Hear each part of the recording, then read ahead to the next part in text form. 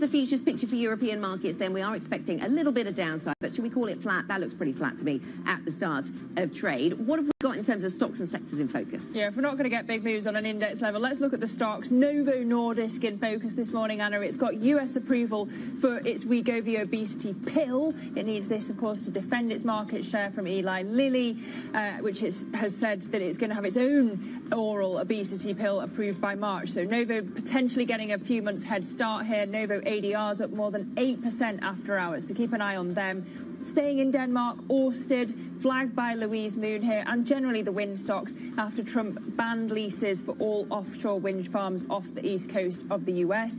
And then the autos as well. We had new car registration numbers for Europe this morning, ticking up for a 5th straight month in November, really putting the region on course for a 4th year of gains. So keep an eye on the autos names at the open as well, Anna. Yeah, we'll certainly keep the autos in focus. We'll get an update on that sector shortly from Oliver Crook. On the wind stocks, we'll keep saying Ørsted, of course, was down more than 10% in yesterday's session on that story. So the question today is really about whether we get another day of weakness for wind stocks on the back of that further regulatory headache in the United States for some of those offshore wind farms. So European equity markets are opening, and as is appropriate for this time of year, a little slowly perhaps, but the FTSE 100 down by 0.1%. The stock 600 overall, though, up by 0.1%, waiting for the other markets around Europe to open up, keeping our eye on those wind stocks for another day, seeing if we get another day of weakness there. We'll see if we get a big pop in Novo Nordisk, pretty heavily weighted still, despite the year-to-date drop that we've had. So I am being told we have got to move higher in Novo Nordisk, as you'd expect from that story that sent the ADRs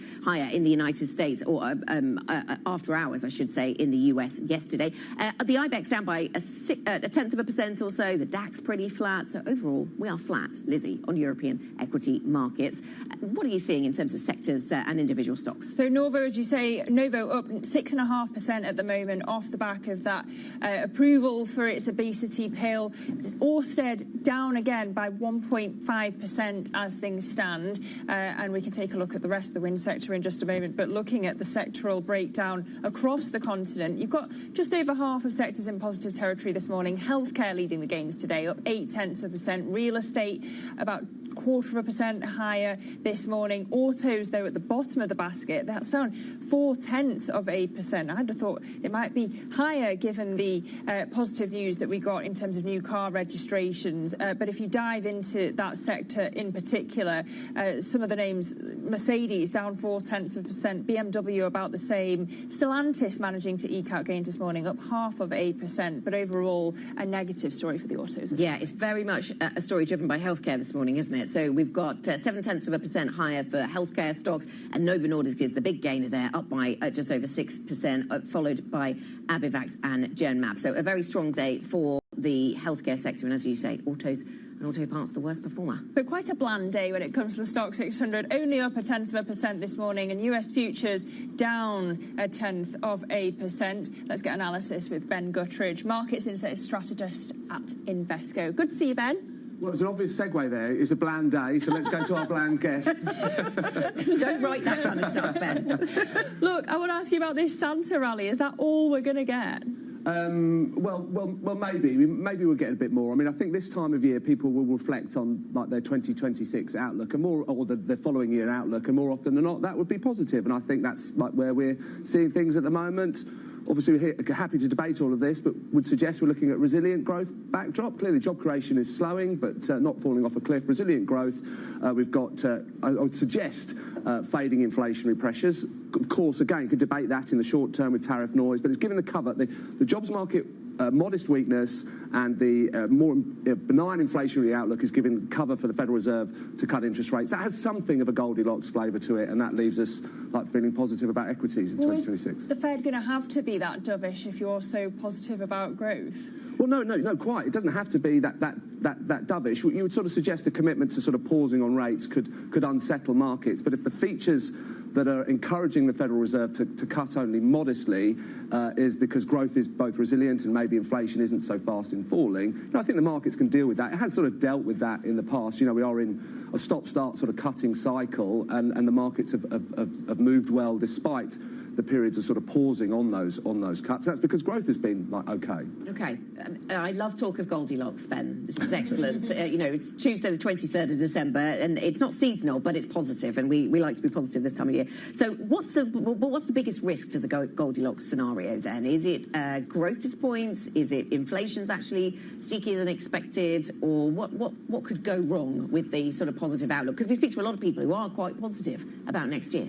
Well, I mean, I guess I'll be more concerned about inflation. For those who are sort of more concerned about the jobs side, because the trend in job creation is slow to sort of quite little, is that the next step would be sort of negative job creation. The profits to the amount of people who are employed is at pretty healthy levels. So it doesn't look to us as though meaningful job cuts are coming. So I guess it would be the inflationary concerns. The noise around tariffs can put sort of pressure under sort of goods price inflation. Also, I'm sort of minded about the prospect of excessive stimulus coming through. If this sort of super Supreme Court prevents tariffs from being employed, I think that's sort of quite stimulative. With all the combined with the one big beautiful bill, all of that is a very large budget deficit, not much of an offset. That could be inflation. Whilst the market might take some enthusiasm in the short term from tariffs being removed, actually I worry that the bond market might take some fright from that, because it could have some could be too stimulative and a bit more inflation coming through. Not our base case, hence why we're positive too, and we want to be at this time of year, but certainly a concern for us. Yeah, let's unpack that a little bit then. What kind of market reaction broadly we might see if the Supreme Court stands in the way of President Trump's tariffs as imposed so far? Because on the one hand, the market might quickly come to the conclusion he'll find other ways to get the revenue. On the other hand, there might be a nervousness in bond markets around the fiscal impact of this, that we don't have the money coming in that the Treasury thought it would. How would you expect that to play out? Well, I mean, as you so neatly point out, there are some conflicting forces here, but I mean, I would always have been of the view that tariffs are like a tax, and that's deflationary, that's sapping demand, discourage spending because prices are a little bit further out of reach, and therefore removals of tariffs are like a tax cut and stimulative, and it could be that that level of stimulus is appropriate because the jobs market is sort of so quiet. But I would have sort of said the state of the US economy is such that it doesn't necessarily need that level of stimulus, and therefore it could be on balance inflationary. In the short term, of course, hedge funds having a fun on the day or the week, this is growth enhancing. Equity markets are at it. But I would just be alert to the bond. I mean, I think one of the reasons the stock market has done well this year is because the bond market has been relatively well behaved. If the long end of the yield curve starts moving higher, then that's going to be a problem, I think, for equity. So alert to that risk. Another risk maybe is on AI, or can we just leave the bubble fears behind in 2025? Well, I wouldn't be of the view that we're in a bubble necessarily. Valuation's not so egregious as we've seen in sort of 99, but I think the market's definitely or seemingly a bit more discerning, and I guess it centres upon free cash flow. It's obviously there's a huge amount of investment going on, and the market has been sort of fully supportive of all of those moves. But at the moment, it looks as though, well, what impact is that investment having on your free cash flow? How are you funding these big investment programs? And so not all of them are winning now. So I'm not talking about a bubble or a collapse of that sector. I just think there's sort of a degree that they're cancelling each other out. It's like if one's winning, then one's revenue is another person's another firm's free cash flow hit. Yeah. So there could be something of an offset, which is, of course, a big part of the US market that's going sideways. Maybe we want to look elsewhere. Sorry. There seems to be two views at the moment, though, that some people think that there'll be a cannibalisation, and other people think that there'll be a broadening out of the trade, and that everyone can win. More people can win from AI. What do you take? Well, I mean, that's certainly what we hope, that, that there could be a broadening out, and that these AI infusion could yield efficiency gains across many more businesses. And there are more and more examples of that. Wouldn't sort of necessarily get too excited about that as a means to wanting to overweight into the AI theme, because of course there's such big stocks within that sector that dominate, that could have more of a tricky time. Some could perform, but I think some could be weak because of this sort of free cash flow challenge, because it's such a big part of the American market. Not talking about abandoning that part of the market, but just think about there's some opportunity elsewhere. Yeah, so you're not really down on the US, but you are looking for opportunity elsewhere. So that brings us to Europe then, Ben, and or even to Asia, and maybe opportunities in China. Where are you seeing the opportunities at the moment then? What most excites you for 2026? Well, all of the above. How about that? But I certainly think Asia and China is just sort of an improving profitability story. I was not minded to believe that. I mean, it's a few years ago or a year or so ago, a very noble policy choice, common prosperity, for an emerging economy, but that's about limiting pricing power. You hear things about anti-involution, not a phrase I was familiar with up until a few months ago, but that's about limiting competition and enabling pricing power. And you see more buybacks from that part of the market. It's as though management have much more control over the decisions they're making rather than the state. Of course, not all is perfect, but it's just, like, against very low expectations, there's just more of a sense that profits are a more keener part of the agenda. So maybe that oversupply story is being tackled, and that actually we might see a little bit of uplift in pricing. Yeah, that's right. Yeah, I mean, you look at the solar industry in the past, a classic example of China knocking over all competition in its wake, but not doing it by delivering profits. Whereas EVs, maybe AI, certainly the internet giants are casting a shadow over that sort of concern about an absence of need for profits. But what about Europe on the receiving end of China? Because we constantly worry about the deflationary pressures being imported from Beijing. Yeah, I mean, that is a concern, and certainly with on the vehicle side, the autos side, maybe we could sort of see something of a response. You'd expect they need to do something to defend. I mean, I guess the businesses themselves haven't been fast enough out of the gate on the EV production side, but policymakers may respond, because that is certainly a challenge to its industrial sector. But there's lots of other positive stories in Europe. Unemployment at very low levels. The ECB has done its cuts. There's decent funding rates. Banks are lending again. There's obviously fiscal support. Europe doing its classic thing of putting up some obstruction in the pace of policies sort of going through, but we still think it's there to be. It will be executed. So there is positive stories in Europe as well. And Germany, investing around the German theme? Well, yeah, I mean, I think that is the major sort of source of that fiscal thrust, and maybe the industrial sector's sort of got a little hot, but the fiscal support that Germany is putting through, perhaps it could do it a little faster, is encouraging for us to invest in Europe. Yeah, the Bundesbank was talking about second quarter next year, so we'll see. Ben, thank you very much. Thank you for your time. My pleasure. Ben Gutteridge, Market Insight Strategist at Invesco. Let's have a look at the core six and see where we're trading. I'm going to suggest that Novo Nordisk might be dominating the conversation here. Yes, there we are. Novo Nordisk up by 5.6%. Thank goodness for Novo. We have some substantial corporate news to talk about then this morning. Elsewhere, some more minor moves coming through. Schneider Electric down by 0.3%. Let's dive into some of the details here then. Louise Moon joins us to look at some of these individual stocks. Louise. As you say, Anna, Novo Nordisk is the story of the day, up over 5%, almost 6%. That's after their pill version of Wegovy, their blockbuster obesity drug, got approved in the US. That's the start from January from next year, so really boosting that stock today. That's really the key one that markets are watching today. Another one that's being looked at is autos over in Europe. A bit of a mixed picture, so Volkswagen being dragged down alongside Renault and BMW, but Stellantis being the standout gainer there, up just over 1%. That's after new car registrations in Europe rose for the 5th straight month. So it's good news, led by EVs, but only really seeming to boost Stellantis this morning. As I say, that's the bit of the standout into the green, so we'll be keeping an eye on those. The next one we are focusing on also is Ørsted, the Danish wind company, slightly dragging down into the red. That's after, as Anna mentioned, this is a bit of a day two. That's after their stock slumped yesterday on the latest move by the Trump administration onto the sector. This is to suspend the leases of all the wind farms off the east coast of America. So staying firmly into the red as markets open today. And then lastly, we're looking at Pets at Home in the UK. They've got a new CEO, James Bailey. He's come from Waitrose, was managing director of Waitrose. So boosting their stock. This is a bit of a positive news for Pets at Home. They've had a tough year. They're in the middle of a turnaround, a bit of a retail turnaround to boost their profit. So this could be seen as, you know, a positive news to end the year, moving into 2026 on a bright note. That's how we like to end the year. Louise Moon, thank you so much, Louise, from our equities team with our movers after the open. And we're going to dive into one of them, and that is Novo Nordisk. Shares bulking up.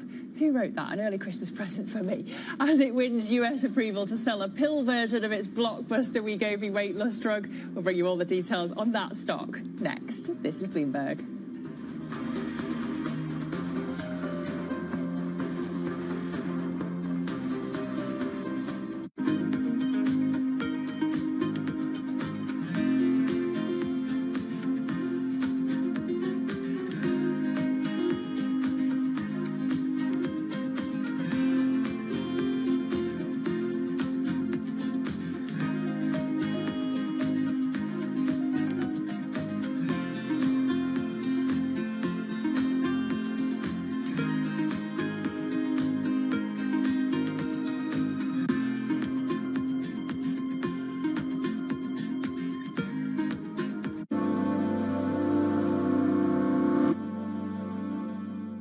The Middle East and Africa regions are home to some of the biggest deals and fastest growth in the world. Vibrant resources and high-yield investment opportunities abound. I'm Jumana Versace. Join me on Bloomberg Horizon's Middle East and Africa for the stories, newsmakers, and insights shaping the decisions of traders across this exciting region. You had heightened levels of volatility. There's still room to maneuver. Reduce the opportunities. It allows you to increase significantly your net income. Every trading day, only on Bloomberg.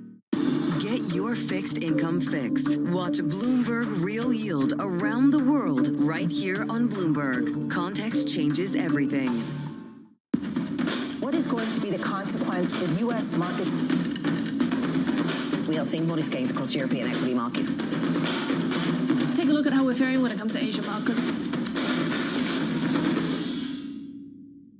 Technology is embedded in every aspect of our lives. And laying the foundation for the future. From finance to defense, AI to entertainment. And from the road to the stars. Bloomberg brings you the latest stories of the people and companies pushing the tech sector to new frontiers. And the politics that shape global tech markets. I'm Caroline Hyde in New York. And I'm Ed Ludlow in San Francisco. Watch Bloomberg Tech every weekday. Only on Bloomberg Television.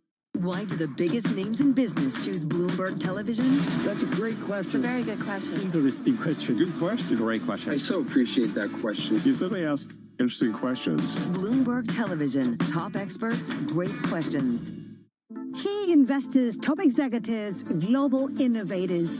Join me for in-depth conversations with the biggest newsmakers on the day's top stories. The economy has been doing well. That does not tell you what the future is going to be. We are taking a step-by-step approach, a very systematic approach with India. This is a time to put a little more defense into your portfolio.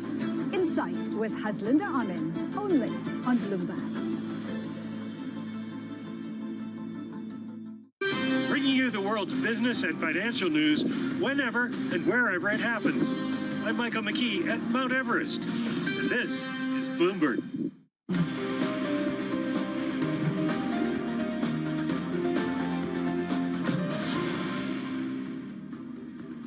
Welcome back. This is the opening trade. It is 8:17 here in London, and the picture for European equity markets, well, making modest gains across European stocks, up by 0.3%. How much does that have to do with Novo Nordisk? That market doing a lot of heavy lifting, it would seem, this morning. The FTSE 100 up by 0.2%. The DAX also similarly a little bit firmer. Let's go to that Novo story, though. Novo Nordisk's shares have jumped after it secured FDA approval for a pill version of its weight loss jab, Wegovy. The pill is expected to launch in the United States in early January. Let's get more details from Bloomberg's Copenhagen bureau chief, that is Sarah Scholin, who is with us right now. Sarah, thank you so much for joining us. So how significant is this for a business such as Novo that's been facing increasing competition?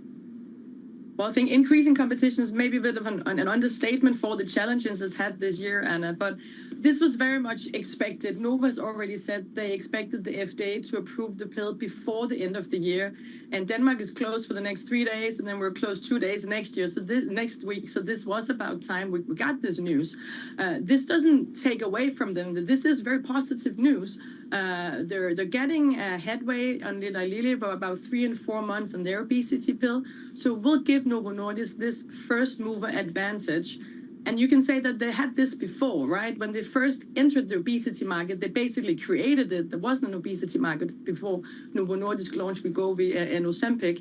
But Eli Lilly quickly really gained up on them. So now Novo Nordisk is back to getting this first mover advantage. It has a new management. It's a bit more aggressive in its way of dealing with the business and marketing and sales. So they might actually be able to leverage and capitalize this first mover advantage better this time. And that's something we will be looking for in 2026. Yeah, how much do you think it can reinvigorate the share price? I'm looking at it year to date, down nearly 50%. Well, it definitely needs some invigoration.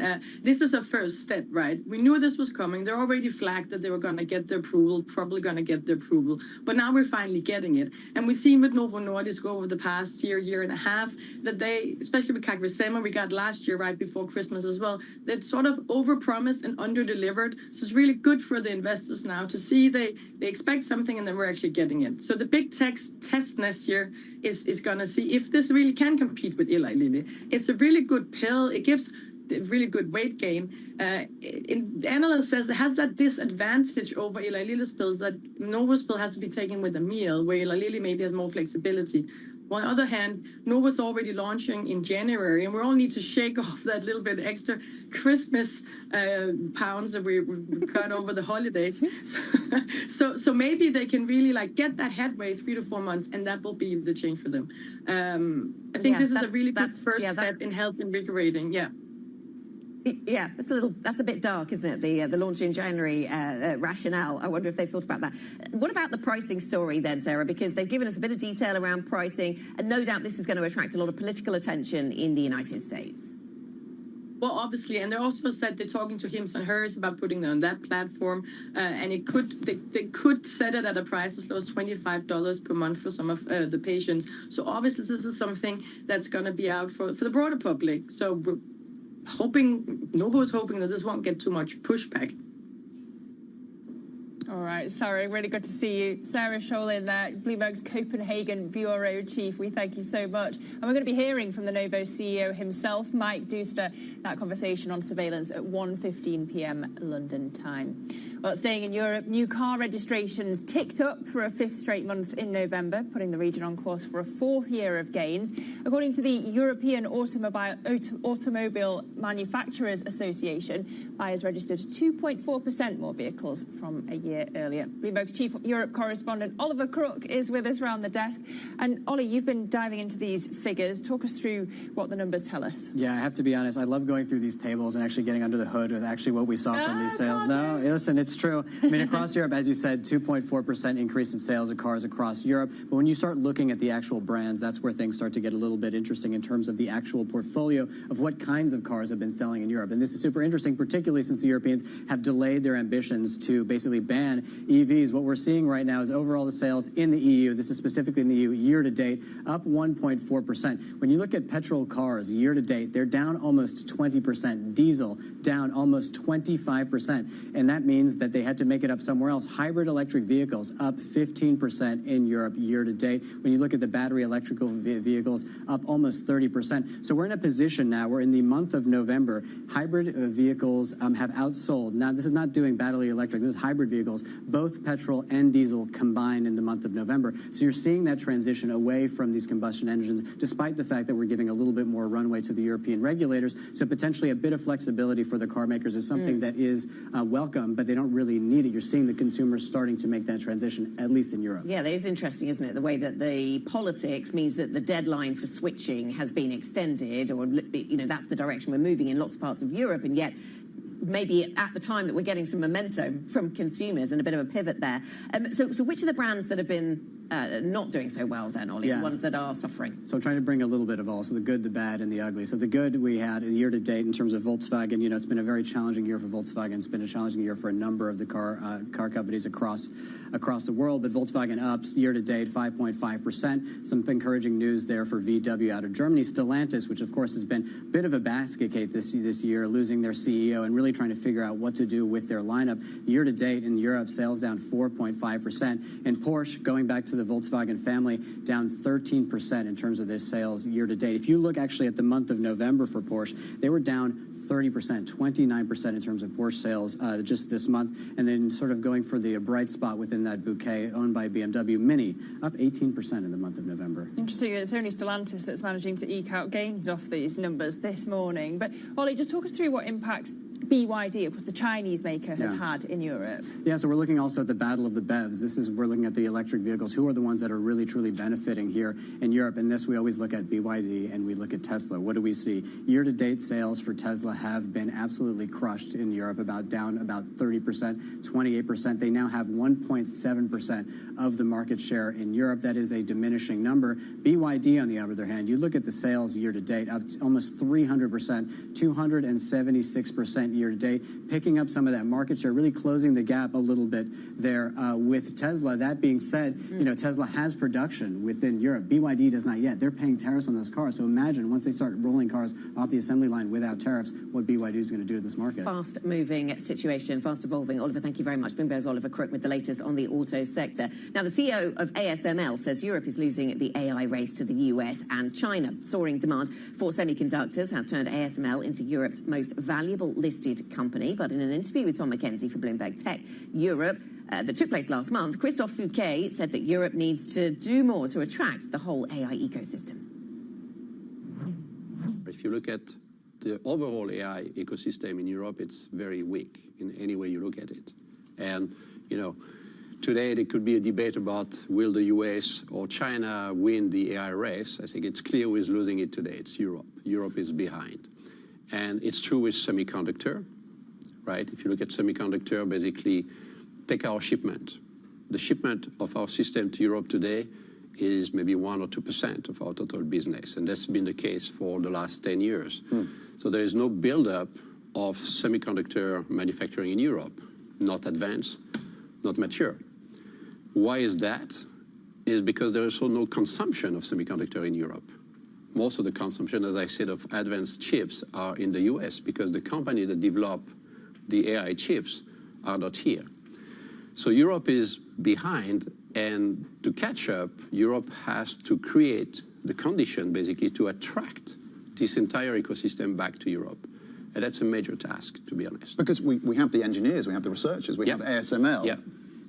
But Europe does not own the chip space. Well, we have the engineers, we have the researcher. I would say we have the market. I think the European market is a great market. The ASML CMO Christophe Fouquet speaking there to Bloomberg's Tom McKenzie. Coming up, we're going to speak to Christopher Evans, CEO of Collinson International, which operates one of the world's largest airport lounge networks, in plenty of use at this time of the year, of course. As we look at European equities on the Stock 600, now up 0.3%. We're waking up. The FTSE up 0.1%. The CAC 40 flat. The DAX up 0.2%. And as we look across the pond, pretty flat when it comes to Wall Street futures as we head towards the open over there. Plenty more to come. This is Bloomberg.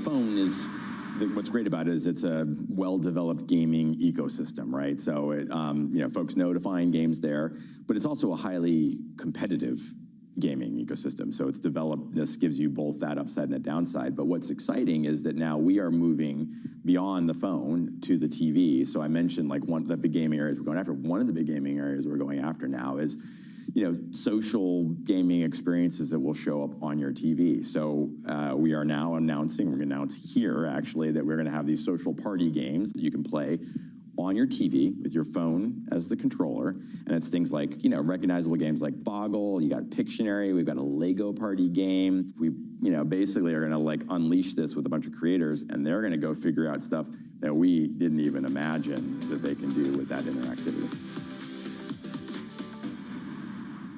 We're coming to you live from Kuala Lumpur. The whole world is here. The APEC Leaders Summit bringing together heads of states of 21 APEC economies. The White House is trying to use the stops to gain additional leverage. This big deal with a number of the biggest companies in South Korea. That's a big number. Deals can't be done. Trust Bloomberg for on-the-ground coverage. Korea is not Japan. Up-to-the-minute reporting. In this latest salvo of this trade war. What a visual. And the analysis you need. China's not going anywhere, nor are we.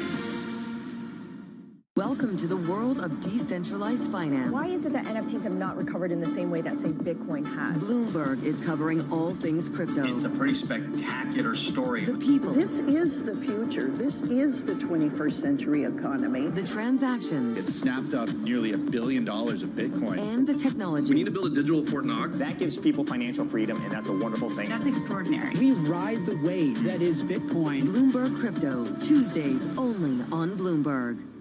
Key investors, top executives, global innovators. Join me for in-depth conversations with the biggest newsmakers on the day's top stories. Insight with Haslinda Amin, only on Bloomberg.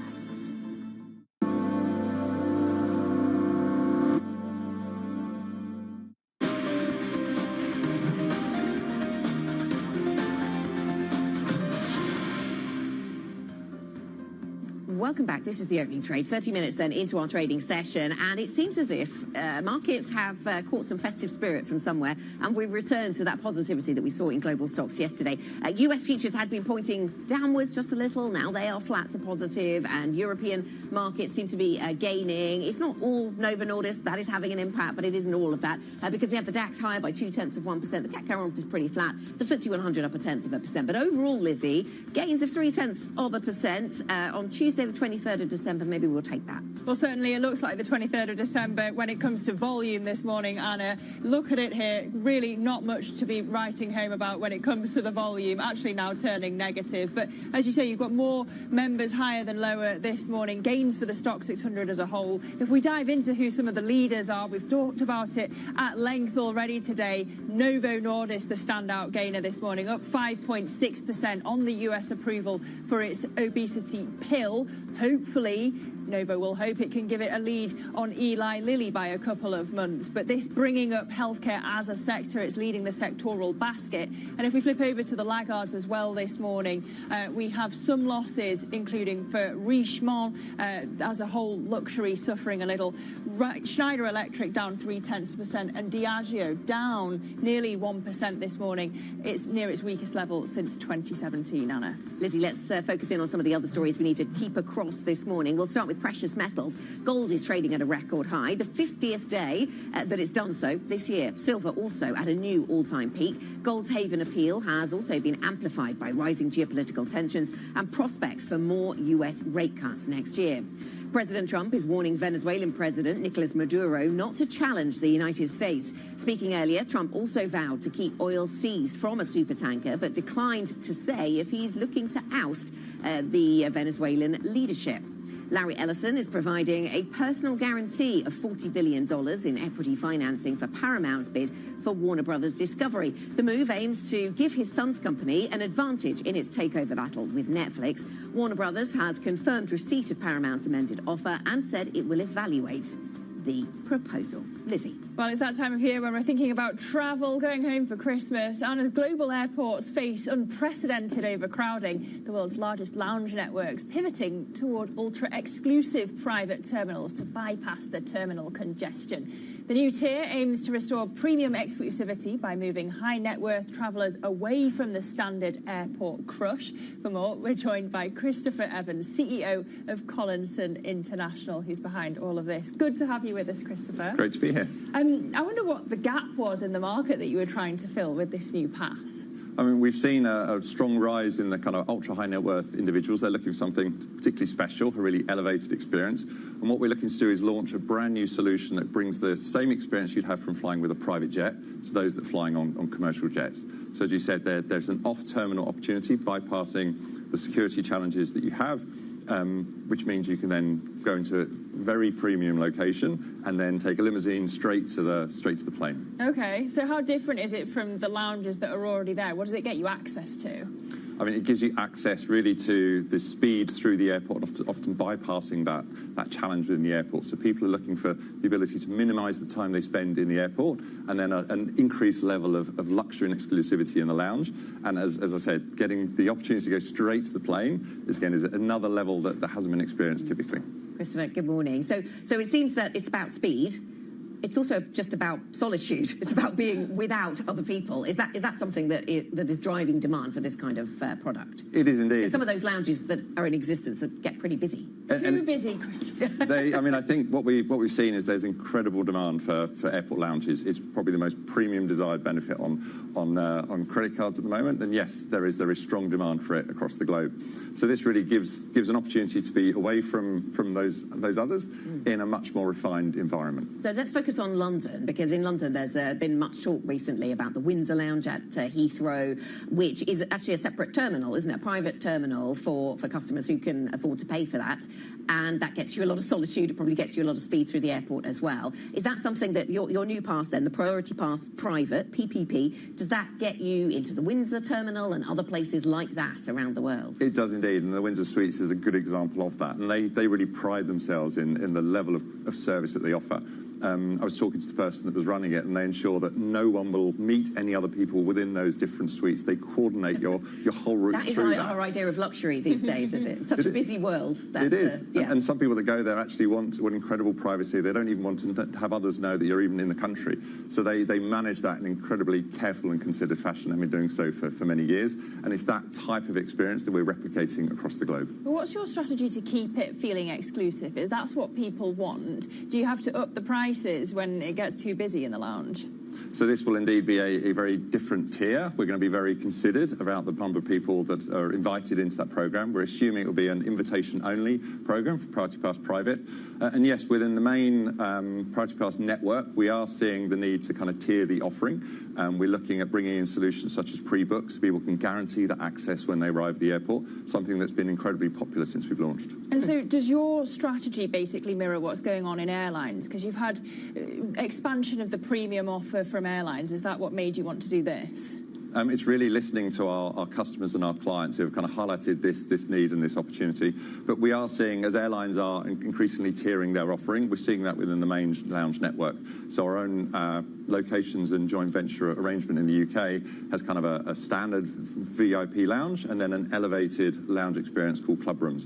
And we're seeing the demand for higher-end experiences and are catering that by building our network with a range of quality of experiences. And where do you expect demand to come from for this kind of product? Is it sort of high net worth individuals in the Middle East? Is it the US? I mean, I'm sure you'll say global, but what are the dynamics you're watching? So we're actually launching it in the Middle East, so we see particular strong demand there. If you look at the number of growth of millionaires in the UAE, for example, it's the second highest in the world. So that's our launch market. Very strong demand within the Middle East, but we are building out that network globally, so across Europe and the US, and talking to our key clients across the globe. There is strong interest and demand for those most premium, most valuable customers.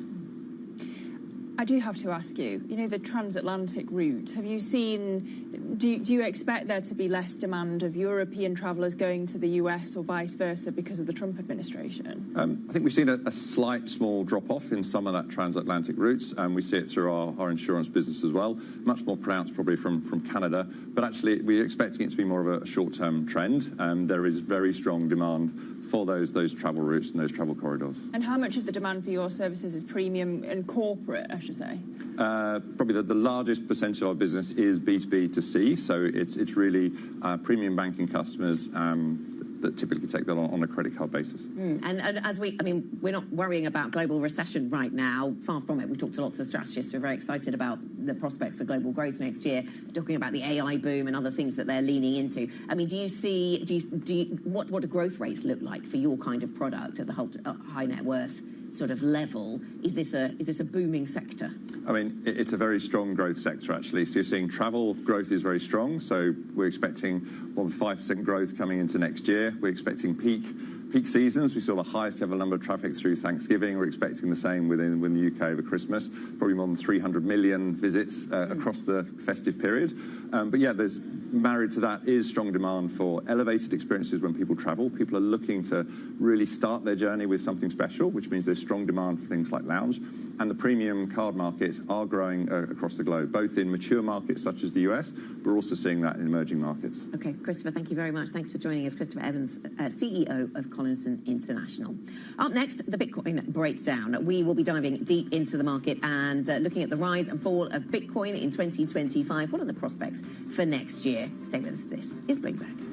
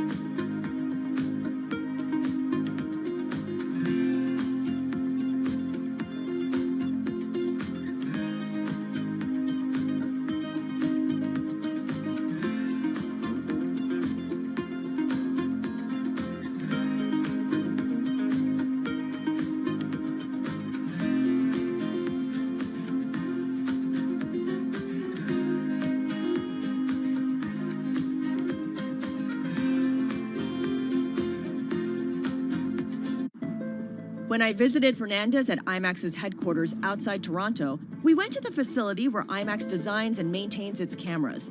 The latest next-gen equipment was out with directors on filmed for IMAX sets, but there was still plenty of cool gear on view. As the head of the finance department, do you look at all the things in this room and think, this costs that amount of money, this costs that amount of money? Thankfully, no, I don't. When I think about cameras in general and what we, when we first, I'll give you a really prime example, the film cameras. When you thought about it, okay, are we building 2? Are we building 4? Are you building 8, right? And that's where I start to think about, well, what makes the most sense from a return perspective? Because yes, Nolan wants the cameras, but how many other filmmakers out there use the film cameras? The lens that I look at it through is essentially, how many do we build and in what way? Because the one thing is we are going to invest to build it right and to build it for longevity. But do you need 10 of them? No. Building 4, that was the right number. And do we potentially want to build a couple more? Maybe a couple more, but I don't think we need 10 because they won't always be in use all the time. I imagine that at different points you need to tell people no. What's that process like for you? Oh yeah, it's a key role in the CFO position. It is a word that most people are used to, and yet they still think you're not going to say it. At a time when policy in Washington is driving Wall Street, we draw a distinction between the rhetoric and the action, bringing you market-moving guests and original reporting. This is Bloomberg Surveillance. U.S. jobs numbers are released, Bloomberg has the report under surveillance with crucial data and expert analysis at terminal speed. Nobody covers Jobs Day like Bloomberg.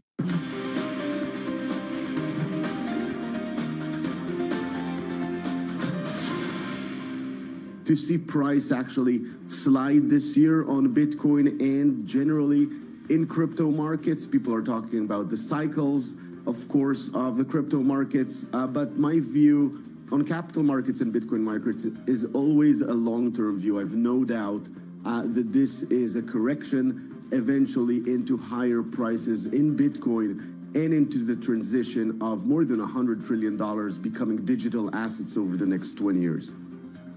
When we look at where we are a year from now, it's been overall very positive for the space, and we've seen much more regulatory clarity coming out of this, and I think getting into next year, it's we're past a point of no return when it comes to regulation and institutions interacting with crypto markets.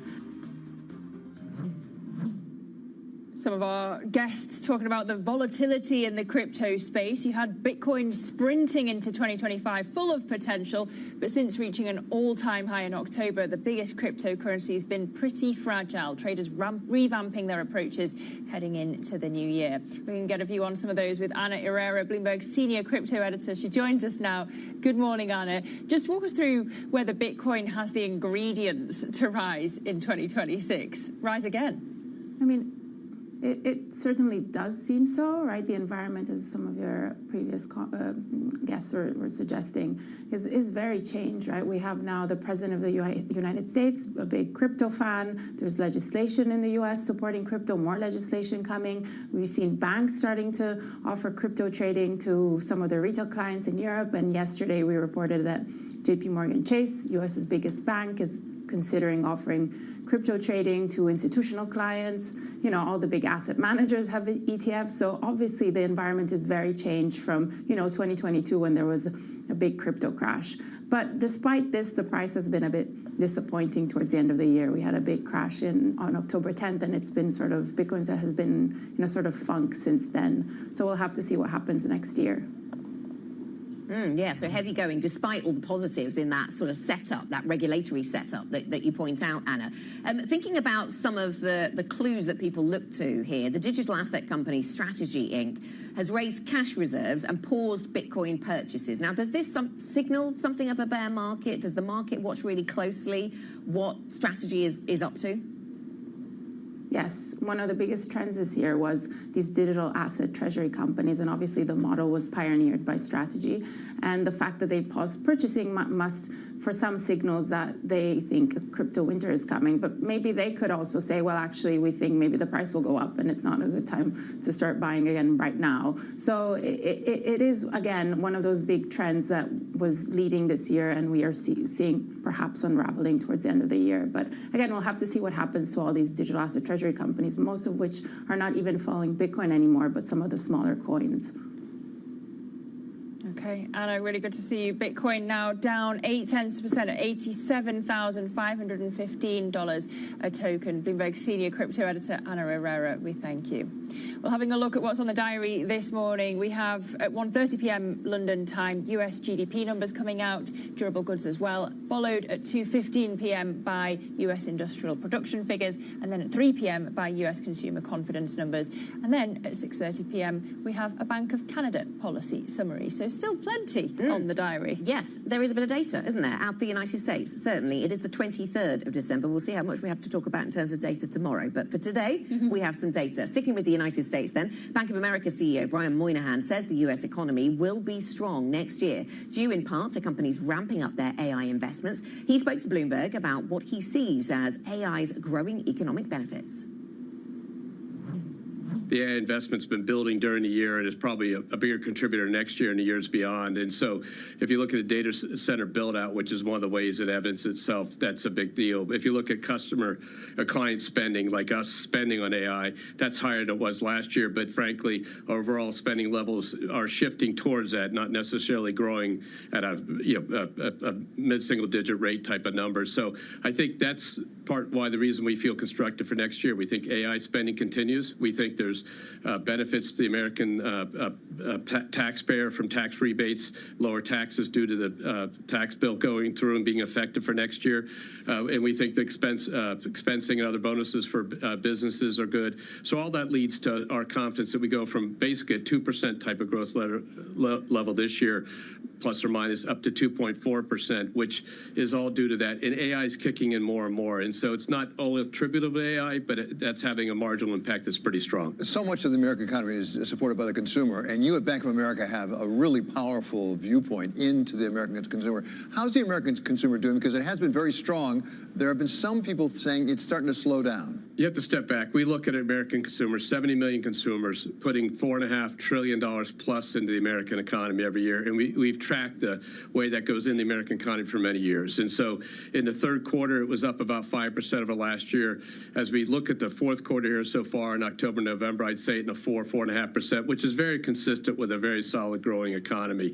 In the end of the day, it's going to work against wage growth. And we see in the underlying consumers we have wage growth, i.e. their paychecks are going up. And so the labor market's flattened out a little bit in terms of job growth and things like that.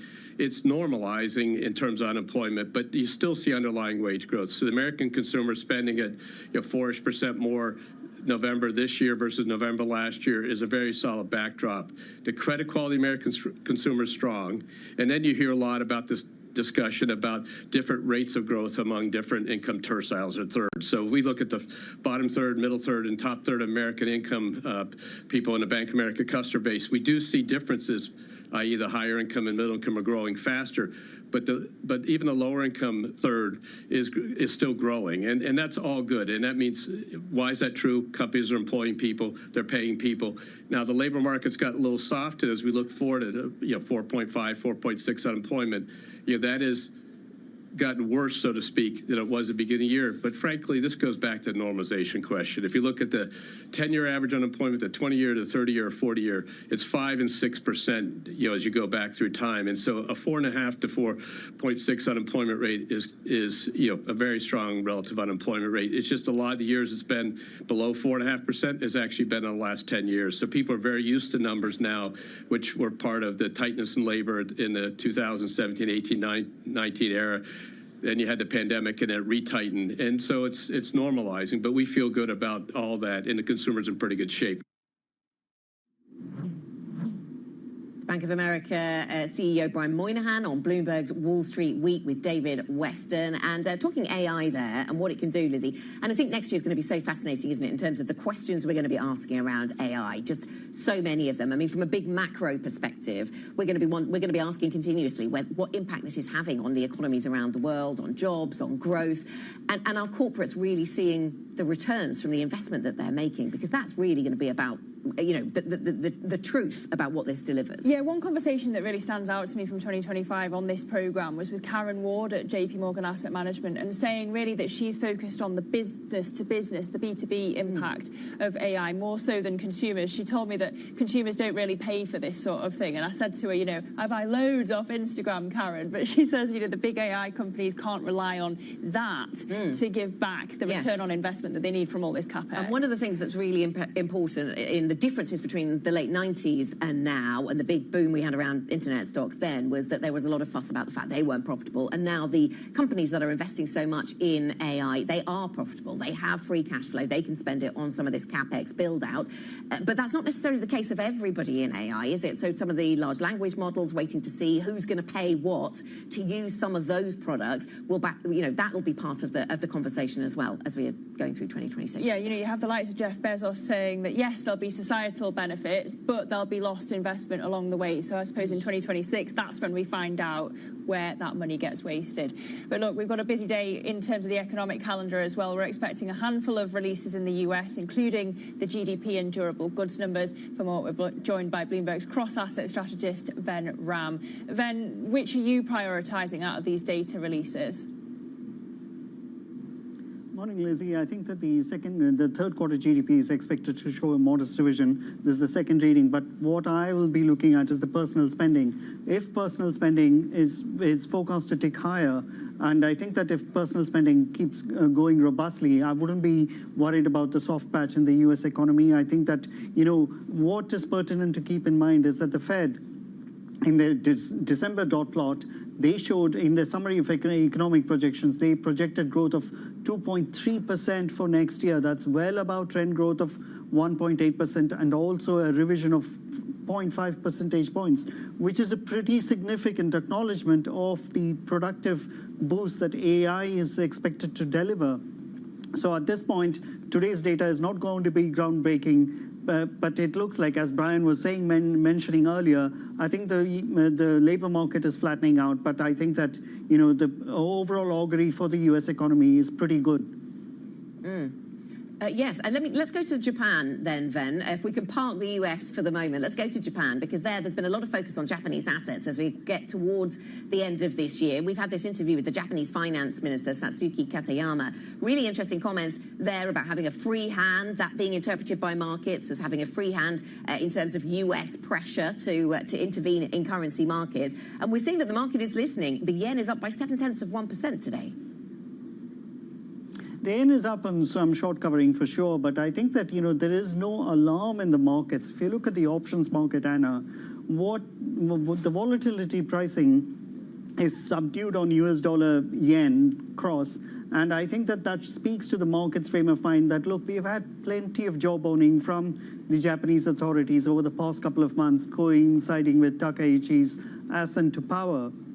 But the markets are thinking that, look, this is all bluster, and this is not going to go too far, because if you've got real inflation, real rates in Japan trailing elsewhere and in deeply negative territory, you've got to acquiesce to a weaker yen, and that is what we are seeing. And that fundamental trajectory can't be changed by no matter what the finance minister says about the scale of intervention. Yes, the yen has the potential to rebound on any intervention, obviously, but the question is whether it's going to stick. We have seen prior intervention episodes last year when the yen bounced back huge, but then went all the way back and brought us back to the state we are in at the moment. Ven, I'm looking at the euro up again today against the dollar by 0.2%. 117 is where we're at today. How much is this yen recovery actually about the euro rather than the words from the finance minister on maybe an intervention? Definitely early in the Asian morning, it was the euro that was helping the yen rather than anything about the intervention comments. So it only speaks to the fact as to what I was saying earlier. It's, the markets are by now very well inured to comments from Japanese officials about, the yen trading at a significant deviation from its fundamentals. We all know that. The yen is one of the cheapest currencies if you look at the real effective exchange rate, but to what avail?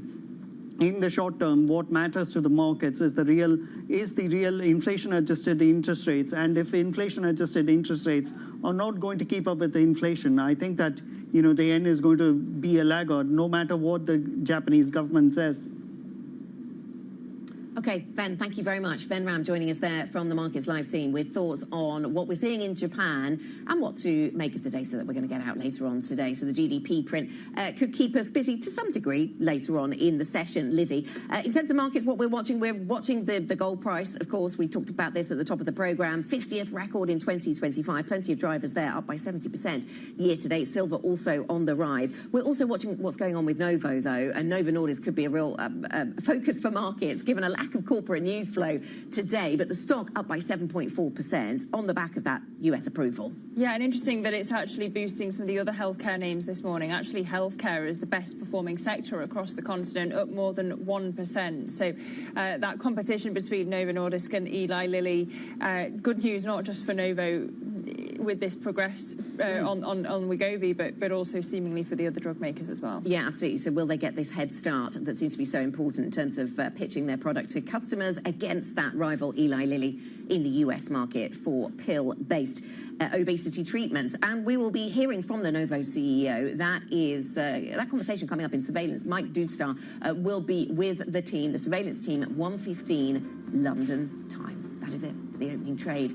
We have European equity markets putting a brave face on things and actually managing to eke out some gains this morning. The FTSE 100 up 1/10%. The CAC 40 underperforms a little bit. The Stock 600 up by 0.2%.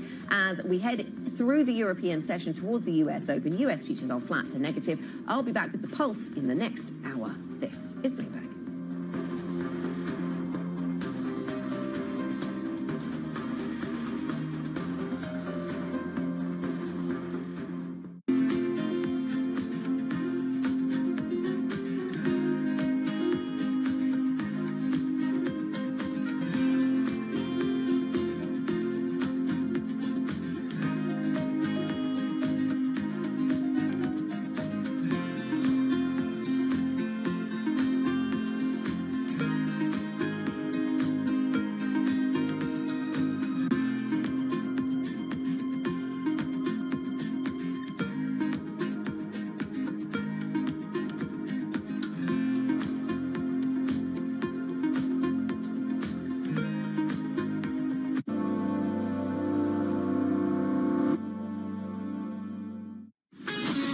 To Bloomberg Business Week Daily. We got to talk crypto. From the magazine that helps global leaders stay ahead. What's the conversation around your company? Bringing you insight on the people, companies, and trends shaping today's complex economy. Planning very big things. A new level of premium. Plus global business, finance, and tech news as it happens. The floodgates of innovation are going to open up. You can't fake passion. You either are or you aren't. Bloomberg Business Week Daily, only on Bloomberg.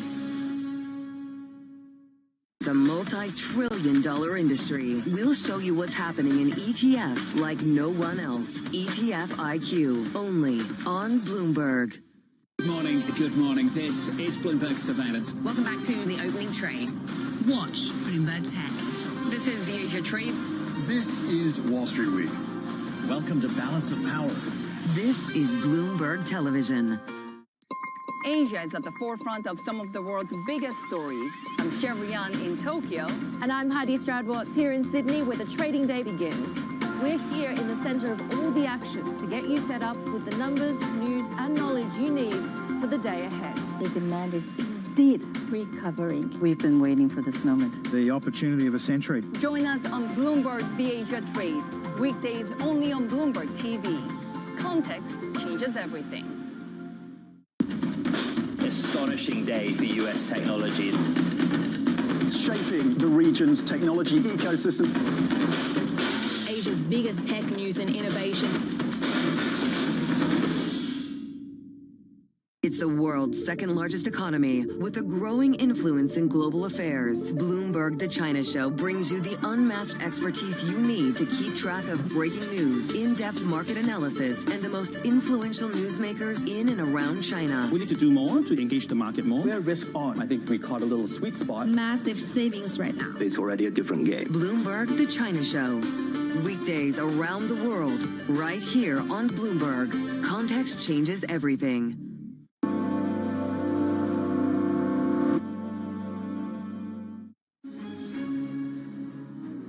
The Danish pharma giant Novo Nordisk jumps after winning approval to sell a pill version of its blockbuster Wegovy obesity drug in the United States. The yen leads G10 currencies higher after Japan's finance minister repeats Monday's stern intervention warning. Plus, President Trump says the US has to have Greenland as he renews his push to take control of the world's largest island. Welcome to the Pulse, everybody. This is a picture of the markets as they stand right now. S&P futures are suggesting a little bit of downside at the start of trade. Gains globally in Monday's session. Looks as if that Santa rally just stalling into Tuesday. US 10-year yield at 4.14%. The yen is fighting back, up by 0.6% or so against the US dollar. 155.89 is where we trade. The market seeming to listen, at least in part, to what we've heard from the finance minister in that verbal intervention. And gold spot well, trading a lot higher at 44.89, a lot higher this year, and marking its 50th new high for the year, new record high. Let's get to the European equity markets then, and this is the picture across these markets for you. Pretty range-bound, pretty flat across European stocks. So the FTSE 100 just up 0.1%. The DAX just keeping its head above water in positive territory, and the CAC 40 down by 0.2%. You can also see a little bit of weakness coming through on the IBEX. So for the conversations that matter and the insights you need, let's get started.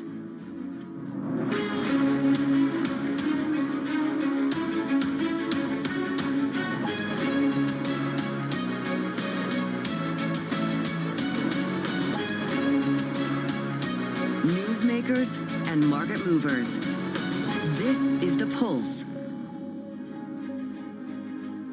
Good morning. Welcome to The Pulse. I'm Anna Edwards in London, in for Francine Lacroix this morning. Now, Novo Nordisk is rallying after the company secured US approval for a pill version of its weight loss jab, Wegovy. It's a positive end to a very difficult year for the Danish drug maker, which has seen its market cap roughly halve in value up against stiff competition these days. Let's get to Bloomberg's Copenhagen Bureau Chief Sarah Scholin, who joins us now. Sarah, good to speak to you again on this. I mean, how significant is this news then for the Novo Nordisk business? This is obviously really, really good news and significant for them after, as you rightly say, Anna, it's been such a brutal year for them. This was not entirely unexpected. Novo had already guided that they would probably get the approval before the end of the year. And in Denmark, we're closed for the rest of the week and then two days next week. So they really had to get the news out about now. But this doesn't really take away from them that this is really good news. And we've had, to be honest, it's just been such a rough year over here for Novo Nordisk. The share is down almost 50% for the year. It's helped a little bit today. It's actually moved below, that is not down 50% anymore in the year. They lost a lot of market share to Eli Lilly. They issued several profit warnings, had to change the CEO, change the board. They laid off 11% of the workforce. It's just been like such a tumultuous year for them. And now they're really going to start 2026 on a high note, and they're already rolling out the launch of the Wegovy pill in January, so we don't even have to wait long to see if there's a big uptake for it. And so you've talked about some of the challenges. I mean, is this, Sarah, something that might help to reinvigorate the Novo share price? It's certainly under pressure year to date. Well, it certainly looks like it today. As you said before, and it's up 7.5% today, and it's quite thin trading. All the Danes are probably left for the summer houses and the holidays at the moment, but they're all going back into it now to see how Novo Nordisk is doing. What was really going to be, I think, a key test for Novo Nordisk, whether this can or cannot reinvigorate the stock, is if they can keep this first mover advantage over Eli Lilly. So we expect Eli Lilly to get approval for their obesity pill maybe in March, April next year. So it gives Novo Nordisk a 3 to 4 month head start against Eli Lilly. Novo Nordisk has had a first mover advantage before. They basically created the entire obesity market, and then they lost it in the end a little bit to Eli Lilly. They weren't really expecting so much popularity. They weren't ready. They didn't have the capacity. But now they have a new management. They learned from the previous failures, so maybe they can keep this first mover advantage against Eli Lilly. Okay, yeah, we'll see how that competitive landscape then shapes up. Sarah, thank you very much. Bloomberg's Copenhagen Bureau Chief Sarah Scholin. And we will be hearing from the Novo CEO, that's Mike Doustar, later on during surveillance programming, as Sarah says, new management team in position, relatively new, so 1:15 UK time, that conversation on surveillance. Thinking about the US economy and how it fares, the Fed Governor Stephen Miron says the central bank could risk sparking a recession unless it continues to lower interest rates next year. Speaking on Monday, he also told Bloomberg that data on housing costs has been impacted by the government shutdown. It is true that the shelter stuff was somewhat distorted by some of the quirks of recovering from the shutdown, but it's also true that the shelter data were distorted for most of the year because of really long lags with which shelter inflation is calculated. If you look at market rents, they've been running at about a 1% rate for about 2 years now, right? That's not indicative of any price pressures in housing whatsoever, but it takes a really long time for measured shelter inflation to catch up to that, just because of various quirks of the statistical measurement process that I got into in my speech last week. So I do think there was maybe some downward bias in last week's print, but at the same time, there's been tons of upward bias in data for the entire year, and it's inappropriate to say, okay, well, we have to adjust for the downward bias, but we're going to accept the upward bias. That itself is a deeply biased position. We got to be clear-eyed about both. Well, do you feel like, and yourself included, but do you feel like members of the Fed are cherry-picking what about inflation they like or dislike? Well, I mean, I think that for the last few months, we've had data come out in accordance with, I think, my view of the world. The inflation data have steadily come in cooler than expectations. The unemployment rate has poked up, potentially above where people thought it was going to go. And so we've had data that should push people into a dovish direction. And I think it's somewhat problematic if you see those data coming out and you don't adjust your policy prescriptions in a dovish direction. What does that say about the reactiveness of policy to the economy? I think it reflects very poorly upon the institution. At the end of that speech at Columbia, you nodded to the fact that recessions are inevitable. Fed's job is to kind of forestall them as much as they can. Policymakers' jobs are that. I'm very curious, when you look at the labor market in particular, the rise that we've seen in the unemployment rate, that's kind of rise we've seen customarily before recessions. How do you assess the risk of there being a recession here in the near term when you look at the labor market, for instance? So I don't see a recession in the near term, in part because we are adjusting our policy rate by lowering it, which is appropriate. My view, as I've described, is that a variety of shocks that hit the economy, including changes to the population growth rate due to changes in the border policy, have pushed what we call the neutral rate down, and that policy needs to adjust downward to reflect that downward shift in neutral. If we don't adjust policy down, then I think that we do run risks of rising recessions. I don't think it's too late to prevent that, and so I think it's important that we keep on adjusting our policy rate down. But at the moment, it's not my base case, in part because I think that we ultimately will end up continuing to adjust interest rates down. That was the Fed Governor Stephen Myron speaking to Bloomberg about his views on the U.S. economy. Let's stick with that theme and speak to Thomas Romig, who is multi-asset CIO at Assenagen Asset Management, and joins us now. Thank you so much for being with us, Thomas. So we were just listening to an interesting conversation there, Stephen Myron from the Fed, talking about how he sees the need for rate cuts to continue into 2026. When you look at the U.S. economy as it is, as we get ready for the new year, do you agree that it's an economy that will need further rate cuts? Our view is that we will see the priced-in rate cuts. So the market currently prices in 2 to 3 steps in the next 12 to 18 months. So we are seeing quite stable growth surrounding in the U.S., and we see more the surprises in inflation on the upside than on the downside. So I think it will be a tricky year for the Fed. In Europe, we have a flat valuation by the market because of interest rate moves. So it will be very much the focus on the Fed, and it will be a tricky year. So we think maximum 3 steps down, maybe only 2, because the economy is stronger than most of the external participants think. Yeah, I mean, Thomas, I spoke to a couple of guests this week who said perhaps the central bank conversation, the Fed conversation, takes more of a back seat this year. Of course, there will always be the politics and no doubt a lot of news flow around that. But that actually the fiscal stimulus in the United States is something that we need to watch more. How does that fit into your asset allocation? Definitely. So we don't look especially on 2026. We are convinced that most of the governments on the globe which have to do with global economies learned a lot in the COVID phase. So they will focus on fiscal stimulus, and it will be, yes, supported by the central bank policies. So I have the same view. Fiscal policy will be in the front row, and we have to look and watch what is done there. We are in a mid-cycle year next year, so we think that the Republicans will do everything to keep the economy up and proud. Okay, and does that mean an inflation risk then, Thomas? I mean, you talked about how, you see inflation as being a bit sticky. Are we going to see inflation? Yeah. Are we going to see a Fed that accepts inflation above target in 2026?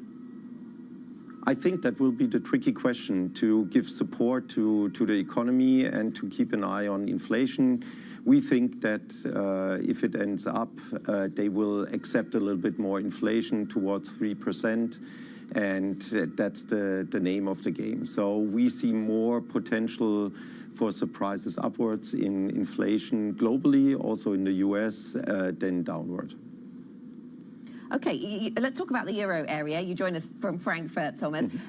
We see an expectation in markets that the ECB is on hold through 2026. Yeah. Is that your expectation, and how will that support investments in Europe?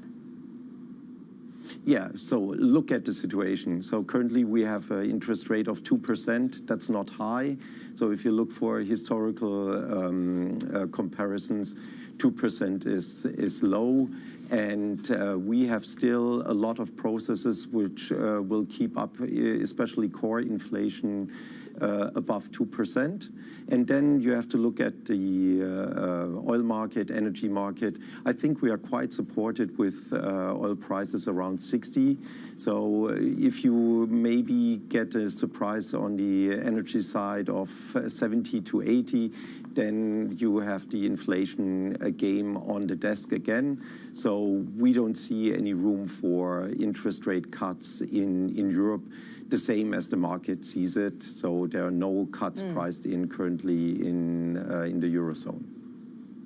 And Thomas, can you give us your insights and your assumptions when it comes to how much the German fiscal package is going to deliver for the German economy? Because on the one hand, investors get very excited about the overall euro amount attached to defence and infrastructure spending. On the other hand, plenty of investors tell us their expectations are muted because they're not sure how quickly these positives will come through. We think the positives will come through, not in that volume which was expected at the beginning.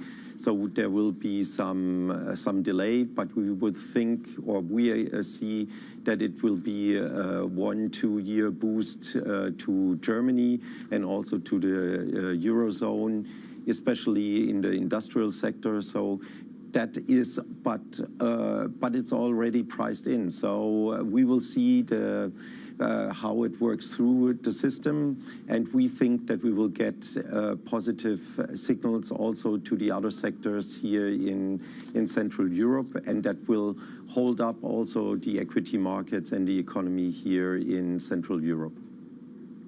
And what about thoughts on emerging markets? Are you looking actively at opportunities in emerging markets, and how much does that still depend on what happens with the dollar?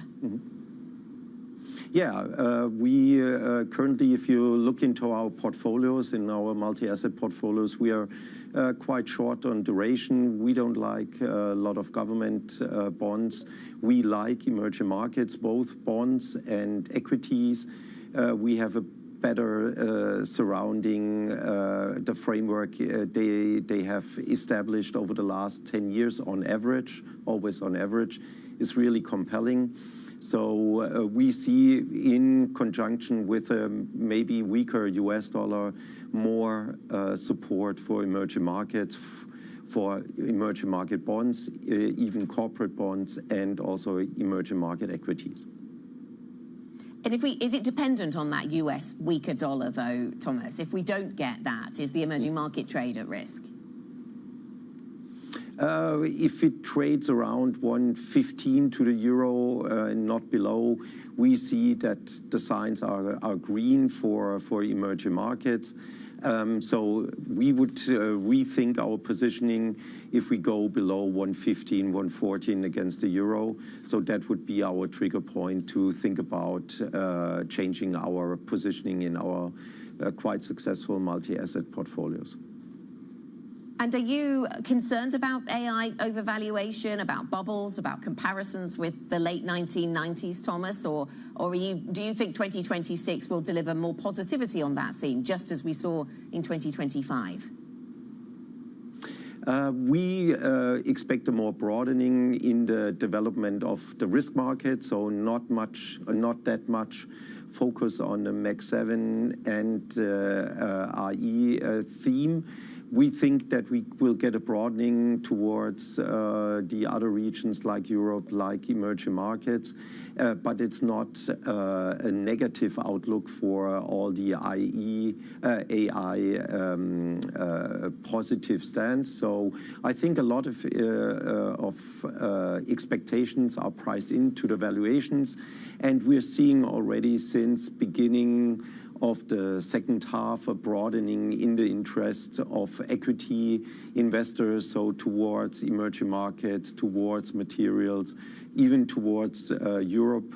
So we see a more broadening and maybe not this exceptional status of RE investments or RE-driven stories or stocks anymore in 2026.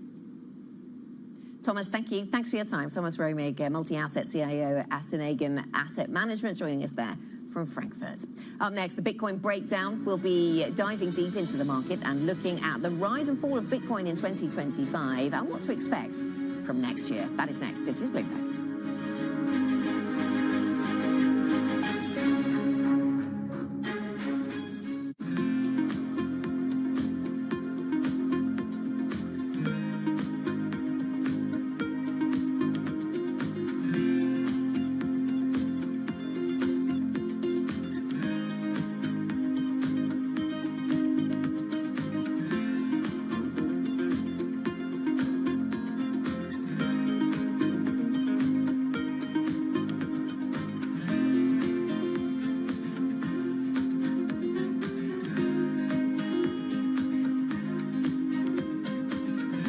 Join me each week on Wall Street Week for stories of capitalism from business, markets, economics, tech, and climate. More than what you need to know, it's what you need to think about.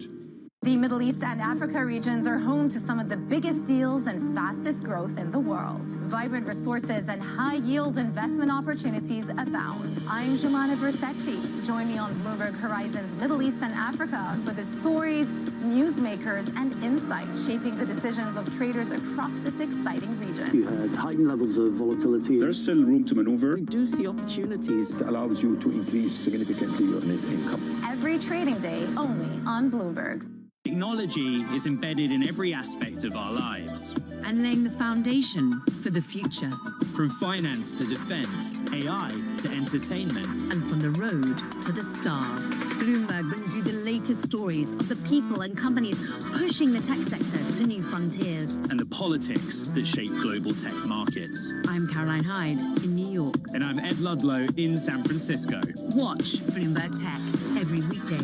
Only on Bloomberg Television. The countdown is on.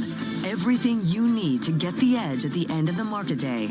Get ahead of tomorrow's trading with The Close. Weekdays on Bloomberg. Context changes everything.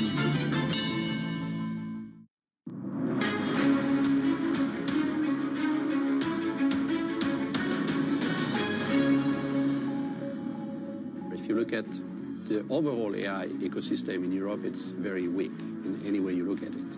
And, you know, today there could be a debate about will the US or China win the AI race. I think it's clear who is losing it today. It's Europe. Europe is behind. And it's true with semiconductor, right? If you look at semiconductor, basically take our shipment. The shipment of our system to Europe today is maybe 1 or 2% of our total business. And that's been the case for the last 10 years.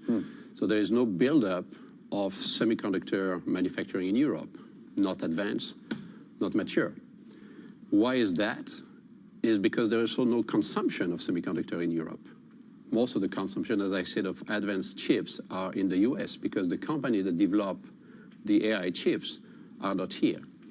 So Europe is behind, and to catch up, Europe has to create the condition basically to attract this entire ecosystem back to Europe.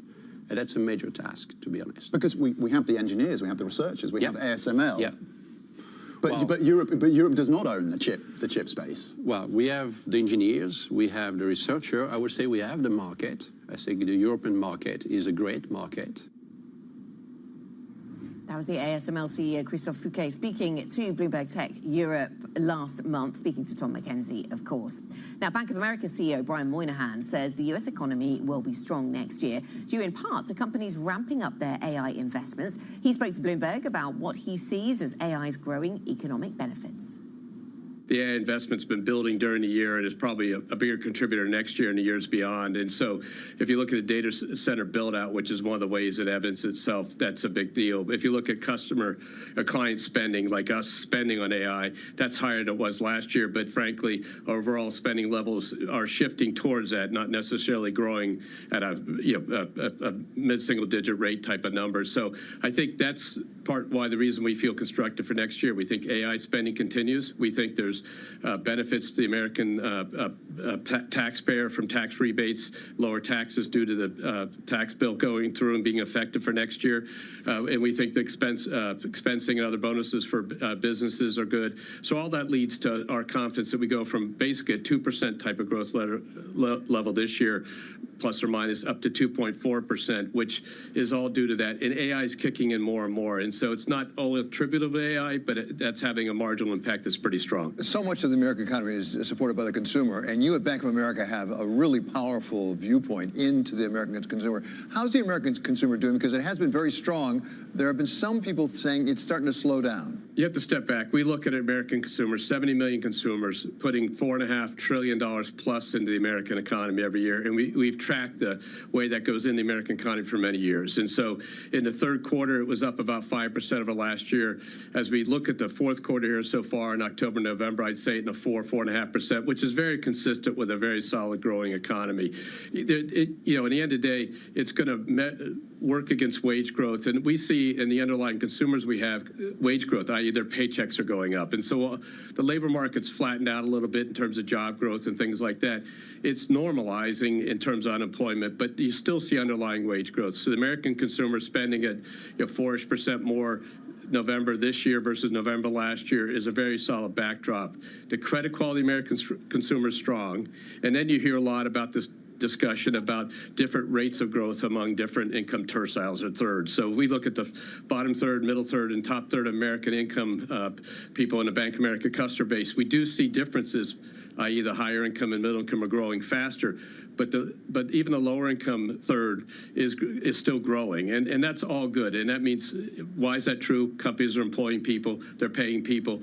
Now the labor market's got a little soft, and as we look forward at 4.5, 4.6 unemployment, that is gotten worse, so to speak, than it was at the beginning of the year. But frankly, this goes back to the normalization question. If you look at the 10-year average unemployment, the 20-year, the 30-year, 40-year, it's 5 and 6%, as you go back through time. And so a 4.5 to 4.6 unemployment rate is a very strong relative unemployment rate. It's just a lot of the years it's been below 4.5% has actually been in the last 10 years. So people are very used to numbers now, which were part of the tightness in labor in the 2017, 18, 19 era. Then you had the pandemic and it retightened. And so it's normalizing, but we feel good about all that, and the consumer's in pretty good shape. Bank of America CEO Brian Moynihan speaking to Bloomberg's Wall Street Week with David Weston about the US economy. Let's pivot to Bitcoin. It sprinted into 2025 full of potential, but since reaching an all-time high in October, the largest cryptocurrency remains fragile, with traders revamping their approaches heading into the new year. Let's speak to Anna Herrera, Bloomberg's senior digital finance editor, for some perspective on new year performance. So it has been a wild ride, Anna, for Bitcoin this year. What did we learn about the crypto market over the past 12 months? We've learned that some things can change, so the environment can change. We can have, regulators that are supportive, like we have in the US now, with President Donald Trump being a very pro-crypto, but some things like volatility don't really change. We can still have big slides in prices over a matter of hours. You mentioned, on October 10th, which was a few days after Bitcoin reached its all-time high, there was a big collapse in prices. And since then, Bitcoin has been in a sort of funk, and it can't kind of go back to that high. So we'll have to see next year if the market structure of crypto really changes to make it so that it's less volatile and less prone to price swings, which could then lead more institutional investors, pension funds, to come in more confidently. Yeah, do you think that crypto is entering a different environment from a regulatory backdrop? It would see that story from the States would seem supportive. Yes, for sure. And, you've talked about stablecoins before, which is a type of cryptocurrency that is seeing adoption by big firms like payments firms and banks and users that want to use a different form of payment. So that's very different, right?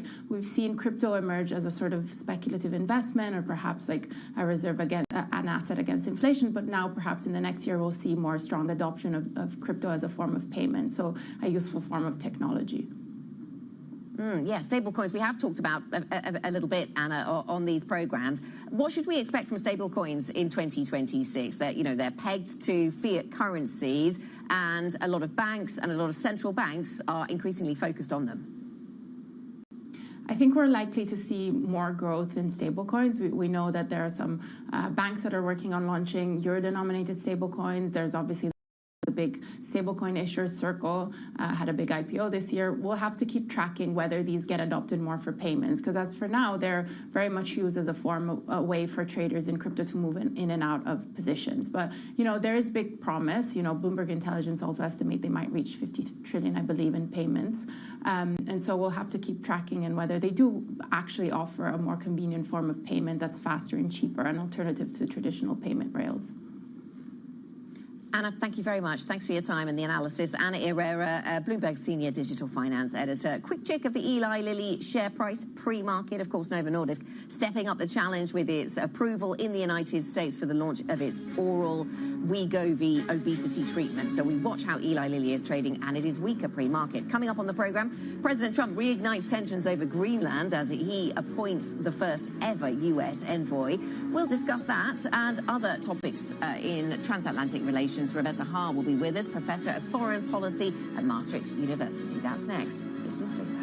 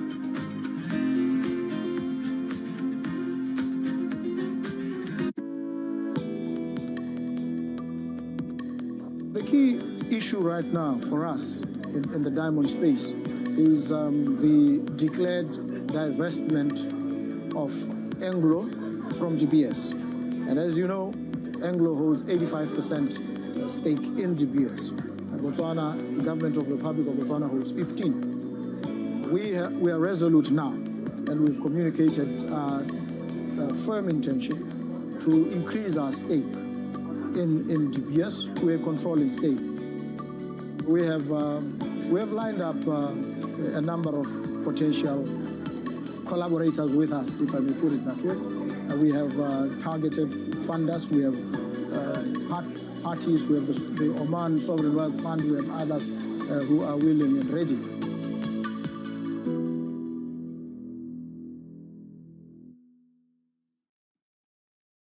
Key investors, top executives, global innovators. Join me for in-depth conversations with the biggest newsmakers on the day's top stories. The economy has been doing well. That does not tell you what the future is going to be. We are taking a step-by-step approach, a very systematic approach with India. This is a time to put a little more defense into your portfolio. Insight with Haslinda Anand, only on Bloomberg. From the world of politics to the world of business, Joe Matthew and Kaylee Lines deliver news, insight, and analysis live 2 times a day, every trading day. Balance of Power at 1 and 5 Eastern, only on Bloomberg. Bringing you up-to-the-minute global economic news whenever and wherever it happens. I'm Lizzie Burden in Florence, Italy, and this is Bloomberg.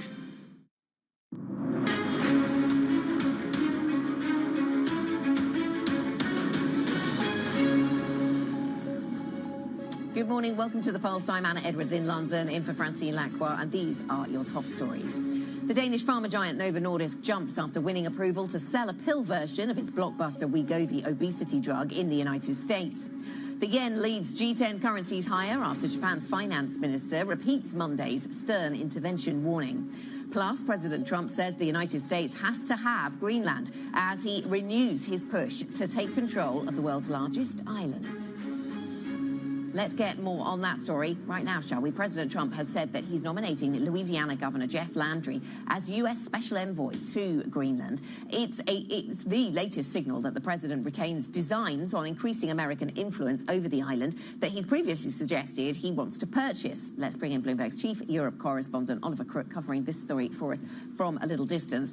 Ollie, so, I mean, the significance of the U.S. appointing a special envoy, this is not a position that always exists, and it's not going to somebody who's going to be living in Greenland, I don't think. No, certainly not. I mean, the person who's getting it is the governor of Louisiana, Jeff Landry, as you mentioned there, and he described it as a volunteer position. So he's still going to be governor of Louisiana. He's still going to be running the state. And we heard from the president of the United States sort of explaining why he chose Jeff Landry, saying that Jeff understands how essential Greenland is to our national security and will strongly advance our country's interests for safety, security, and the survival of our allies, and indeed the world, as he said on Truth Social on Sunday evening, describing what his function is going to be. I mean, theoretically, this is going to be laying the groundwork in some way or another. It's hard to know exactly how for the United States to, in some way, take over Greenland. This is something that I spoke to the Danish Prime Minister about before Trump was reelected, a couple months before the election of the United States, asking her basically, is this still a live issue? She sort of laughed it off and saying, I think we've settled that question a little while ago and Trump won. Evidently not. For President Trump, this is part of a sort of broader thing. And you can even tie a line into Venezuela here. This is all about hemispheric control. The United States wanting to step back from the rest of the world and wanting to claim control over the hemisphere, whether it's the Arctic all the way down to South America. Yes, and that and the national security strategy, of course, putting the focus there on that, the Americas, essentially, and Greenland just being to the north of that. So what does this mean for Denmark? I mean, Denmark currently has sovereign control over Greenland. Yeah. So what does it mean? Currently, and they'd like to think, for the, foreseeable future, and that's going to be the big question. I mean, this is the trouble with the sort of Trump paradox in foreign diplomacy is, on the one hand, no one can really say what they think about President Trump. They do not want to be confrontational. So what they try to do is try to find things within what we hear from the president to basically say, hey, this is something that we can be constructive with. This is something we can work with. We heard this basically is the way how Zelensky deals with all of his negotiations, and is how we're dealing with the Europeans. I mean, we've heard from the Danish foreign minister who said he was deeply upset by this. That's not the type of language you tend to hear from foreign ministers that frequently, they summon the U.S. ambassador to Denmark. And we also heard from Ursula von der Leyen coming out on Twitter saying that Arctic security remains a key priority for the European Union, and one in which we seek to work with allies and partners. Territorial integrity and sovereignty are fundamental principles for international law. Those principles are essential not only for the EU, but for nations around the world. We stand in full solidarity with Denmark and the people of Greenland. So that's the message from Ursula von der Leyen. I think the question is very often with the EU and many of the allies from the United States is you can say many things, the rhetoric is there, but there's not a whole lot you can do about it when they start to turn the screws. Yes, and interesting that you mentioned Ursula von der Leyen throwing her support behind Greenland. Emmanuel Macron has been on X this morning doing the same, saying when he was in Nuuk, I reaffirmed France's unwavering support for the sovereignty and territorial integrity of Denmark and Greenland. Greenland belongs to the people. Denmark stands as its guarantor. So that's the European perspective. Yeah. And Europe's still kind of picking up the pieces, I suppose, from the publication of that national security strategy from the United States, echoing things we'd heard at the Munich Security Council previously from the vice president, but still coming as something of a shock. So this in the context, that Greenland story in the context of a Trump administration that is making big changes to the way it does diplomacy. Yeah, and in some other ways that we're reporting now overnight, hearing from Bloomberg that basically they're firing dozens of ambassadors, career ambassadors. So we should say that the United States has two kinds of ambassadors. There are those that are appointed by presidents, sort of favor donors, the kinds of people that are friends of the administration, and then there are others who are basically career diplomats, and they stay in those jobs traditionally past the tenure of any president. Now, it's not so unusual to think that the Trump administration is doing things quite differently. They see these career diplomats as sort of deep state operatives. This is the kind of language you hear even from Marco Rubio, the Secretary of State. But we should also say, I mean, we now have a special envoy for Greenland. You know what we don't have? An ambassador to Germany. So this gives you an idea of what the kind of, still at this point, almost a year into the Trump administration, where the priorities are for President Trump. Okay, Ollie, thank you very much. Oliver Crook with the latest on Greenland as that continues to, perhaps surprisingly, perhaps not, after it did come up in President Trump's first term, but back on the agenda, of course. Let's stay with international diplomacy of a sort. The former head of Britain's spy agency has told Bloomberg that intelligence suggests that Vladimir Putin is not ready to end the war in Ukraine. The former MI6 chief, Richard Moore, spoke to the Michelle Hussein show last month. our voice is one that is listened to in Washington. So things change, move around a bit. That's the style of the current administration, but we are always there, and it's our responsibility to use that to convey exactly what the intelligence is telling us. And it's telling us, for example, that Putin has no intention of doing a deal, that this is not an issue for him purely of territory. This is about dominating Ukraine and turning Ukraine into something that looks rather like its neighbor, Belarus. So all of that stuff we talk to the Americans about all the time. So and I think you can see sometimes the impact of doing that. A deal, Vladimir Putin, if he has no intention of doing a deal, then how do you see this ending? This at the moment. So I don't think under current conditions that Putin. Well, I mean, I'm basing this on access as I had a few weeks ago to our understanding of the intelligence on it, and that is that he's not ready to do a deal. So for me, the answer to that is he needs to be put under more pressure. So he is prepared to do a deal. The president of Ukraine is clearly ready to do a deal. He's remarkably, in the pursuit of peace, prepared to give away up to 20% of his country de facto, and yet Putin is not. So what's going to change that? More pressure on the battlefield. Ukrainians have an undercapitalized defense industry. They have spare capacity that cash would solve. There is more that we can give them. There is more that we can give them in terms of permission to use long-range weaponry, for example. There's all of that, as well as giving them the sort of, the basics of air defense and all that. And there's an opportunity to put a lot more pressure on Putin at home. And I don't pretend that that is going to give immediate results. One of the things I would say in this space is we have to be patient. We have to be prepared to see this off. That was the former head of MI6, Richard Moore, speaking on the Michelle Hussein show.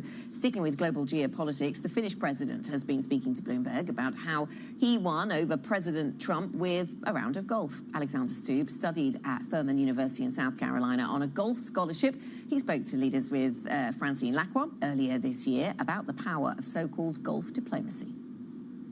When I was playing golf with President Trump, we had a really good time. What was President Trump like on the golf course? You very played pleasant, for 8 hours? very talkative. Golf is a nice social setting.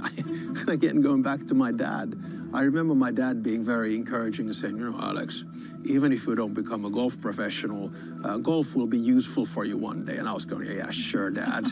And sure enough, there I was on the first tee with President Trump. And, I had a good time. And it doesn't, the fact that you have a good time with someone doesn't mean they agree with them, especially coming from a small country. What you want to do is you want to, nudge things in the right direction. And that means that you have conversations which sometimes can be difficult and awkward. Sometimes they can be good, and then, the rest of it is about getting results. And I hope I get results with my diplomacy. But if you have a good time, does it mean that they listen to your arguments more? I don't know. You have to ask them. What did you learn about him? I mean, is he different? Actually, this is the thing. And I've always said this, that funnily enough, and I hadn't really played golf for 35 years. I mean, when I quit, I quit. But I've always said it. You learn about the personality of a human being on the first hole of a golf course. You see if they're edgy, if they're impatient, if they're frustrated, if they're fun, if they're relaxed. And I have to say, I had no uncomfortable moments during that round. And we hit good shots and bad shots. So, people are quite different on a golf course sometimes. Finnish President Alexander Stubb speaking to Francine Lacroix on Leaders with Francine Lacroix. Now, the US is suspending leases for all 5 wind farms under construction off the East Coast. The US Interior Department announced the move on Monday, citing national security concerns as the massive turbines may interfere with radar systems. The move announced on Monday puts a stop to projects including Ørsted's Revolution Wind. It's the latest blow to an industry that's been targeted repeatedly by the Trump administration as part of its attack on clean energy. New car registrations in Europe ticked up for a 5th straight month in November, putting the region on course for a 4th year of gains. According to the European Automobile Manufacturers Association, buyers registered 2.4% more vehicles from a year earlier, led by growth across electrified models. Spain and Germany recorded the biggest gains among major markets. UK businesses are ending the year feeling more upbeat about the economy's prospects after being spared much of the tax pain at last month's budget. Lloyd's Business Barometer rose to a net balance of 47%, with optimism over the wider economy hitting a 4-month peak. It comes despite figures confirming that the economy slowed sharply in the second half of the year, with forecasters warning it could contract in the final 3 months. And Larry Ellison is throwing his personal fortune behind Paramount's bid for Warner Brothers, providing an irrevocable personal guarantee of more than $40 billion. The aim is to give his son David the edge in the takeover battle with Netflix. The Warner Brothers board has previously urged shareholders to reject Paramount's bid, but says it's now evaluating the amended offer. Coming up, the Japanese finance minister issues her strongest warning yet to currency speculators. We'll bring you more from our exclusive interview next. This is Bloomberg.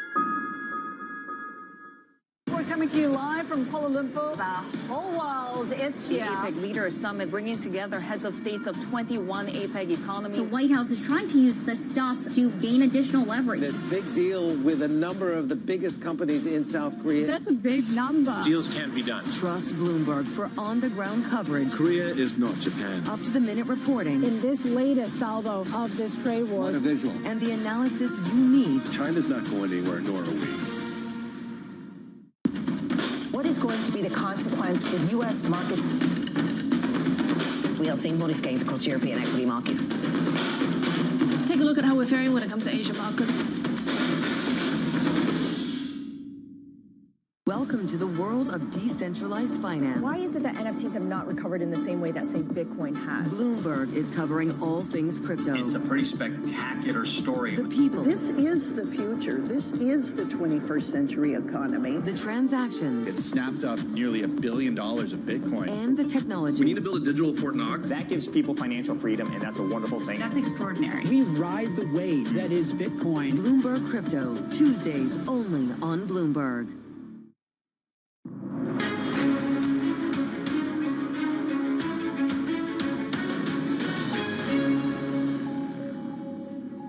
Conversations that matter and the insights you need. This is The Pulse. I'm Anna Edwards in London. Novo Nordisk is rallying after the company secured US approval for a pill version of its weight loss jab Wegovy. It's a positive end to a very difficult year for the Danish drug maker, which has seen its market cap roughly halve in value, and part of that has been about competition. So with this move, Novo Nordisk up by 7.8%. They get a head start on the competition in the oral obesity drug category in the United States, which seems to be important. Eli Lilly then, pre-market, has been a little bit sluggish, down just over 1% last time we checked in. Let's have another look at where we are. Yeah, down by 1.2% this morning.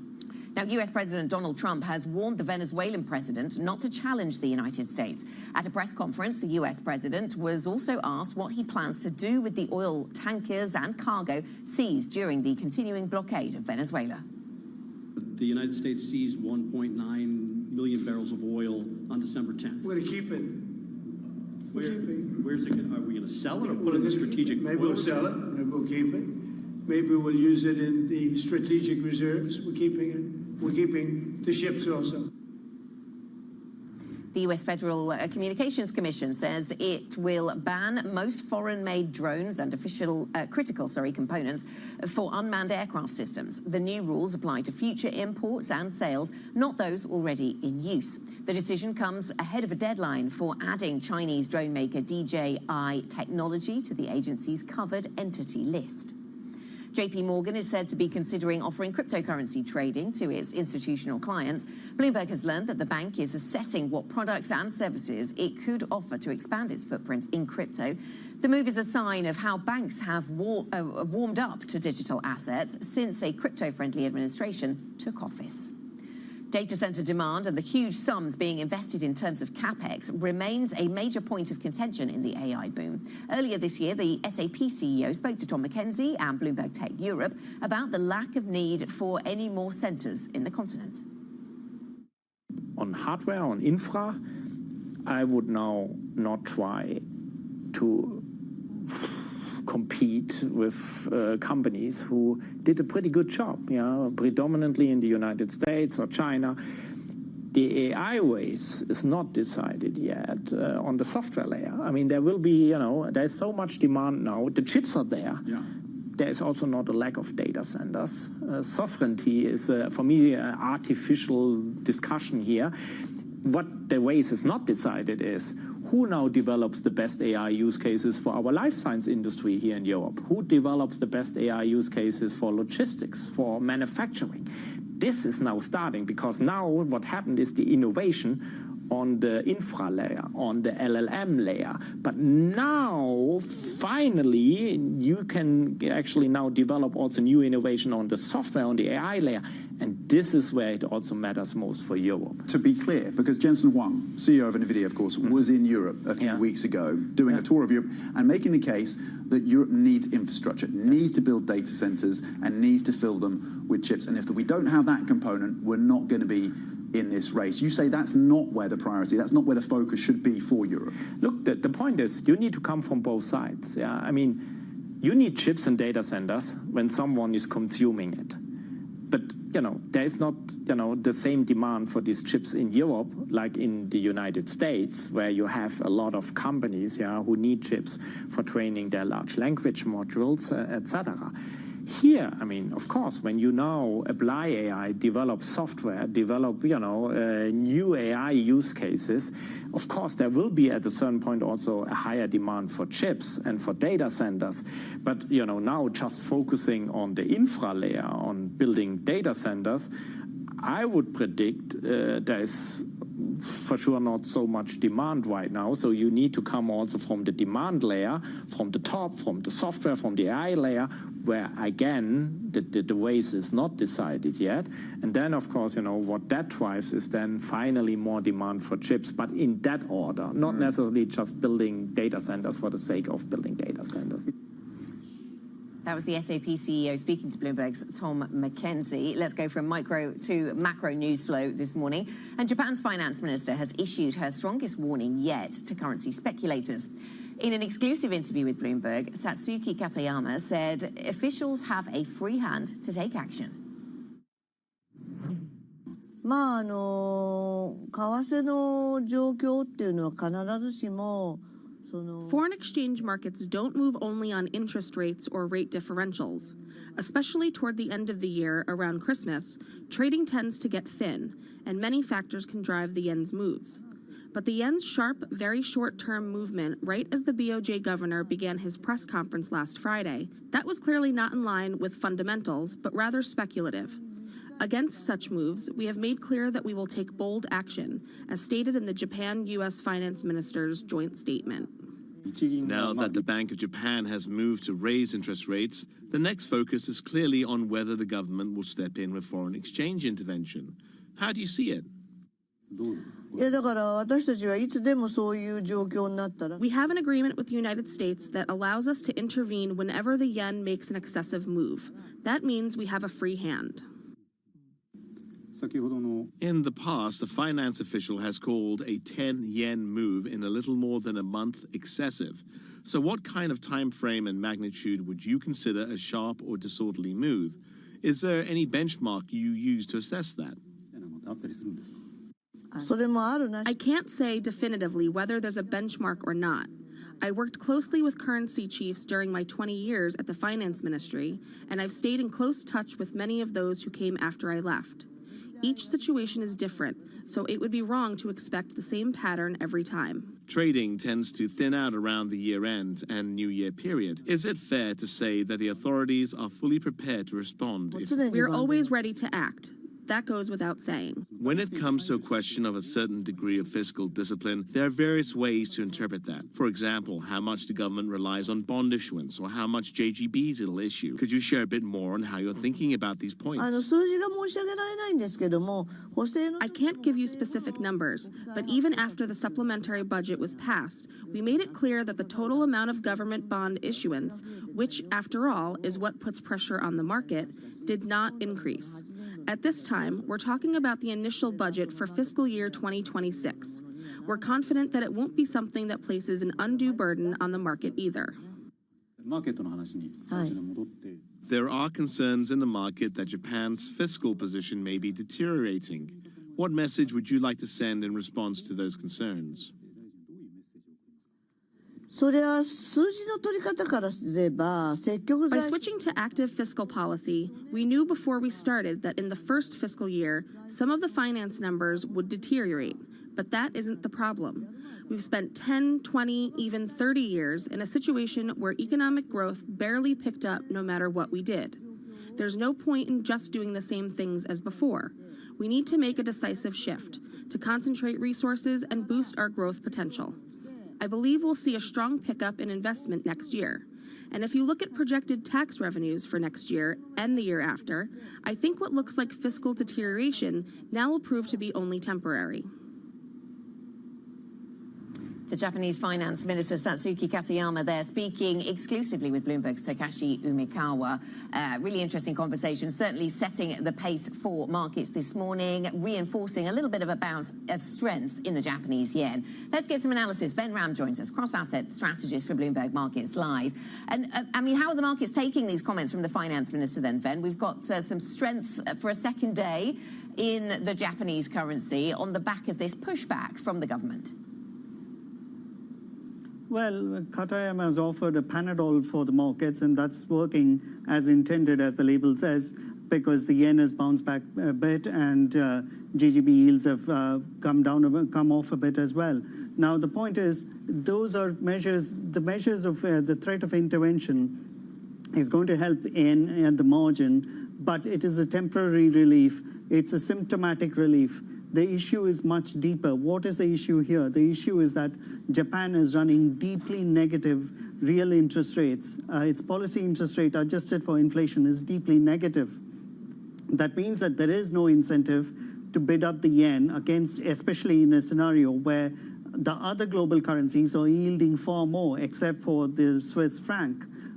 So there is no incentive to buy up the yen, and that is what this issue is reinforcing. So by trying to intervene in the markets, Japan can set right sentiment over the short term, but the long-term question is that what are you going to do fundamentally to restore the issues surrounding the yen? And there is no clear-cut answer, as we saw from that interview.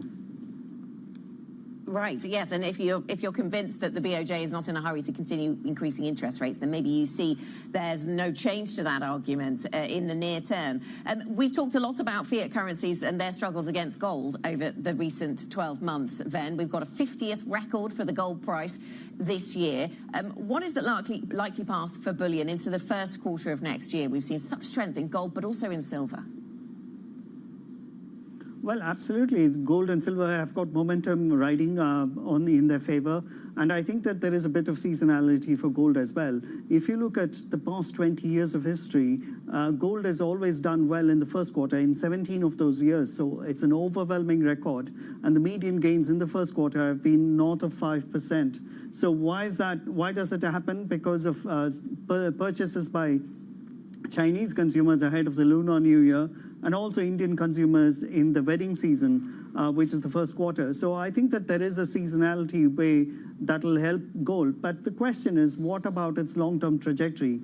The market has the self-fulfilling, to an extent, self-fulfilling psychology where they think that, $5,000 an ounce is what everyone is talking about, including Goldman Sachs and so many other brokerages. So it is possible that we will get to 5,000 because there's momentum and the speculative froth. But the question is what happens beyond 2026? And I think that, if you look at gold's history from 1975, when it started, when Richard Nixon's abolished the gold standard, I think what you see is that gold has returned 3.5% in real terms.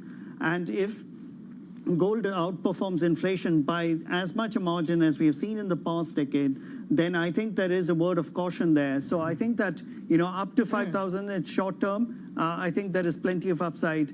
Beyond then, it's a question mark. Yeah, I think Goldman Sachs has a call for 4,900, which is, what, a 9% upside from today's prices. So then it's nearly the end of the year. Almost, sort of. I mean, we do still have some data out today, though. Briefly, what are you going to be watching for in the US data still to come? Well, I think it's the second set of readings, so I wouldn't get too excited about that. Growth is expected to show a moderation from the first reading, but I think that personal spending is expected to tick higher. And I think that as long as personal spending is doing well, I think I wouldn't be too worried about the US economy just yet.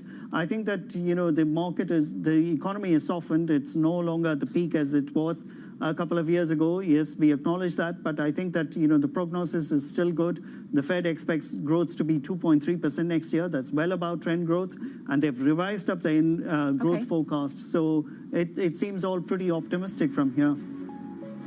Ben, thank you. Nice place to leave the conversation then. Ben Ram, cross-asset strategist for Bloomberg Markets. Thank you very much.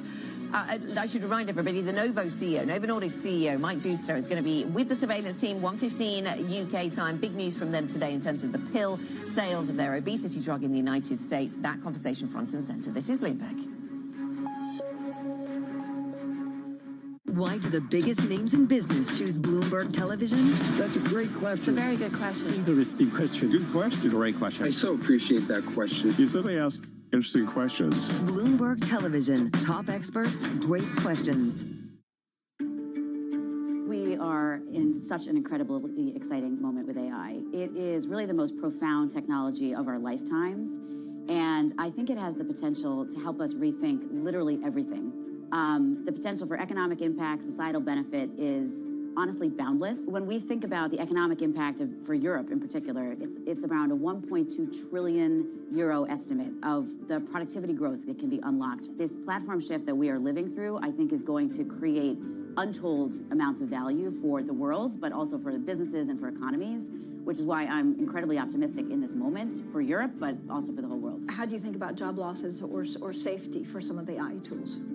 I hear the anxiety, and I understand the anxiety about jobs. I think that we are certainly going to live through a massive transition about how people learn to work alongside these tools. The reality is I do think there'll be some number of jobs that are displaced. I think it is a smaller number maybe than some anticipate. We estimate it's around 7%. And I think what's important is that we have programs that help those 7% transition into new fields of work. I think what is more likely is that most of us are going to learn to work alongside these tools. So we estimate about 2/3 of us. If you think about the tasks you do in your daily life, when you look at every industry, there are administrative tasks that are happening everywhere, and that's what AI is most helpful in improving.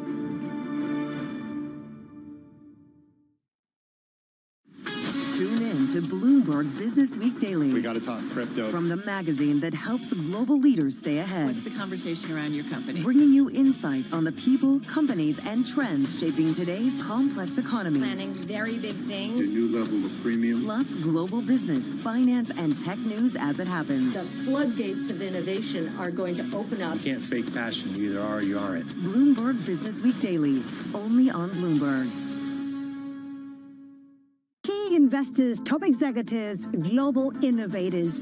Join me for in-depth conversations with the biggest newsmakers on the day's top stories. Insight with Haslinda Anand, only on Bloomberg.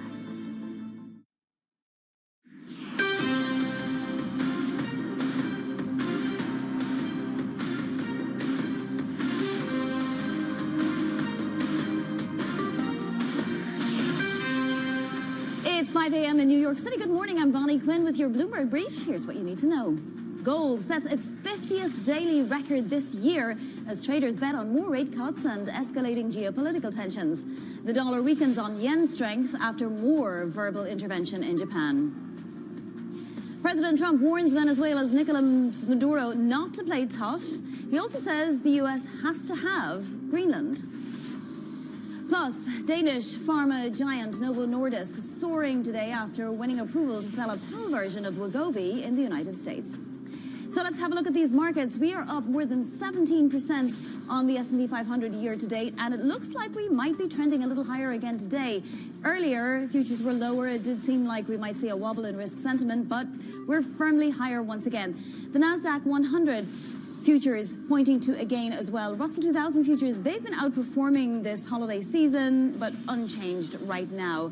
We do get, of course, the second print of U.S. GDP later on today. We'll be looking at personal spending in particular. Maybe there won't be too much of a difference between the first print and the second print. We are seeing a tiny bit of a movement in yields, just a basis point lower, pretty much across the board. It's in Japan where most of the action is happening today with more verbal intervention. That yen strengthening, but will it hold? And that is the question. We're at 156 on the dot, so hasn't really got back to pre-BOJ levels yet. All right, let's get to some individual movers now. We'll get over the pond to London and Lizzie Burden. Lizzie. Hey, Vonnie, well, you flagged it. Novo Nordisk is where we've got to begin this morning. It's already seeing gains in the European session. This, of course, is the Danish drug maker. As you say, it's won approval for its Wegovy obesity pill, but that gives it a head start on its rival Eli Lilly, also set to get approval for its obesity pill in a few months into 2026. But it looks like Novo is going to be able to capitalise on those New Year's resolutions. So up more than 7% in the pre-market. Turning over, we also are winding Huntington Ingalls rising after the US announced that it had picked that company to design and build a new class of small warship, the Trump-class warship. So up 87% so far year to date and up nearly 5% in the pre-market. Finally, we turn from shipbuilding to shipping. Zim rising after it said that it's continuing to evaluate proposals from various potential buyers. It says that it's already turned down an offer from a German suitor because it just wasn't a high enough value. And so those shares up 7.3% in the pre-market, Bonnie. A nice gain for Zim there. Lizzie, thank you so much. That's Lizzie Burden. Coming up in this hour, we're going to speak to Mads Pedersen of Human Edge Investment Technology. Well, as the year starts to come to a close, equities are extending their record-breaking run as traders await some of the latest remaining data sets of 2025. Joining us now is Bloomberg's Kit Rees. So, Kit, what's been the biggest driver of this rally in global stocks? Could it potentially last into next year, or are we seeing just a Santa Claus rally? Yes, it looks like traders globally could be getting a Christmas gift in the form of a Santa rally to end the year.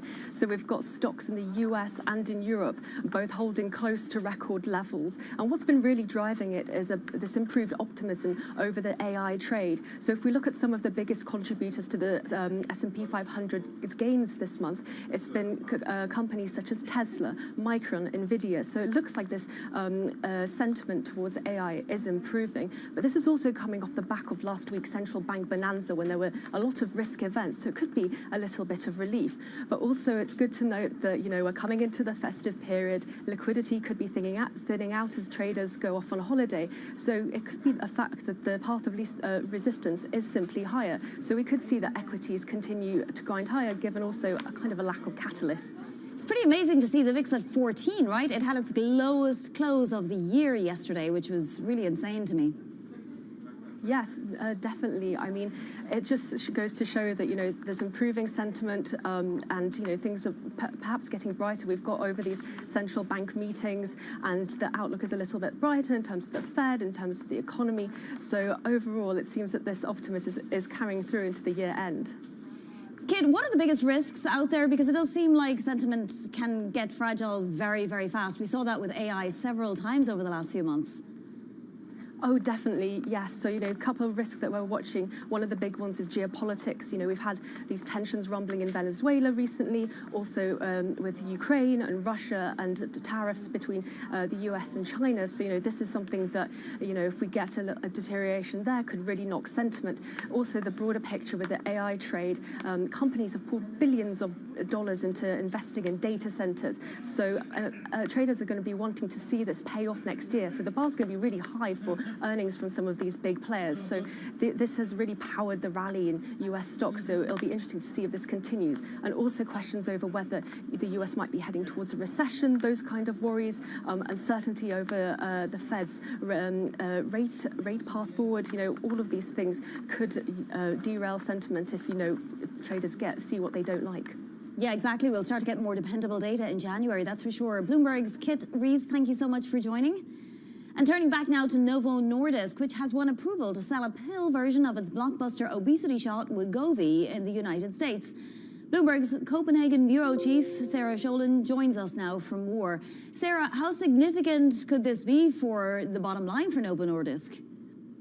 This could be quite significant. We've been waiting for a piece of good news for them for a while, and now we finally have it. I can't say that this was totally unexpected, though, because Novo has already guided that they will probably get the approval from the FDA before the end of the year. And in Denmark, markets are closed the rest of this week, a few days next week. So it really was about now that we wanted to see an update on this. Yeah, that should not take away. Sorry, go ahead, Winnie. Just, it was amazing to see the share price pop 7% at the open, but, that was obviously on thin trading volume. As you say, some of this might be priced in, but it could help reinvigorate Novo's slumping share price all the same, couldn't it? Absolutely. They've had such a brutal year in the stock market. The stock is down almost 50%, even with today's big jump. Had a new CEO, had to cut 11% of the workforce, issued several profit warnings. This has really, really been a tough year. Now they're starting 2026 on a strong footing. They're already launching the pills in January, maybe when everyone's coming in after the Christmas holiday, thinking maybe it's good to shed a few of those extra ham pounds. This is definitely another piece of good news we're waiting for. But it's not to say that all the troubles are over. They still have Eli Lilly as a major competitor out there, and we expect Eli Lilly to get their approval for their obesity pill maybe in March or April. So Novo Nordisk has a head start of about 3 to 4 months. They could, and they probably will, do everything they can to leverage and capitalize on this first move advantage, but that's what people are going to be looking at now. There are some challenges ahead. Of course, you mentioned one of them, competition with Eli Lilly. What others are there for Novo? They're going through this major transformation, turning at the company. The new CEO, Mark Duster, he took over in August, and he's come out all guns blazing. In the US, I'm sure you're all aware, there's a bidding war with Pfizer for Metsera. He's also shaking up internal company culture at Novo Nordisk. He's wanted to go from a more culture-based to a more performance-based, which is really difficult for some of the Danes that are there. So he needs to internally bring the company into a shape that he likes it to be able to compete with Eli Lilly. And then he really has to also gain the trust of the market again, that Novo can become this maybe the biggest player, or at least a big player in the obesity market, and then maybe put some of these missteps aside that they've had over the last year.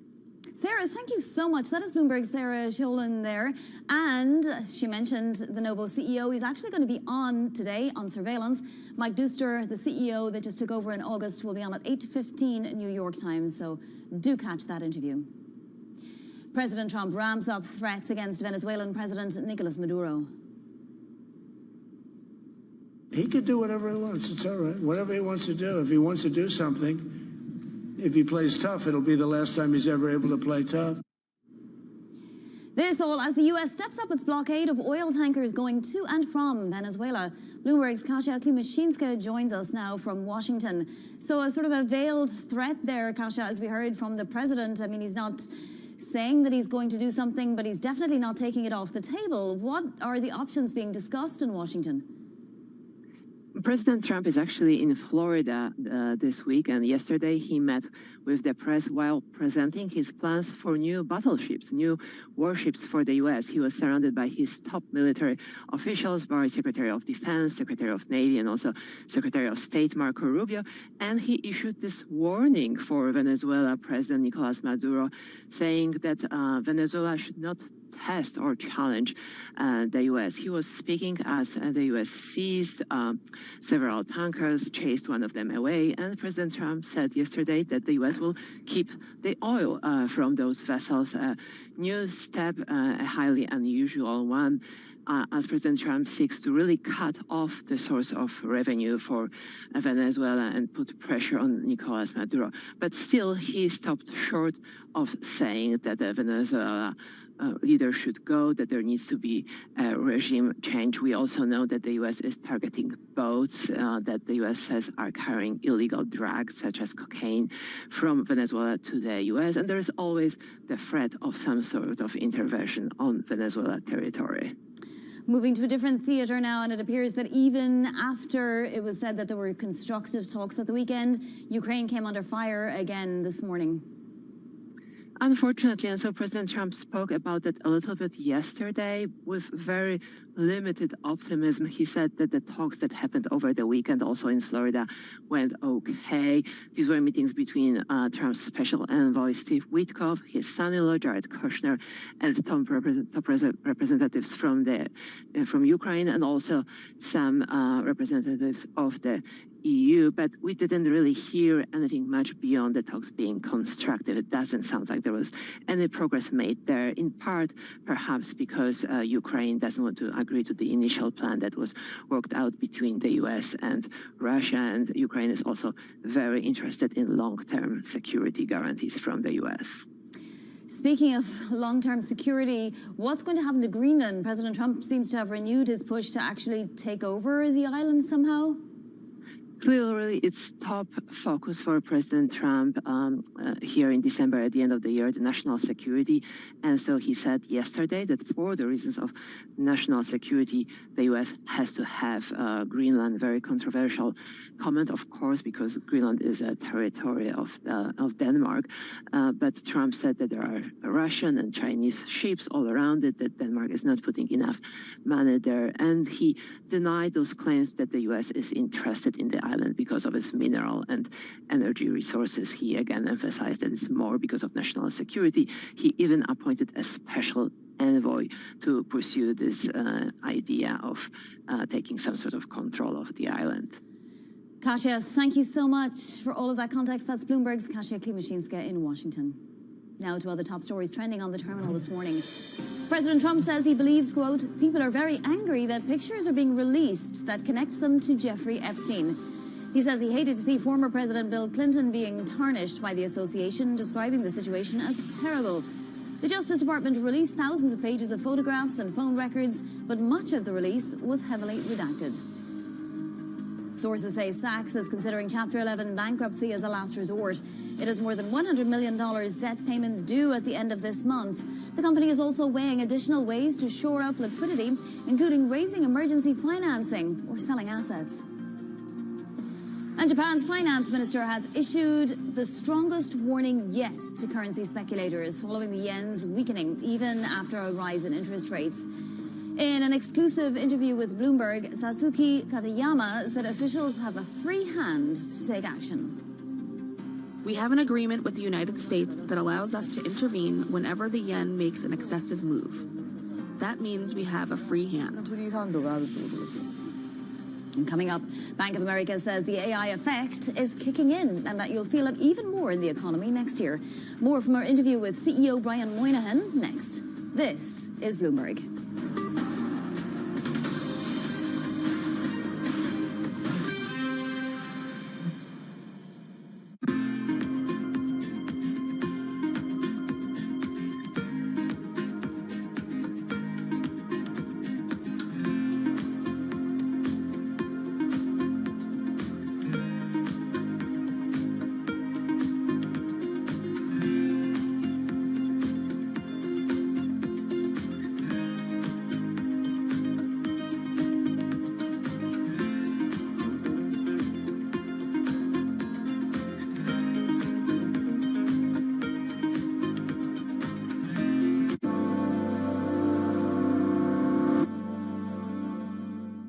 Okay, ready?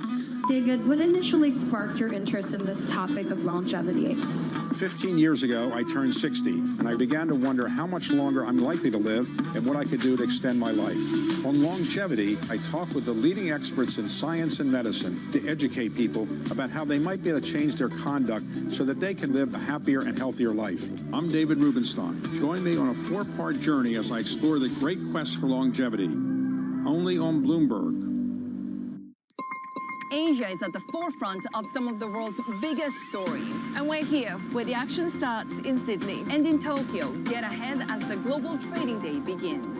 The Asia Trade, weekdays only on Bloomberg. Join me each week on Wall Street Week for stories of capitalism from business, markets, economics, tech, and climate. More than what you need to know, it's what you need to think about. It's the world's second largest economy with a growing influence in global affairs. Bloomberg The China Show brings you the unmatched expertise you need to keep track of breaking news, in-depth market analysis, and the most influential newsmakers in and around China. We need to do more to engage the market more. We're risk on. I think we caught a little sweet spot. Massive savings right now. It's already a different game. Bloomberg The China Show. Weekdays around the world, right here on Bloomberg. Context changes everything.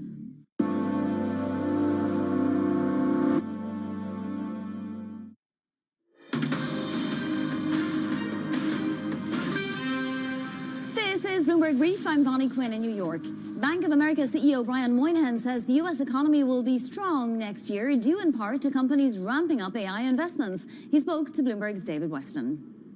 The AI investment's been building during the year and is probably a bigger contributor next year and the years beyond. And so if you look at the data center build out, which is one of the ways it evidences itself, that's a big deal. If you look at customer or client spending, like us spending on AI, that's higher than it was last year. But frankly, overall spending levels are shifting towards that, not necessarily growing at a mid-single digit rate type of number. So I think that's part why the reason we feel constructive for next year. We think AI spending continues. We think there's benefits to the American taxpayer from tax rebates, lower taxes due to the tax bill going through and being effective for next year. And we think the expensing and other bonuses for businesses are good. So all that leads to our confidence that we go from basically a 2% type of growth level this year, plus or minus up to 2.4%, which is all due to that. And AI is kicking in more and more. And so it's not all attributable to AI, but that's having a marginal impact that's pretty strong. So much of the American economy is supported by the consumer, and you at Bank of America have a really powerful viewpoint into the American consumer. How's the American consumer doing? Because it has been very strong. There have been some people saying it's starting to slow down. You have to step back. We look at American consumers, 70 million consumers, putting $4.5 trillion plus into the American economy every year. And we've tracked the way that goes in the American economy for many years. And so in the third quarter, it was up about 5% over last year. As we look at the fourth quarter here so far in October, November, I'd say in the 4.5%, which is very consistent with a very solid growing economy.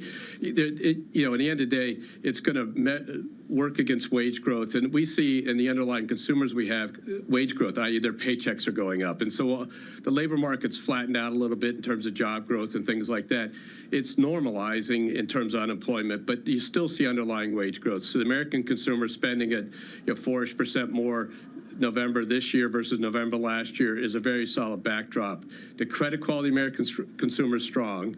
And then you hear a lot about this discussion about different rates of growth among different income terciles or thirds. So we look at the bottom third, middle third, and top third of American income people in the Bank of America customer base. We do see differences, i.e. the higher income and middle income are growing faster, but even the lower income third is still growing, and that's all good. And that means, why is that true? Companies are employing people, they're paying people.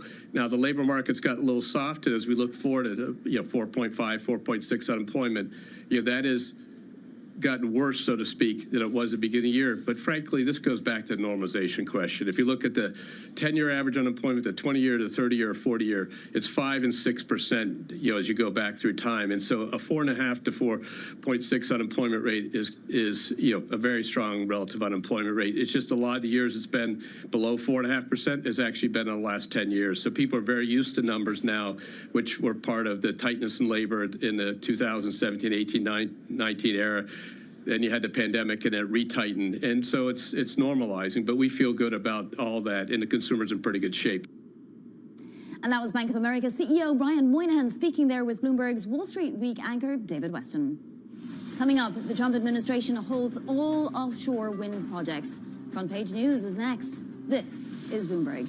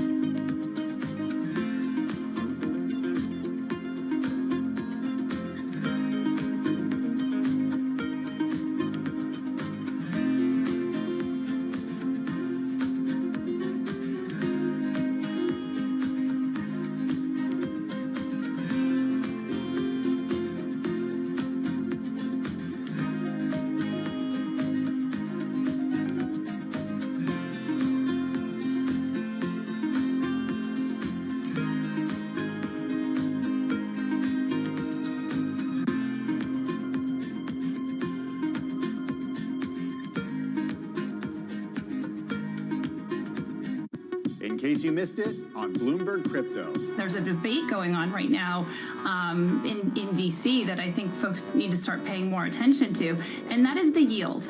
And the question really is, who is going to keep the yield? Who makes money off stablecoins? Well, right now, in the case of some of the large stablecoin issuers, there's a yield back on those deposits.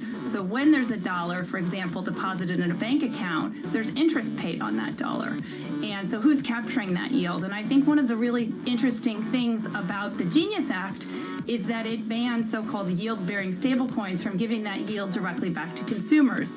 Now, that's not true everywhere. And I think if consumers have a choice, why would a consumer want an institution to keep that yield? Or would there be sharing of that yield? So right now, one of the debates going on is, will rewards be allowed? And I think these are really important questions. Don't miss Bloomberg Crypto live Tuesdays. Middle East and Africa. Vibrant resources and high-yield investment opportunities abound. Join me on Horizons Middle East and Africa for the stories, newsmakers, and insight from this exciting region. Now weekdays, only on Bloomberg. Technology is embedded in every aspect of our lives. And laying the foundation for the future. From finance to defense, AI to entertainment. And from the road to the stars. Bloomberg brings you the latest stories of the people and companies pushing the tech sector to new frontiers. And the politics that shape global tech markets. I'm Caroline Hyde in New York. And I'm Ed Ludlow in San Francisco. Watch Bloomberg Tech every weekday. Only on Bloomberg Television.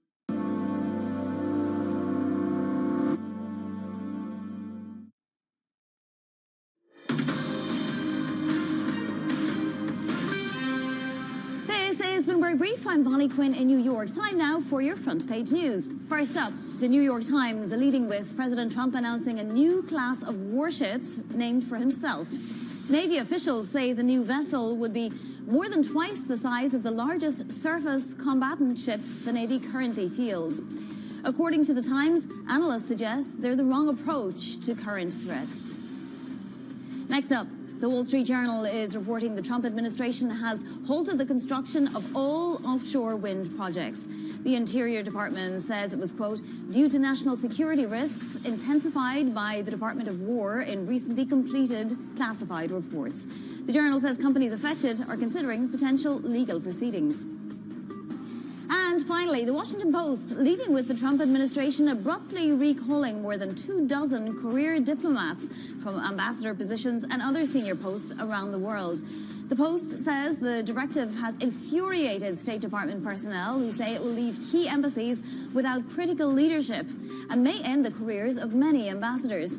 The American Foreign Service Association says the recall, quote, sends a dangerous message that loyalty to country is no longer enough. And those are your front pages. Let's take a look now at where markets stand just a few hours before the U.S. Open. It does look like risk sentiment is wobbling just a very little bit. We were lower on futures earlier, then higher. Now we're back to flat. But I do want to point out that that S&P 500 is within 1/3% of its record. And we're up 21% year to date on the NASDAQ 100.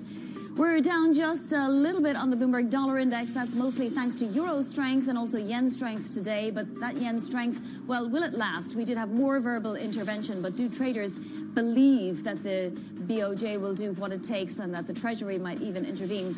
The 10-year yield is down a basis point, or almost 2, in fact, to 4.14. We're lower just slightly across the curve. Let's take a look at precious metals, though, because this is fascinating. We've set 50 records this year in gold, and we look to be higher once again. We're headed for that 4,500 mark on gold. But you see silver as well is higher. Now silver higher by almost 133% this year. That's to gold's 69%. So as Ed Yardeni was pointing out today, it's fascinating because it's not just the precious metals that are being bought by central banks. I mean, that might be part of why we're seeing these gains. But if you look at base metals, they're not seeing those gains. So you can't really attribute this to anything, about industrial production or anything in the actual economy. That said, we're even closer to $1,200,000 on copper today. That is really very much within striking distance, just $13 off that per ton of copper. All right, well, coming up, we're going to take a look at these markets and what exactly this Christmas rally seems to mean, if it's going to hold up into next year, and what the outlook for the Fed is as well. Mads Pedersen of Human Edge Investment Technology is going to join. He's remaining risk-on across portfolios. This is Bloomberg.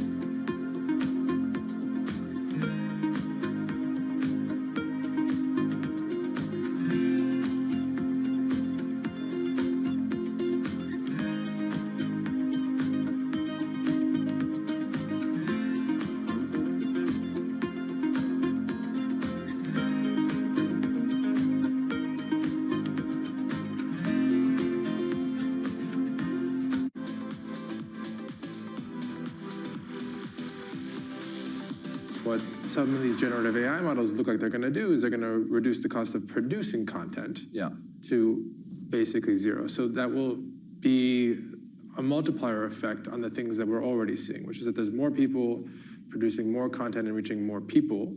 And there's a lot of good and bad that comes downstream from that. I don't know if you can break down what the average person is seeing right now in terms of stuff that's AI generated versus, you know, maybe more traditional human generated, but what's that going to look like in a year or in 5 years? There's actually a lot of hybrid content, and too often we talk about synthetic content and organic content, and never the two shall meet. But there's a lot of content where AI is part of the workflow, right? Like you might not even know it. It might be whatever app you're using to do color correction, might be using models to do so. You know, stamp tool in Photoshop in the old days to get rid of a pimple, those types of things. But that line is going to be more and more blurred. So it's going to be a little bit less like what is organic content and what is AI synthetic content and what the percentages are. I think there's going to be actually more in the middle than pure synthetic content for a while. But you will also see experiences that are purely AI, right? You see this in the last 2 weeks with Vibes in the Meta AI app and with Sora 2 from OpenAI. So I think you're going to see both. Key investors, top executives, global innovators. Join me for in-depth conversations with the biggest newsmakers on the day's top stories.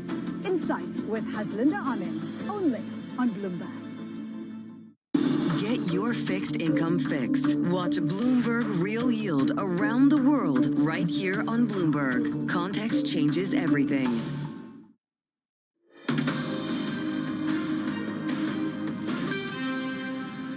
It's 5:30 a.m. in New York City. Good morning, I'm Bonnie Quinn with your Bloomberg Brief. Here's what you need to know.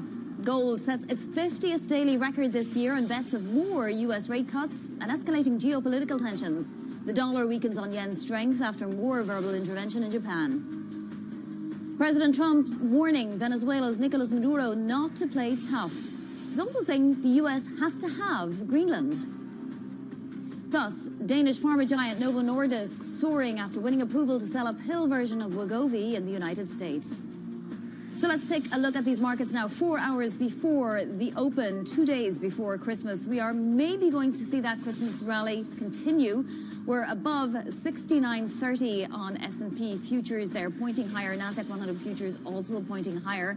The Russell 2000 has been outperforming. That may change today, although these are very, very fractional moves for futures. I do want to point out that the S&P 500 is up nearly 17% so far this year, and the NASDAQ 100 up 21%. So not doing too badly here on these equity benchmarks. Let's move to the bond universe. We're lower by a couple of basis points pretty much across the curve, though a bit more on the longer end, which obviously had seen a bit of a move in recent weeks following the Fed decision, obviously. We're back now to 481.41. And you see the yen there, it's below 156. The question is, does that hold? It's obviously a little bit stronger than it was when it was above 157, but is that enough of a move for Japan authorities to be comfortable with? All right, let's get to some individual movers now. Stocks to watch. Let's get to London and Lizzie Burden. Lizzie. Hey, Vonnie. Well, we got to talk about Novo Nordisk. This is the big stock story here in Europe already. You are seeing gains already in the cash trade in Europe. And this is because the Danish drug maker has got US approval to sell its Wegovy obesity pill. So getting a head start on its rival Eli Lilly. That company expected to get approval for its pill obesity drug in a few months' time into January. So Novo getting to take advantage of the New Year's resolutions and already up 7.6% in the pre-market. Turning over, and we have Huntington Ingalls rising after the US Navy announced that it had picked this company to build a new class of small warship, the Trump class warship indeed, and that's up 4.9% in the pre-market. It's up about 87% so far year to date. Just finally, turning from shipbuilding to shipping, and we have Zim rising in the pre-market, up 7.1% after saying that it's continuing to evaluate proposals from potential buyers. It says it's already turned down an offer from a German suitor because they hadn't valued it highly enough. So stoking interest and looking to be a gainer in the session today, Vonnie. Yes, that's happened with Zim a few times in the last few months. We'll see if this turns into something. Lizzie, thank you so much. That is Lizzie Burden. Well, it's been a strong year for stocks, and investors look set to carry that bullish mood into 2026. Joining us now is Bloomberg's Jan Patrick Barnard. So, JP, the VIX is at 14. It had lowest close all year. It's a little surprising to me. Is there any complacency baked in here? Well, maybe. I would say, like, in overall, what the stock market is doing here is like relying on a very positive background. That's a fact. I mean, earnings are all right. The economy is doing all right. I mean, the job market is in focus, but there's nothing like to really be concerned about. And so I can understand that pricing. But then on the other hand, we have a market and a global story, I would say, where we have lots of, let's say, like little issues that are in the background, lurking in the background. And the market is so extended in its pricing and its positioning that if anything of that goes wrong, then the market is probably going to correct pretty fast and pretty abrupt and maybe a little bit erratic.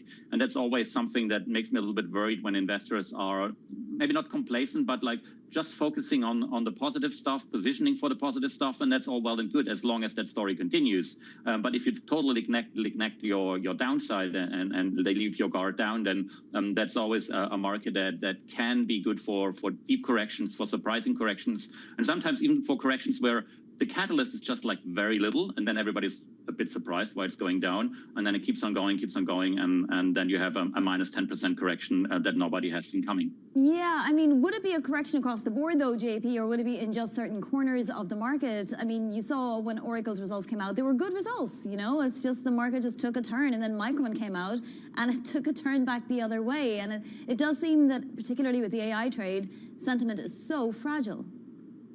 Yeah, absolutely. I would say we have two problems. We have a potential correction if, like, anything in the economic data, jobs, earnings growth, etc., is going wrong on a broader basis, because then there's not enough support in the market to keep it up there. And the other one is what you mentioned is the AI trade, and the AI trade is a bit of puzzling to me, to be honest, because we have two problems there. One is if the AI story collapses and those companies cannot deliver what they are promising and what the market is pricing, then we are due for a hefty correction. And on the other hand, the market has very little focus on what if that AI story is actually successful and companies can use it and save a lot of costs. And those costs, I would guess, are mostly like labor costs when you can replace humans with AIs. And what is that replacement of humans then doing to the consumer, to social systems, to public financing? That's a story that is totally not priced in the market. Arguably, it's probably hard to price it, but it's also something like with the AI trade to keep in mind that it can blow back if it goes wrong, but it could also blow back if it goes sensationally well. Yeah, definitely don't want to miss that if that happens. JP, thank you so much. A wonderful piece on the Bloomberg. That is Bloomberg's JP Barnard. Now, sticking with this theme, Mads Pedersen of Human Edge Investment Technology says despite 3 years of that bull market, he's staying fully invested. But a bull market is never risk-free. He writes this: the most important development for markets over 2025 and going into 2026 is that the Fed has positioned themselves to be ready to activate the Fed put. Before this will be necessary, we think the bull market has further to go. Mads is CIO and founder now, and he joins us. So, Mads, this Fed put that you speak of, what form would it come in? Well, the way they have prepared the market, and thank you very much for inviting me in to explain how I see this situation, but the way they have prepared the market, it would probably come in the form that if there is a correction, if credit spreads start to widen, they have said we're already nervous about the labor market, and the most likely is 2 fast cuts of 50 basis points instead of 2 slow cuts of 25.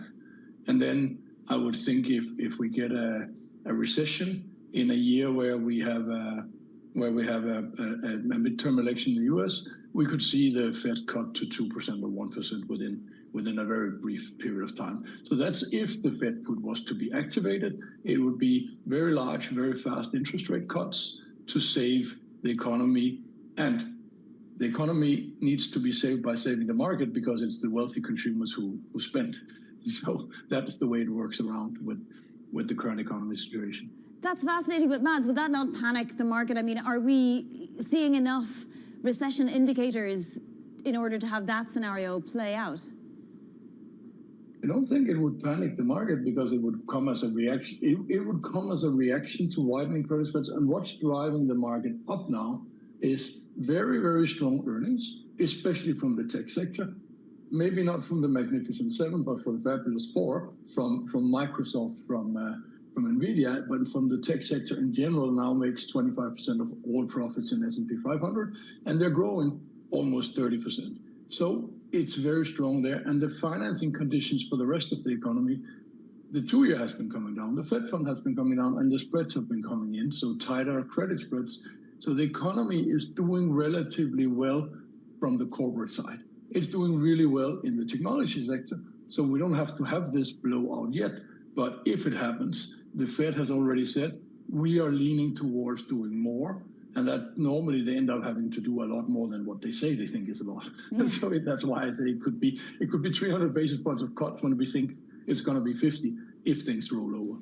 Well, Mads, you say you're staying fully invested across your strategies and portfolios because if this happens, it's not going to happen for a while. Is that wise? Should you not take some money off the table if you think that there's going to be some kind of correction in the next year? No, I should stay invested in the interest of my clients. I shouldn't. A lot of our competitors have, of course, reduced their risk in third quarter and the beginning of fourth quarter, and they have maybe moved down in equities, and it's very tempting. I understand. But my interest is to invest the capital, which I have been entrusted with investing, in a way where we look at what's the opportunity set from today on and into the future, not have I had a good year. It's very tempting when you had a good year, we've been 40% overweight equities, to take off the chips. But actually, the fundamental underpinning is still relatively solid. And we will stand ready to go from 100% equities to 0 if needed, maybe first to 60 if needed. But it's just not yet because we see this very strong support of the economy from the monetary policy. Mads, where are you invested? Because I know you look globally, and we'll get to China in a moment. You have an interest in China investing, but how much of your equity investments are located in the United States?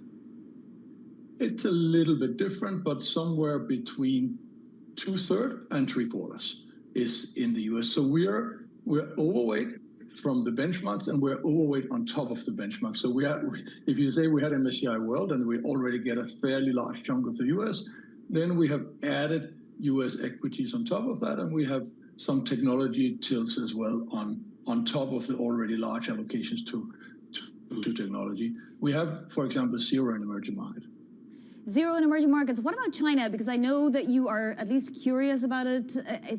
It seemed to become investable again for some time, and the CSI is actually creeping higher once again. Are you looking at China, and will we get stimulus from the Chinese government? We're looking a lot at China, and 20 years ago I was overweight China, so it's not that I mind being overweight China. It's just I've heard a lot about China wanker in my life, and I've heard way too much about China wanker the last month. They haven't solved the problem, so I'm anxiously waiting to see. Now they have said, we're going to focus on the consumer. We're going to focus on making it more easy to be a Chinese citizen, to be a consumer, to be a saver, to have long-term savings plans. It's a lot easier to say than to do when you have just destroyed the largest asset class, which was housing. So if they follow up the words with action, if there's better savings opportunities, more freedom for people to invest, more transparency on the investment side, then we stand ready to buy. It can be very painful to miss out on China, but it can be also very painful to be invested. So we want to see more certainty that they have learned the lesson that a balanced economy is not only an export economy, because they have put themselves in a situation which is so precarious that even Macron, the French president, felt he had to write about the Chinese trade surplus in Financial Times. That's not normally something the French president needs to write about. So it's a big problem. You mentioned emerging markets, and I think you said you were not at all exposed to emerging markets. Where are the rest of your allocations then? You said 2/3 to 3/4 in the US, but is it Europe or all developed markets? We have some all developed markets, and then we have been adding a bit to Europe. We have some dedicated European investors, and I try to remind them that it can be a little risky. But we have some investments, especially on the credit side, in Europe. And we have equities also. We have been adding some equities last year to the European side of it. And then we have a bit of broad global equities, but without emerging market until now. And the big interesting thing is we should kind of theoretically have a lot of emerging market when the Fed is cutting. When the interest rates come down and the dollar is relatively weak, it's the right time to buy emerging market. That's why I'm very interested in it. But I'm very scared of the Chinese not having gained control of their construction sector yet. So you're waiting to pull the trigger on that. Mads, thank you so much. Yeah. Fascinating conversation there with Mads Pedersen of Human Edge Investment Technology. Now to other top stories trending on the terminal this morning. President Trump announced the Navy will build a new Trump-class battleship as part of the White House push to modernize a fleet that's been hobbled by years of cost overruns and delays. The new ships are part of Trump's efforts to revive U.S. shipbuilding as it seeks to compete against China. Alphabet says it's buying the clean energy developer Intersect Power for $4.75 billion. The move will allow Alphabet to expand its AI data center footprint. Aging U.S. grids are struggling to meet power demand that's booming for the first time in decades, thanks in part to artificial intelligence. And Japan's finance minister has issued her strongest warning yet to currency speculators following the yen's weakening, even after a rise in interest rates. In an exclusive interview with Bloomberg, she said officials have a free hand to take action. We have an agreement with the United States that allows us to intervene whenever the yen makes an excessive move. That means we have a free hand. Now, coming up, Novo Nordisk shares bulk up as it wins U.S. approval to sell a pill version of its weight loss drug, Wegovy. More on that next. This is Bloomberg.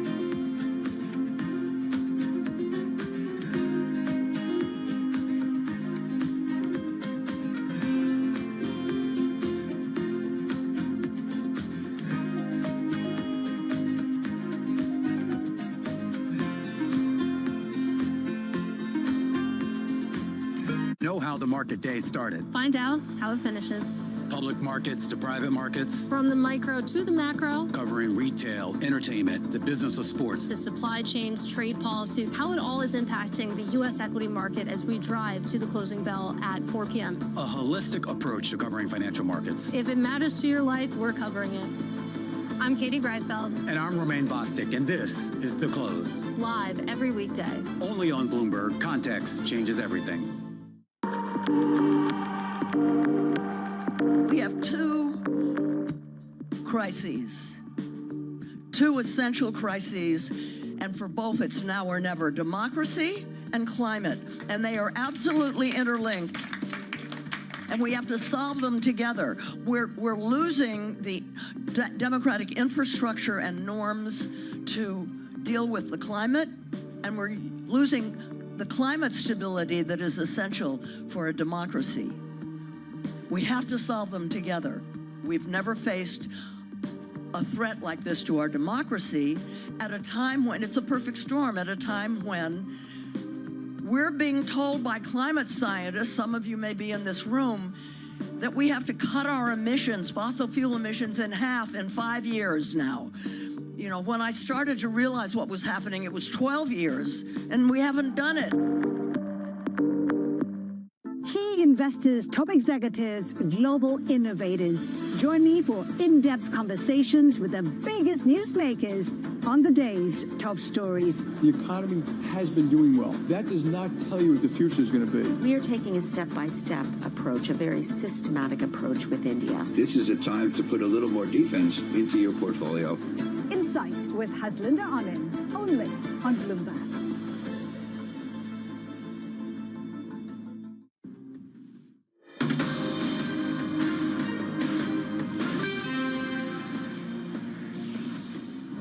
Some breaking news now. We got that record. Copper above $12,000 a ton. Remember, it was just a few dollars away from that earlier. Well, it has breached that now. So copper trading at a fresh record above $12,000 a ton in London. Dr. Copper, I wonder if it's any signal to this market. All right, President Trump ramps up threats against Venezuelan President Nicolas Maduro, warning him not to play tough, but stopping short of calling for his ouster.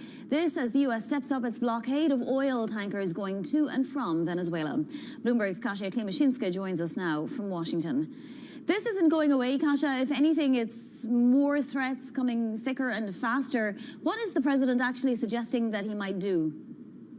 Definitely, President Trump is turning up the heat on Nicolas Maduro. Yesterday, Trump spent quite a long time with reporters talking about Venezuela. He said that the U.S. will keep the oil from tankers seized in the waters around the country. And he warned Maduro against challenging or testing the U.S. We also know that the U.S. collected quite significant military presence around the country. And Trump several times floated the possibility of some sort of land strikes. The U.S. is also continuing attacks on boats that the administration is saying is carrying narcotics like cocaine to the U.S., and more than 90 people have already died in those attacks. Now, when it comes to Ukraine, it appears that all is not quite as it seems when it comes to these so-called constructive peace talks. What is the latest on Ukraine? Yeah, so also yesterday, President Trump said that those talks are going okay. He didn't really give any more details, didn't even use any other adjectives. Earlier, his special envoy, Steve Witkoff, said that the talks were constructive. They took 2 or 3 days over the weekend in Miami, and Ukraine also gave similar comments that they were constructive, but we didn't really hear anything about the next steps. At some point, the U.S. floated this idea of maybe trilateral talks between the U.S., Ukraine, and Russia. Of course, that would be significant, but we didn't hear any more details about this. President Trump was asked about it yesterday and also didn't comment. And finally, Kasia, I have to ask you about Greenland, because this has come up again. President Trump seems to really want the island. What is he telling us about what he's going to do? So he said the U.S. has to have it because of national security concerns. This idea has been around for a while. I think Trump first floated it 6 years ago, talking about potential purchase. Now it's no longer a purchase, it's more some sort of a national security strategy. Trump even appointed a special envoy to pursue this idea, saying that Europe, and especially Denmark, is not doing enough, that the island is surrounded by Chinese and Russia ships, and the U.S.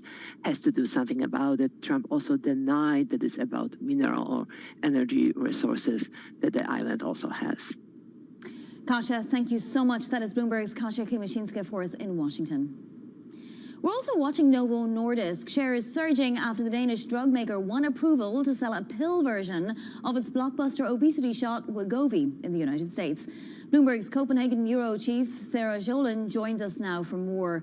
How significant is this, Sarah, in terms of the bottom line in particular?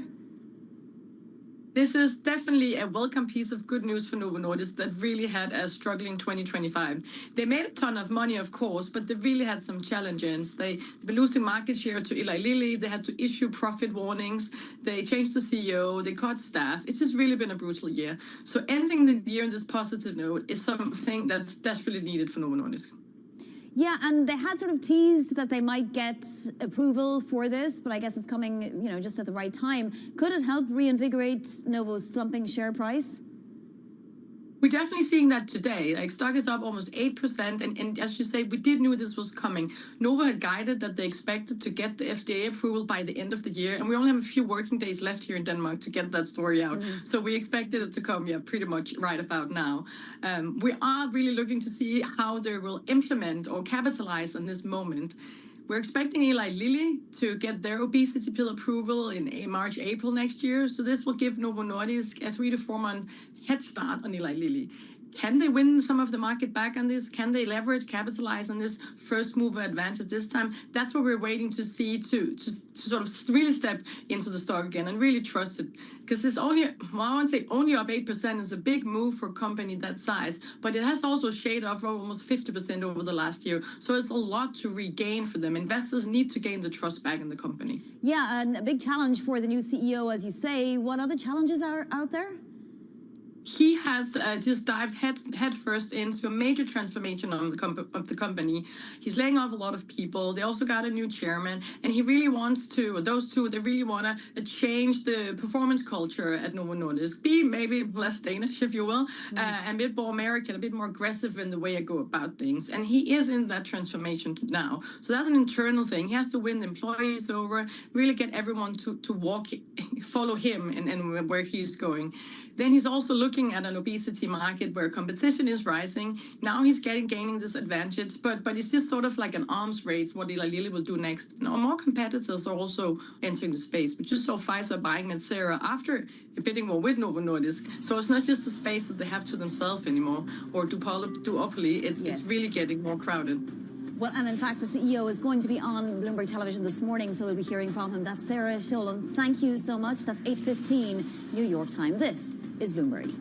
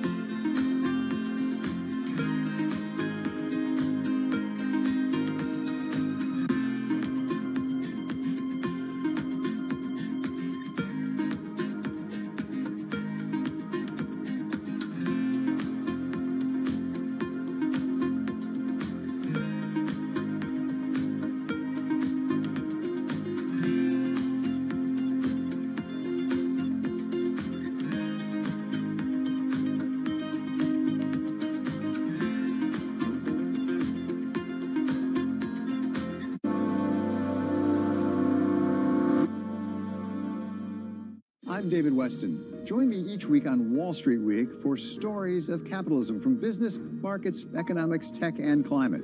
We go on the road for a look at what lies behind the headlines of today and what will likely be the headlines tomorrow. We need more transparency. Oil and gas is still important. They said every citizen should be investing in the market. Accelerate progress in all fields of science. Watch Wall Street Week right here on Bloomberg. More than what you need to know, it's what you need to think about. Bringing you up-to-the-minute geopolitical news whenever and wherever it happens. I'm Lizzie Burden outside Windsor Castle, England, and this is Bloomberg. At a time when policy in Washington is driving Wall Street, we draw a distinction between the rhetoric and the action, bringing you market-moving guests and original reporting. This is Bloomberg Surveillance. Tune in to Bloomberg Business Week Daily. We got to talk crypto. From the magazine that helps global leaders stay ahead. What's the conversation around your company? Bringing you insight on the people, companies, and trends shaping today's complex economy. Planning very big things. A new level of premium. Plus global business, finance, and tech news as it happens. The floodgates of innovation are going to open up. You can't fake passion. You either are or you aren't. Bloomberg Business Week Daily, only on Bloomberg. Bringing you up-to-the-minute geoeconomic news whenever and wherever it happens. I'm Bonnie Quinn in Sao Paulo, Brazil, and this is Bloomberg.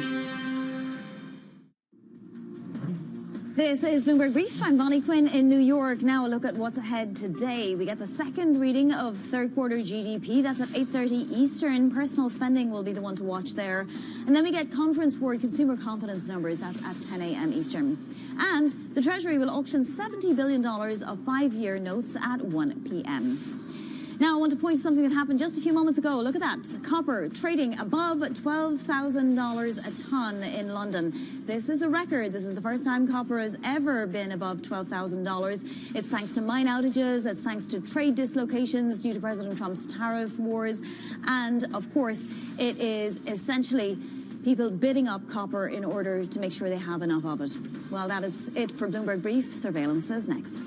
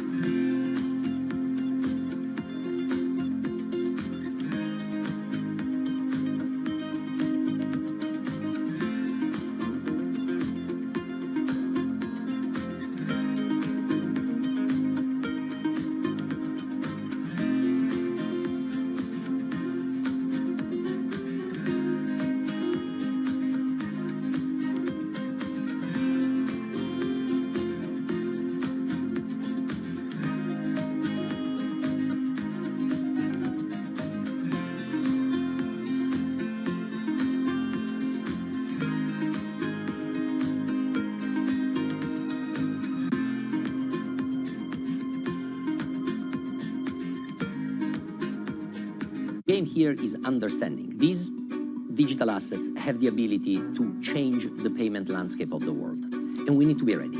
We, the regulators, the world needs to be ready for a new wave of technology. Stablecoins are almost entirely used in the mechanisms of trading cryptocurrencies. What we saw is the opportunity for digital assets broadly, stablecoins in particular, to be used as a medium of exchange outside of the crypto world, what is today the fiat currency world. At some point, I think these digital asset wallets will be big enough and people will be comfortable enough using them. I think we'll have a flip from conventional payment mechanisms into stablecoin-based mechanisms. Does that mean banks such as yourselves issuing stablecoins? We could. We are issuing Hong Kong dollar stablecoins today. We're in a sandbox for tokenized bank deposits in Hong Kong. We're effectively issuing tokens related to trade finance in Singapore. So it's all on the table, but we're always going to tie it back to what our clients want and need. Because if we don't get that one right, the rest doesn't matter. The market capitalization of both type of instruments, crypto and digital assets, are both very low. Stablecoins today have $20 billion of flows a day. It's less than 1% of the flows of the payment system in the world. But because they have the ability to be very helpful in use cases, particularly in retail to begin with, but then potentially on the wholesale side, I think we will see a lot more of them. Why do the biggest names in business choose Bloomberg Television? That's a great question. It's a very good question. Interesting question. Good question. Great question. I so appreciate that question. You certainly ask interesting questions. Bloomberg Television. Top experts, great questions. Bringing you up to them in the news whenever and wherever it happens. I'm Chevrian in Seoul, and this is Bloomberg.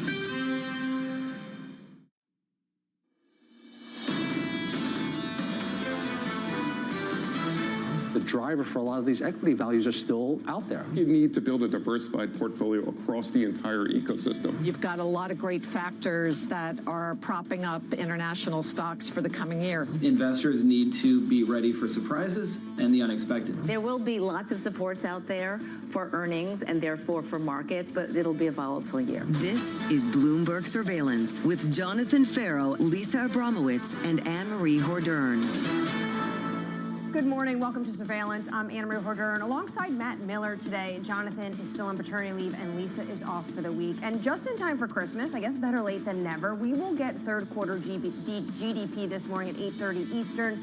Will it be too stale to offer a clear read on the economy? Plus, we'll get a read on the consumer later this morning. This comes as Bank of America's CEO Brian Moynihan tells us the consumer is in, quote, pretty good shape into 2026. So, Matt, we're finally getting some data. It's very delayed. It's before the government shutdown, but it will be the last pieces of data that traders get before they go home for their Christmas. Yeah, absolutely. And on a positive note, right? I mean, the market's going higher. The last inflation reading we got was much lower, and it looks like we could get good growth numbers as well. So this all bodes well for 2026 and the Santa Claus rally. We also have a corporate story to hit this morning, and that has to come with what's going on in Europe with Novo Nordisk. They are getting a seal of approval from the FDA to have a pill form for Wegovy.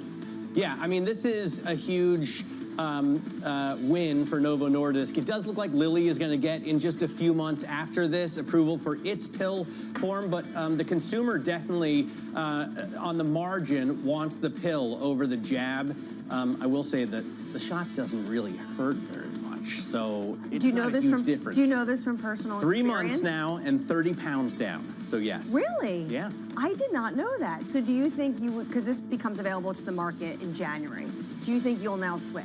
I could imagine switching. Maybe it's easier on the go. You don't have to keep it refrigerated. And also, I've already hit my target weight, so. Congratulations, Thank you. Matt. Going Thank into you. 2026, hitting his target weight. All right, let's take a look at where stocks are trading this morning. As Matt said, there's optimism right now as we head into the end of the year. S&P 500 futures are muted, but we have had a 3-day rally. U.S. 10-year yields are coming down 4.1%. Something to note, especially since Lisa's not here, I guess I'll have to keep you abreast of what's happening with the debt auctions today. A $70 billion 5-year note auction is scheduled later in the day. There's been a lot of movement in the currency space when it comes to what is going on with the dollar-yen trade. Key focus, yen rising for a second day, but this, of course, is after the finance minister told Bloomberg in an interview that Japan has a, quote, free hand to take bold action against FX moves. And then gold, Matt, once again, 50th record high. We're seeing in gold this year alone, and just crossing the Bloomberg terminal moments ago, copper also hitting a fresh record above 12,000 a ton in London. The commodity space is on a tear. Yeah, silver as well, don't forget. I mean, the gold story has been insane this year, up more than 50%, but silver is up more than 120%. So these commodities have seen a huge run on a dollar that's only down 10, max 12%. So it's not a currency debasement story. A lot of it is a supply story, and also some of these, especially copper, is potentially traders front-running maybe more tariffs coming from this administration. Coming up with the program, Tim Urbanowitz of Innovator Capital Management, as stocks look to continue their year-end rally. Bob McNally of Rapidan Energy and Advisors as the U.S. ramps up threats against Venezuela, and Chen Zhao of Redfin on why mortgage rates could fall in 2026. We begin this hour with stocks steady as traders await the year's final round of economic data.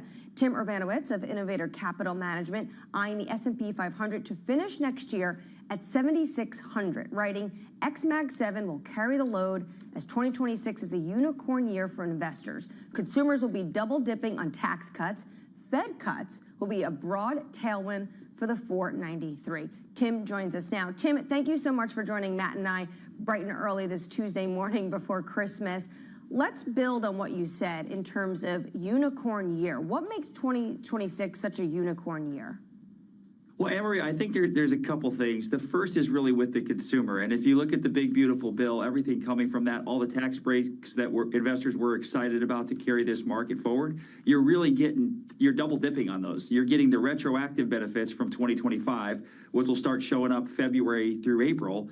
And then you're also getting the benefit of reduced withholding. So we think that really helps put consumers back in the driver's seat to help drive this market forward and really provide a tailwind for a lot of those ex-Mag 7 stocks down the list. So not to say the Mag 7 can't continue to run, but we think this rally really broadens out. The consumer piece helps, but also we have the Fed cutting. And, we really think that benefits, the 493. Tim, when it comes to the consumer, aren't they spending that tax refund right now in the holiday season because they know they're going to get it in the first part of next year?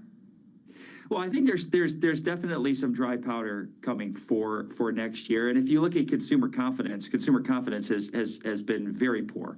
It's been in the dumps for quite some time. The December print was okay. But, I think consumers have still been holding back. So we think this tailwind starts to come next year. And what's been interesting, if you look at really the consumer sectors, staples, discretionary, they really haven't participated all that much in the rally this year. They've lagged the S&P 500 in a pretty big way. So we think this can help provide a tailwind to some of those consumer stocks, and specifically the ones that are not just providing the good value like we've seen that have been the winners this year. But that's only for a short time, right, Tim? I mean, we get tax refunds, we have less withholding next year, but after that, our expectations are reset going forward, and there's not a lot more room for tax cuts with this kind of spending.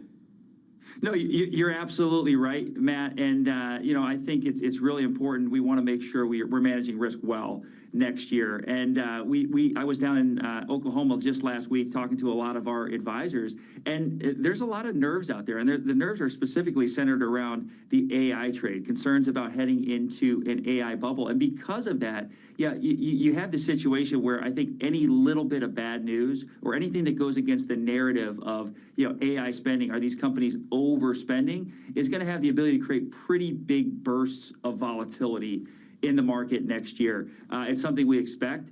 We continue to believe that AI trade is something you want to lean into. So when we do see those bursts of volatility, we think you want to lean in and view those as a buying opportunity. You've had a real jump in the Russell 2000 since April, and I know you're betting that this small cap resurgence continues. Is AI not a threat to a lot of these companies? Because I think of the, for example, smaller software companies whose lunch seems like it's going to get eaten. Well, Matt, I think, broadly at the index level, I think it's going to benefit, these advancements in AI are going to benefit a lot of these smaller cap companies. But look, if you step back, everybody's been talking about the relative value in small caps versus large caps over the last 5 years. The reason that trade hasn't worked is because we haven't seen earnings. S&P 5 earnings have been going crazy. Small cap earnings on the 600 haven't been doing anything. We're finally starting to see that narrative change, Matt, where you're starting to see earnings expectations for the next year really kick up. Pair on top of that, the Fed cuts, where most small cap debt is floating rate. We think that really helps provide a catalyst to continue this run moving forward. Tim, you're talking a lot about the Fed cuts next year. How many are you pricing in? Well, it's difficult to say right now. I think we go along with market pricing right now, the expectation of 4. I think one thing is very clear, Anne-Marie. 4? Hold on. The market right now is pricing in 2. Maybe 2. I'm sorry, 2. Oh, 2, okay. Just making sure. I was like, wow, 4. This is going to be market's going on a tear. Who knows? I think one thing is very clear. We're going to have a new Fed chair that is going to be more dovish than Chair Powell. So that's something we want to pay attention to. One of our key risks that we're watching for next year is a Fed that is too dovish, right? We want to make sure that we see somebody in that seat that's going to be cutting rates at the right time for the right reasons, and not someone that's just cutting rates because the president wants them to. If we see a situation like that, we think it's very quite possible that you could see the 10-year, the 30-year, and longer maturities moving higher as the market becomes concerned about inflation. So we still think those cuts are going to continue, but also we have to remember we're getting to a point right now where you're starting to see the impact of the cuts that we saw earlier this year, late last year, start to show up in the market, and we think those are also something that helps provide some stability to stocks here. The other side of the Fed's mandate, of course, is employment. And you think the dark side of AI, and you think it's actually happening right now in real time, is that it is forcing the labor market to shed some jobs.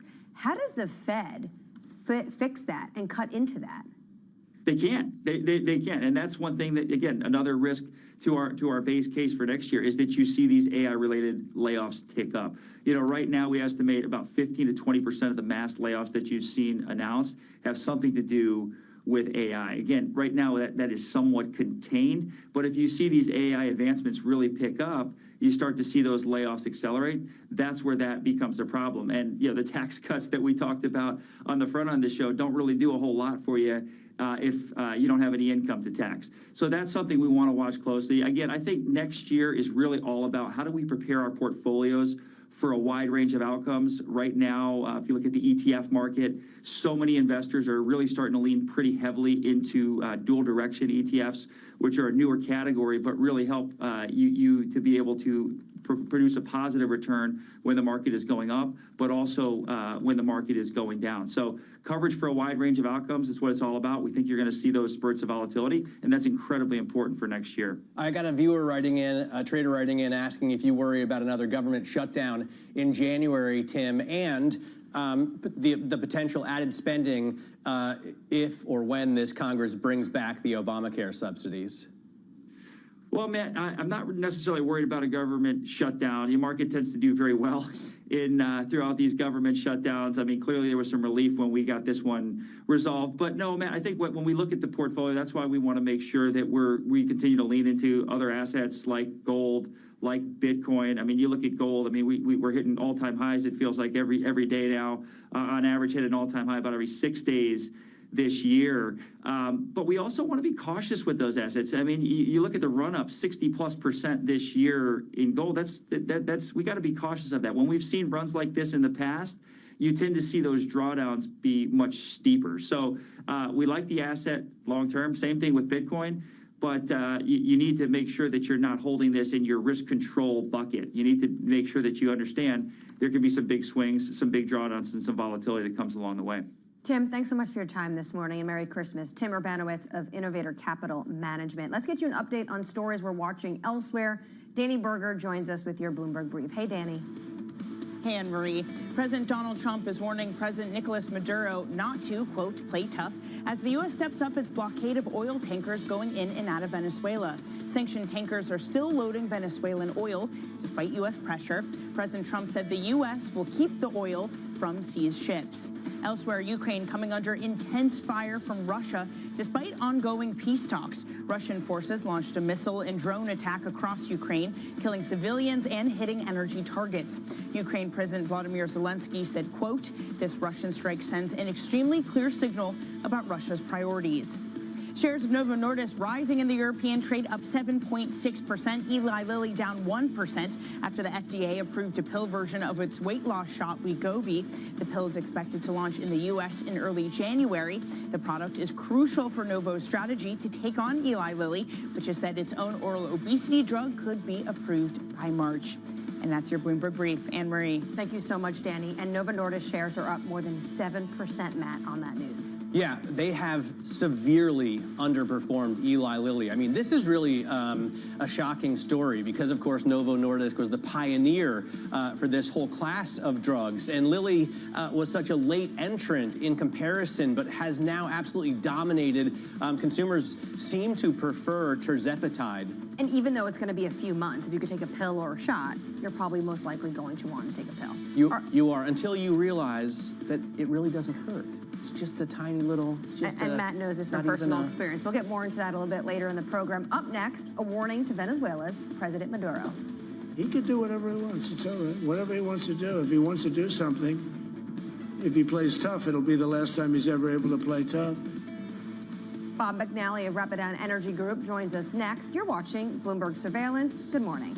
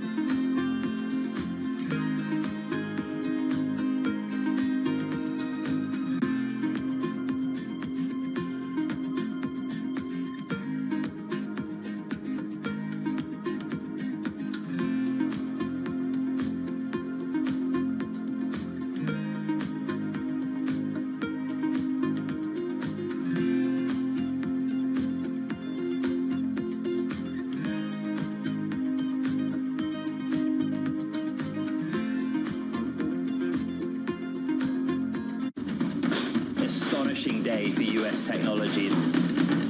Shaping the region's technology ecosystem. Asia's biggest tech news and innovation.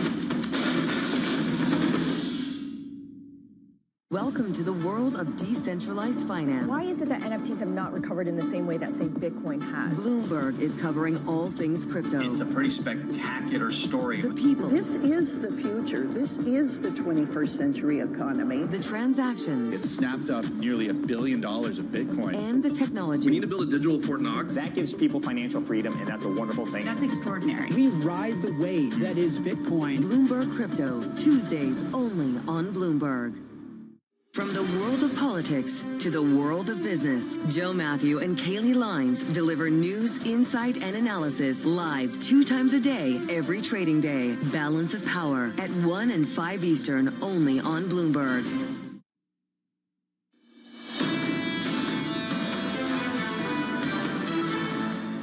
Good morning and welcome to Bloomberg Surveillance. I'm Ann Murdern alongside Matt Miller today. He got up early to join me on this shortened week because of Christmas. Looking at where markets are trading this morning, really nothing going on in terms of equities. Muted. This is, of course, as we had 3 days of rallies. 10-year yield softer. We do have a bond auction later today. There is a ton of action when it comes to the commodity space. Copper hitting another record, gold hitting another record. Now we're eyeing 4,500 when it comes to gold. Gold this year alone in 2025 has had 50 days of record highs. The entire commodity space is taking off. Continuing with commodities, under surveillance this morning, a warning to Venezuela's President Maduro. He could do whatever he wants. It's all right. Whatever he wants to do. If he wants to do something, if he plays tough, it'll be the last time he's ever able to play tough. But they sent their prisoners into us. They sent people from mental institutions and insane asylums into the United States, just walked right in. Venezuela took advantage of the open borders more than any other country. Here's the latest. President Trump cautioning Venezuela's President Maduro not to challenge the United States as the administration steps up its blockade of oil tankers going into and out of the country. Bloomberg's Lauren Dezensky joins us now from Washington. Lauren, what are you looking at in terms of the next steps the U.S. administration is willing to do when it comes to Venezuela? Yeah, essentially President Trump is saying that he's making this statement of, you know, if he wants to play tough, we will play tough. But these aren't actually specific points of negotiation. These aren't action points. Usually when Trump deals with these type of talks, whether it's with Russia and Ukraine or with here in Venezuela, he's not specifically negotiating in public. And so in terms of what I'm looking at is the fact that he did still say that land strikes are on the table. He was a bit vague when he talked about it yesterday in response to a reporter's question, where he essentially said that, yes, land is on the table. I'm obviously butchering that quote, but it's this idea that, okay, if going along this premise of Venezuela is still bringing drugs into the country, as Trump is alleging, the U.S. still has grounds to proceed with some sort of land strike. But of course, the big question that we were looking for yesterday, and again, still applies today, is that going to happen and when? And we still don't know. It's an open question. Bloomberg's Lauren Dezensky, thank you so much for that update. You'll be back with us in about 60 minutes' time. Bob McNally of Rapidan Energy Advisors writing, President Trump is determined to co-opt or replace Nicolas Maduro. We assigned around 70% odds of U.S. success. Bob joins us now. Bob, thank you so much. It's been way too long. So excited to have you on the program. 70% odds you have on that he is able to get rid of Maduro. What's your timeline? You know, we're good to see you, Anne-Marie. We're talking about weeks to months. The president is not in a hurry, and he wants to do this at lowest cost possible. He's trying to intimidate, pressure Maduro to see the writing on the wall and leave. So we don't think he's in a huge hurry, but I think we're measuring it in weeks to months. This is not something I think he wants to do in the summer or the fall before the November election. So the tempo seems to suggest we're on a weeks to maybe months schedule. You've worked in the White House in the past. Do you think this is actually about drugs, or is this about Russia and China's influence in Latin America? You know, this is about a few things. Number one, sort of Venezuela or Maduro, the Maduro regime is the poster child of everything the new Trump national security strategy, and especially the Trump corollary to the Monroe Doctrine, which says not only do we want foreign colonies here anymore, We don't even want our adversaries having major economic or strategic mineral stakes in this region. You add that together with what you just ran there, with the allegations of drug business, terrorism, an ally of Russia, China, Iran. All that comes together for really, Maduro is that poster child of everything that needs to be toppled, really, from the Trump foreign policy point of view. Hey, Bob, Matt Miller here in the studio with Anne Marie. You know, it's interesting to me that President Trump pardoned the former Honduran President Juan Orlando Hernandez, even though a U.S. court had convicted him of helping to bring in hundreds of thousands of kilograms of cocaine into the U.S. So I don't really buy the drugs excuse, and I really wonder why or how the Trump base will react to this like neocon strategy. I mean, we can talk about the Monroe Doctrine, but Donald Trump ran on the platform of not doing this kind of thing, this kind of intervention into other sovereign nations. So how is this going to hit him in the midterms if it drags out? Well, it is a risk. If Venezuela becomes anything close to a Vietnam situation, even a whiff of that would be disastrous for the president politically and his base and so forth. But let me give you another reason I left out in my litany: oil. The president's been very explicit about this. He had a good look at it in the first term. The administration had a good look at Venezuela and decided time wasn't right to take down Maduro. Now, a bolder administration deciding the time's right. World's largest reserves. The president's angry about the nationalization of U.S. companies. And last night he spoke about even putting some in the Strategic Petroleum Reserve, although the quality will not work. He'd have to sell it and buy some other grades. But I'll give you this, oil. And when it comes to oil, and you know, there's also a selectivity, Matt. I think in this hemisphere, the president has a more interventionist posture. His national security strategy basically said that. So a little different than, let's say, the Houthis. Maduro's hoping this goes like the Houthis did in the spring. We spent over 50 days. We dropped 1,000 munitions, and we lost. We called it a draw. We walked away. And so that's different. But in this hemisphere, we don't think President Trump's gonna allow himself to lose. You know, we did see, Bob, oil prices rise up yesterday. We're seeing slight gains as well today. I know that Venezuela's oil is just a drop in the bucket in terms of global supply. But what would happen if you did get a regime change favorable to the U.S.? Because we are very good at refining that heavy sour crude. Right. You know, look, I think oil prices are on a trend that's falling as this surplus arises. But you see these spikes have happened on geopolitical headlines. And Venezuela is just one cause of that. Now, look, if we were to lose temporarily 800,000 to 900,000 barrels a day of Venezuelan heavy crude, it's no fun for China. They've been buying that stuff, most of it cheaply, but they can get it elsewhere. That's only 4% of their supply. Same with us. We can get those heavy, high sulfur barrels that China, the United States refiners really like to produce. It's not a critical supply source like what comes out of the Arabian Gulf or Russia and so forth. So we think it's a pretty minor thing. Now, the real question, clients are asking us two things more longer term. Number one, okay, if we have a unsanctioned, friendly regime in Caracas, open to Western investment, how quickly could Venezuela increase production and by how much? We're on the more cautious side of about 1 million barrels a day in 10 years, but huge uncertainties there. The other question we get is, will President Trump force a post-Maduro regime to leave OPEC? I don't think he will. I think the president learned to love OPEC in the second quarter of 2020.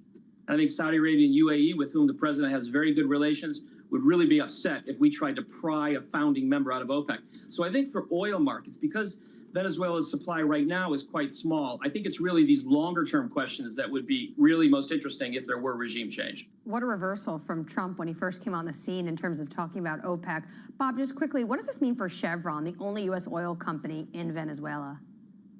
Well, I think Chevron is going to be there after Maduro and is going to be well positioned to grow. It has people on the ground. It knows the system better than any other U.S. company. There may be other Western companies coming in a post-Maduro regime, but Chevron has the lead position. Maybe that was a quick, when you said Exxon, that was a subconscious what the Trump administration might want to see in the future. Bob, thank you so much for joining us this morning. Bob McNally of Rapidan Energy Group. President said yesterday that they're keeping the crude. Not really sure what exactly he meant by that. Keeping the crude to what? To sell it, to refine it, put in the Strategic Petroleum Reserve. And the other thing is, does this open up potentially, at least from a business point of view, does this open up Venezuela maybe for U.S. companies? Yeah, I think that last question is the most interesting, right? Because as Bob has said, he thinks they could really boost their production to maybe 1 million barrels a day or more, and maybe you could see an Exxon getting into that business. Well, they certainly have the reserves. Coming up in the program, Yahira Anan as your morning movers. Novo Nordisk shares rising after its obesity pill gets a seal of U.S. approval. You're watching Bloomberg Surveillance.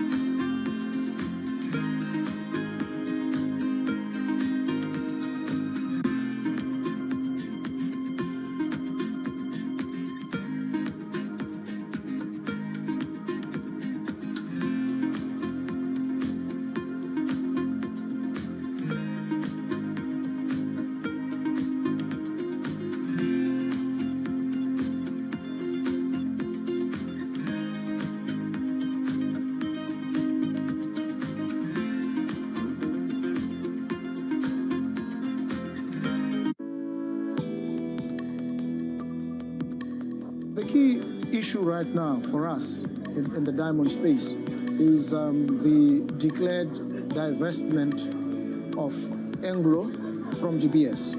And as you know, Anglo holds 85% stake in GBS.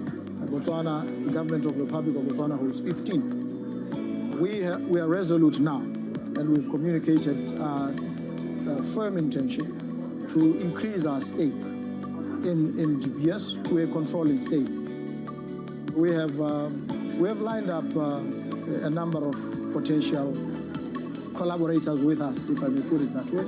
We have targeted funders, we have parties, we have the Oman Sovereign Wealth Fund, we have others who are willing and ready.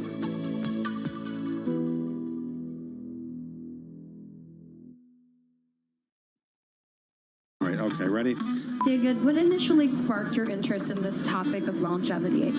15 years ago, I turned 60, and I began to wonder how much longer I'm likely to live and what I could do to extend my life. On longevity, I talked with the leading experts in science and medicine to educate people about how they might be able to change their conduct so that they can live a happier and healthier life. I'm David Rubenstein. Join me on a 4-part journey as I explore the great quest for longevity. Only on Bloomberg.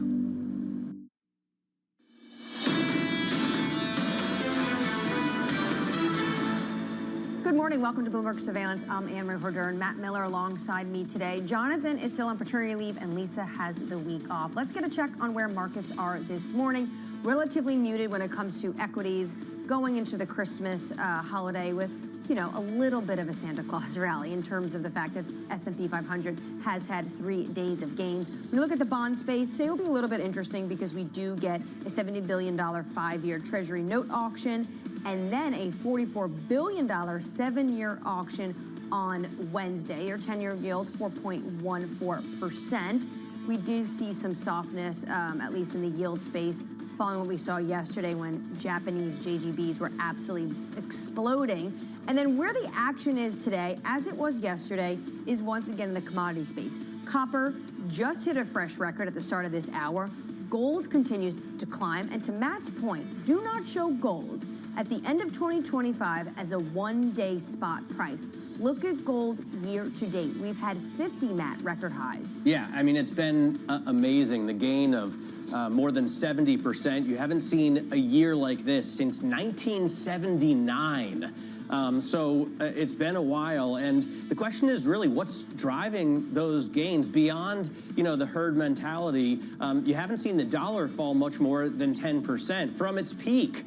So I guess you could argue currency debasement if you're looking at, you know, global currencies, but it's not about the greenback. And it's also the fact that central banks around the world, especially since Russia's invasion of Ukraine, have been looking at diversifying. Instead of going to the dollar, they're going to go to gold. All right, we're 3 hours away from the cash open. We're going to get your morning movers right now with Yahira Anin. Hi, Yahira. Hi, Anne-Marie. Huntington Ingalls emerging as a key winner in President Trump's naval buildup. Just last week, it was chosen to design a new class of small warships for the U.S. Navy, and investors see potential for more upside. That's because President Trump just yesterday touted plans for a new so-called Trump-class fleet of larger vessels. This stock is up more than 85% year to date and another 5% this morning. Meanwhile, moving on to Rocket Labs, those shares are falling 6.2% after a strong rally that saw the stock rise 44% over 3 days after it won its largest ever satellite contract for the U.S. Space Force. Shares are now pulling back after disclosures showed overnight that an insider sold more than $1 million worth of shares. And we end on our big mover to the upside, and that is Novo Nordisk, up 7% as it gains an edge over Eli Lilly in the obesity drug race, with the FDA approving a pill version of its Wegovy drug, giving Novo first mover advantage when it comes to these weight loss treatments taken orally. The pill hits the U.S. market in January, giving it a months-long lead over Eli Lilly. And you won't want to miss this. CEO Mike Dustar will be on surveillance later this morning at 8:15 a.m. Eastern. Looking forward to that conversation with Katie Greifeld and the CEO, as this is a massive move for that company. On our radar this morning, Treasury Secretary Scott Bessent calling into question the Fed's 2% inflation target, saying the complexity of the economy warrants a broader range for inflation than an exact decimal point. What drives me crazy, the economy, the markets are biology.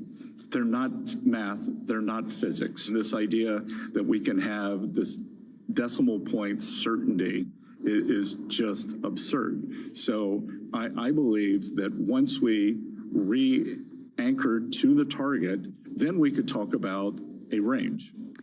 Interesting conversation. He was with the All In podcast. I listened to the entire hour. And when it talks about the inflation range, something that individuals like Mohamed El-Arian has been talking about for years, Bessent made it very clear. You cannot have this discussion. You cannot change the range until you re-anchor inflation back to 2%. Because if you were to change the goalposts at the same time that it's been, 18 months and they can't get it back to 2%, then you're in trouble, because basically you lose all credibility. Yeah, I think, he has a great point, and probably everybody on the Fed would agree with him that there's no chance they can get a decimal point certainty. But they're so far from a decimal point right now. They're still 50% above their target, and they haven't come close for years. So I think most of the market doesn't believe the Fed really wants to get to 2%. No, and tactically, if you're cutting interest rates in that type of environment where inflation is, you've basically accepted that 2 is a new 3%. Something else interesting he talked about, because obviously a lot of speculation on who the president is going to announce when it comes to the new chair of the Fed. He said 2 things. Many have already said they want to shrink the institution. These individuals he's interviewing alongside the president, like Christopher Waller, the two Kevins, Rick Reeder, next week is going to get his term at Mar-a-Lago, also talked about getting rid of the dot plot. So basically a really new look at potentially what this Fed chair could bring. Yeah, I mean, it makes sense, although I'm not sure that the Fed has as much power in terms of its effect on markets and the economy as it once did. Oh, that tie is from J Press. I have that one. You know, because look, over the last year and a half, the Fed's cut 175 basis points from its funds rate. And in the meantime, the 10-year yield is up 50 basis points. There just isn't the same, or the transmission mechanism doesn't work as well as it has in the past. So something needs to change for sure. Absolutely. Matt, never knew your sense of style and the way you could just, spot brands almost immediately. Well, I don't know if it's style. Uncanny. I said J Press. True. Okay. President Trump preparing to direct executives from defense contractors to spend more money on weapons development and less on stock buybacks and bonuses. Trump also unveiling plans for a new class of naval warships dubbed the Trump class in a push to revive U.S. shipbuilding. And Novo Nordisk, as we've talked about all morning, shares are rallying after the company won approval to sell a pill version of its blockbuster weight loss drug Wegovy in the United States. It's normally an injection. A trial saw people taking the pill lose more than 13% of their body weight over 64 weeks. We'll have more of that conversation in the 8 o'clock hour with the CEO. Turning back to the Federal Reserve, Fed Governor Stephen Miron reiterating his call for lower interest rates. Miron joining us yesterday saying the U.S. risks falling into a recession unless the central bank takes more aggressive action. Take a listen. You nodded to the fact that recessions are inevitable. Fed's job is to kind of forestall them as much as they can. Policymakers' jobs are that. I'm very curious, when you look at the labor market in particular, the rise that we've seen in the unemployment rate, that's the kind of rise we've seen customarily before recessions. How do you assess the risk of there being a recession here in the near term when you look at the labor market, for instance? So I don't see a recession in the near term, in part because we are adjusting our policy rate by lowering it, which is appropriate. My view, as I've described, is that a variety of shocks that hit the economy, including changes to the population growth rate due to changes in the border policy, have pushed what we call the neutral rate down, and that policy needs to adjust downward to reflect that downward shift in neutral. If we don't adjust policy down, then I think that we do run risks of rising recessions. I don't think it's too late to prevent that, and so I think it's important that we keep on adjusting our policy rate down. But at the moment, it's not my base case, in part because I think that we ultimately will end up continuing to adjust interest rates down. I want to ask you about the utility of the Miron dissent. So we had the Fed chair asked at that press conference about the increasing kind of fractured nature of the Fed committee. We've talked about quiet dissents as well. What are you achieving, or so what's the reaction been to you dissenting as you have been kind of in the conversation among the committee? Yeah, so look, I mean, there's not really any strategy here. I'm just transparent and say what I think and always have, and that gets me in a lot of trouble. And does it, or is it a constructive? So when you dissent in the way in which you do, is it a constructive dissent? Do you find that others are willing to engage with you and your perspective on inflation, for instance? Yeah, well, my perspective on inflation is look, in my first speech, I talked about inflation a little bit, but I mostly was focused on neutral. My speech last week, I really drew out a lot about my outlook for inflation that was sort of implicit in the first speech and sort of just cursorily treated, and I really drew that out. So my views on inflation haven't been out there fully fleshed out for the committee for so long, and now running into holiday season, but I have found that people are constructive. They want to discuss these things, and I think that's important. And, look, one positive benefit of me potentially dissenting like this is that it introduces a wider variety of views. I think it's really, really important to avoid groupthink. I think if you fall into groupthink, you stop questioning where you could be wrong, and then it just becomes much easier to be a complacent consensus that is in error. I think we've seen that over and over this year, for example, on tariffs. Let's talk potentially about tariffs. The president is pushing for this $2,000 tariff dividend. The Treasury Secretary is talking about these tax refunds start of 2026. Is there a potential that more money in consumers' pockets could goose inflation? Yeah, so there is potential for some of these factors to boost economic growth. With respect to sort of tax refunds, I think that, with respect to tariff refunds, I think we need to sort of wait and see what the policy looks like before getting into analyzing its consequences if there does end up being a policy. With respect to tax refunds that are a result of the already legislated tax bill, the One Big Beautiful Bill Act from last year, those are already baked into the forecast. And they will provide a little bit of demand stimulus, but there's so much other stuff going on as a result of policy in OBBB, in deregulation, in other things that are going on in economic policy that ultimately push out the supply side of the economy too. And my view is that if you push out the demand side while you're putting the brakes on the supply side, you get inflation. If you push out supply and demand at the same time, it doesn't really have an effect on prices. But do you think it was a mistake that when we had under the Biden administration, the American Rescue Plan, Inflation Reduction Act, sending out checks to American consumers? Was that an error? Well, it's not appropriate for for a member of the Federal Reserve to be describing something as an error or not. But I do think that if you hit the gas on demand while you're hitting the brakes on supply at the same time, it will result in higher prices. That is an economic. Would $2,000 checks do a similar reaction as we saw by the other checks during the American Rescue Plan? Well, it depends what's happening on the supply. So two things matter. One is the state of the demand, state of aggregate demand outside of those checks. And if you go back several years, the economy was recovering on its own from COVID, right? COVID was not like, the financial crisis, which had lingering deleveraging effects for a decade plus, which meant that demand was persistently depressed. After COVID, we started getting vaccines, we started getting antivirals, places started opening back up, the economy started returning to normal on its own, and so demand was growing quite healthily, and jobs numbers were beating every month. And so throwing more economic support on top of that wound up sort of pushing an already expanding demand side to expand even further. Right now, you see the unemployment rate is tilting up on its own, right? So demand is in a very different place than it was in 2021, but so is supply, right? And I think that if you're taking policy steps that are going to push out supply, or supply is moving out for reasons other than policy, for instance, AI, which I find difficult to quantify, but a lot of people put a lot of faith in. If supply is moving out for whatever reasons, it can accommodate increasing demand. And so the effect on prices could be very different. How are you thinking about the next meeting? Because it could potentially be your last. Do you plan on dissenting in favor of 50 basis point cut again?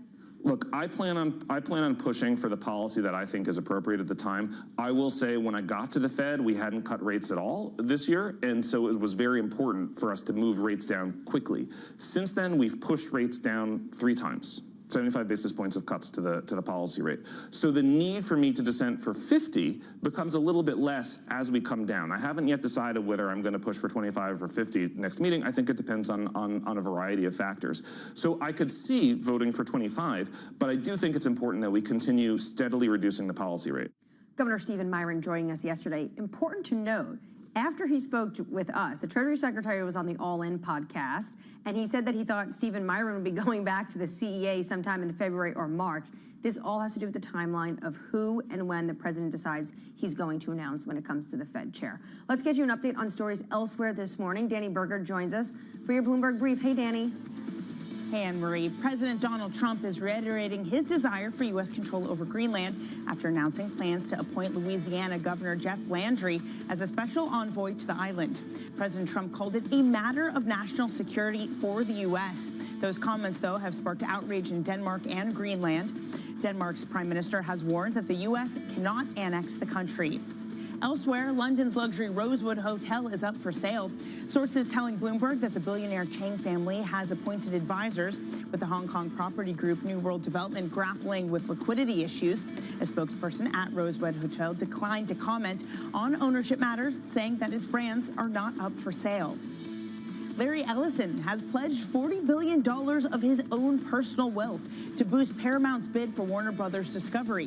The billionaire is aiming to give his son, Paramount CEO David Ellison, the advantage in a fiercely contested takeover battle with Netflix.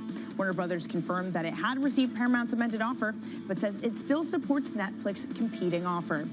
And that's your brief. Anne-Marie? Once again, Danny, thank you so much. Barbarians at the Gate. Sequel is coming. This is what a viewer sent to me yesterday when the news came out. I love this story so much. And Lucas Shaw's coverage incredible from Bloomberg West Coast has been really amazing. I mean, the fact that David Ellison reportedly sent David Zaslav a couple of text messages that Zaslav did not respond to. Because he wanted to go with Netflix. Yeah, absolutely. Totally ghosted. I mean, also because maybe he was offended that Paramount got lawyers involved at a crucial time in the bidding process. I highly recommend everyone read Lucas Shaw's coverage. Yeah, it's incredible. We're going to talk about that a little bit later today as the battle for Warner Brothers continues. Up next, though, aggressive housing reform. You will see this in the new year. I will announce some of the most aggressive housing reform plans in American history. Chen Zhao of Redfin joins us next. You're watching Bloomberg Surveillance.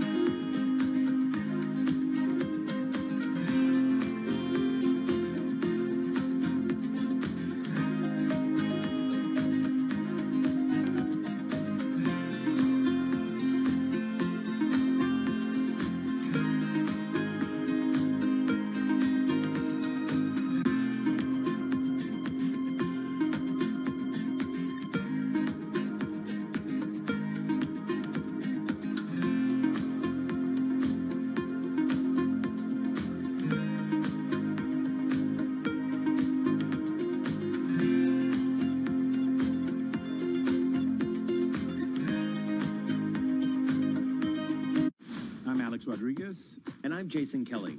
And we're back with another season of The Deal. With athletes and entrepreneurs who are changing the game on and off the field.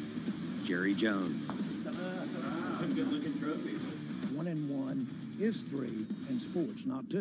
And it's because that 3 is imagination. That 3 is putting yourself in a way, having yourself hit the home run. Erica Ayers-Badon. I'm a high-energy board member. I'm very passionate. I have a lot of opinions. Robin Arzón. I want to light fires in people's lives, and that is still one of my core mandates for all of my businesses. Justin Tuck. I tell all of my friends that play in leagues now, make these relationships now while you're hot. Don't wait till you're like your 12th year in and you're just hanging on. Stay tuned. You won't want to miss it.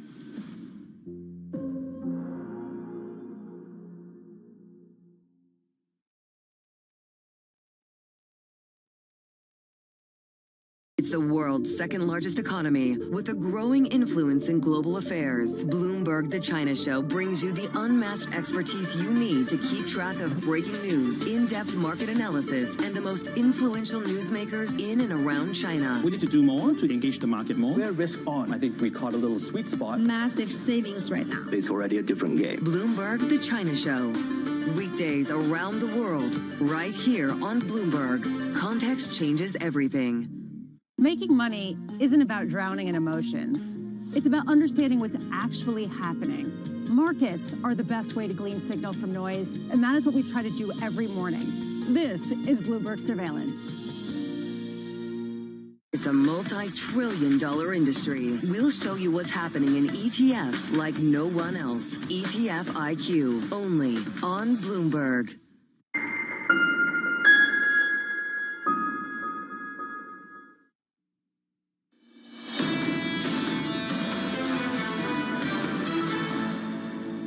Welcome to Bloomberg Surveillance on this shortened holiday Christmas week. The president did announce we're going to get 2 federal holidays before and after Christmas, but the markets are going to be open, so we are still here. Looking at what S&P 500 futures are doing this morning, muted. We did have 3 days of gains and a rally. You do have the 10-year yield a little bit softer today. Of course, this comes off the heels of yesterday. Yields around the world were spiking, especially out of Japan.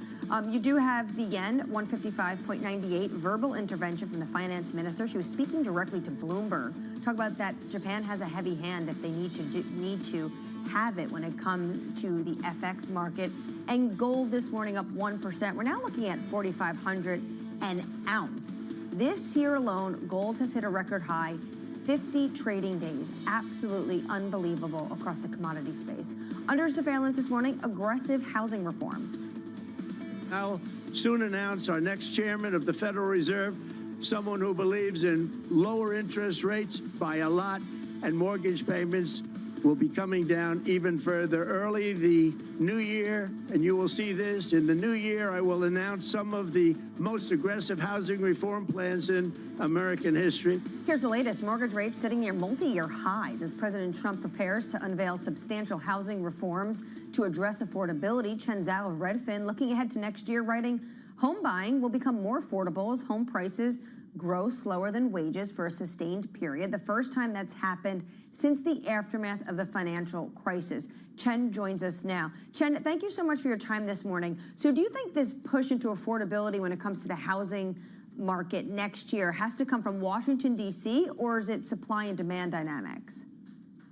Good morning. Thanks so much for having me today. So I do think that the housing market, it is in need of a fix, but I think the market is slowly starting to fix itself. What we see coming up in 2026 is that, mortgage rates will stay pretty elevated, a little bit lower than where they have been the last 3 years, but still stay above 6%.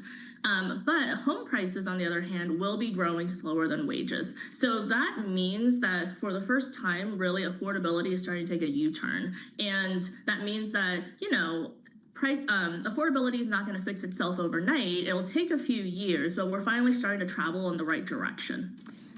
Last month, we did have Bill Pulte, the Federal Housing Finance Agency director, say that the administration is, quote, actively evaluating so-called portable mortgages. Do you think that can help loosen the market?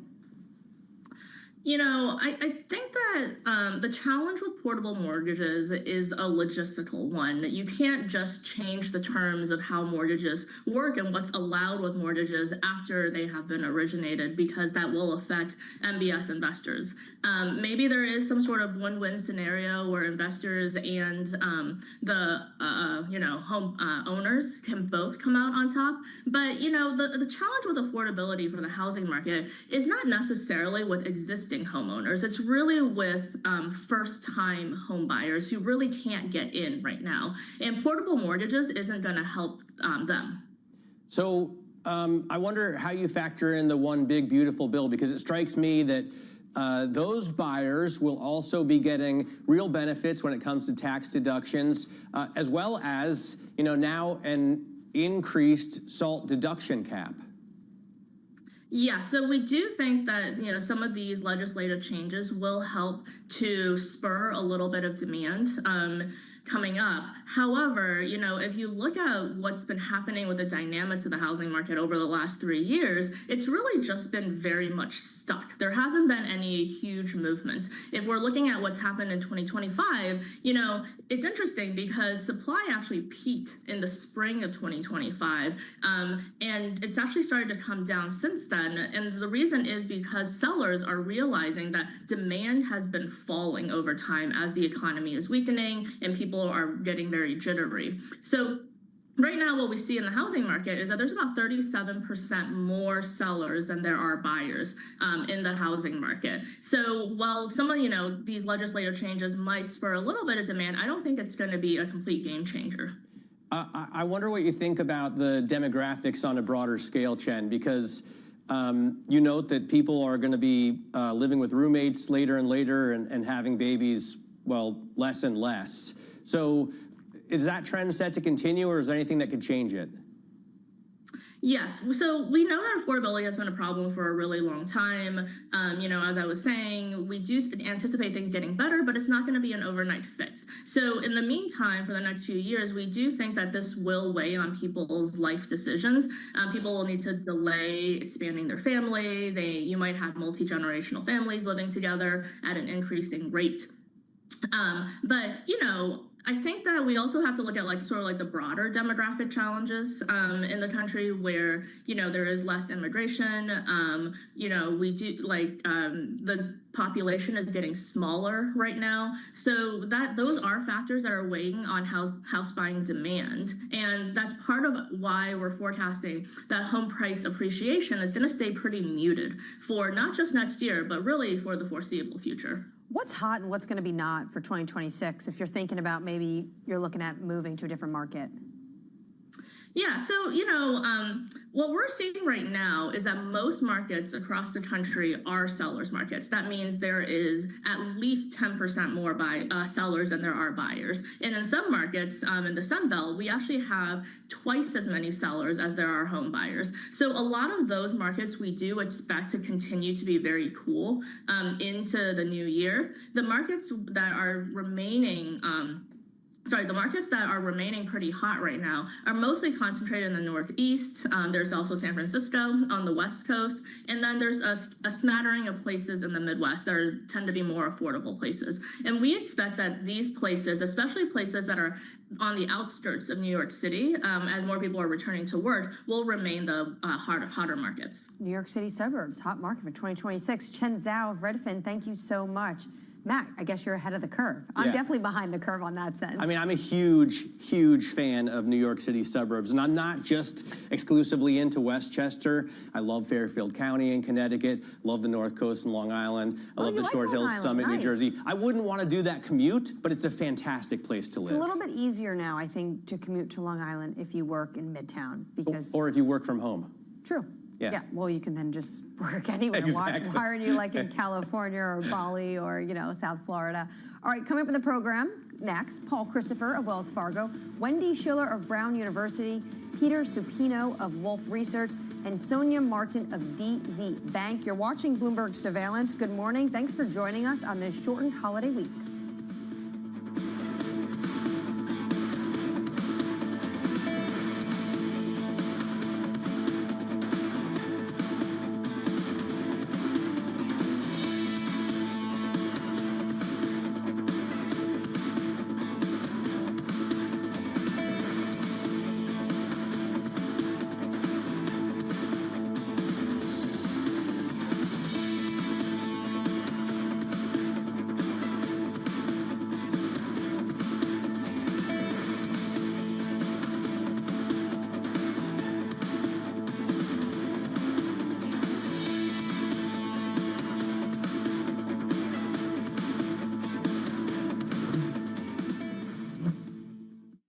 Technology is embedded in every aspect of our lives. And laying the foundation for the future.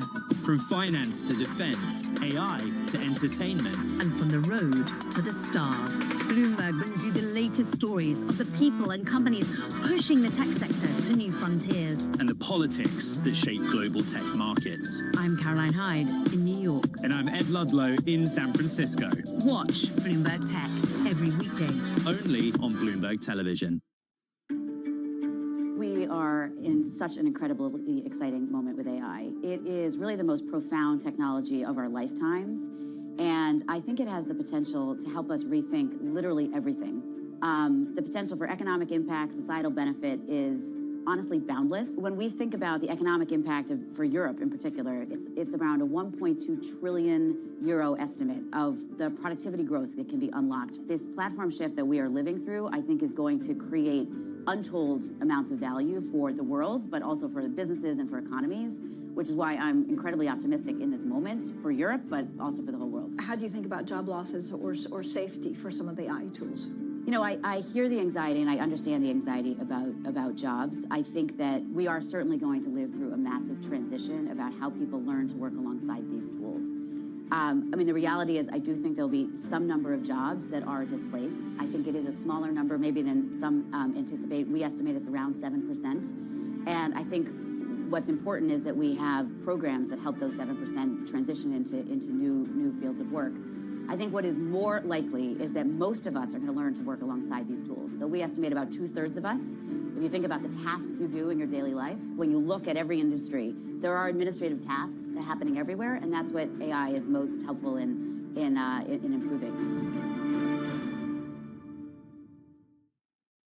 Know how the market day started. Find out how it finishes. Public markets to private markets. From the micro to the macro. Covering retail, entertainment, the business of sports. The supply chains, trade policy, how it all is impacting the U.S. equity market as we drive to the closing bell at 4 p.m. A holistic approach to covering financial markets. If it matters to your life, we're covering it. I'm Katie Greifeld. And I'm Romaine Bostic, and this is The Close. Live every weekday. Only on Bloomberg. Context changes everything. Asia is at the forefront of some of the world's biggest stories. And we're here, where the action starts in Sydney. And in Tokyo, get ahead as the global trading day begins. The Asia Trade, weekdays only on Bloomberg. Key investors, top executives, global innovators. Join me for in-depth conversations with the biggest newsmakers on the day's top stories. The economy has been doing well. That does not tell you what the future is going to be. We are taking a step-by-step approach, a very systematic approach with India. This is a time to put a little more defense into your portfolio. Insight with Haslinda Amin, only on Bloomberg.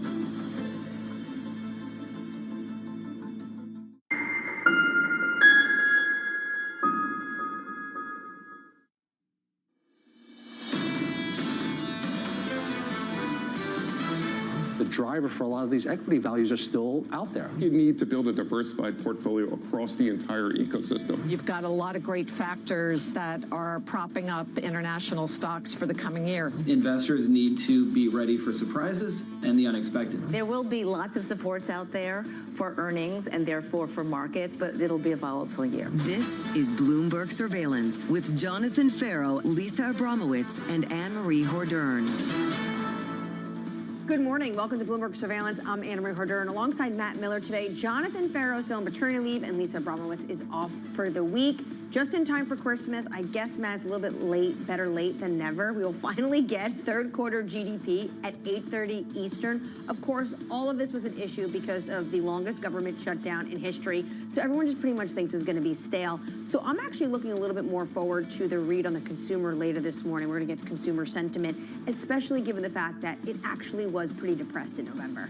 Yeah, absolutely. I think it'll be interesting to see GDP still, though, because it should come down a little bit from the last reading. Remember, 3.8% in the second quarter, and the survey is for 3.3% this quarter. If we have a weaker GDP and lower inflation, that gives the Fed room to cut more, and that's what this market apparently wants to see. The market certainly wants to see the Fed cut more. We had Stephen Myron on yesterday. He doesn't know if he's going for 25 or 50 basis point cut in January. He also wants to look at the data, but more so wants to look at the latest inflation and jobs data. We are going to get a read on the private sector when it comes to ADP report at 8:15. Markets this morning relatively muted on equities as we head into Christmas. As Matt noted earlier to me off camera, we are in the middle of a Santa Claus rally. You see S&P futures barely red. We did have 3 days of gains. All of the action this morning, though, Matt, is in the commodity space. Gold is now looking at a target of 4,500. You have copper on an absolute tear, blowing past 12,000.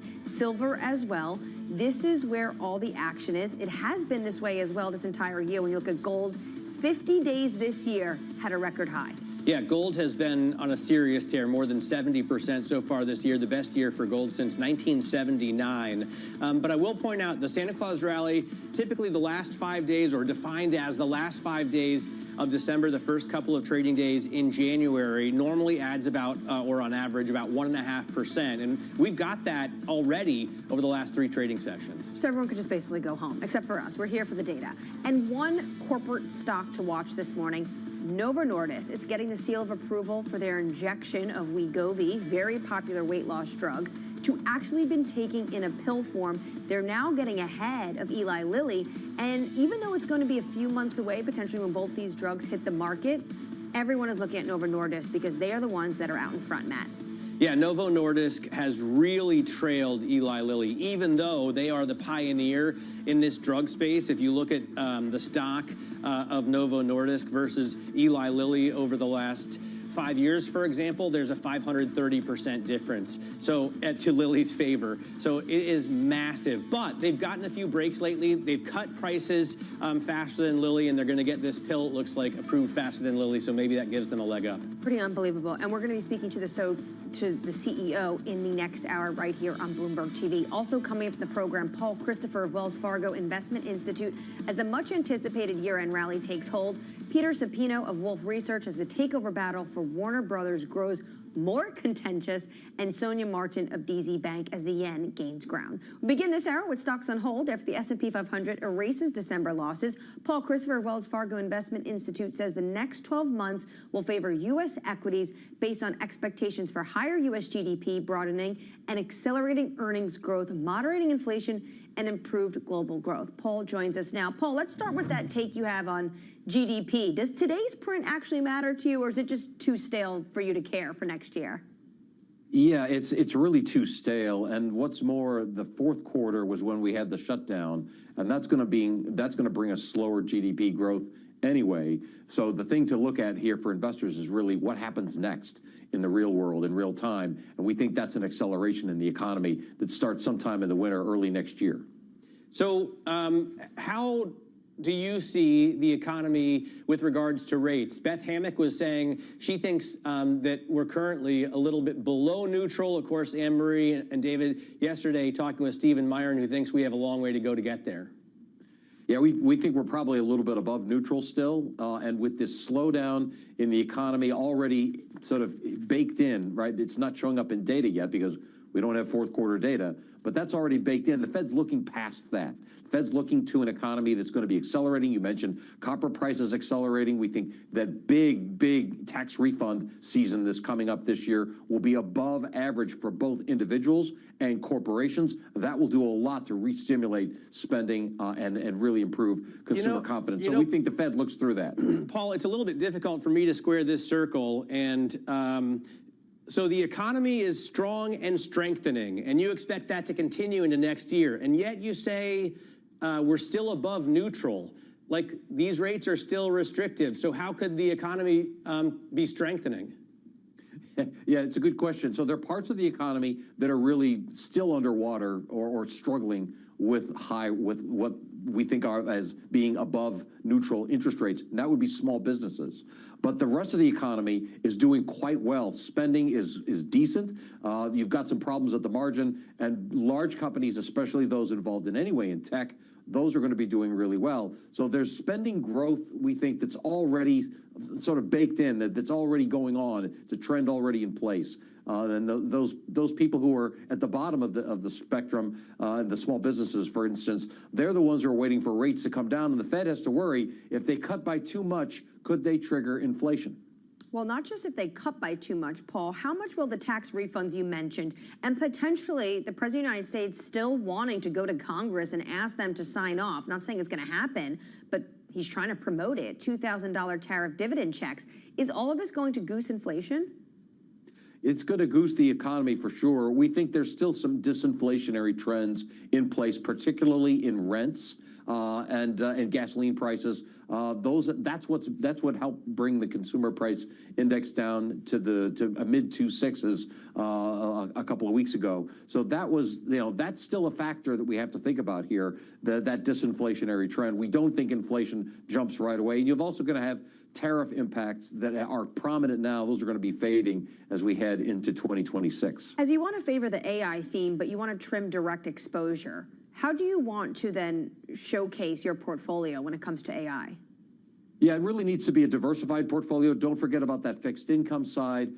We like the 3 to 7 year investment grade maturities there. And on the equity side, we think the way to play AI and other technology trends like industrial automation that we think is going to become more important going forward, that would be to look for sectors that are going to be, let's call them subsidiary trends or ancillary trends like data centers. That one's pretty popular right now. But you go to industrials and you go to utilities and you go maybe even to financials as more companies borrow to have to participate in those trends. That way you're not exposed to the overextensions that have happened in information technology and communication services. Paul, what's the expectation for manufacturing? Are we really going to get manufacturing back in the U.S., especially as we charge so much more for power because we need it for data centers? Is that expected to come back? Because the One Big Beautiful Bill does have a lot of benefits, carrots, if you will, to manufacturers. The way we're looking at it right now is that sort of old-fashioned lunch pail, conveyor belt kind of manufacturing, that probably ends up being nearshored, someplace friendly, Mexico, Latin America perhaps, or Southeast Asia. We're increasingly getting more positive on Southeast Asia and emerging markets generally because of that. But here in the U.S., it might be a new kind of industrialization. I mentioned industrial automation. That's going to be important. Defense spending, that's going to be important. Automation will come in there as well. Pharmaceuticals, another area. Semiconductors. There's going to be a new kind of, or more modern industrialization, we think, that takes place, more tech-oriented here in the U.S. Are you worried then about the labor market? Because as you've got AI taking jobs from coders, and I guess robots taking more and more jobs away from factory workers or Southeast Asians, it doesn't seem like there's a lot left for the U.S. labor force. Yeah, there's going to be a period of adjustment for sure, where there's some people who are losing jobs and then they have to look for something else. But these new areas we think will create new opportunities that we haven't really seen a lot of yet, especially on the pharmaceutical side, the defense side, the industrial automation side. It's going to be very heavy tech, but not necessarily coding. It'll be more along the lines of whatever develops with artificial intelligence. Paul, thanks so much for your time this morning. Merry Christmas to you and your family. Paul Merry Christopher Christmas to all of you. Of Wells Fargo Investment Institute. Interesting point he talked about nearshoring. A huge story for 2026 is going to be that USMCA is up for rebargaining. And I think the president is going to really want to come to that negotiating table with better trading favorability for the United States, because he already was putting tariffs on these countries that we had a trade pact with. Yeah, it'll be interesting to see those negotiations. You know that I focus very closely on the automotive sector. And to me, one of the most fascinating aspects of the current trade situation is that it's cheaper to build a car in South Korea and bring it for sale here in the U.S. because you just have a flat 15% tariff than it is to bring the steel and aluminum and components into the U.S. and build it in Detroit. You know, by a substantial amount. Ford was saying earlier in the year that if you look at head-to-head products, they're losing out by $5,000 to $10,000 versus Japanese or South Korean production. So, and you had a great interview with the Ford CEO about a week ago. Jim Farley, yeah, that was 2 great. days ago. Yeah, it's going to be an interesting conversation when it comes to USMCA. To Matt's point, the auto sector is squarely in the middle. We want to get you an update now on stories elsewhere this morning. Danny Berger joins us with your Bloomberg Brief. Hey, Danny. Hey, Anne-Marie. President Trump says that the U.S. Navy will build a new Trump-class battleship. He says they could build as many as 25 ships. It's part of what they're calling the Golden Fleet. It's a bid to revive U.S. shipbuilding and compete against China, which at the moment makes the majority of the world's ships. America has not built a heavy gun battleship since the 1940s. Elsewhere, Alphabet buying clean energy developer Intersect Power for $4.75 billion in cash plus existing debt. That move is set to help Alphabet expand its data center footprint. Aging U.S. grids are struggling to meet power demand that's booming for the first time in decades, thanks in large part to AI. Saks considering Chapter 11 bankruptcy. Sources telling Bloomberg that it's a last resort as the company has more than $100 million debt payments due at the end of this month. The department store chain is also weighing additional ways to shore up liquidity. That includes raising emergency financing or selling assets. And that's your brief. Anne-Marie. Danny, thanks so much. Danny will be back with us in about 30 minutes' time. Up next in the program, pulling back on buybacks. Next week, I'm going to meet with the defense prime contractors. They spend so much money on buyback. They want to buy back their stock. I don't want them to buy back their stock. I want them to put the money in plant and equipment. Wendy Schiller of Brown University joins us next on that story and a lot more as we look into 2026. You're watching Bloomberg Surveillance.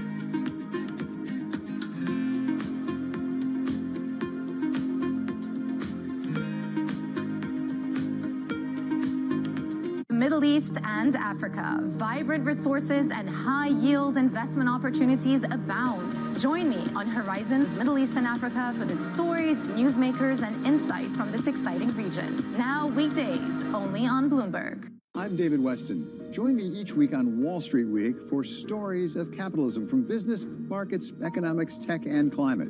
We go on the road for a look at what lies behind the headlines of today and what will likely be the headlines tomorrow. We need more transparency. Oil and gas is still important. They said every citizen should be investing in the market. Accelerate progress in all fields of science. Watch Wall Street Week right here on Bloomberg. More than what you need to know, it's what you need to think about. Key investors, top executives, global innovators. Join me for in-depth conversations with the biggest newsmakers on the day's top stories. Insight with Haslinda Onim, only on Bloomberg.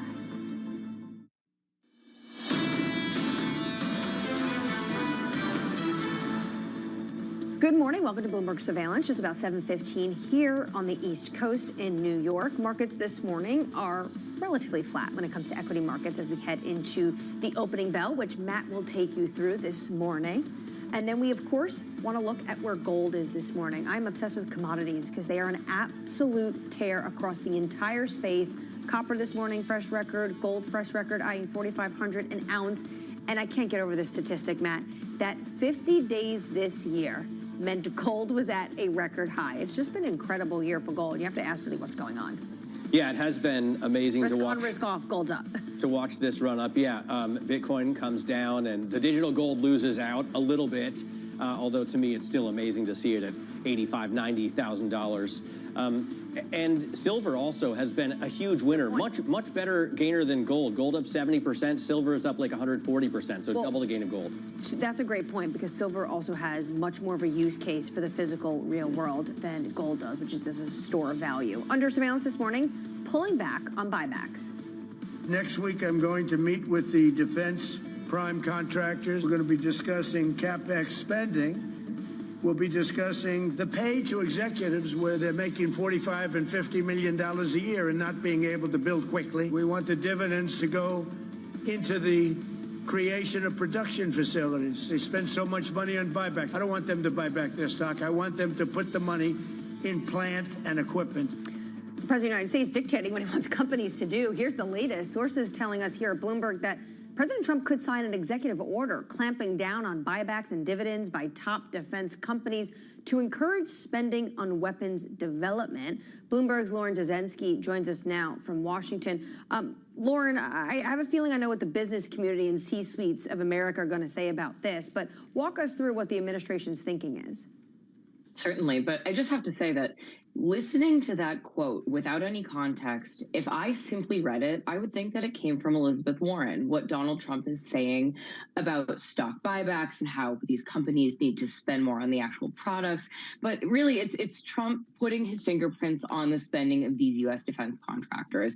And this administration has not been shy about essentially telling companies what they want to see these companies do, and essentially using the tools of the presidency, whether it's executive order or anything else, to push through what it is that Trump wants to see, which in this specific case, it's kind of cutting back on these executive compensation that isn't tied to specific performance levels. You know, it's delivering specific systems, which is what Trump wants to see.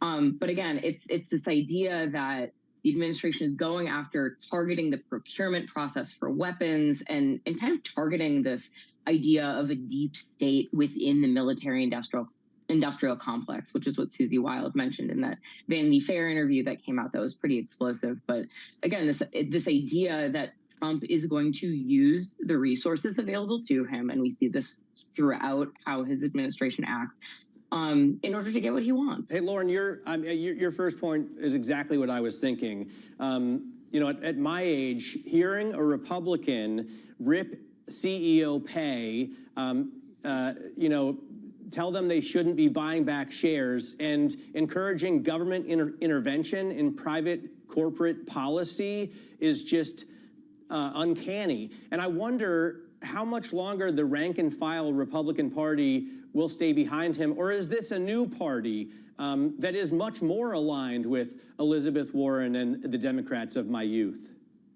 I think Donald Trump would say that this is the Trump-publicans. This is the Trump Republican Party. I think we'll have to see how the rank and file Republicans contend with these types of things that Trump himself is pushing for. I think there's a certain amount of Trump's base that no matter what he does, they will stick with him. But if we're looking at the election results from this past November and in the midterms that are approaching rapidly, Republicans are facing a question of, do they stick with what President Donald Trump is saying, which, sure, if you're going after a core Republican base, there's an argument to be said there. But there are a lot of other voters out there who are not Trump Republicans and perhaps are a bit uncomfortable with the idea of the government telling private companies how to spend their money and how to conduct their own business. Lauren, thanks so much for your time this morning. Bloomberg's Lauren Dozensky. Joining us now to discuss this further is Wendy Schiller of Brown University. And Wendy, before we get to the news at hand, me, Matt, and our team here at Surveillance just want to extend our deepest sympathies to you and everyone at Brown. You have been in our thoughts and in our prayers. Well, thank you so much, Anne-Marie and Matt. It's been a difficult time. We're trying to move forward and feel for the families of the injured and the students who lost their lives. And Brown's a strong community, and Providence is strong. So, Rhode Island, everyone's getting together and trying to really move us forward. We've just joined so many other communities in America that have experienced really similar tragedies. Absolutely horrific tragedy, especially before Christmas. Wendy, when it comes to what we just heard from Lauren, our colleague in Washington, do you think this is just an extension of what Trump plans to sign in this executive order when it comes to buybacks and dividends for companies? This is an extension of the administration's take on state capitalism? Well, I mean, it's following a pattern, right? He's sort of intervened already, right? He wants shares in, tech companies. He wants the government to be a partner. His point is the U.S. government funds so much across the board, spends so much money, everywhere from higher education for technology 30 years ago, 40 years ago, to start developing a lot of what we use today, to defense spending. I mean, honestly, thinking about prior presidents, I think Eisenhower left office and gave a very famous speech on the military-industrial complex, and it's a little bit Eisenhower to say, we spend a lot of money, we pay you a lot of money, we're not interested in you making your share price higher or your company more valuable or for you to make bonus at the end of the year. Give us really good defense equipment. So it's really an interesting take, and I think that, remember for Congress, every single congressional district receives some sort of defense-related spending, every single one. So they can't afford for Trump to turn off that spigot. What's the best paradigm, Wendy, to use right now in order to view this presidency, this economy? If it's no longer a Republican Party that believes in free market capitalism, what is it? Well, I mean, Matt, I think that Trump believes in free market capitalism as long as there is a return that's an actual, visible, objective return, partly that he can either claim credit for or be part of. As we've seen, he's getting involved in Hollywood deals across the, he wants to see productivity. In the end of the day, he is a builder. That is the way that his family made money. That's why he made money. And that's a product you deliver at the end that people can use. And so I think that's where his thinking comes from. But he seems to be, and his administration as well, in a rush now. It seems that they believe they will lose control of the House at the very least in 2026. And they understand what that means for being lame duck. His popularity has stabilized, but it slipped quite a bit from Inauguration Day. He's in the low 40s, high 30s. I think he sees and his people see that the time to act is now. So you're seeing an onslaught now of things that he wants to get done, partly to look presidential, but also because I think they're realizing that substantively things could be so very different this time next year. Do you expect pushback from the Supreme Court? Well, the Supreme Court has to worry about its reputation for independence. I think they think about their legacy. I mean, it takes a lot to get to the Supreme Court. You know the history of all the courts that have come before you. And certainly they want to reassert their legitimacy, not just an appendage of Trump and the Republican Party. So I see some pushback in some areas. We don't know what will happen with birthright citizenship. I think that's a very big decision coming down the pike for them. But there are other ways in which I think they will try to restrain the executive. But Robert's message has always been clear. Congress, you have constitutional power. Use it. Exercise it. We're not going to do that for you. And so far, we haven't really seen that. Do you think, Wendy, just quickly, we will see pushback for once, maybe from corporate America? Anne-Marie, given what the president's just announcing about the defense industry, the executive has grown so powerful overall, across all presidencies in the last 25 years, that there is real fear that Trump will, commiserate with Elizabeth Warren. All of a sudden, he'll wake up and think maybe there should be more regulation. And he knows that he will move ahead with that. Congress usually does it, and they can lobby Congress. But he's using executive orders in ways we just simply haven't seen before. So I think they're still going to stay pretty quiet.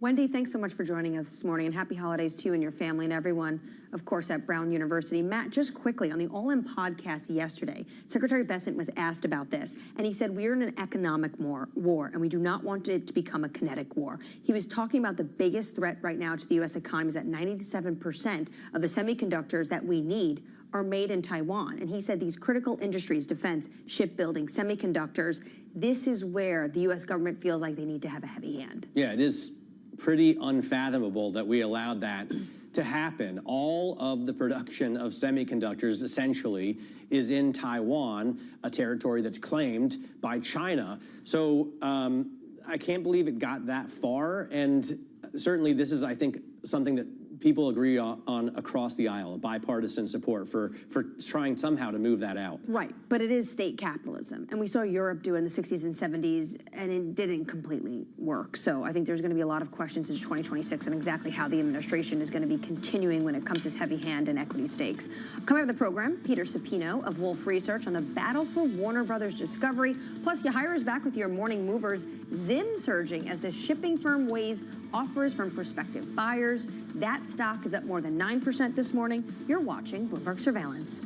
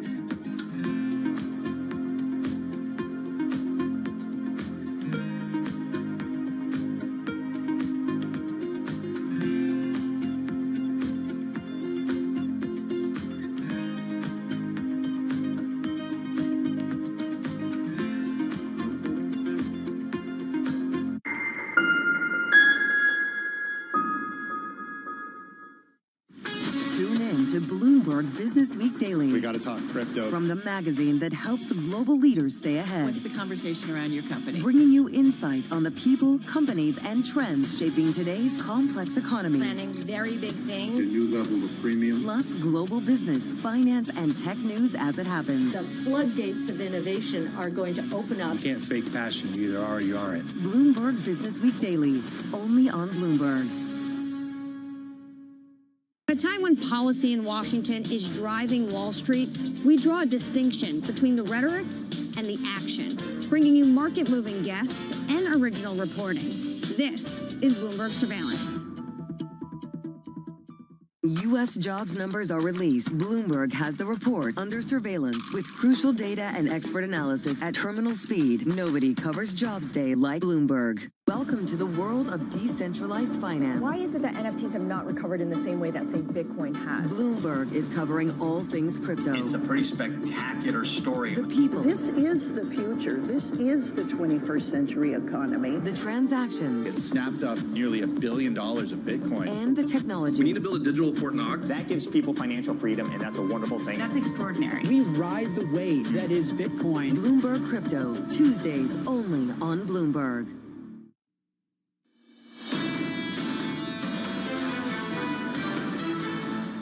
Good morning. Welcome to Bloomberg Surveillance. I'm Anne-Marie Hordern, joined by Matt Miller this morning, waking up early to join me, so I'm not all alone in the studio. John is still on paternity leave, and Lisa has a well-deserved week off. S&P 500 futures today, alongside the rest of the futures market, relatively flat. The Russell 200 is down 0.2%. We have seen, though, a rally into Christmas, the Santa Claus rally. Matt alerts me that based off history, we are in the middle of what would be the normal Santa Claus rally. The S&P 500 just have a 3-day rally. So we are just, fluctuating around all-time highs. Switch up the boards this morning, as Mr. Farrow would say. What we are seeing across the bond space, 10-year yield, 4.14%. We do see a softer bond space after what we saw yesterday out of Japan, when you had the 10-year JGB absolutely exploding up more than 6 basis points. But really, all the action today is in the commodity space, whether it's gold, whether it's silver, whether it's copper, absolute tear. This is gold year to date, and in this year alone for 2025, this would have been your best bet, January 1st, 2025. Go on vacation, put your entire portfolio into gold, because it hit 50 days of record highs. Yeah, absolutely. I mean, even better would be silver, right? Because it's had double the return, 140% year to date. The poor man's gold, right? Exactly. Also easier to buy large portions of. So I think it's been a spectacular rally to watch, and it's still kind of TBD as to what's driven it completely. I know that there's some of it is currency debasement. I know that some of it is central banks around the world stocking up as well. And of course, we are a profligate spender with no guardrails on that. But it still has been, I think, a little bit too much of a rally to justify. And sanctions policy, at least when it comes to gold, you have seen central banks, to your point, buying more. Silver's actually used in the physical world. Copper's a little bit more interesting because a lot of traders are front-running what they think the Trump administration might do, which is a higher trade barrier when it comes to copper. By the way, were you here the day that Mr. T came in? Years ago? Yes, Mr. T. I was interning for another show on this that was being housed at Bloomberg. He was wearing 46 pounds of gold. I have a photo of Mr. T that day. I'll have to look back in the archives. But wow, Matt, you have a great memory. All right, 2 hours away from the cash open. Here's your morning movers with Yahira. Hey, Yahira. Hi, Anne-Marie. We start with a shipping company fielding offers from several suitors to buy the company, and that is Zim's Integrated Shipping. The company just provided an update on the process, saying that it rejected a take-private offer from its CEO and president, saying it lowballed the company. So investors clearly excited about the potential for a bigger deal, which shares up more than 9% in the pre-market. Meanwhile, Novo Nordisk is down 45% year to date, but seeing a pop this morning of nearly 7.5% as it gains an edge over Eli Lilly in the obesity drug race. That's because the FDA has approved a pill version of its Wegovy drug, giving Novo first mover advantage when it comes to these weight loss treatments taken orally. The pill is set to hit U.S. markets in January, giving it a months-long lead over Eli Lilly. Its drug is expected to gain regulatory approval later in March. And we end on Rocket Lab. Those shares are down 5% after a torrid rally that saw its shares run up 44% over 3 days, and that's because it won its largest ever contract, largest ever satellite contract for the U.S. Space Force. We are seeing some weakness today due to a share sale of over $1 million, but the entire sector is taking a breather this morning after it saw a rally due to an executive order from the president last week on space exploration. Anne-Marie? Yahaira, thanks so much for joining us. On our radar this morning, President Trump ramping up pressure against Venezuela's President Nicolas Maduro. He could do whatever he wants. It's all right. Whatever he wants to do. If he wants to do something, if he plays tough, it'll be the last time he's ever able to play tough.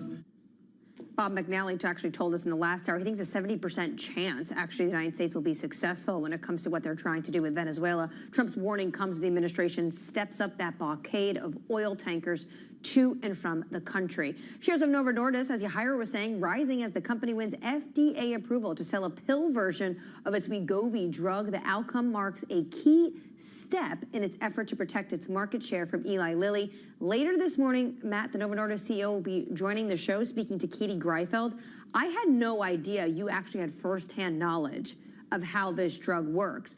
And I can't imagine how, maybe for someone like you, and I'm not sure, tell me if I'm wrong, but maybe for someone that actually is injecting themselves with this drug, is waking up and thinking, wow, come January, I could take a pill. I imagine that's life-changing. Yeah, I will say, maybe it gets a little too personal, but I have always had a terrifying fear of needles. So I was a little bit worried about that aspect when I started. I had a very high body fat count at like 28, 29%. I thought you've always looked great. So I needed to slim healthy. down. I'll tell you what, it didn't hurt and doesn't hurt at all. It's hard to describe as an injection. It's more of a push. However, you have to keep the medicine refrigerated, and transporting it then can be difficult. And of course, it is a little bit more of a task than just swallowing a pill once a week. And some of these companies are looking at pills that you could take once a month, once every quarter. So I think soon enough, it's going to be easier than ever to take GLP-1s, and I think a lot of America needs it. And Eli, well, okay. I think potentially, yeah, we do have a high obesity problem, but like there's other things we can do. 40%. Okay, but there's other things you can do, of course. You there eat are healthy, you can go to the gym, you can that at minimum worked. walk. That hasn't worked, right, for decades, so it's not going to all of a sudden work this year. It'll be interesting to see what the CEO has to say, also how they view Eli Lilly, because their approval is also just around the corner, but, you know, Novo Nordisk is getting this to the gate first advantage. And Warner Brothers reviewing Paramount's beefed up bid after receiving Larry Ellison's $40 billion personal guarantee to backstop the offer. The board, however, not modifying its position, continuing to support Netflix competing bid. Peter Supino of Wolf Research joins us now for more. Peter, I don't know where to start. I cannot wait to watch the movie of how this saga absolutely unfolded. Who do you think is actually going to win out in the end? First, I want to praise you on that transition from obesity drugs to studios beefing up on buying each other. We think Paramount has a slight edge in what is a really tight horse race. These horses are neck and neck. The bids are tricky to compare. They're just $1 apart if you adjust for the various ways you should adjust them. The Warner board seems to be thinking about this like a house sale. Pretend you're selling your house and there are multiple bidders. Price matters, and certainty of getting the money matters, and that's where this process is hung up. So where the money matters, though, if you have Larry Ellison not just backing this by $40 billion, they're also talking about an increased offer when it comes to the regulatory fee if this was to break down. If this doesn't move the board, will anything? So the board, in addition to being worried about price, is also thinking about the condition in which the business would exist if whatever deal they choose doesn't close. Both of these bids face regulatory scrutiny that's hard to forecast. I mean, it's Trump. And the plans for cost reductions inside of these two bids are very different. So Paramount has planned $6 billion of cost reductions, and Netflix has planned $3 billion of cost reductions. And Netflix plan is much more focused on streaming and technology costs, while Paramount's plan is more focused on studio savings. And that's where the Warner board gains comfort from Netflix, because they imagine if this deal were not to close, the studio business would be healthier a year or two in the future. Peter, it does seem like the board doesn't matter as much if you're going directly to shareholders, right? And that's the one element that they didn't move. Paramount didn't move here. I mean, shareholders don't really care that much if there's a 5.8 or a 5.6 or a $5.9 billion breakup fee. Like, give me the money, right? If it's $30 a share, make it 33. If that's not enough, make it 35. Why don't they just raise their offer? We think that they will. And the stock market, the arbitrage market that is currently setting Warner Brothers' price is saying that Paramount or somebody will increase the offer price. In the meantime, though, the Paramount board needed to and did, at least to an extent, address the Warner board's concerns about certainty. And so the updated offer yesterday involved different language about the financial guarantee from the Ellison family, and it also involved different language about revocability, which is an arcane issue that matters to the Warner board. We wonder about the language relating to material adverse changes. The board also changed language about interim operating and financial controls by Paramount. So they're getting into the details of contract language to try to strike the best deal they can, and price probably comes next. It's interesting that they're still trying to appease the board in a hostile takeover. I wonder about the employees. To your point, you know that Paramount wants to cut $6 billion in costs and Netflix only $3 billion. Of course, Netflix is not looking at the entire asset, right? That would be split off, or the cable elements would be split off.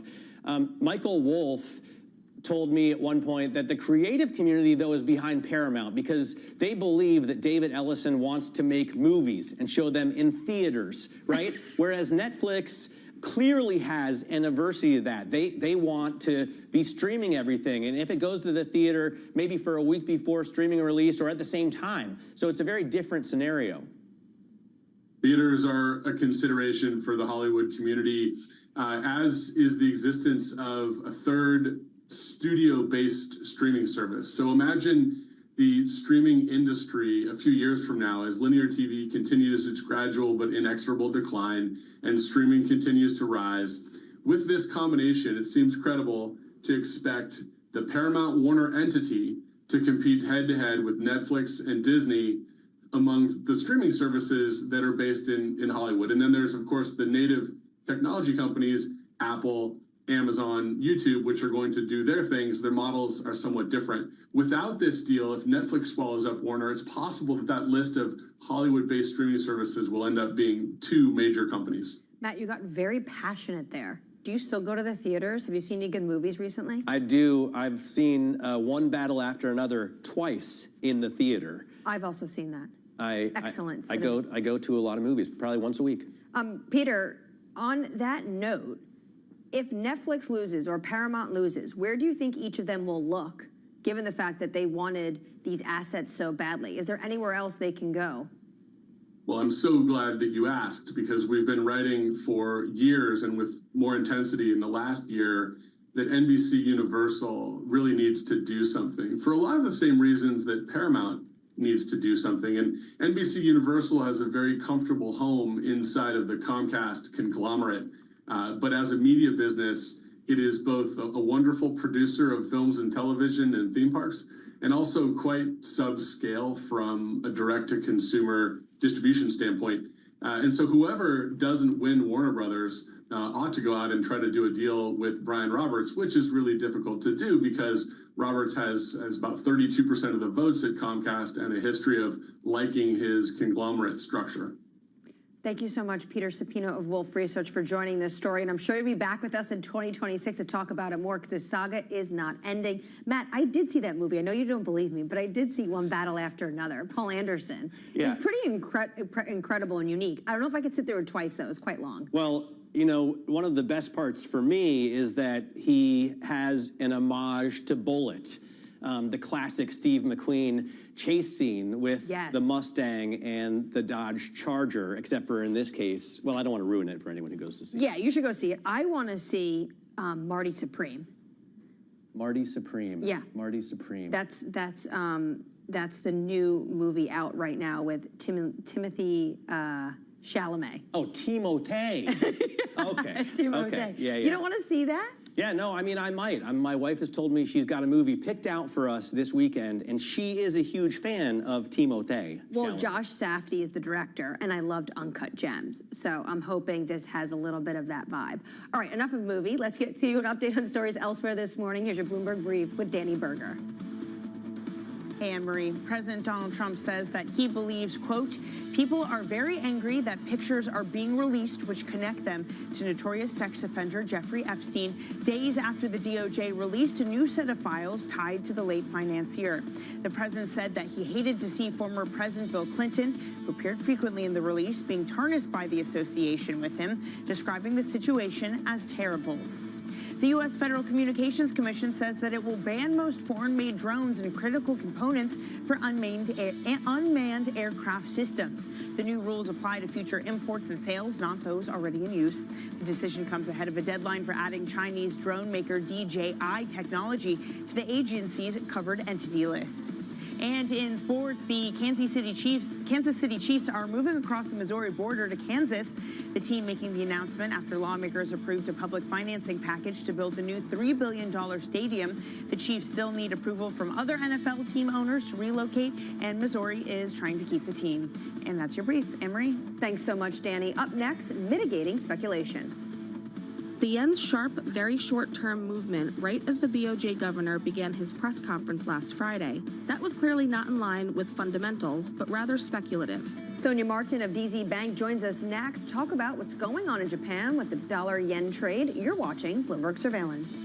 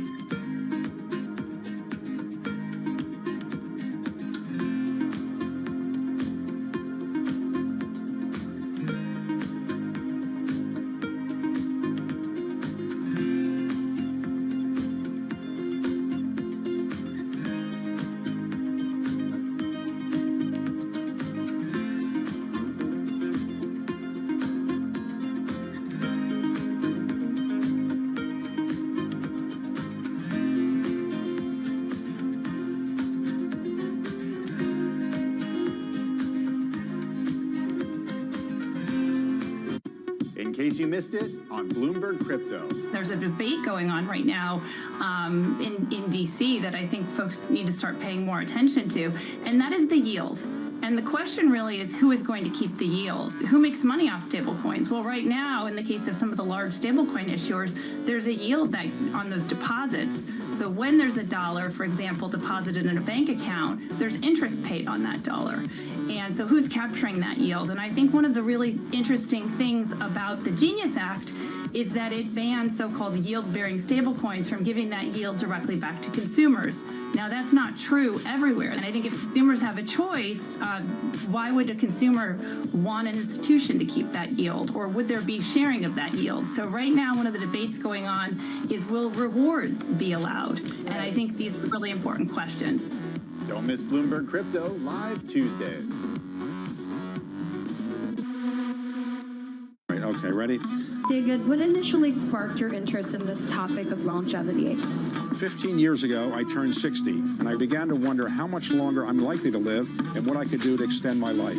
On longevity, I talk with the leading experts in science and medicine to educate people about how they might be able to change their conduct so that they can live a happier and healthier life. I'm David Rubenstein. Join me on a 4-part journey as I explore the great quest for longevity. Only on Bloomberg.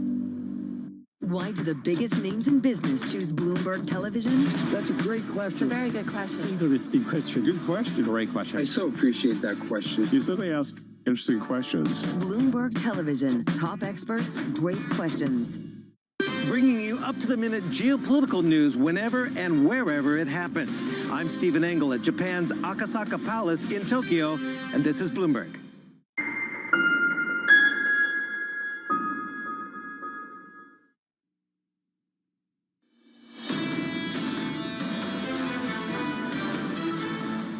Good morning. Under surveillance this morning, mitigating speculation. The The yen's sharp, very short-term movement right as the BOJ governor began his press conference last Friday, that was clearly not in line with fundamentals, but rather speculative. Against such moves, we have made clear that we will take bold action, as stated in the Japan-U.S. Finance Minister's joint statement. Here's the latest. Japan issuing its strongest yen intervention, warning in an effort to mitigate sharp declines in the currency. Sonia Martin of DZ Bank writing, dollar yens remains a bit of a mystery. That currency pair should be falling, and I suspect Japan's finance ministry isn't wrong when it's saying that there is a strong speculative element in the unmoved. Sonia, thanks so much for joining us this morning. We had this interview with the finance chief talking about they're willing to take this heavy hand. It is a lot of verbal intervention. What do you think is going on with the currency pair? Well, I mean, definitely dollar yen has been one of the currency pairs this year that has puzzled investors exceedingly. Obviously, we've had some significant swings in this currency pair in particular, and generate much weaker yen as a result, predominantly of the fact that markets just aren't really buying into the whole monetary policy shift by the BOJ. I mean, investors are convinced the BOJ will hike rates, and obviously that's what they're doing. But the problem is that the BOJ has a tendency to coat its rate hikes with very dovish language.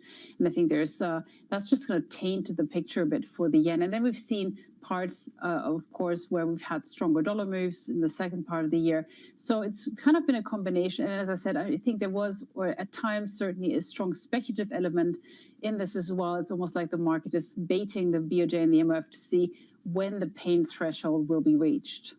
What is the picture of the dollar right now, Sonia? Because if I type WCRS into my terminal and look at a 1 year or a year-to-date chart, every single currency outperforms the U.S. dollar among the majors, with the exception of the South Korean won. But if I put in a 6-month time period or a half year, then the dollar does much better. So how does it look to you?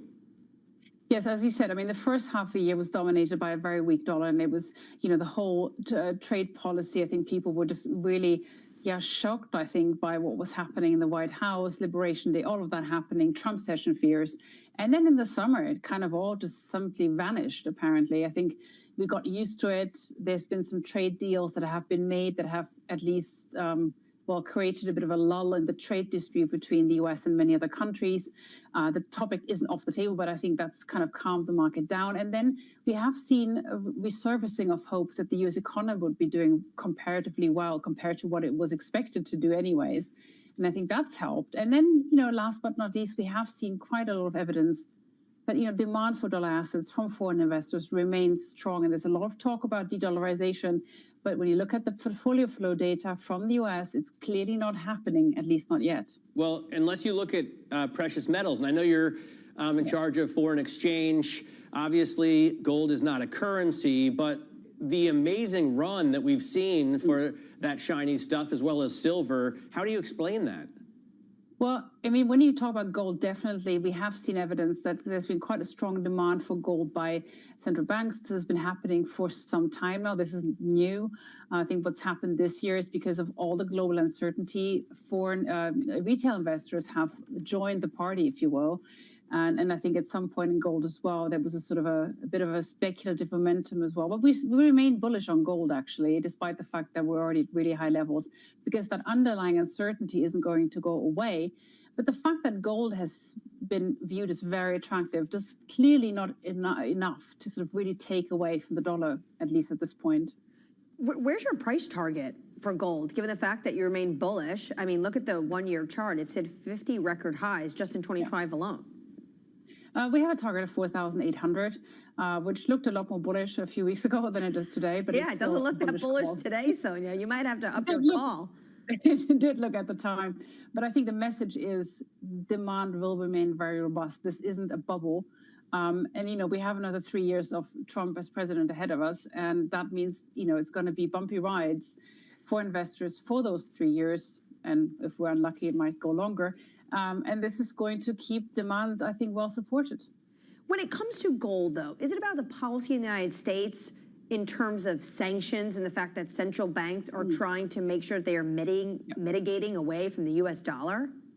Yeah, I mean, I think for the central banks, that's been a factor that's been driving at least partially their demand. I think the sanctions against Russia the whole debate that we've been having recently about what's going to happen to this Russian money and who's going to get it and who gets to keep it, that has certainly intensified those concerns for some countries. So I think that is definitely one factor playing into this for the central banks, yes. Euro strength, at least against the dollar over the past couple of months, has been notable. Is that just a weak dollar, or do you think it's really euro strength?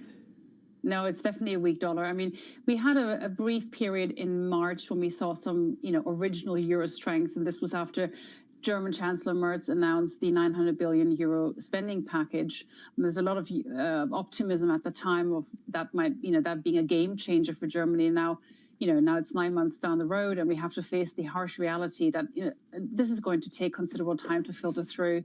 That unfortunately, maybe we may not be able to really invest this money in ways that are going to produce longer term growth. So I think that optimism has waned. So I think when you look at purely the euro side, I would say at levels where we are right now, it's actually looking to me a little bit expensive. What do you expect from the European Union in terms of growth? I mean, corporate profits were nil this year, but we see forecasts for gains in 26. Yes, there is definitely somewhat, well, I'm not going to say upbeat, but when you look at the growth forecast for the next year, it's definitely more than this year. Germany, we have a growth forecast of 1%, which, isn't much, but it's definitely more than we had this year. This comes from fiscal spending. Obviously, particularly in Germany, we have a lot of money going down the pipeline in the coming year. We have a front-loading effect, so 50 billion will be spent next year alone. That's going to make a difference to growth. I think there's going to be some momentum, but I think at the same time, we have to be careful because I think the multiplier effects of this might not be as high. So when you look at 2027, the picture's already dampened a bit again. So there's a little bit of cautious optimism for next year, but it's not exactly euphoria. Sonia, thanks so much for your time this morning. Merry Christmas to you and your family. Sonia Martin of DZ Bank. Coming up in the next hour of the program, Mona Mahajan of Edward James, Vincent Reinhardt of BNY, Dan Skelly of Morgan Stanley Wealth Management, and the Novo Nordisk CEO, Matt. That is going to be a conversation with Katie Greifeld you do not want to miss. I'm absolutely looking forward to it. I mean, they're coming out with a pill, and the question is, can that speed adoption of this medicine? And what does this mean for Eli Lilly, which today is down in pre-market shading? All right, all that coming up next. This is Bloomberg Surveillance.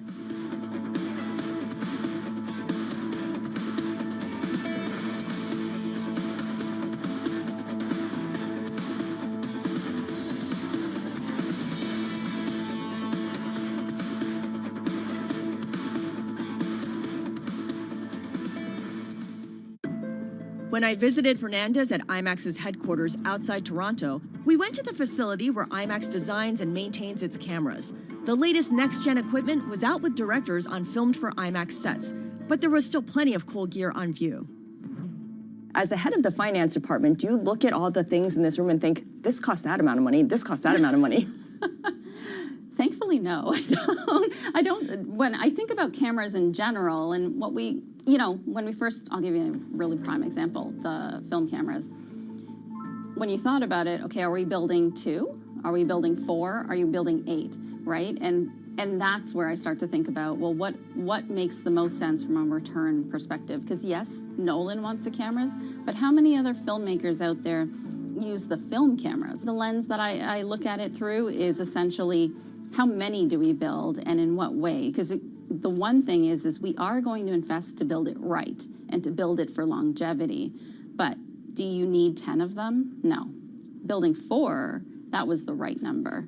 And do we potentially want to build a couple more? Maybe a couple more, but I don't think we need 10 because they won't always be in use all the time. I imagine that at different points you need to tell people no.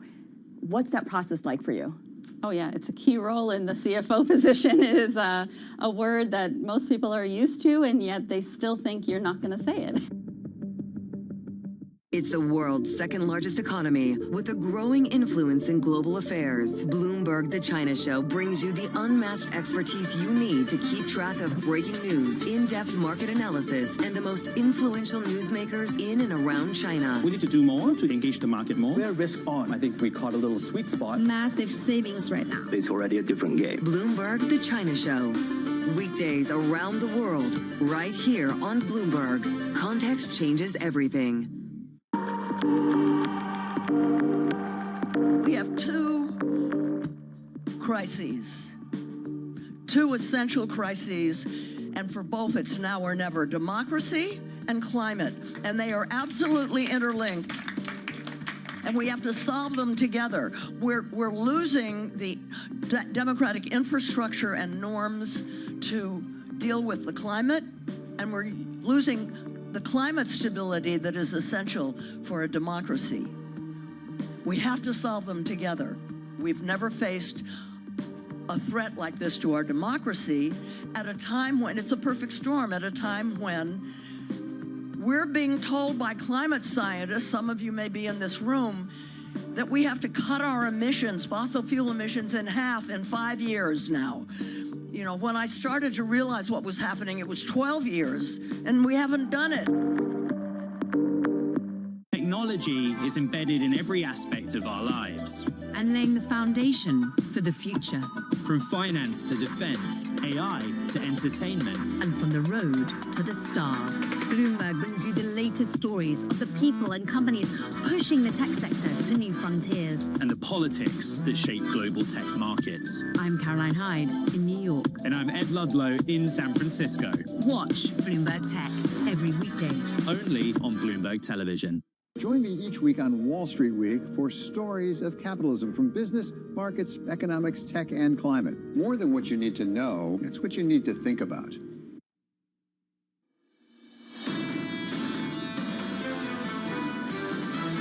The driver for a lot of these equity values are still out there. You need to build a diversified portfolio across the entire ecosystem. You've got a lot of great factors that are propping up international stocks for the coming year. Investors need to be ready for surprises and the unexpected. There will be lots of supports out there for earnings and therefore for markets, but it'll be a volatile year. This is Bloomberg Surveillance with Jonathan Farrow, Lisa Abramowitz, and Anne-Marie Hordern.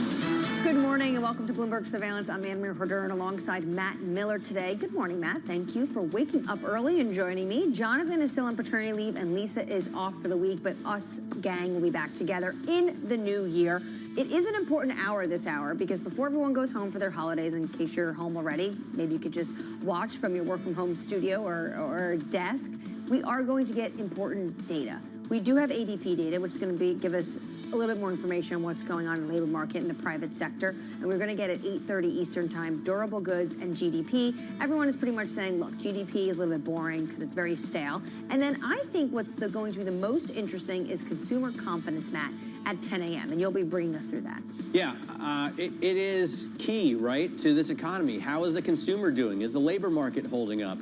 Is the rate too high, as Stephen Myron, whom you had on yesterday, would probably tell you. But the thing is, GDP looks like it's going to come in at 3.3%, and it was 3.8% in the last quarter, and the fourth quarter doesn't feel too slow either. With the exception of the government shutdown, everything looks like it's on track. We're firing on all cylinders. But how difficult is it if the big part of GDP is just investment and spending on AI when there's a massive debate in this market and it still persists into 2026, whether or not we're in a bubble? That's an incredibly good point. And does that massive capex, does that huge spend on AI data centers crowd out everything else and cause inflation? Because as you also point out, we're going to get a lot of tax rebates. The president wants to send $2,000 checks to not everyone, but to a lot of this country. And electricity prices, power prices, with the exception of gas, just going up. And that has been a huge issue politically in Washington. It was a huge issue for the elections we had in Virginia and in New Jersey, and it's going to be a massive issue for the midterm elections that obviously for 2026, that is what I am going to be very focused on. Top corporate story this morning I want to bring your attention to, Novo Nordisk. Matt and I have been talking about it all morning. Shares are skyrocketing this morning, up more than 8%. But Matt has been making a very good point all morning. The fact of the matter is, Novo Nordisk has had a really tough year when you compare it to Eli Lilly, but they are getting ahead of Eli Lilly right now when it comes to something very important, and that's being able to take Wegovy as a pill instead of as an injection. Yeah, I think it's interesting to watch. I've been following this back and forth very closely because a lot of Americans, a lot of people around the world are having to choose between Zepbound and Wegovy, right? And for a while, CVS had discouraged the use of Eli Lilly's Zepbound and push people towards Wegovy. Also, Novo Nordisk got a head start in terms of the price cuts on Wegovy, and now Novo Nordisk looks like it's going to get a head start in terms of the pill as well. However, the tirzepatide, Eli Lilly's drug, is so much more popular, and it looks like they're gaining so much market share that Eli Lilly's stock has outperformed Novo Nordisk by 530% over the past 5 years. Novo's stock has just been tanking since the middle of 2024. This is why this is so important, this seal of approval before Eli Lilly for Novo Nordisk, because they can get their pill potentially to market as soon as January, which is next week. All right, broad markets, let's take a look at what's going on. You basically have S&P 500 futures muted. We did have 3 days of a rally and gains, though. As Matt tells me, historically, we are in the middle of the Santa Claus rally. We just had a big discussion on what's going on with the yen. It's a little bit mysterious for some individuals, but the finance chief over in Japan sat down with Bloomberg and said they are ready and willing to use a heavy hand when it comes to intervention in this market. And as we've been talking about all morning, all the actions in the commodity space, gold is up 1%. That's nothing, though, when you look at the year-to-date chart of gold hitting a record high for 50 days out of the year. Copper, silver, the entire commodity complex pushing higher into the new year. Coming up in the program, Mona Mahajan of Edward Jones as stocks look to end the year on a high note. The Novo Nordisk CEO as the company wins FDA approval for weight loss pill. Katie Greifeld bringing you that interview. And Vincent Reithart of BNY Investment as the last set of major economic data trickles in today. We begin this hour with stocks on pause after closing near record highs. Mona Mahajan of Edward Jones with a constructive outlook for next year, writing, elevated tech valuations, improving liquidity, and better earnings momentum across cyclicals, mid-caps, and international equities support a potential rotation. Mona joins us now. Mona, what gives you the confidence that we're actually going to see a real rotation when it comes to equities? Because we have been here before. We have seen a lot of false starts.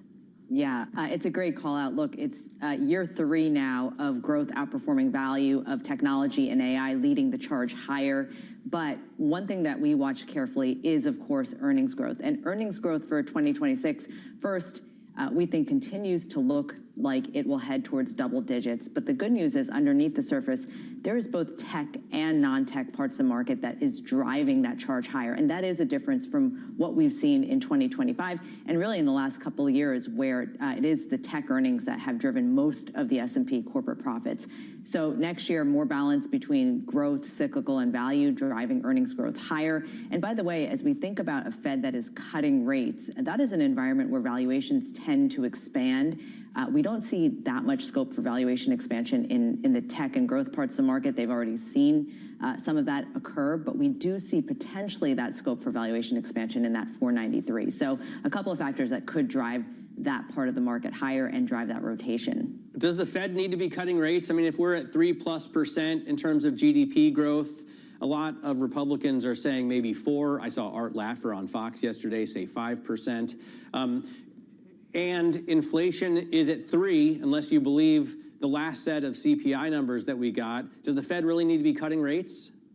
Yeah, you know, look, we don't think that's a prerequisite for the markets to continue to perform well here. We know that, in fact, the economy has grown when the Fed was at 4.25%, 5%. We have not seen, you know, some of those recessionary conditions over the last couple of years that many economists had been calling for. So as we look towards 2026, where the Fed has brought rates down to under 4% now, we think the base case and what markets are pricing, which is 1 or 2 more potential rate cuts, is a reasonable kind of base case scenario for 2026. If you think inflation kind of ends in this 2.5% range or lands there, typically the Fed likes to bring Fed funds rate about 75 to 100 basis points above that level. So kind of 3.5% seems like a fair value for the Fed funds rate. By the way, Mona, we've seen, I think, 175 basis points of rate cuts since September of 24. And in that time, the 10-year yield is up like 50 or 60 basis points. And Torsten Slok from Apollo out with a note today showing that we have German yields rising, Japanese yields rising, really highlighting the concern that a lot of people share. Global yields are going to continue to pull U.S. longer-term yields up. Does that worry you as well? Yeah, look, our outlook for 2026 calls for a 10-year that stays in this 4 to 4.5% range. We think, the long end of the yield curve will be driven by, one, better economic fundamentals in the U.S., but two, global markets, as you noted, are also expected to see a real meaningful pickup in earnings growth next year as well. So there are global factors that are driving the U.S. yield higher. Now, keep in mind, 4.5%. If you look over a 15-year horizon, this is still towards the high end of a 10-year yield versus that history. And for investors that are in retirement, near retirement, or just looking for income, we're still looking at a pretty attractive value from an investment grade type bond market where you are getting 4% yield is close to, that 6-7% all-in income that you'd like to see. And by the way, above the rate of inflation as well. So we think balanced portfolios make a lot of sense heading into 2026. When it comes to inflation, the debate isn't over, as you mentioned in your notes. What do you make of what we've heard recently from Beth Hammack saying that she wants to maintain policy right now, and she's going to be a voting member next year, maintain policy right now because she is concerned about inflation? Yeah, I think generally what we're seeing is two parts of inflation, as we know, the goods inflation and the services inflation. And the goods basket of CPI is about a third of the basket. And we think there is potential for upward pressure, especially in that first half of the year, as some of those tariff rates continue to flow through to the end markets and the end consumer and consumer prices.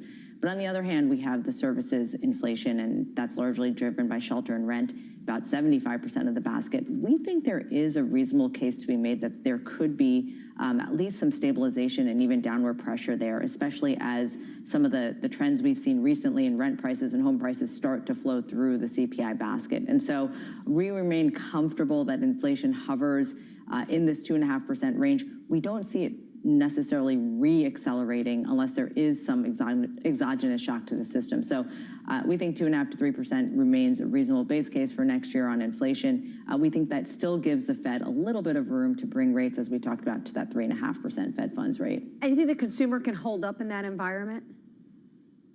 Yeah, we think the consumer has held up in an environment even more severe than that over the last year or two. And as rates move lower, that should be supportive of course, consumer borrowing costs and corporate borrowing costs, especially on the short end of the curve.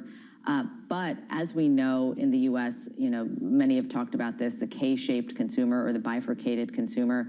And we know that low and middle income consumer is still perhaps struggling a bit to keep up after years of elevated inflation. But in the U.S., it is really the middle and upper income consumer that drive economic growth.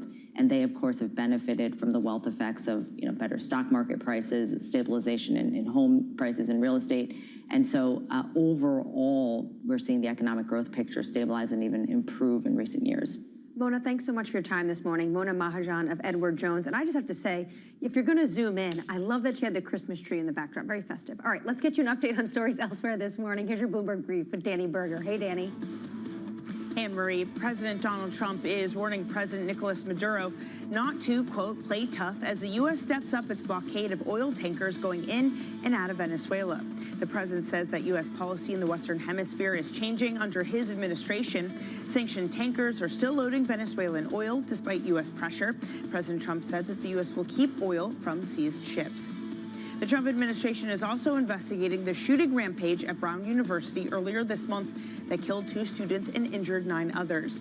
Education Secretary Linda McMahon says that reporting in the wake of the incident shows that Brown's surveillance and security systems may not have met adequate standards, allowing the suspect to escape. Senator Ted Cruz is considering running for president in 2028. Cruz is positioning himself as a voice for more traditional hawkish Republican foreign policy and warning against anti-Semitism in the party. A potential Cruz run would put him on course to collide with Vice President J.D. Vance, who is seen as a loyal lieutenant to Trump and leads early polls for the 2028 Republican nomination. And that's your brief. Anne-Marie. Early days. It might be a very crowded field on both sides. All right, up next in the program, a conversation you don't want to miss. Novo Nordisk president and CEO is joining us as Wegovy lands a major win, getting approval for its obesity drug. CEO will be sitting down with Katie Greifeld, and that's coming up next. You're watching Bloomberg Surveillance.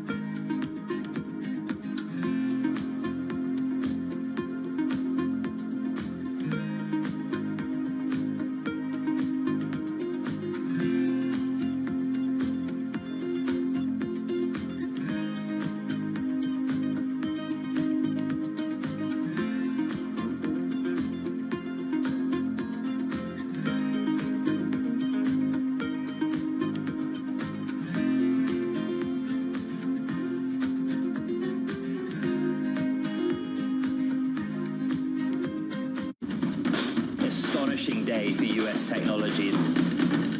Shaping the region's technology ecosystem. Asia's biggest tech news and innovation. Know how the market day started. Find out how it finishes. Public markets to private markets. From the micro to the macro. Covering retail, entertainment, the business of sports. The supply chains, trade policy, how it all is impacting the U.S. equity market as we drive to the closing bell at 4 p.m. A holistic approach to covering financial markets. If it matters to your life, we're covering it. I'm Katie Greifeld. And I'm Romaine Bostic, and this is The Close. Live every weekday. Only on Bloomberg. Context changes everything. From the world of politics to the world of business, Joe Matthew and Kaylee Lines deliver news, insight, and analysis live 2 times a day, every trading day. Balance of Power at 1 and 5 Eastern, only on Bloomberg.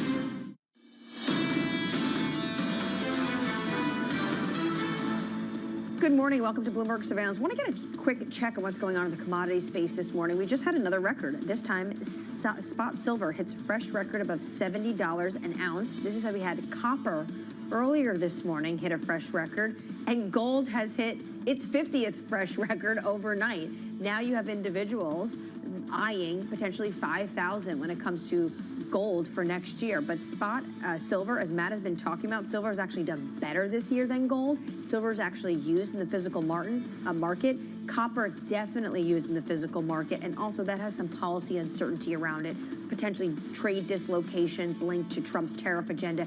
He might want to up the ante when it comes to copper coming into the United States. Now, for our top corporate story of the morning, Novo Nordisk shares rising in pre-market trading. This after the drug maker wins approval to sell a pill version of its blockbuster obesity drug, Wegovy. Joining us now with a special guest, Katie Greifeld. Hey, Katie. Hey, Anne-Marie.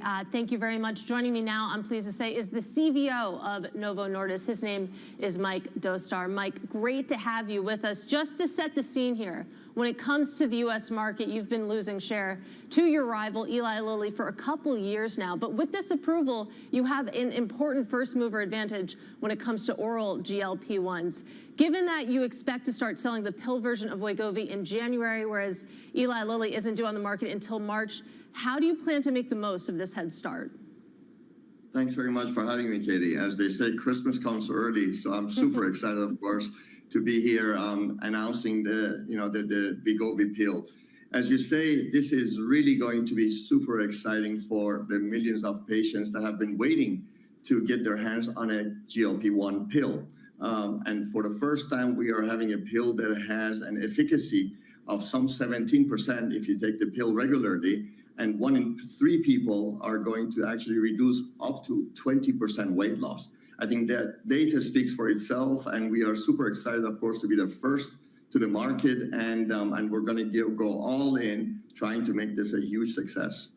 Well, moving forward, I mean, beyond just these first few months, after Eli Lilly does have their pill on the market, how do you plan to compete? What is your strategy there, given my understanding is that there's likely going to be no restrictions when it comes to food, when it comes to drinks, around Lilly's version?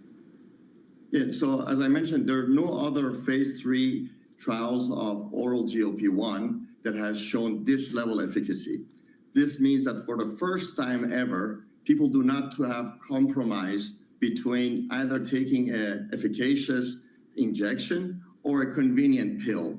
For the first time ever, you have the same efficacy of 17% in injection or a pill. You can take it on a daily basis as a pill or a weekly injection. And that, I think, is the key selling points with Wegovy pill. We also have more than 10 years of course, experience with regards to safety data and what have you. That's why it's called the Wegovy pill, which means that this pill is not only going to reduce your weight, it also has protection for your cardiovascular systems. So this is a phenomenal pill, second to none, I would say, and we are very ready to compete with it. Let's talk about how you're going to sell it. Through what channels will you sell this Wegovy pill, and will all of those channels be available at launch? The quick answer is yes. We're going all in. We're, of course, going to sell this through our own websites, NovoCare Pharmacy, as well as all of our partners, be it Ro, LifeMD, Costco, Weight Watchers. Everyone that you can imagine is going to start launching this At the same time, on the day of the launch, Trump RX, of course, will be coming up soon as well as, of course, the traditional channels that usually medicine is procured in U.S. Well, to that point that, it's going to be widely available, let's talk about supply. I know that you've already started production. How confident are you that you're going to be able to, meet all of that demand at launch, given, of course, the supply challenges that you've been through in the past? Let me take you back, 10 years ago, when we started the journey of putting a peptide into a pill, no one thought scientifically that is possible. You have to remind your audience that pills are usually chemical entities, small molecules, and not proteins and peptides. And often they have lower efficacy because of that. When we decided to actually go this route, everyone thought scientifically this is impossible. Then after that, when we proved them wrong, people thought that we cannot scale that because this is quite difficult to do, again, because it's large molecule inside a pill. Again, we have shown confidence that we are able to scale this more than enough for every single person who would want to take the pill, and we're ready for that. And then, of course, lastly, people are writing us off that, this would not be possible at an affordable price. And I'm also very happy to say, once again, we are proving all of these skeptics wrong. So I'm super excited that we have something that is borderline miracle, in my own humble opinion, a peptide in a pill with a high efficacy, produced at scale, and we're going to actually sell it through all channels at relatively affordable price. I'm curious how you see this market evolving, whether you think that, having this pill version available will expand the total addressable market, the total number of patients that you can reach, or whether or not it might cannibalize the injectables that you're already serving. In my own family and circle of friends, there are a number of people that have been very attracted in taking a GLP-1 product and reducing weight. Unfortunately, they have not, taken that journey because they've been either afraid of injections or there's the taboo of injection. I think a lot of these people today will be able to find Wegovy pill incredibly interesting as a way, again, to come in, get the same efficacy as your injection, but in a form factor of a pill. So in short, I think the market will expand quite a bit, actually, for many of these people that have just been waiting and seeing the injectable versions of these GLP-1 products taking the world by storm.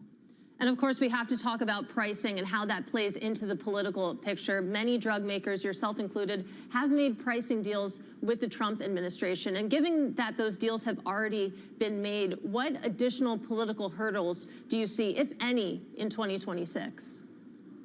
Well, again, the whole negotiation with the Trump's administration has been around providing access at an affordable price. And we have announced that we will start the starting dose of the Wegovy pill at $149, which I think is a very affordable price for many Americans to get interested at. And I will say that as we go forward, of course, we will very much like to continue expanding the market, and we will make sure that the price levels are in a way that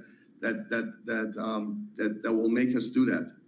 And Mike, before I let you go, I have to ask you about M&A. Of course, you had that high-profile bidding war with Pfizer over Metsera. Pfizer ultimately came out on top. But with that in the background, are you still looking to pursue deals here to help fill out your pipeline, so to speak? Absolutely. We have made it very clear that we would like to sustain our leadership in diabetes and obesity and go very deep. We have a fantastic pipeline in both of those therapy areas, but the world is very large. We are dealing with some close to 2 billion people that are suffering from diabetes, obesity, and overweight. And when you're having an ambition to actually capture as many patients as possible from this very large pool, then you will continue looking not just in your own research shop, but everywhere else to see how complementary-wise you could actually have the best pipeline available and the best offering amongst all your competitors.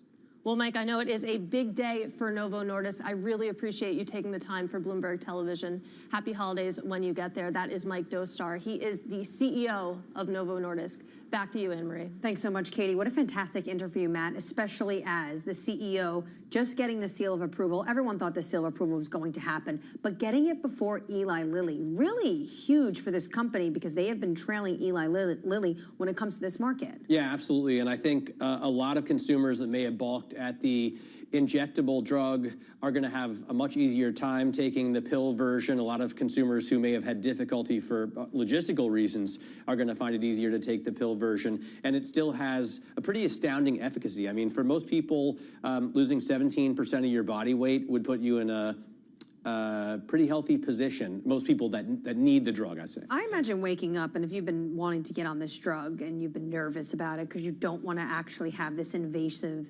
injection, the idea of taking a pill could be really, really exciting for individuals. Before we go, we'll talk more about this because we're going to get GDP in about 5 minutes time as well. ADP, Matt, U.S. private payrolls rose on average 11,500 for the week, 4 weeks to December 6th. So a little bit more of an uptick in what we're seeing in terms of the labor market for the private sector. Yeah, it's interesting.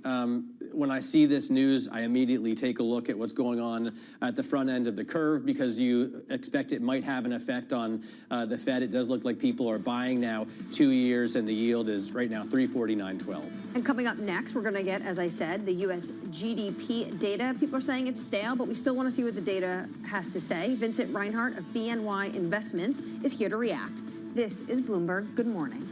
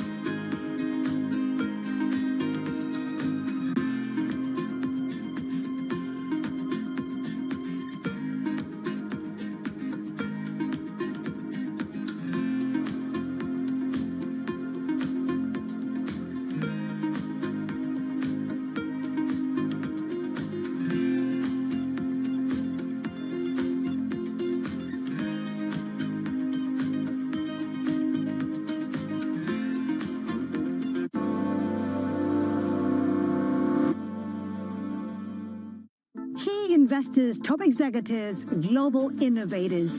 Join me for in-depth conversations with the biggest newsmakers on the day's top stories. The economy has been doing well. That does not tell you what the future is going to be. We are taking a step-by-step approach, a very systematic approach with India. This is a time to put a little more defense into your portfolio. Insight with Haslinda Anand, only on Bloomberg. Making money isn't about drowning in emotions. It's about understanding what's actually happening. Markets are the best way to glean signal from noise, and that is what we try to do every morning. This is Bloomberg Surveillance. Get Get your fixed income fix. Watch Bloomberg Real Yield around the world right here on Bloomberg. Context changes everything. I'm David Weston. Join me each week on Wall Street Week for stories of capitalism from business, markets, economics, tech, and climate.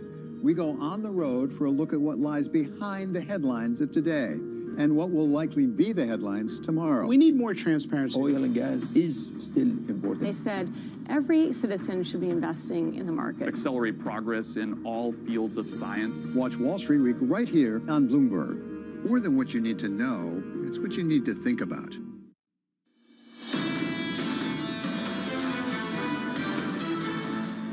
Good morning. Welcome to Bloomberg Surveillance. This morning, we are seeing markets relatively muted as we head into the Christmas holiday. Matt tells me that you have to make sure we're in the middle of the holiday season, the Santa Claus rally. Matt is joining me this morning. Jonathan is on paternity leave, and Lisa is off for the week. We are awaiting GDP data this morning. Final real day of data before everyone leaves and goes home for the Christmas holiday. Although we need to point out that this data is going to be stale. Remember, we didn't get it in time because of the longest government shutdown in history. And actually what we're getting to Matt, as you can see his reaction here, a massive upside surprise.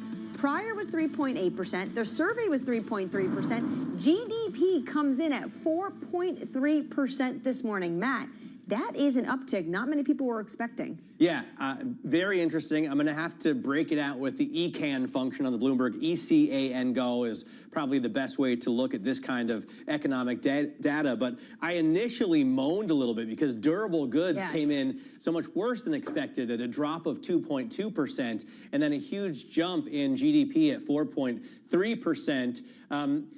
I don't know how much is going to change the rate cut calculus. We'll have to take a look at WIRP Go on the terminal to figure that out. But in terms of what traders are doing right now, if you look at the front end of the curve on the 2-year, you saw a big spike up to 350, 351 in yields, and we're still there. So selling the front end of the curve, driving the yield higher as we get a 4.3% reading on GDP for the third quarter. Yeah, third quarter. Everyone was just going to say this is pretty much stale, but it's a massive change that people were not expecting. Of course, how much does it mean to the real economy right now, given the fact that this was months prior and the Fed is already cutting interest rates?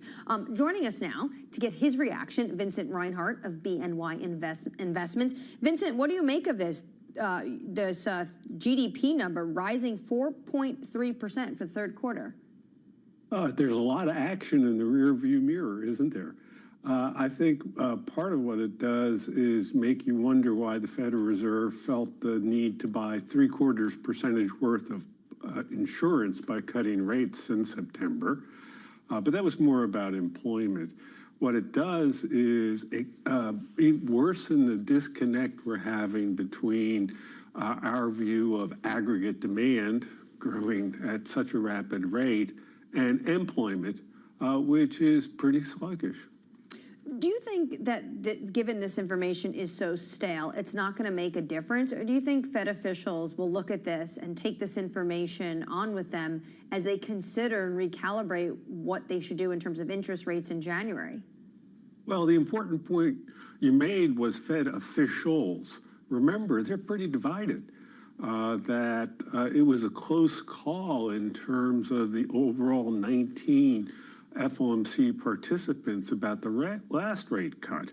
That means that almost half of them can look at this data point and say, why exactly were we doing what we were doing? So I think it does matter. And what it does is just heighten the really split within Federal Reserve officialdom. Hey, Vince, I'm talking with my buddy Joe Bruce-Wayless. He's an economist down in Austin at RSM. And he sees a decoupling between the strong growth numbers that we're seeing, strong real final private demand, and weak hiring as AI, eats up jobs, and maybe we get robotics replacing people as well, longer term. What can cutting rates do for that kind of slowdown in hiring? I mean, if AI is taking jobs, even if you bring rates down 50, 75 basis points, is it going to matter? Well, you do a little foaming in the runway. The Fed bought insurance. You're exactly right.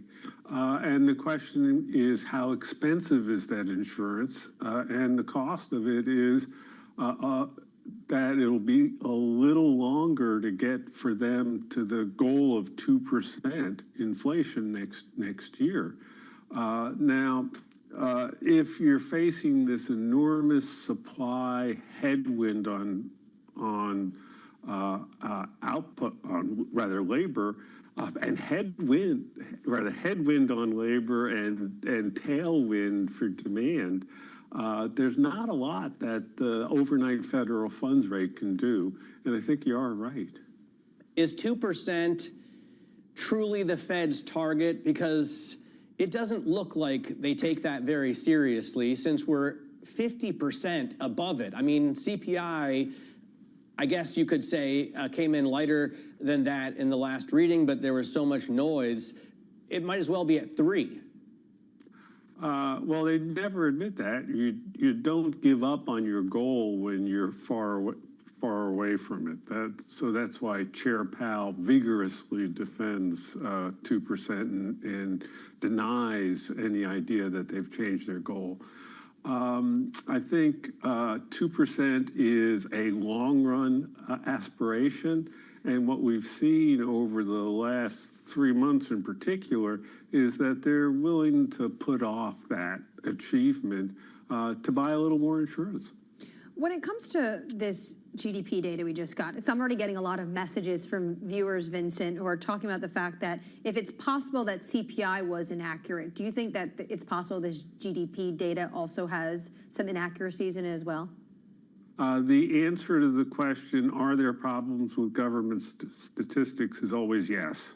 And in this particular case, if we're not confident about prices, that they may be softer in measurement than they actually are, then real activity is going to be stronger because you're dividing nominal activity, which you're pretty confident about, by a mismeasured price level. So I think there was always an upside tail risk to this GDP print. It turned out to be even further upside. I wonder what you make of policy that seems stimulative in the new year, right? We've got the tax refunds coming from the one big beautiful bill.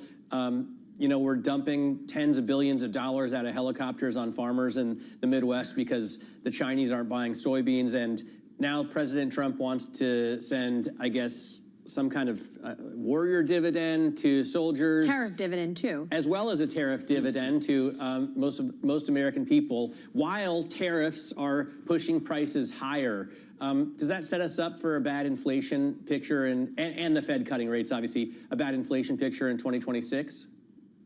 I do believe that tariffs ultimately pass through to consumer prices. And two things have happened. One is we haven't seen all the pass-through of the increase in tariffs we've already gotten, and that over the course of the year, the effective tariff rate kept rising. So you're exactly right. There's more tariff feed-through to consumer prices. That's why in our own forecast, we think that the insurance the Federal Reserve bought by cutting rates will be expensive next year. It's going to even further delay getting to a 2% goal.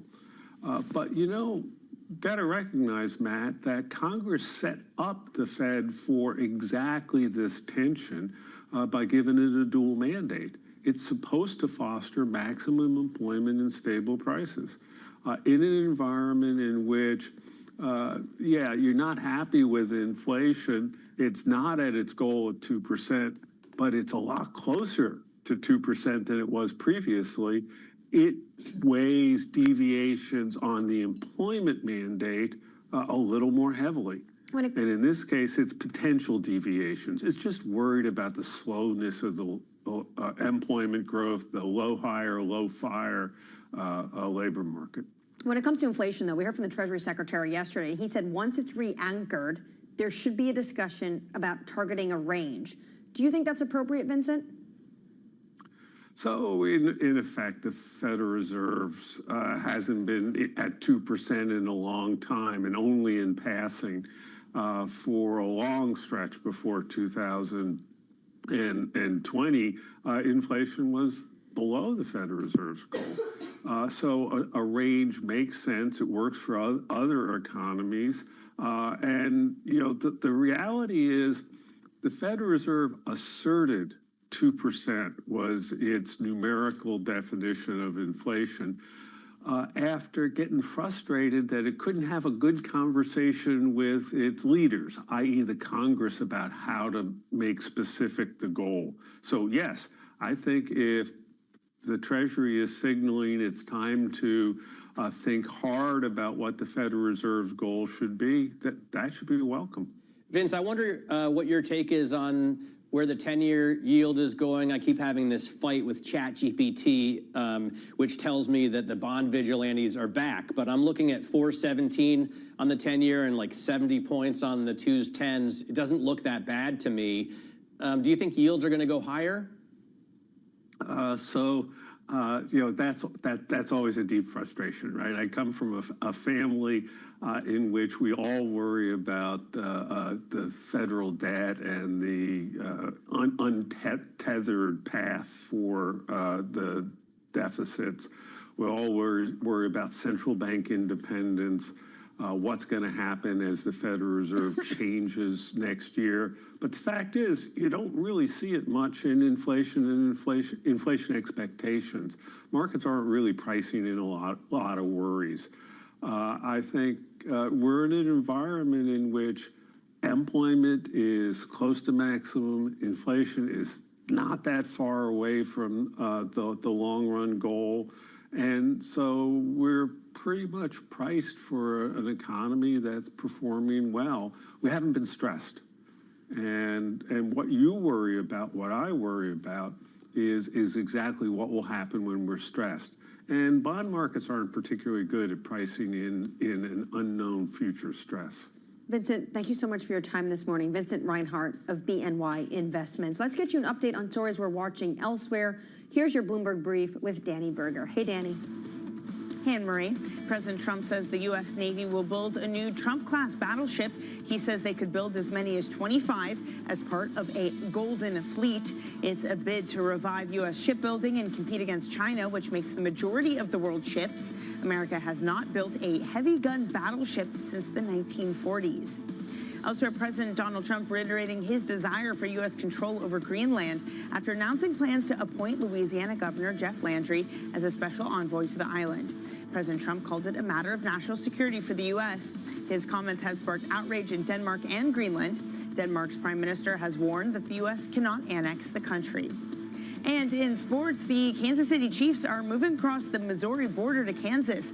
The team making the announcement after lawmakers approved a public financing package to build a new $3 billion stadium. The Chiefs still need approval from other NFL team owners to relocate, and Missouri is trying to keep the team.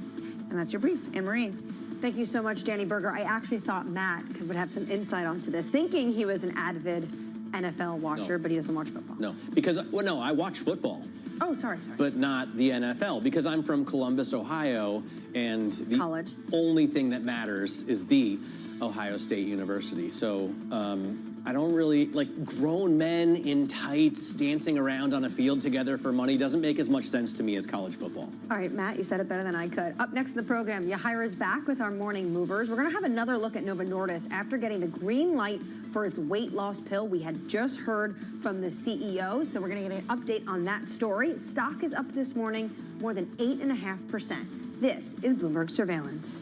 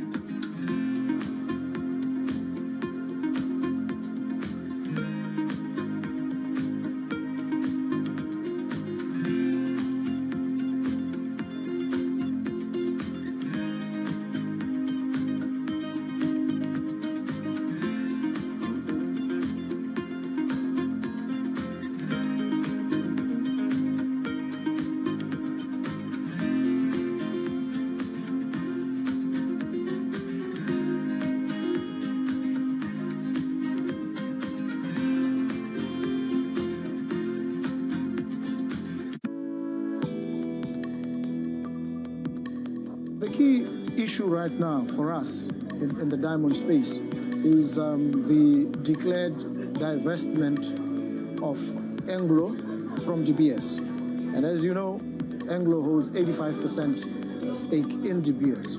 Botswana, the government of the Republic of Botswana holds 15. We are resolute now, and we've communicated a firm intention to increase our stake in GBS to a controlling stake. We have lined up a number of potential collaborators with us, if I may put it that way. We have targeted funders, we have parties, we have the Oman Sovereign Wealth Fund, we have others who are willing and ready.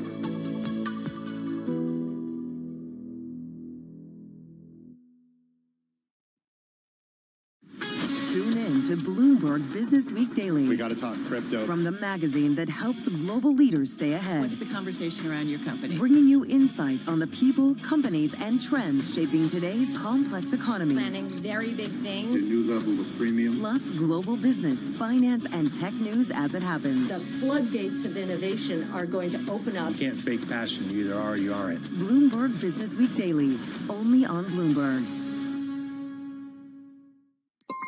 Asia is at the forefront of some of the world's biggest stories. And we're here, where the action starts in Sydney. And in Tokyo, get ahead as the global trading day begins. The Asia Trade, weekdays, only on Bloomberg. Bringing you up-to-the-minute geopolitical news whenever and wherever it happens. I'm Lizzie Burden outside Windsor Castle, England, and this is Bloomberg.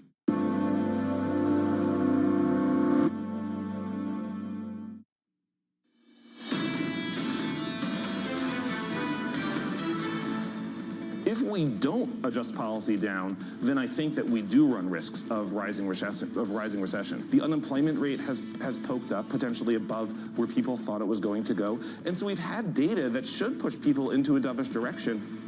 Governor Stephen Myron on the program with us yesterday. Let's take a look at where markets are. You really need to look at what's going on in the yield space. 2s, 10s, what you see is yields pushing higher after we got that GDP data. Third quarter GDP came in way above consensus, signs potentially a resilient consumer. This was, of course, before the shutdown-related disruption we saw with the longest U.S. government shutdown in history, and bond traders are running with it. We are less than an hour away from the cash open. Let's get your morning movers with Yahira. Hey, Yahira. Hi, Anne-Marie. We start with Zim Integrated Shipping. This is a company fielding offers from several suitors to buy the company, and it just provided an update on that process, saying that it rejected a take-private deal from its CEO and president, saying it lowballed the company. So investors bidding up the shares, up 8% now in the pre-market on hopes that a bigger deal may emerge. Meanwhile, moving on to Sable Offshore, those shares popping nearly 20% in the pre-market after it just gained government approval to restart its Las Flores pipeline in California. It's a major win for the company, which has been trying to bring old oil platforms it bought from Exxon back to life near federal waters near Santa Barbara. Of course, it has been challenging since, as we know, California isn't exactly fossil fuel friendly, but because of the federal angle, it has been looking to the Trump administration for support, and it's been getting it.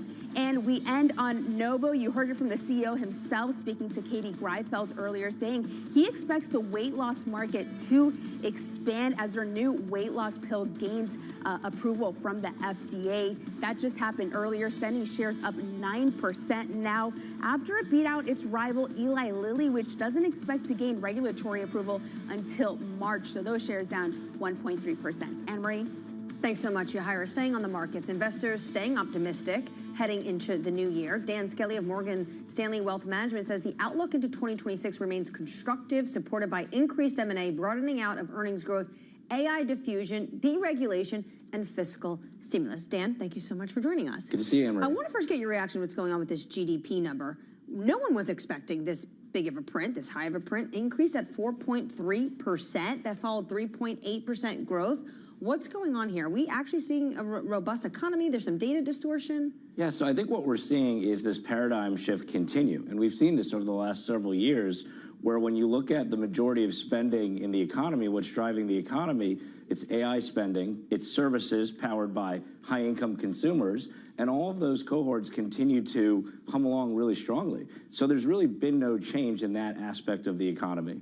We see the entire yield curve shift higher, swing just off this report. What does that mean for the deficit? So it's not particularly positive, and we may hear an update in the coming weeks related to the Supreme Court ruling, related to the Emergency Power Authority or not. And so, look, I think be careful what you wish for, Emery, right? Because higher yields is not necessarily supportive of higher multiples. So, but I'm assuming the reaction is, because this number is so high, there's much less of a chance that the Fed cuts rates in January. So you might as well buy the paper that's there now rather than the paper post-cut. Yeah, I think that makes sense, Matt, and it's good to see you as well. And look, we've been saying persistently that the 5 to 7 year part of the curve is where we see value. We had been hesitant to extend that much out on the duration side of things. And look, I think on the equity front, just coming back to stocks, I think it's going to be a continuation of this cyclical rotation that we've seen really in the past 1 to 2 months. We do have increasingly bullish expectations for earnings in 2026. I mean, it's not like the Fed is the only thing that drives markets, right? Obviously, the real economy is important, and I'm hearing from economists, been talking to Joe Bruce-Wayless here in my IB chat, that he still sees strong growth, strong final demand. Listen, if we're running at a 7% nominal GDP, we would hope that the average company is going to see revenues increase, right? Because there's some correlation there. But I think the big catalyst for next year, Matt, is all about AI monetization. We've been waiting for Godot in terms of when does AI spread out from the Mag 7 to the rest of the Fortune 100. And frankly, I think that's where we could see upside surprise next year. Can I just say that this goes along with Joe's decoupling theory. So if that's what's driving higher corporate profits, right, it's not going to help labor. We're not going to see a lot of hiring on the back of that. No doubt. It's an excellent point. And look, we've observed over the last 6 months a huge divergence between JOLTS and job opening in the S&P. And so we do feel like in terms of that phrase again, paradigm shifts, that's going on in the equity market as well. Ultimately, we think stocks follow earnings. So while we could see some marginal degradation on the labor front, we don't think it's going to matter as much this time around. And you only have one Fed cut baked in for next year. If we're seeing an unemployment rate that goes higher, how does the Fed calibrate for that AI-induced job losses? Such a tough question. And look, the Fed is in uncharted territory, no doubt. The old playbook doesn't apply as much. When we talk about an economy that's powered by high-income consumers, they're not as rate sensitive.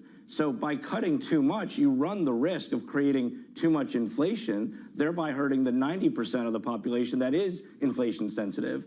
And so look, Emery, if I think we're going to be surprised, it's going to be that the Fed doesn't cut as much next year. How difficult is that going to be politically, given the fact that the one question the president, at least I have reporting on, he asked last time around for individuals who wanted to become Fed chair was, are you going to cut interest rates?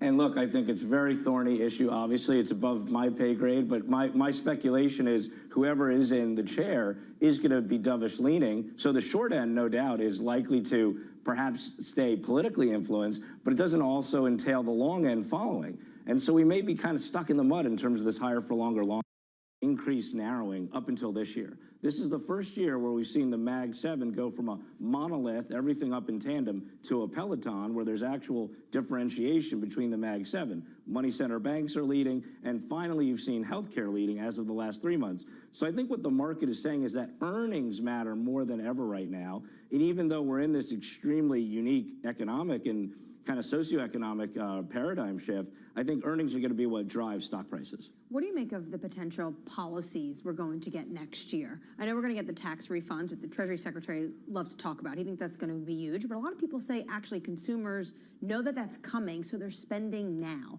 The president, though, is also talking about $2,000 tariff dividend checks. Is this all going to create a more complicated picture when it comes to inflation? It could very well, and frankly, going back to our earlier thread related to monetary policy helping kind of middle-income consumers, we actually do think it's going to be more on the fiscal side.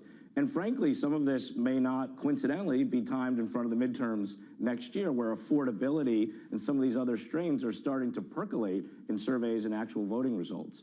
And so we think, again, fiscal policy is going to run it hot next year.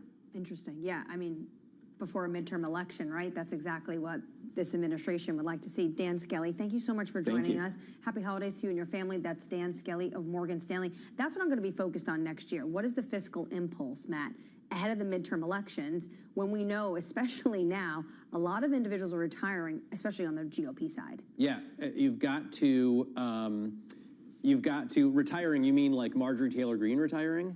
And Congresswoman Elise Stefanik. Yeah, so it's pointing to Democrats winning over the House, maybe even the Senate. I thought you were talking about retirees as in savers, because they're the ones that are going to be hit the hardest by inflation, right? When you talk about wage growth, well, they don't have any. So, and they're big voters as well. So in the midterm elections, it's going to be, I think the goal was going to be to get money out to those people. Yeah. All right, coming up on the program and throughout the day, stick with us because Matt will continue to be on air. He'll bring you through the market open. But tomorrow, I'll be joined by Scarlett Fu. We're going to be speaking with Cameron Dawson of New Edge Wealth, Anisha Sherman of Bernstein, Bob Elliott of Unlimited, and Stephanie Roth of Wolf Research. Thank you for spending your morning with us. John and Lisa are still off. They'll be back with me in the new year. This was Bloomberg Surveillance.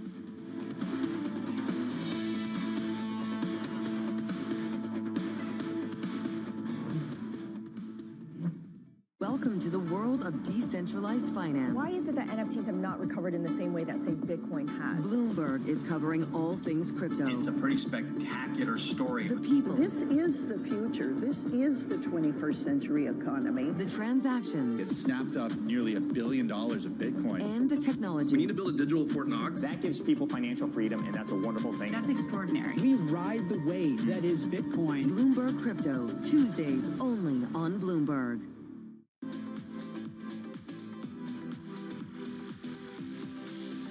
What some of these generative AI models look like they're going to do is they're going to reduce the cost of producing content to basically zero. So that will be a multiplier effect on the things that we're already seeing, which is that there's more people producing more content and reaching more people. And there's a lot of good and bad that comes downstream from that. I don't know if you can break down what the average person is seeing right now in terms of stuff that's AI generated versus, maybe more traditional human generated, but what's that going to look like in a year or in 5 years? There's actually a lot of hybrid content, and too often we talk about synthetic content and organic content and never the two shall meet, but there's a lot of content where AI is part of the workflow, right? Like you might not even know it. It might be whatever app you're using to do color correction might be using models to do so. Stamp tool in Photoshop in the old days to get rid of a pimple, those types of things. But that line is going to be more and more blurred. So it's going to be a little bit less like what is organic content and what is AI synthetic content and what the percentages are. I think there's going to be actually more in the middle than pure synthetic content for a while. But you will also see experiences that are purely AI, right? You see this in the last 2 weeks with Vibes in the Meta AI app and with Sora 2 from OpenAI. So I think you're going to see both.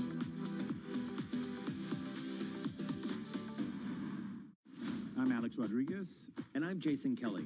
And we're back with another season of The Deal with athletes and entrepreneurs who are changing the game on and off the field. Jerry Jones. Some good-looking trophies. 1-1 is 3 in sports, not 2. And it's because that 3 is imagination. That 3 is putting yourself in a way, having yourself hit the home run. Erica Ayers-Badon. I'm a high-energy board member. I'm very passionate. I have a lot of opinions. Robin Arzone. I want to light fires in people's lives, and that is still one of my core mandates for all of my businesses. Justin Tuck. I tell all of my friends that play in leagues now, make these relationships now while you're hot. Don't wait till you're the 12th year in and you're just hanging on. Stay tuned. You won't want to miss it.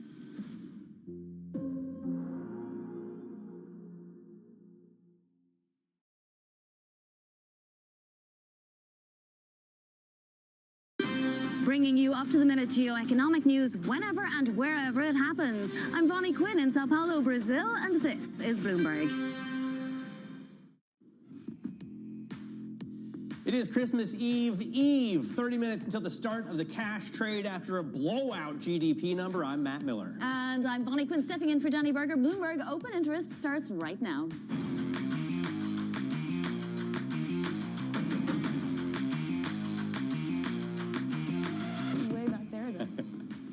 Coming Coming up, a weight loss game changer. Novo wins FDA approval for a Wegovy pill that it launches next month.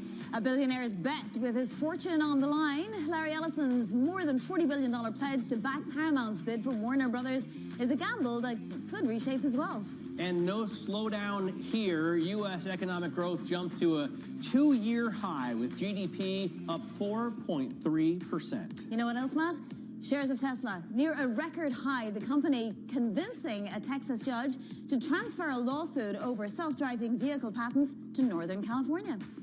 All right, $486.70 a share on Tesla. Another stock to watch is the weight loss drug maker we mentioned, Novo Nordisk, getting a boost after winning approval to sell a pill version of its blockbuster obesity shot Wegovy in the U.S. It's been a huge loser if you look at it compared to Eli Lilly, so maybe it's catching up a little bit today, up almost 9%. And the CEO and president of Novo Nordisk spoke with Bloomberg exclusively in the last hour. I think the market will expand quite a bit, actually, for many of these people that have just been waiting and seeing the injectable versions of these GLP-1 products taking the world by storm. For more on Novo Nordisk, we welcome Bloomberg Health reporter Madison Muller. And Madison, how much of an advantage does this give Novo now if it takes Eli Lilly months to bring out its own weight loss pill?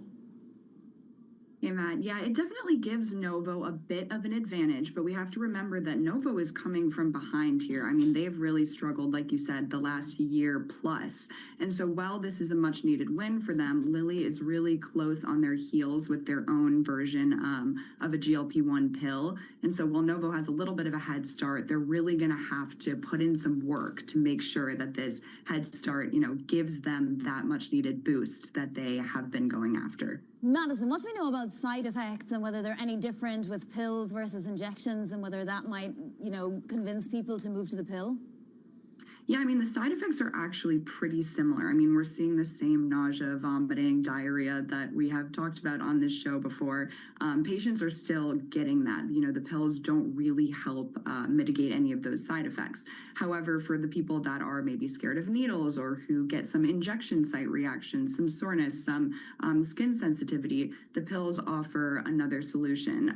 However, we have to remember that the pills are taken every single day, whereas the shots are taken once a week. So for people that maybe don't like to remember taking something every single day, I mean, that's personally, I don't love remembering to take something every single day.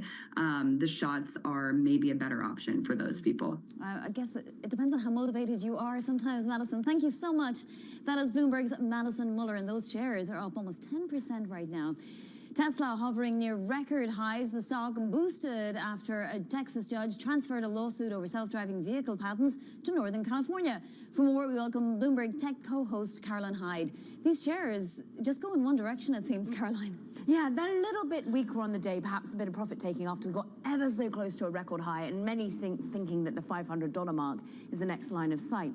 There is a wall of worry around this stock, though. We've got anxiety that this is going to be a second year where we're seeing actually a fall off in deliveries from this particular company. But almost EVs put to one side. Look, there's another deep dive coming from Bloomberg as well about the implications of the car handles within the Model 3 in particular. That all comes down due to the reporting of Ed Ludlow as well as David Welch, showing that this really came down to Elon Musk himself thinking that fewer parts is better. And therefore, we're seeing the implications of that, where they've found that at least 15 deaths are being to blame for the fact that you can't get into a car once the electrics have gone. Despite all those anxieties, we're instead focusing on a future of humanoid robots. We're focusing on a future of robo-taxis. Why Wedbush, Dan Ives thinks this could hit in excess of $500. Why analysts are upgrading their stock price targets, even though they're downgrading their delivery outlooks. And it all comes down to the future that Elon Musk can paint. And particularly when you saw yesterday Waymo get knocked offline over the course of the weekend with its robo-taxis, that looks like it's a bit of an in to Tesla, and the fact that it's still a little bit of second place in this particular space. Yeah, I mean, I always find it fascinating that people think deliveries matter. This isn't a car maker valuation, right? It's a company worth $1.6 trillion. That's more than Toyota plus Ford plus GM plus Volkswagen plus every other car maker in the world.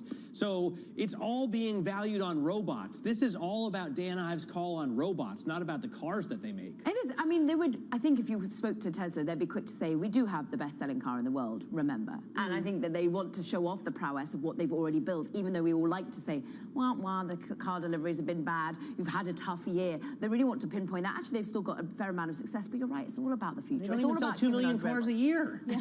You know, that's nothing compared to the big And the car 1 makers. million humanoid robots they want to have in our hands in the next 10 years or It's so. amazing how many days out of the year we speak about Tesla, but it's also amazing how many days out of the year we speak about NVIDIA.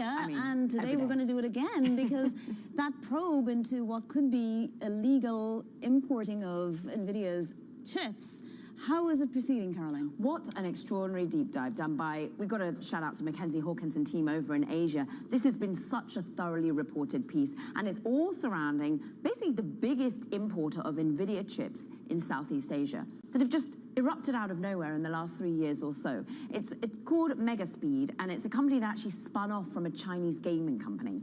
Hence some of the anxiety that maybe there's still closer affiliations with China than people are really making out. But thus far, it seems as though there's an investigation going on from the US government. NVIDIA themselves, time and time again, has said there is no illicit importing of our GPUs into China that we are aware of. They've done a lot of investigation into the manufacturing units and the data centers of these companies. Is that skepticism, Matt?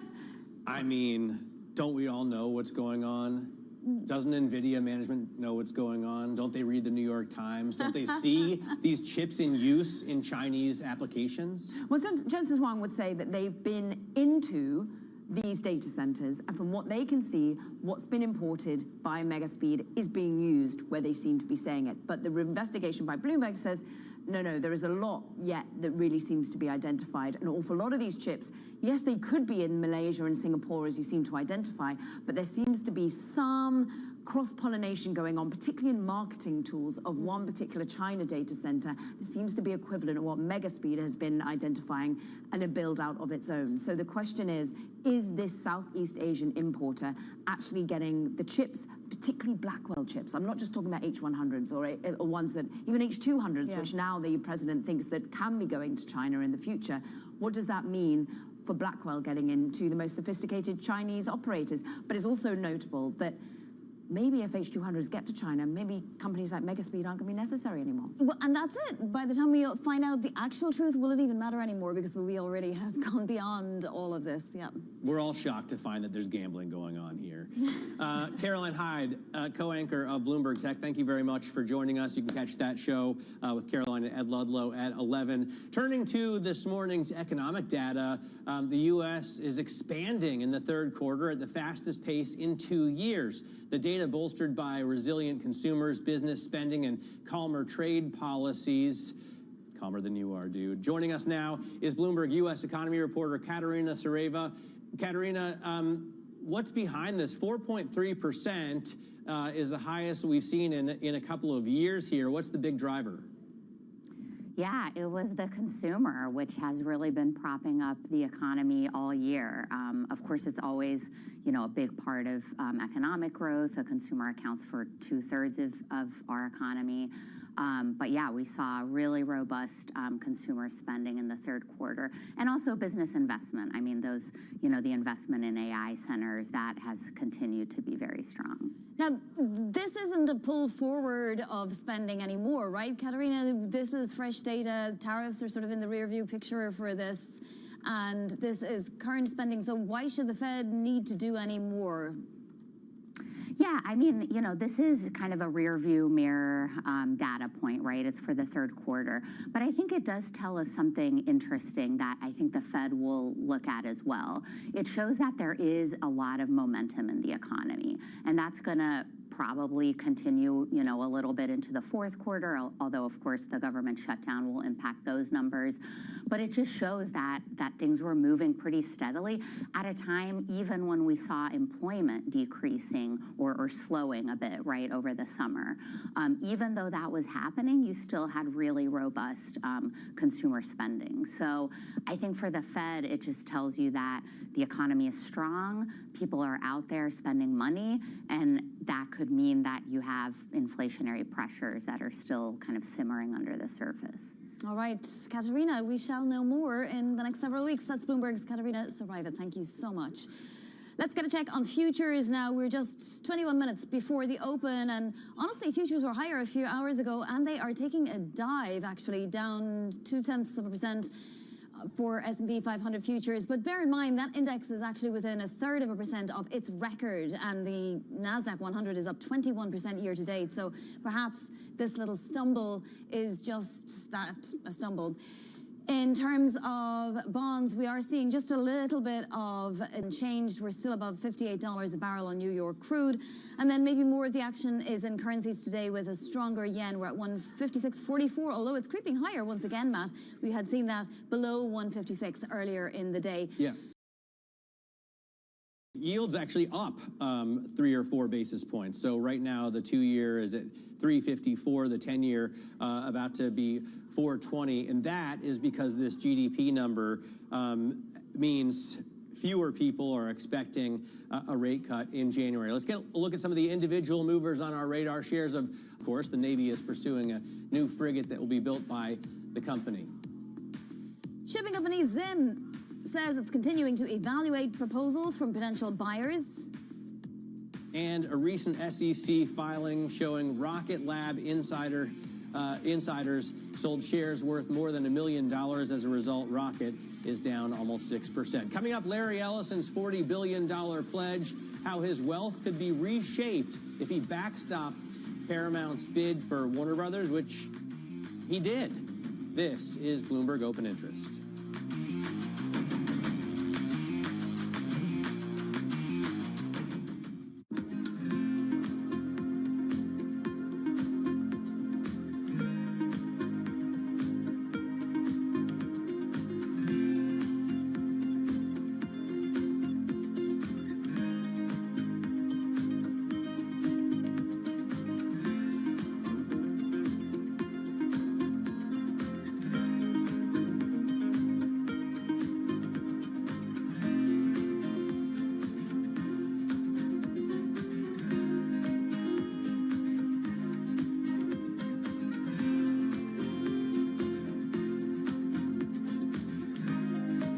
The market day started. Find out how it finishes. Public markets to private markets. From the micro to the macro. Covering retail, entertainment, the business of sports. The supply chains, trade policy, how it all is impacting the U.S. equity market as we drive to the closing bell at 4 p.m. A holistic approach to covering financial markets. If it matters to your life, we're covering it. I'm Katie Greifeld. And I'm Romaine Bostic, and this is The Close. Live every weekday. Only on Bloomberg. Context changes everything.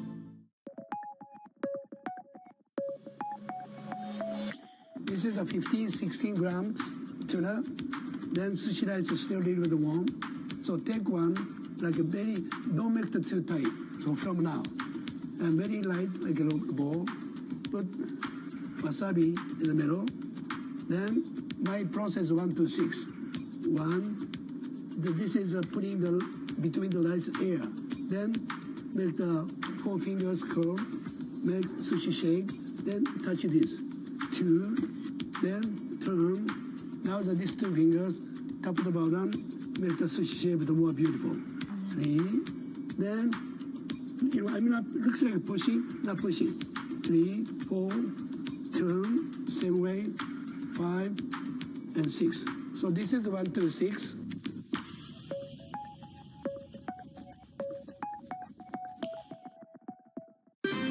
The world's business and financial news whenever and wherever it happens. I'm Michael McKee at Mount Everest, and this is Bloomberg. Making money isn't about drowning in emotions. It's about understanding what's actually happening. Markets are the best way to glean signal from noise, and that is what we try to do every morning. This is Bloomberg Surveillance.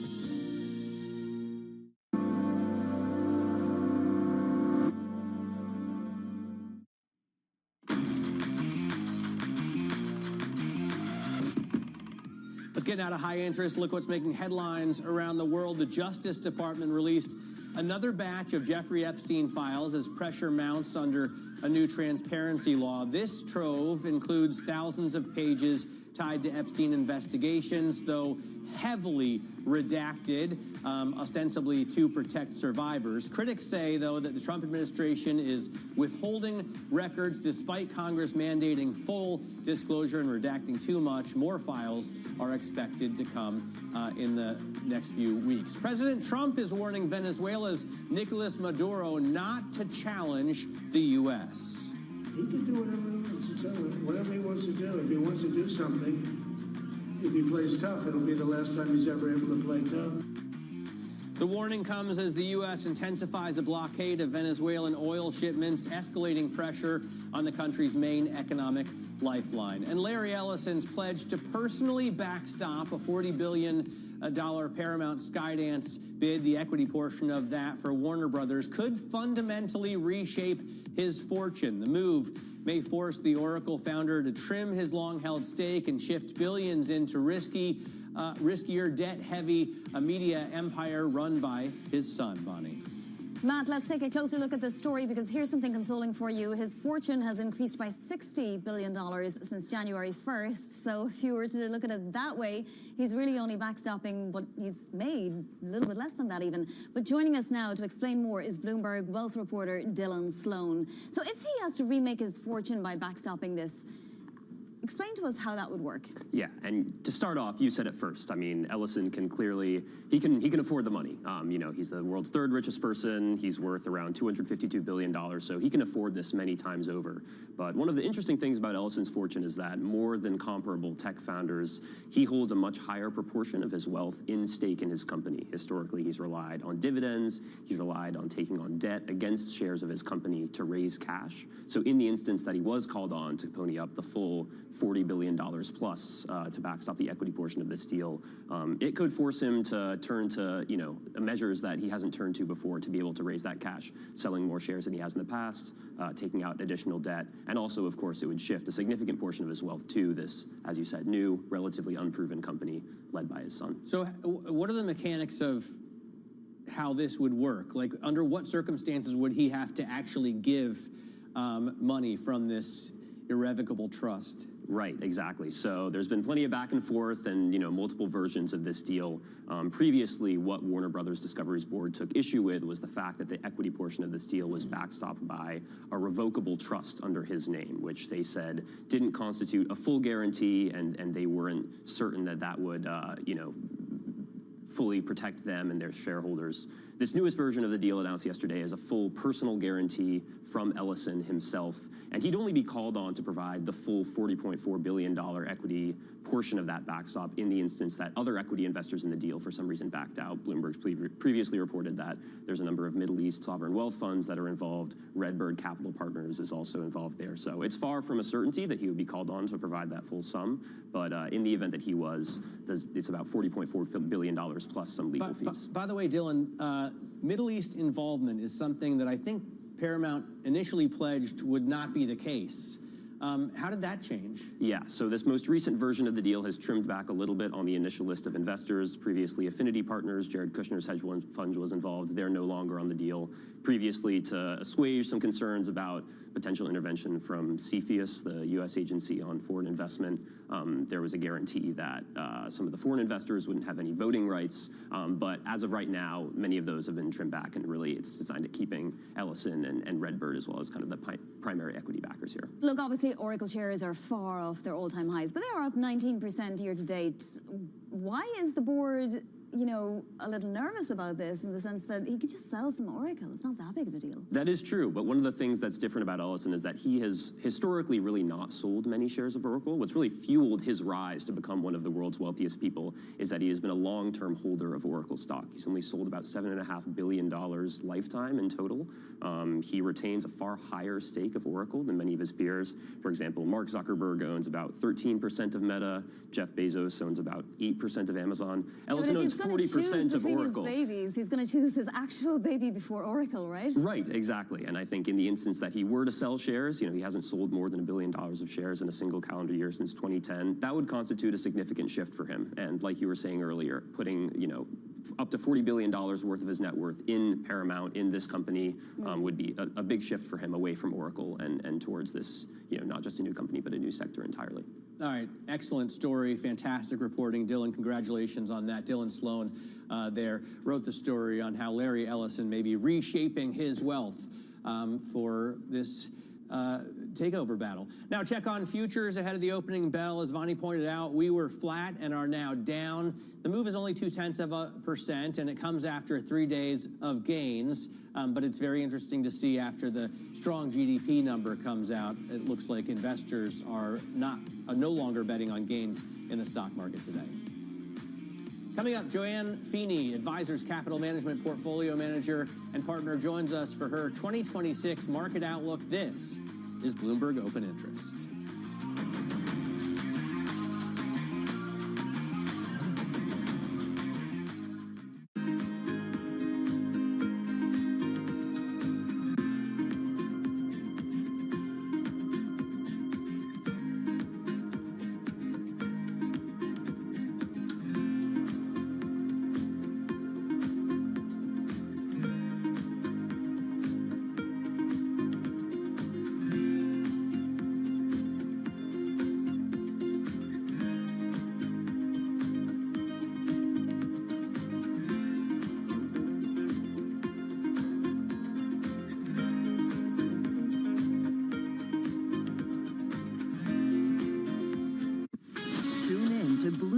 Business Week Daily. We got to talk crypto. From the magazine that helps global leaders stay ahead. What's the conversation around your company? Bringing you insight on the people, companies, and trends shaping today's complex economy. Planning very big things. A new level of premium. Plus global business, finance, and tech news as it happens. The floodgates of innovation are going to open up. You can't fake passion. You either are or you aren't. Bloomberg Business Week Daily, only on Bloomberg.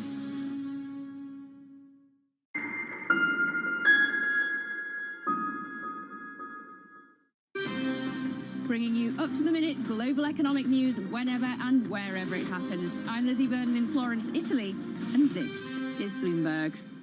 Why do the biggest names in business choose Bloomberg Television? That's a great question. It's a very good question. Interesting question. Good question. Great question. I so appreciate that question. You certainly ask interesting questions. Bloomberg Television. Top experts, great questions.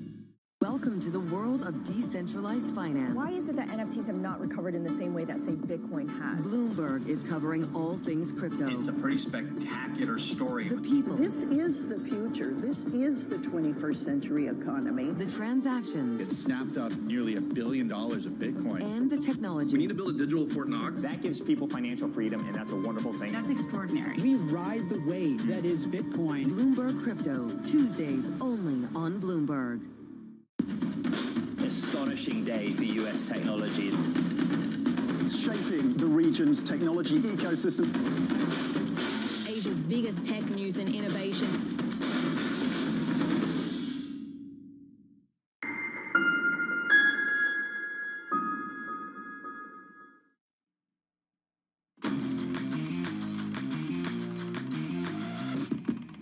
Portfolio managers I talked to are looking for value, right? And that was sort of the crux of our sector report this morning. And I think there's some debate over where that value lies. I do think there's a general sort of itch to rotate away from the old leadership.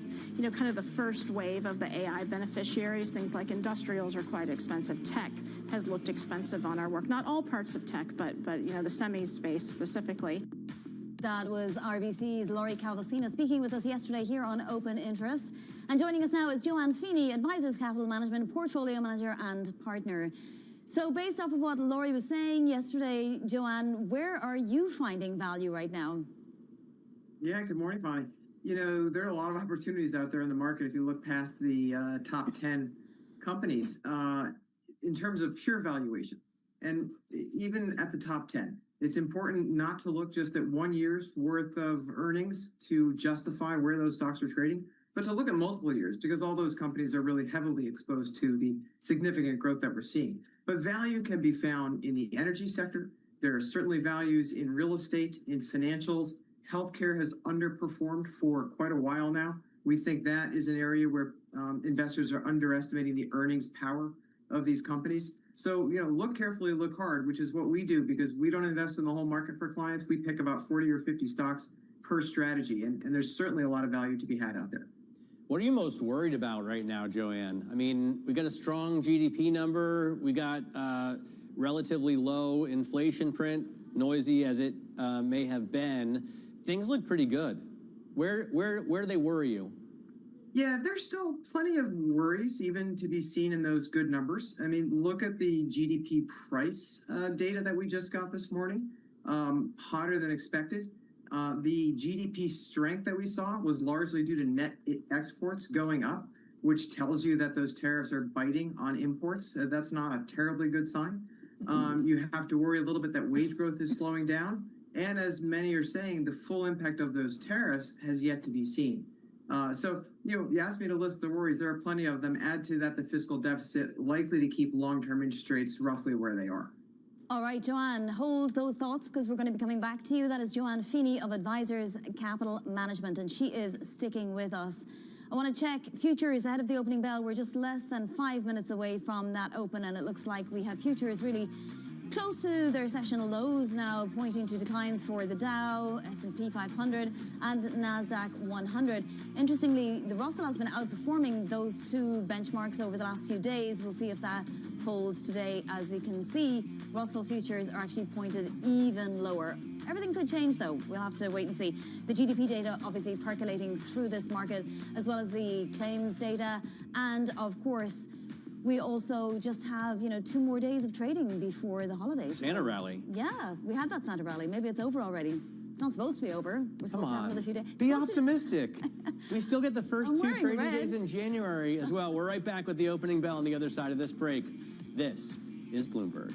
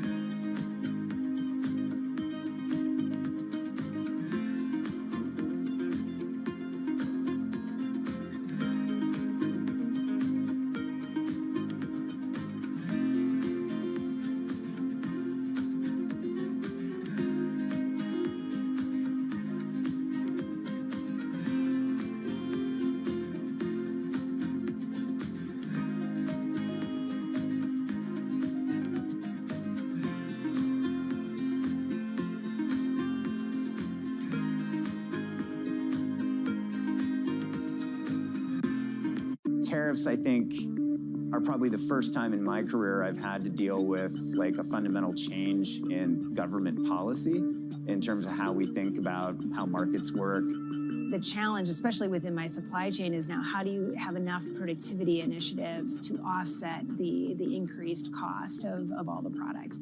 Can you just move your supply chain out of China and into the U.S. or out of Mexico and up to Canada? Is it that easy? It's not that easy, but we do have flexibility.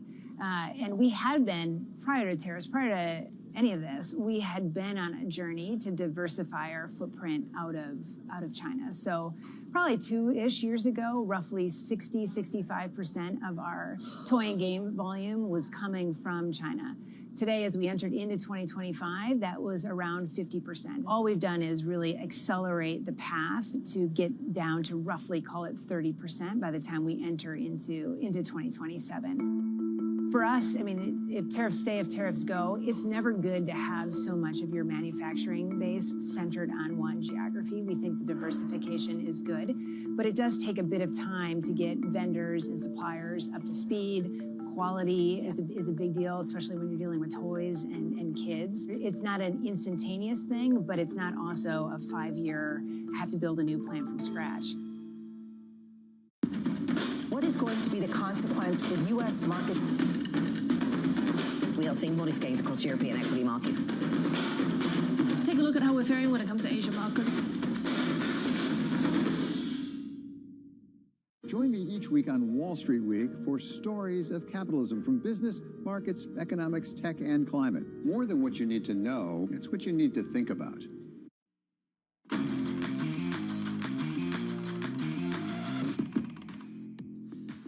All right, we are moments away from the start of trading on this Tuesday morning, shortened holiday week. Obviously, Christmas coming up day after tomorrow, and we've had 3 days of gains today. Not the case. We're looking at futures that are down about 0.2% on the S&P. NASDAQ futures also down about 0.2%. Russell futures down 0.5% as the odds of a rate cut are reduced with a GDP number out. It is a third quarter number, but the first reading at 4.3%. Strongest growth we've seen in a couple of years. A couple of ETF bell ringers here on the New York Stock Exchange. You've got Quantify Funds with its BTGD. That's an ETF that aims to give you exposure to Bitcoin and gold. Since October of 2024, when it came out, it's up 82%. So great return there. Down at, wait, that was the NASDAQ. This is the New York Stock Exchange. It's like my world has completely changed.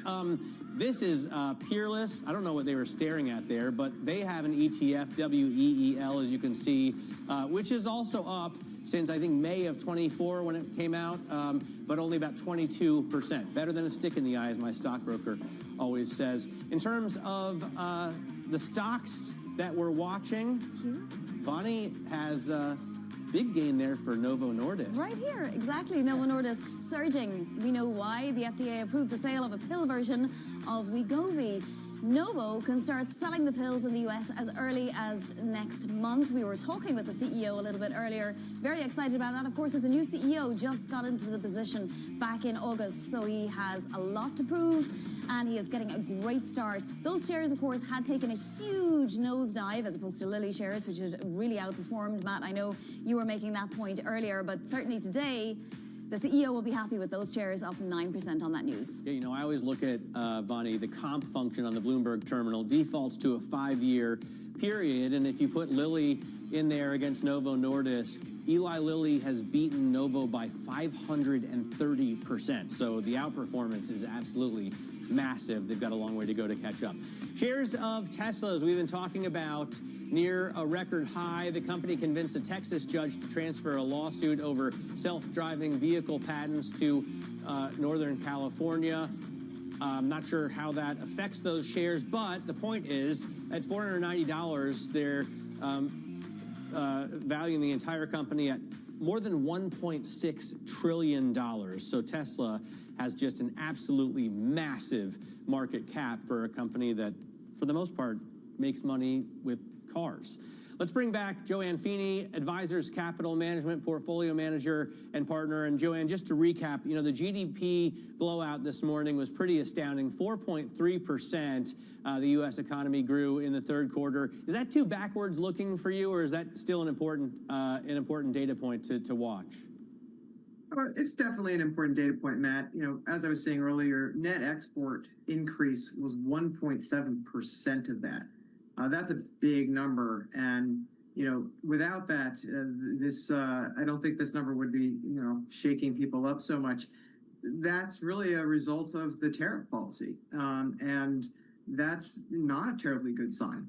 But what is good is what's happening on the investment front, and we're certainly seeing a lot of dollars pouring into data centers and into the services folks that help to engineer and build those data centers. So, you know, we're certainly seeing the AI move spread across the economy and show up in these GDP numbers. Well, I know, Joanne, that you've been looking at, you know, perhaps maybe not the obvious AI plays. So Broadcom, for example, and Palo Alto Networks are two of your picks. Are they still your picks going into next year?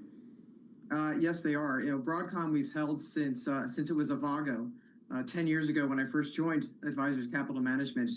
It's in almost all of our equity strategies because it has shown the repeated ability to acquire new technologies to build upon what they originally had when they were spun out of HP by way of Agilent. And they continue to deliver strong free cash flow. We expect them to continue to do that next year because they have their fingers in so many very powerful pies. They have a deep moat around what they do. Palo Alto, people don't recognize maybe how vulnerable systems are becoming because of AI to cyber threats. AI expands the threat surface, and it's going to make Palo Alto, we believe, continue to be one of the most important companies to defend against this. And they have this platform solution we think is going to continue to win new customers in 2026. Is that one of your big themes for next year? I've heard a lot of people talking about not only AI, but also cybersecurity. Yeah, it's been a theme for us for a while. We've owned Palo Alto for clients for many years. We do believe that this world is becoming more and more complex, more vulnerable to attacks. The U.S. government has pulled away a little bit from the government efforts to defend. So we think that's going to push more business into the private sector. And yeah, we just don't see this going away anytime soon. In fact, think about it as a utility. Just like you need electricity and water, you need cyber protection in this kind of world. In terms of the consumer, we definitely saw some strength today. Joanne, does that continue? I know that you like certain names like TJX and Walmart and so on, but that could go either way, right? That could be a bet on the K-shaped economy getting even more K-shaped, or it could just be a bet on the resilience of the consumer. Yeah, there's a few reasons to own these kind of stocks in a portfolio, Bonnie, and one of them is because they're very good companies that are well run and they're well placed in the market. TJ Maxx obviously does particularly well actually when recessions come along because people like to save money. People even like it during really great times because nobody loves a bargain more than the average shopper. And so they've seen their foot traffic remain strong, even as their inventory becomes cheaper during downtime. So it's a good name to have in a portfolio for protection, but it's also so well run and so loved by many shoppers that we think it's going to continue to do well. Consumer more broadly is, as you point out, subject to this K-shaped situation. The high-end consumer continues to do well. We like Williams-Sonoma for that reason. And at the low end, there's still going to be a lot of struggles. Wage growth is slowing down, and that is going to prove to be a challenge even as those tariffs potentially bite more on the budgets of low-income consumers. Joanne, I want to ask you about the Fed. I know you have consulted for the Fed and many of these, the IMF and the World Bank, big economic powerhouses, global powerhouses. What do they do in a situation where we have strong growth, we have strong demand from this sort of the upper end of the K-shaped economy, but then we have no hiring or even firing, job losses due to AI, where like rate cuts aren't going to move the needle much? Yeah, Matt, that's a really good point, that the Fed has limited ability to help, certainly at that granular level that you just talked about. The Fed's dual mandate says target stable prices and maximum employment. And so they're going to focus more on the labor market than they do on the GDP numbers. And we know we've lost a lot of labor because of the immigration crackdown. And yet we've seen unemployment rise, that rate ticking up to 4.6%. So they're going to be watching, I think, the labor market data most carefully. And the fact that we have low turnover is not a particularly good sign of the resilience of that market. We know that at the low end, folks are struggling and continuing claims remain pretty high. So that gives the Fed some cover to continue to cut rates. But we think that's only going to affect short-term rates. Long-term rates are driven by deficit. They're driven by, concerns about the long-term growth prospects of the country. So those are more, those are market determined by more fundamentals on the risk side and on the financial stability and fiscal stability side. So I wouldn't expect a whole lot from the Fed in terms of helping boost the economy, but they may very well try to help protect the labor market. All right, Joanne, thank you so much for joining us today. That is Joanne Feeney of Advisors Capital Management. Now let's get a check on the stock market, because we did see futures pointed lower, but that's not the case.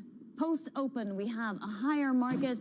In terms of the percentages, we were just 0.3% away from our record in the S&P 500, so we'll have to watch very closely and see will we make it back there today. About half and half, 212 higher, 283 lower.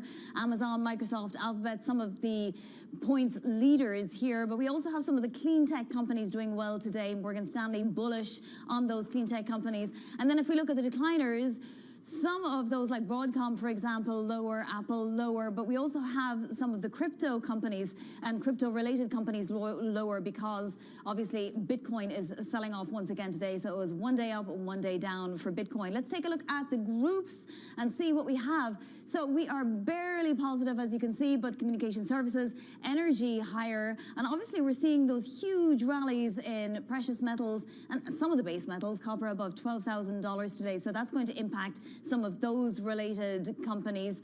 Real estate index, consumer staples, lower for now, but it does feel like one of those unsettled days. So I think we should wait and see what happens in a little bit, Matt, don't you? Yes, I always think we should wait and see what happens. It's exciting. Coming up, more room to run. Investors are expecting the stock rally to continue next year. We'll take through the key issues to watch for 2026 beyond the Santa Claus rally. This is Bloomberg Open Interest.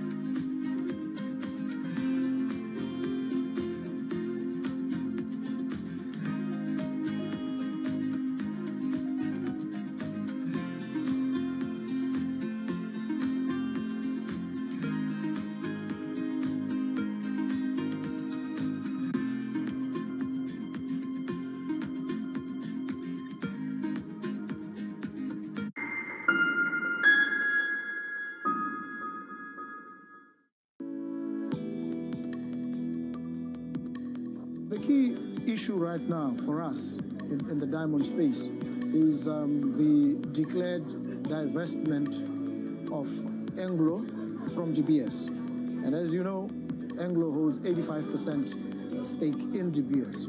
Botswana, the government of the Republic of Botswana holds 15. We are resolute now, and we've communicated a firm intention to increase our stake in DBS to a controlling stake.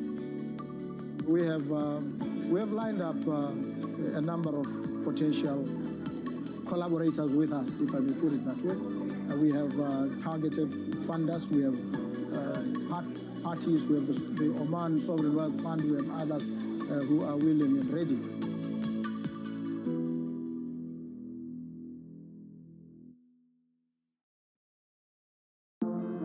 Used to be, one would say, what's that got to do with the price of tea in China, when they wanted to poke holes in the relevance of something? Now though, if you're in tune with how events around the world affect each other, it becomes clear that the current going rate of tea in China has a lot to do with a lot of things, not just tea things either, but tariffs, franchises, and IPOs. How much?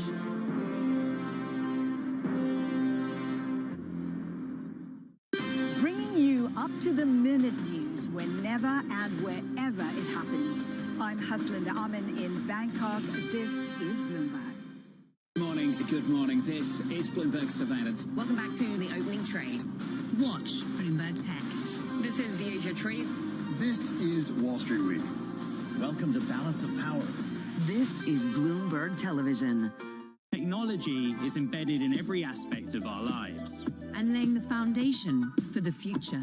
From finance to defense, AI to entertainment. And from the road to the stars. Bloomberg brings you the latest stories of the people and companies pushing the tech sector to new frontiers. And the politics that shape global tech markets. I'm Caroline Hyde in New York. And I'm Ed Ludlow in San Francisco.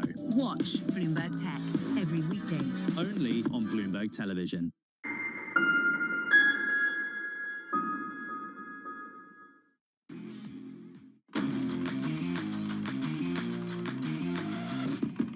I check on stocks now, 13 minutes post-open, so it looks like fractional gains for the S&P 500 and the NASDAQ 100, a fractional decline for the Russell 2000, which, by the way, has been outperforming the other two indices over the last few days.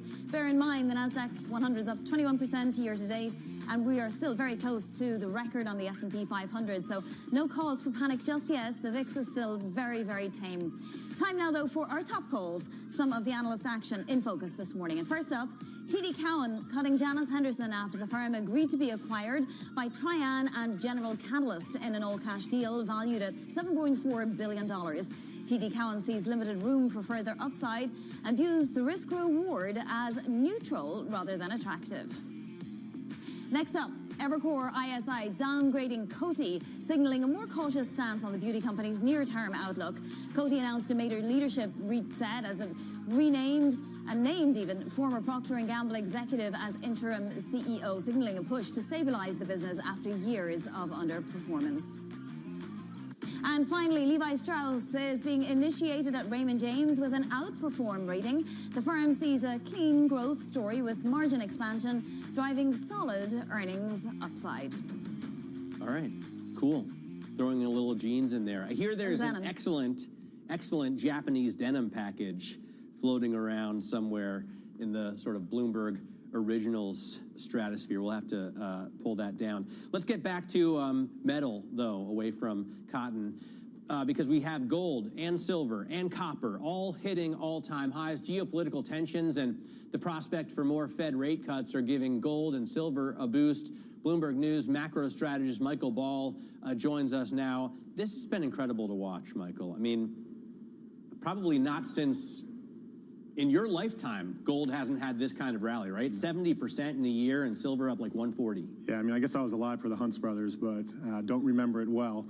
But yeah, it seems like it's almost unsustainable at this point because what else could drive it higher? And I think that's what people are racking their heads about. And we've talked about positioning now being stretched, either RSIs or call, skew.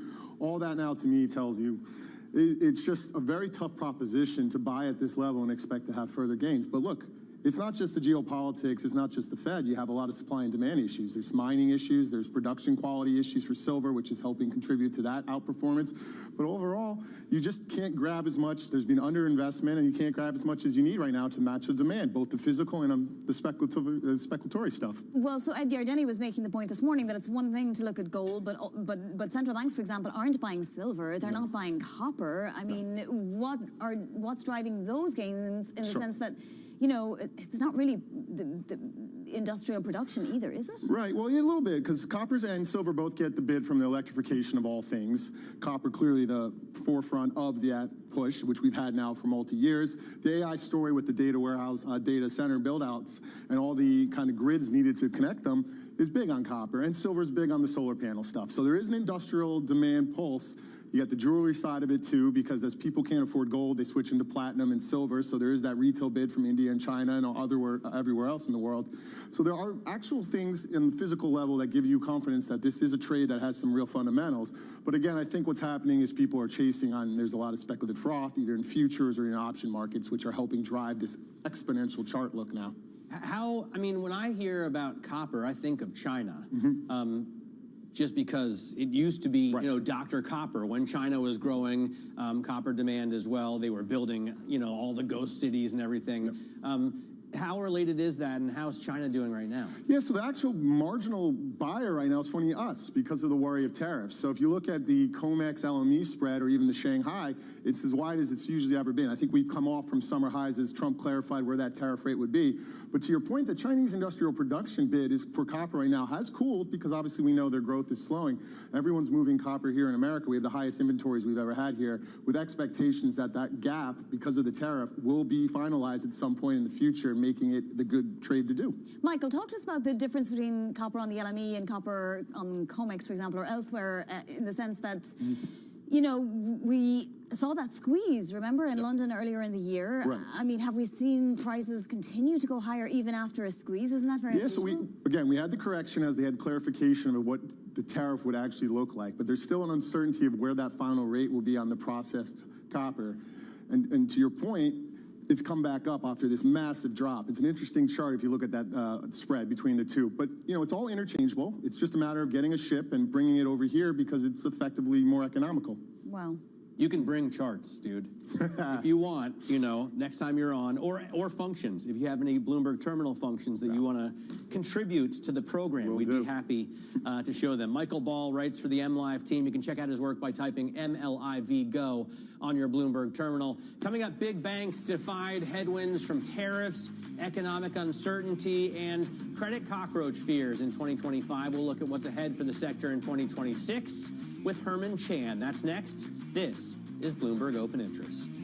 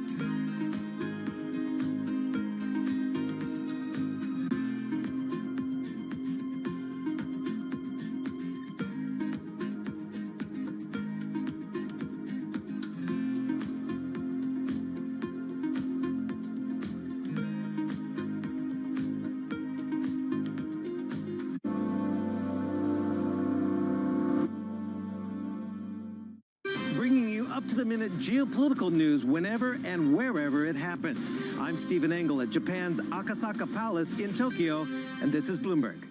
We're at the epicenter of a global realignment on a scale not seen for decades. At the intersection between markets, economics, and geopolitics, a forum for sophisticated conversation. This is Bloomberg Surveillance. I'm David Weston. Join me each week on Wall Street Week for stories of capitalism from business, markets, economics, tech, and climate. We go on the road for a look at what lies behind the headlines of today and what will likely be the headlines tomorrow. We need more transparency. Oil and gas is still important. They said every citizen should be investing in the market. Accelerate progress in all fields of science. Watch Wall Street Week right here on Bloomberg. More than what you need to know, it's what you need to think about. U.S. jobs numbers are released. Bloomberg has the report under surveillance with crucial data and expert analysis at terminal speed. Nobody covers Jobs Day like Bloomberg.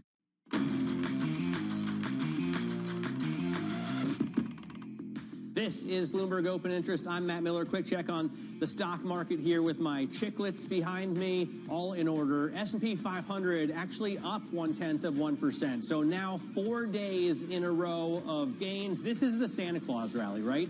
It's the last 5 trading days of December, plus the first couple in January. And on average, it's a 1.5% gain. We've already done that. And then some. The NASDAQ up as well. Okay, it's only 0.1%, but better than a stick in the eye. You can see that the NVIDIA shares right now only moving about 0.2%. And this is usually the directional signal that all the indexes on which it's listed need. When it's up, they're up typically. Broadcom, Avgo also trading higher. Joanne Feeney owned it since it had that name, still has that ticker. MP Materials and Bloom Energy going in opposite directions. You can see MP up 1.33%, Bloom down 2%. Warner Brothers not moving much, but we have, I guess, increased intrigue after yesterday's move by the Ellisons and Paramount. So Warner Brothers up 0.3%, and Walt Disney completely unchanged. But, well, I don't know what to say about it, Bonnie. It's just not moving at all. Yeah, there really is not much to say. Weren't we supposed to have light volume and big, huge swings? Isn't that what this is all about, holiday trading? Where is everybody? I don't know, they must just be watching TV, watching us, Matt. So, you know, there's that consolation. But let's talk banks, because that's one of the areas where we'll be very focused for 2026. Bank of America CEO Brian Moynihan sees a strong U.S. economy next year. He spoke with Bloomberg Wall Street Week host David Weston. We feel constructive for next year. We think AI spending continues. We think there's benefits to the American taxpayer from tax rebates, lower taxes due to the tax bill going through and being effective for next year.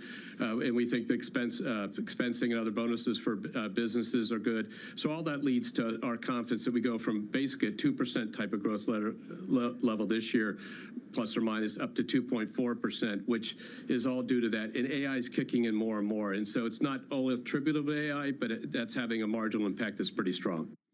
Well, let's take a deeper dive into the outlook for the banking sector. Last quarter, there were obviously concern about those so-called credit cockroaches, and we have to wonder, are we now in the clear suddenly? Herman Chan, senior U.S. bank analyst for Bloomberg Intelligence, joins us.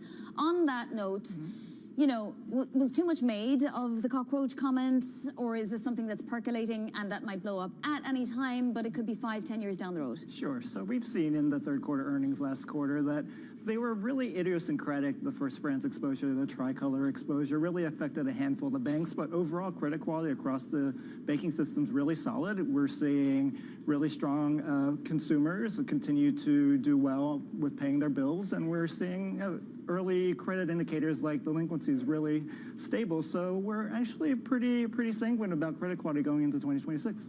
All right, so financials have done well. Do you expect them to continue this kind of rally at this level next year? Yeah, there's a lot of optimism with bank stocks. There's the macroeconomic backdrop's pretty good.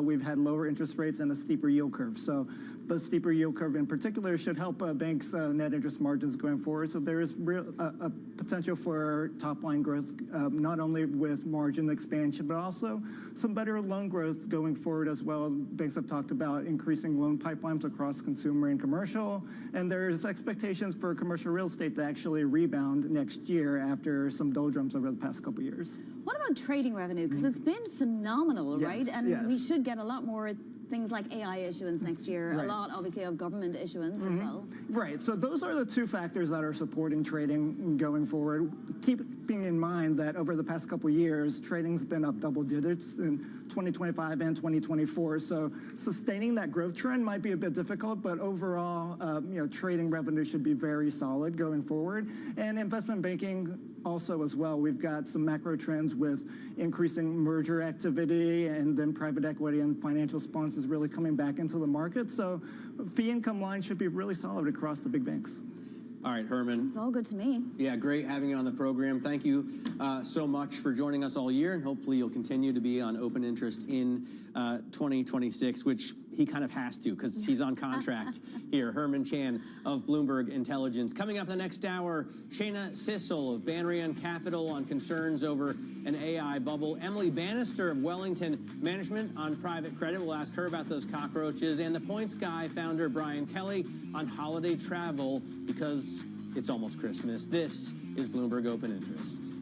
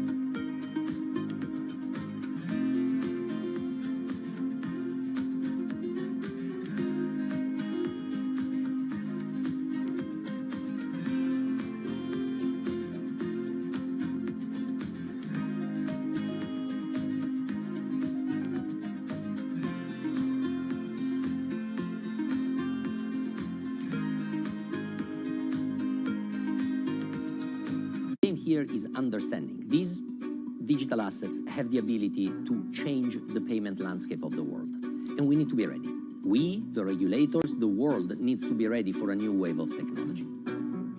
Stablecoins are almost entirely used in the mechanisms of trading cryptocurrencies. What we saw is the opportunity for digital assets broadly, stablecoins in particular, to be used as a medium of exchange outside of the crypto world, what is today the fiat currency world. At some point, I think these digital asset wallets will be big enough and people will be comfortable enough using them. I think we'll have a flip from conventional payment mechanisms into stablecoin-based mechanisms. Does that mean banks such as yourselves issuing stablecoin?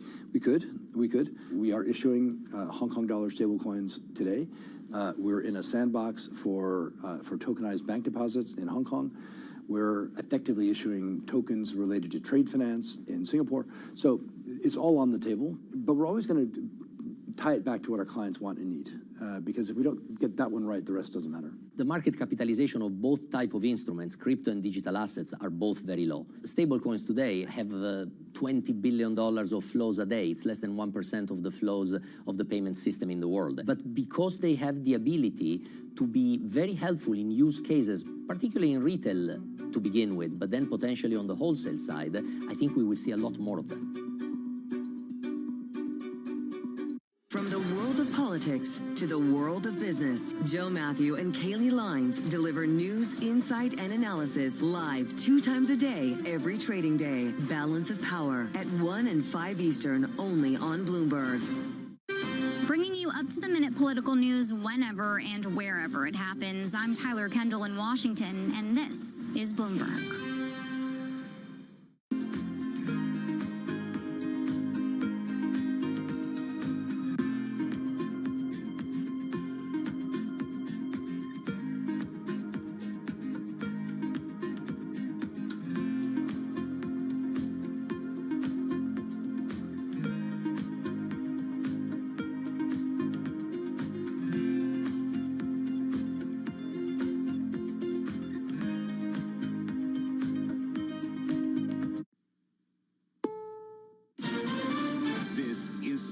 News on the Hour, sponsored by Progressive Insurance. I'm Christopher Cruz in Washington. We begin with some surprisingly good economic news. The Commerce Department says GDP grew at an annual rate of 4.3% from July to September, up from 3.8% during the spring. This is the strongest growth that we've seen in GDP in a couple of years. PNC Chief Economist Gus Fauché says consumer spending and exports led the surge, but he expects slower growth in the current quarter and into 2026. Job growth is slowing, income growth is slowing, so consumer spending growth will slow as households need to be a little more cautious with their spending. Michael Wallace, CBS News. On his Truth Social site just now, President Trump said the tariffs are responsible for the great USA economic numbers just announced. The latest batch of Epstein-related files released early this morning by the Justice Department has Donald Trump's name in them numerous times. Here's CBS's Scott MacFarlane. This group includes an awful lot of references to Trump in the paperwork, including a 2020 email sent by the Department of Justice in which an attorney at the agency was telling colleagues or a colleague that Trump's name shows up in the Epstein flight manifest a lot in the 1990s, at least 8 different times. In the Ukrainian capital Kyiv overnight,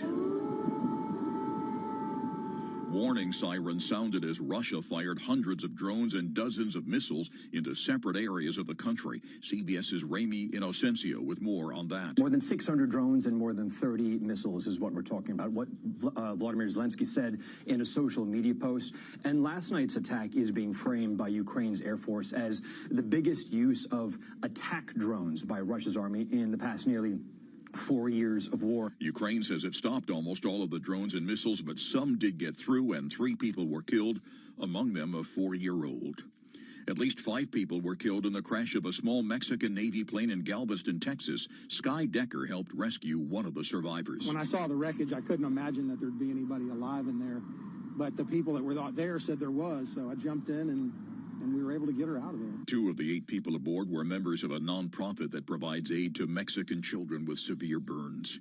The FDA has approved a pill version of the weight loss drug Wegovy. Dr. Chris Mertens participated in a clinical trial of the pill and lost 40 pounds over 8 months. It was a great option, especially when I know I had tried to do things what people may term the right way, with diet and exercise alone. Wegovy pills should be available in a few weeks. The Dow is off slightly at this hour. S&P 500 and NASDAQ up slightly. This is CBS News.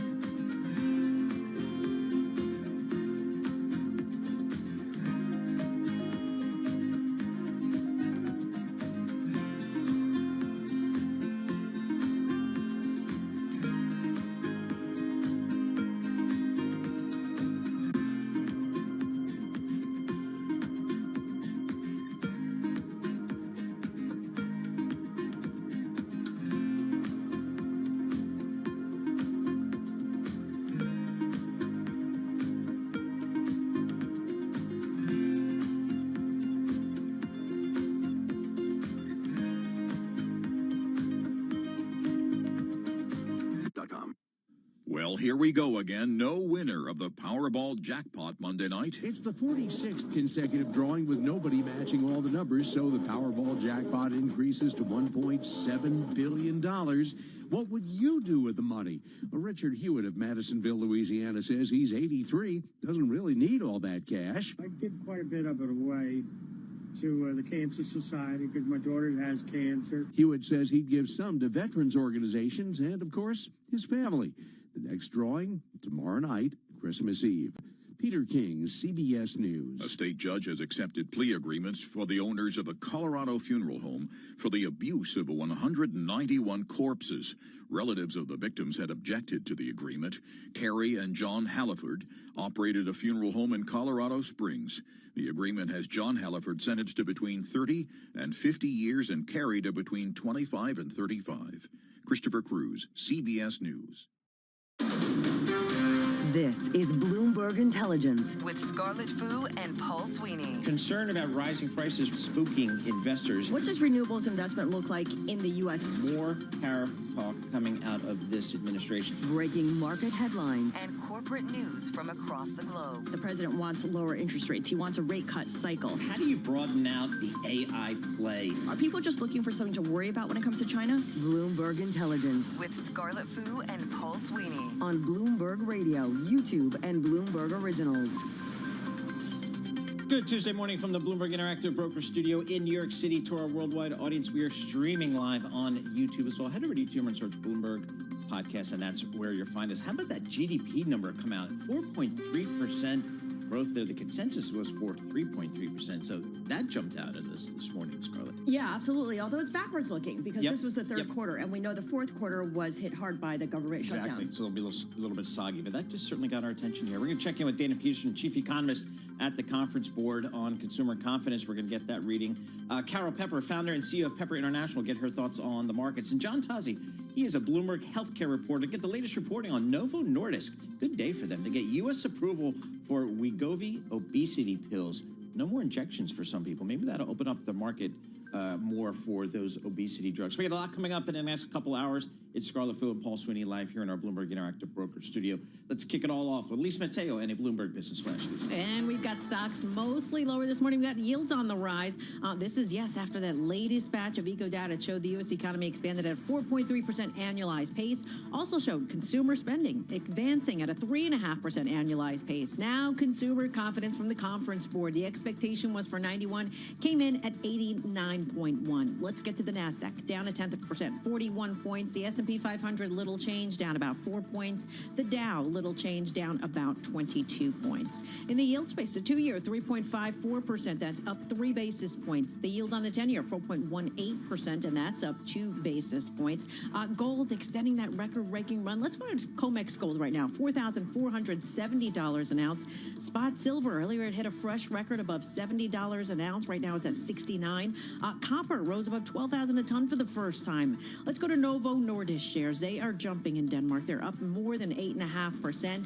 ADRs higher, up more than 8%. That's after the company won FDA approval to sell that pill version of its Wegovy obesity drug. Want to look at Eli Lilly too, the rival. Their shares, well, they're a little changed right now.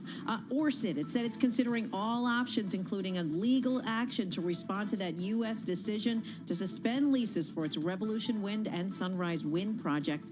Its shares are little changed. And Ryanair finally fined nearly $302 million by Italy's antitrust watchdog. It's for allegedly using a, quote, abusive strategy to prevent customers who booked through travel agencies.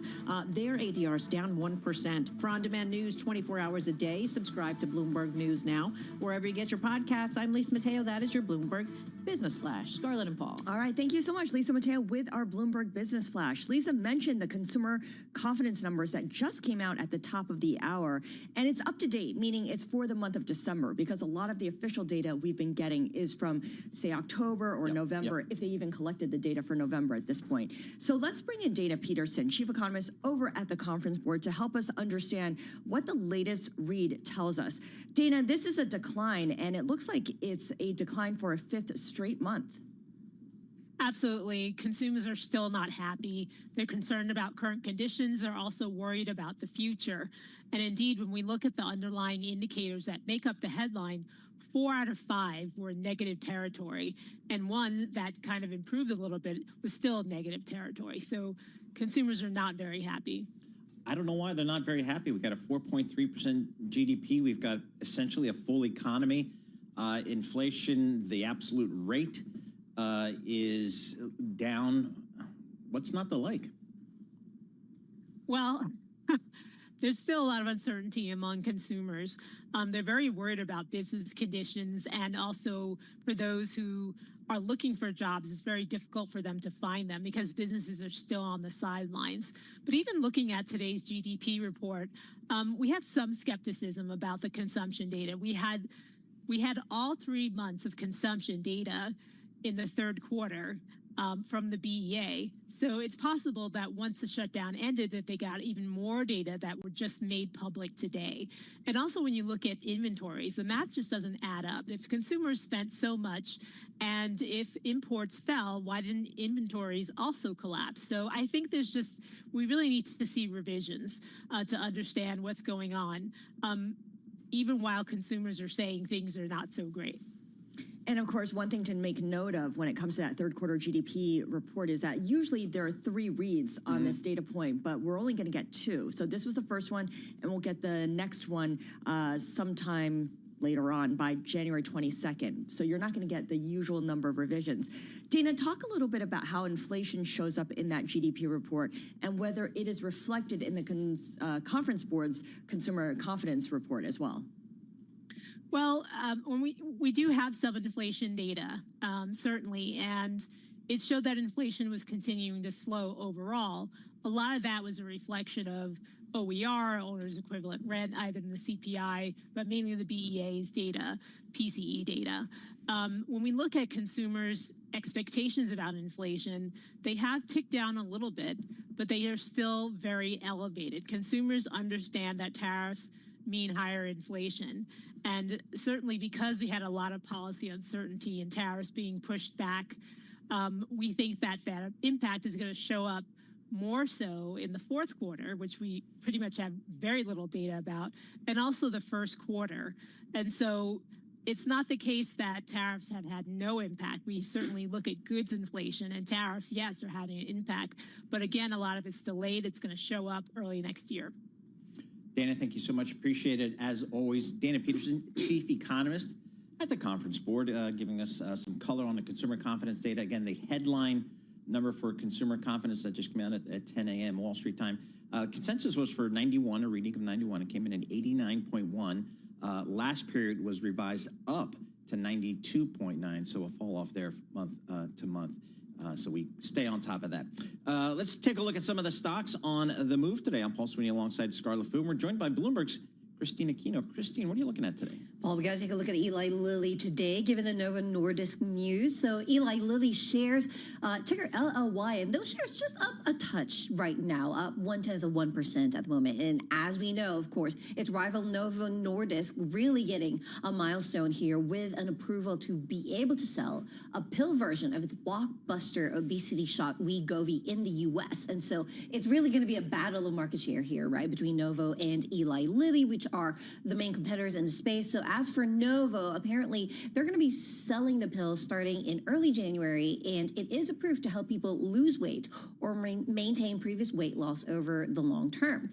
So Eli Lilly, though, not to be left behind, apparently they are trying to make waves in the European pharmaceutical space. So apparently they're going to be, or they've already met with the French Treasury in early December to submit a proposed acquisition of French pharmaceutical company Abivax. So we'll see if that gets approval.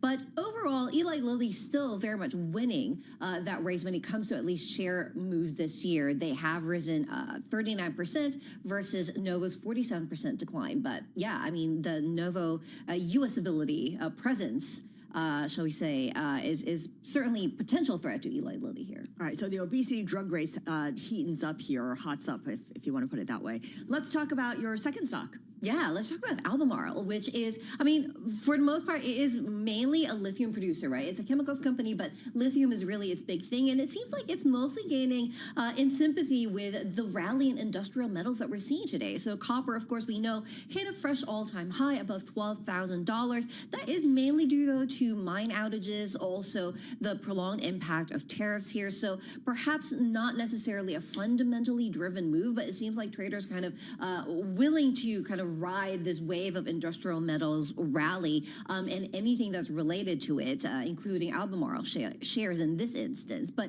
on the company specifically, we do have Bloomberg Intelligence weighing in on its fundamentals. So our analysts are saying that, you know, the company it's adjusting its operating and cost structures to reflect a lower for longer price environment for lithium. And so, you know, when the cycle turns, and it seems like we are starting to get that turn now in industrial metals, then it will be more competitively positioned. So keep an eye on that one. Those shares at the moment, you know, ticker ALB moving really quite a bit here, up 1.6% currently. And up 71% year to date for the Charlotte, North Carolina-based company. All right, one more.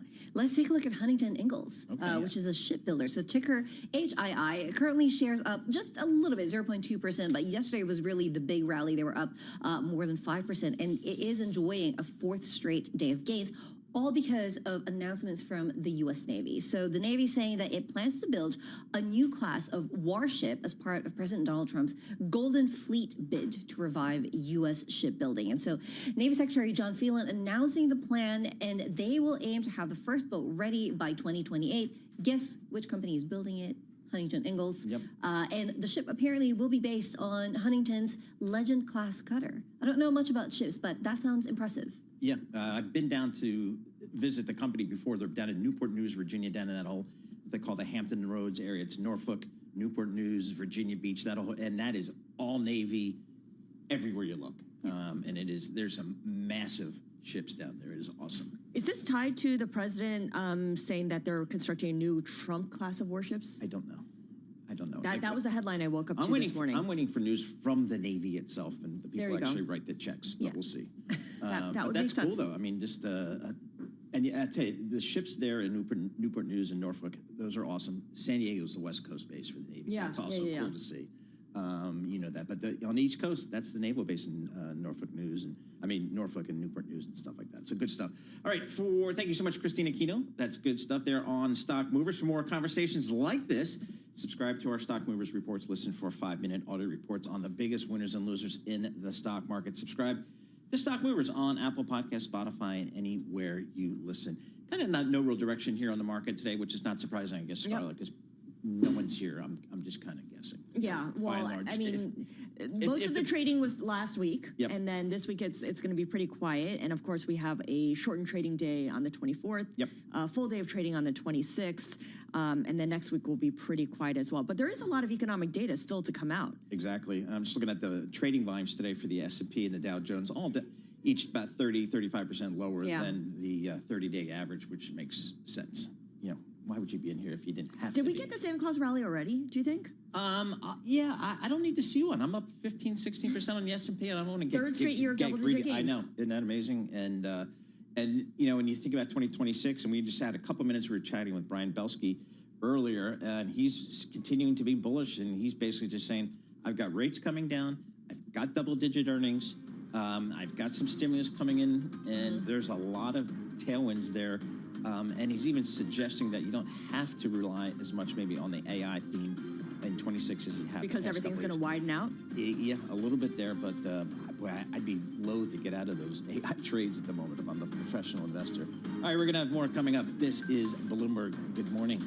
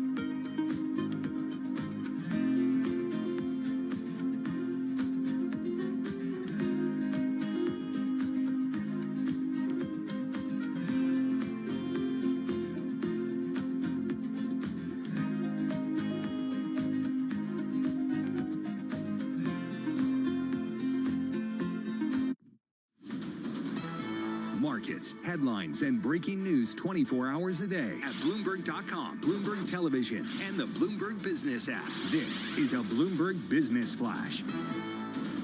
From the Bloomberg Interactive Broker Studio, I'm Lisa Mateo. Well, equity is struggling to gain some steam. This is after a three-day advance that put the S&P 500 on the verge of its record. Now, a report showing U.S. economy expanded at the fastest pace in 2 years. Well, it left money markets betting the Fed is going to pause its easing cycle in January. Let's get right to the markets. We have the S&P 500 little change, up about 4 points. The Dow up about 39 points. And the NASDAQ up a fraction. The two-year yield, 3.54%. That's up 3 basis points. The yield on the 10-year, 4.18%, and that's up 2 basis points. The Bloomberg Dollar Spot Index weakening by about 0.2%. The Japanese yen strengthening by 0.4% at 156.31 against the dollar. Over to company news, and Johnson & Johnson, they were ordered to pay about $1.56 billion. This is to a Maryland woman who blamed its baby powder for causing her asbestos-linked cancer. This is the largest such jury verdict of an individual in 15 years of litigation. We look at J&J shares, they're down about 0.5%. Luxury retailer Saks facing limited options. It has a more than $100 million debt payment due at the end of this month, and sources say it's considering Chapter 11 bankruptcy as a last resort. And Red Lobster has reportedly cut some of its corporate-level workforce and is working to renegotiate those costly leases that are pressuring its post-bankruptcy plan to return to some steady profitability. For on-demand news 24 hours a day, you can subscribe to Bloomberg News Now, wherever you get your podcasts. I'm Lisa Mateo. That is your Bloomberg Business Flash. Scarlett and Paul. All right, Lisa Mateo, thank you so much. We appreciate that. Scarlett Fu and Paul Sweeney, we're live here in our Bloomberg Interactive Broker Studio in New York City. We're streaming live on YouTube as well. It's a time of the year we start thinking about 2026. 2025 was a fantastic year for equity markets, for most bond markets, for commodities. Now what do we do in 2026? So let's talk to a professional here. Carol Pepper, founder and CEO of Pepper International, joins us here.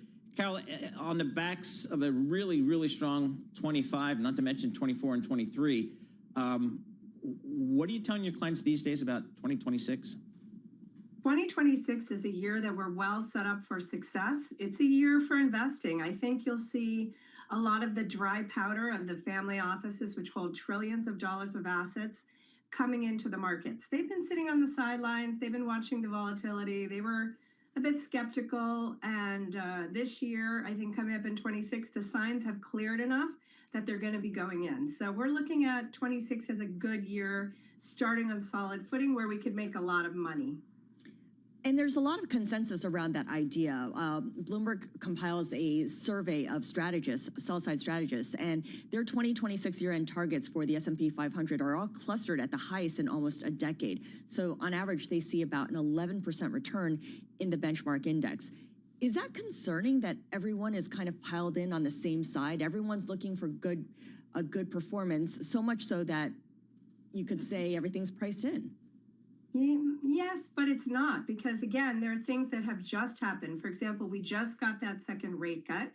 We're just, we got the end of the Gaza war, which is good. We may be getting it into the Russia-Ukraine war. That would be even better.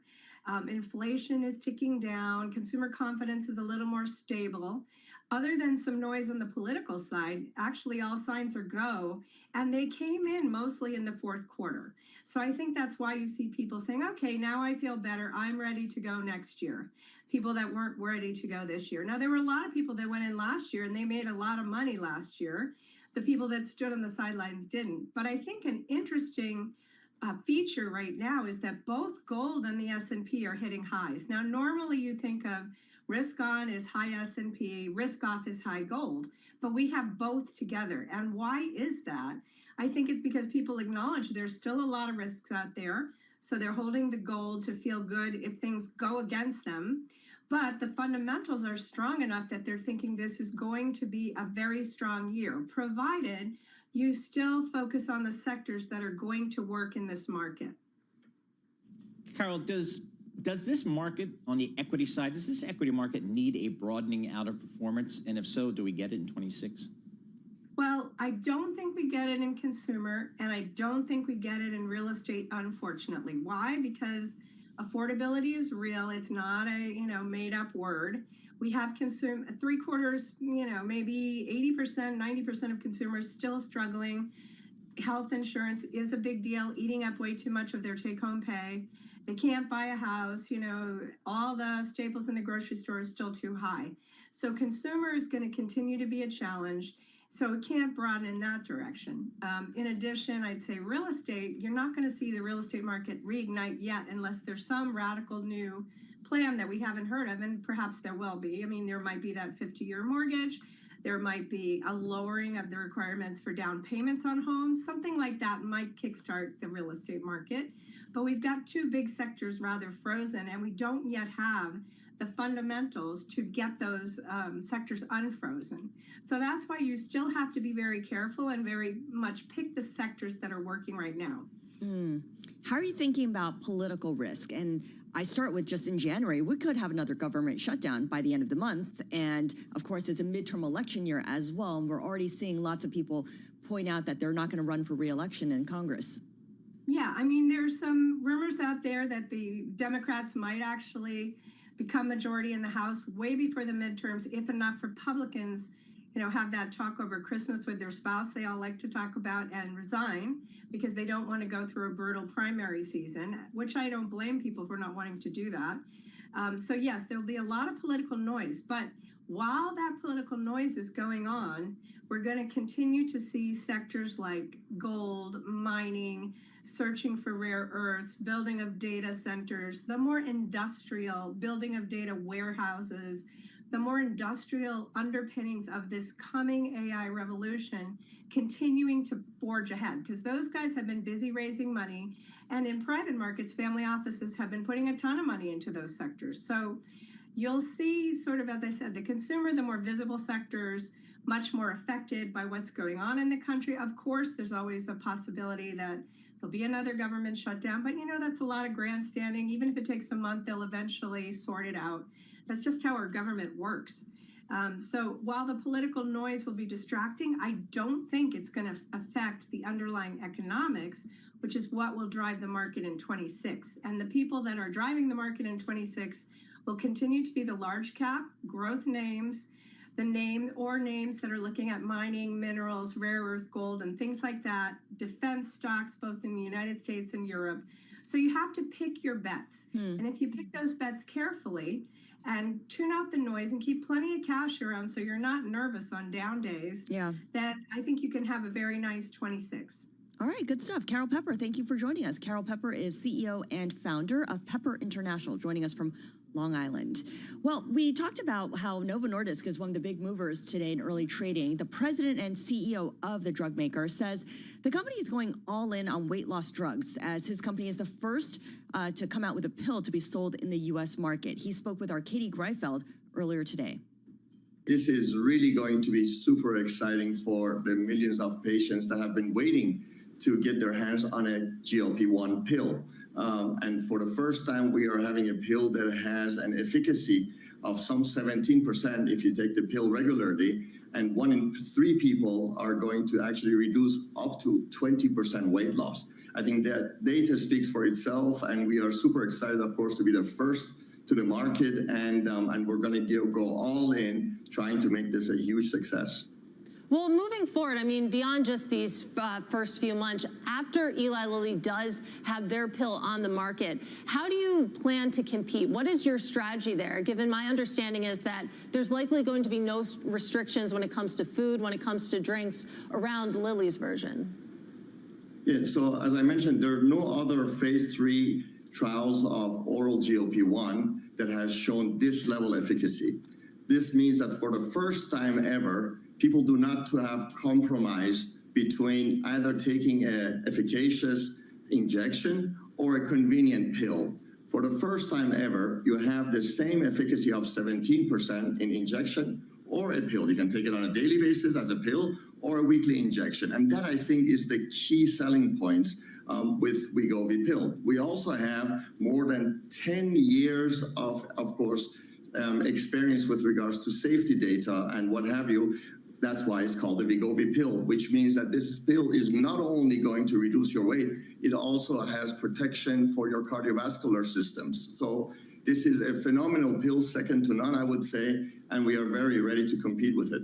Let's talk about how you're going to sell it. Through what channels will you sell this Wegovy pill? And will all of those channels be available at launch? The quick answer is yes. We're going all in. We're, of course, going to sell this through our own websites, NovoCare Pharmacy, as well as all of our partners, be it Ro, LifeMD, Costco, Weight Watchers. Everyone that you can imagine is going to start launching this at the same time on the day of the launch. Trump RX, of course, will be coming up soon as well as, of course, the traditional channels that usually medicine is procured in U.S. All right, that was the CEO of Novo Nordisk. Let's bring in John Tozzi now. He's a Bloomberg healthcare reporter on this milestone for the Swiss drug maker, because Novo Nordisk was the first mover here when it comes to the obesity treatments, but it quickly lost its lead to Eli Lilly. Does this put it back in the lead again? Yeah, I mean, so for the Danish drug maker, I believe it's Danish. Sorry. Yeah, no, I think it is. Listen, it is a milestone for sure. Patients have been waiting for an oral version of these weight loss drugs. This is the first pill to get approval in the United States. Eli Lilly is not far behind. They've said they expect their pill to be pill version of their weight loss drug Zepbound to be approved as soon as March, potentially in the U.S. So, I think it's still quite a competitive space, but this is still certainly a milestone for Novo Nordisk. So I would think that this would be kind of a step function in demand for the industry to have these oral products available, because I'm guessing there's just a bunch of people out there that don't like to get injections, and that's a non-starter for them. What's the expectation what this could do for the marketplace when we get more and more of these oral pills? Yeah, I mean, Novo Nordisk CEO certainly said that they expect this to expand the market. I think we'll know pretty soon, right? Whether, first of all, the question of how many people currently using the injection convert to the pill form, and how many new people spend demand, but we'll see. We'll see. And I remember Novo had what they call the next-gen treatment, CagriSema, which didn't do well, and that tanked the stock, and it's partly why the stock has fallen by about half this year. Is that kind of an experiment that just went off the rails, and this was always kind of in the offing? I mean, I think, companies have been looking for an oral GLP-1 weight loss drug, for years. I think this has been a goal of the market. I mean, there is an oral pill for the diabetes indication. Yep. There we go. Sorry. All right, that's good. I mean, I think this will just be big for a lot of folks, and hopefully the cost will continue to come down, and that'll make it available for more and more people. John Tozzi, healthcare reporter, Bloomberg News. Thanks so much for joining us here. Again, a good day for Novo Nordisk. We'll have more coming up. This is Bloomberg.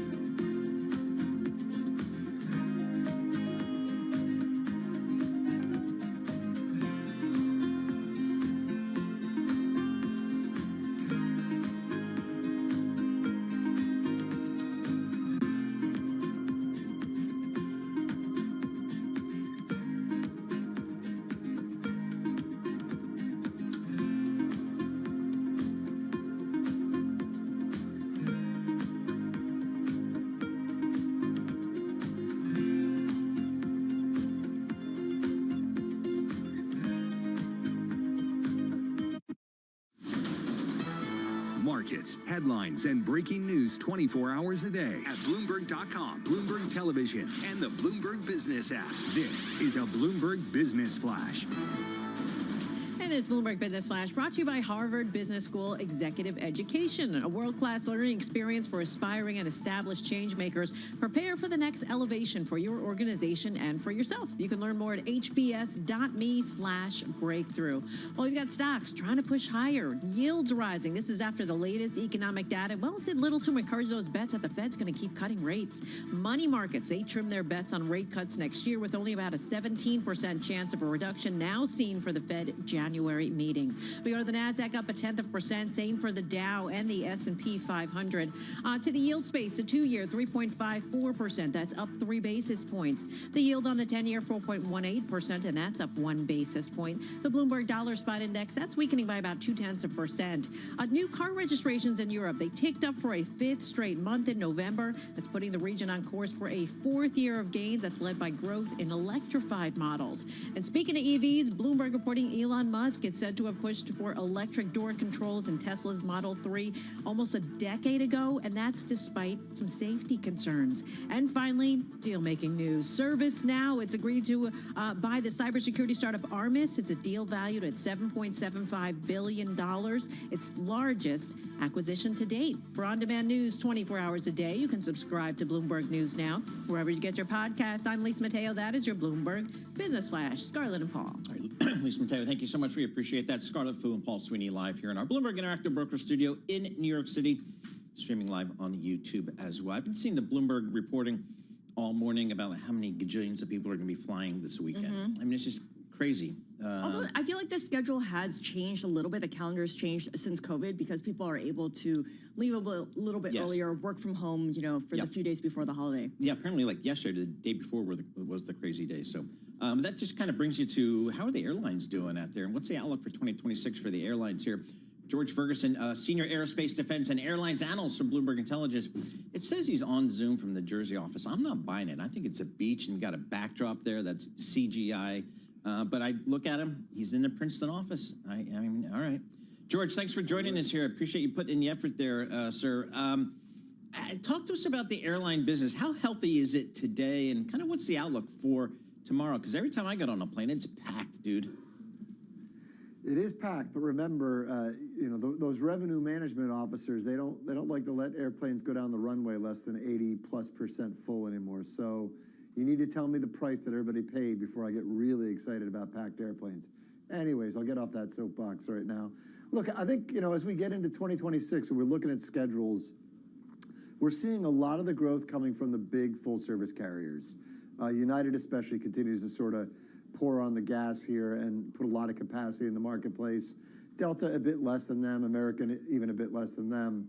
And as we get into the new year, we're going to have Southwest starting to sell premium seats, and everybody's got a plan for bringing more premium seats to the marketplace.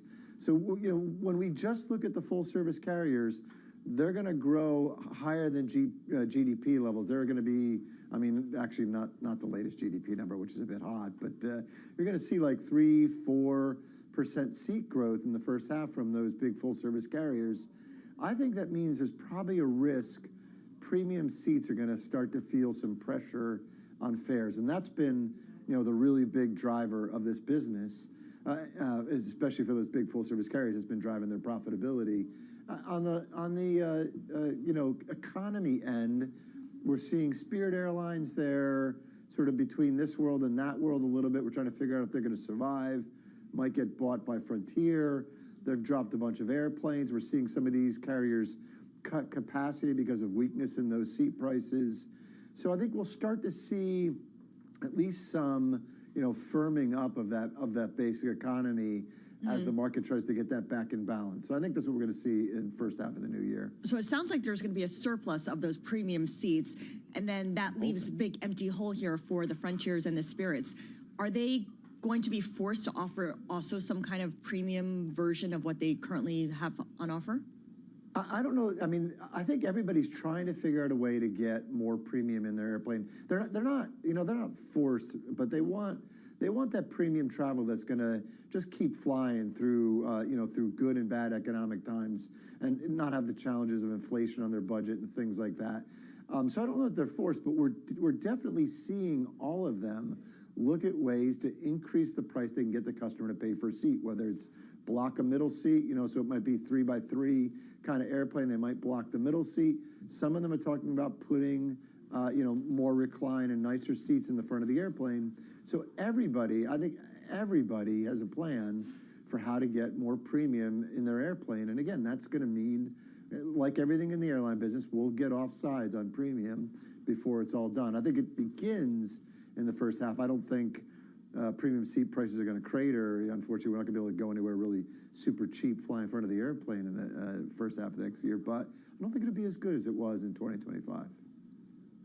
Wages, that's a big cost component for these airlines. I want my pilots happy. I want them feeling like they're well paid. Talk to us about the dynamic in the industry. Yeah, I mean, look, we still see, I don't know that I want to call it a shortage, but it's a difficult balance between the number of pilots out there and what's needed by the airlines, and the number of people coming into the industry and getting air transport licenses and things like that. And so the pilots are still decently paid. They came off decades ago. They just had many, many bad years. There was a surplus of them. So they've been catching up, and they got these 20% increases in the last couple of contracts. And in the last contract, we saw a 20% increase and then a 4%, 5%. So actually, it was a 5 and a couple 4s. But 4% salary gains, increases, they're pretty nice in this economy. And the airlines really can't afford that kind of inflation in their cost base. The pilots are a big part of it.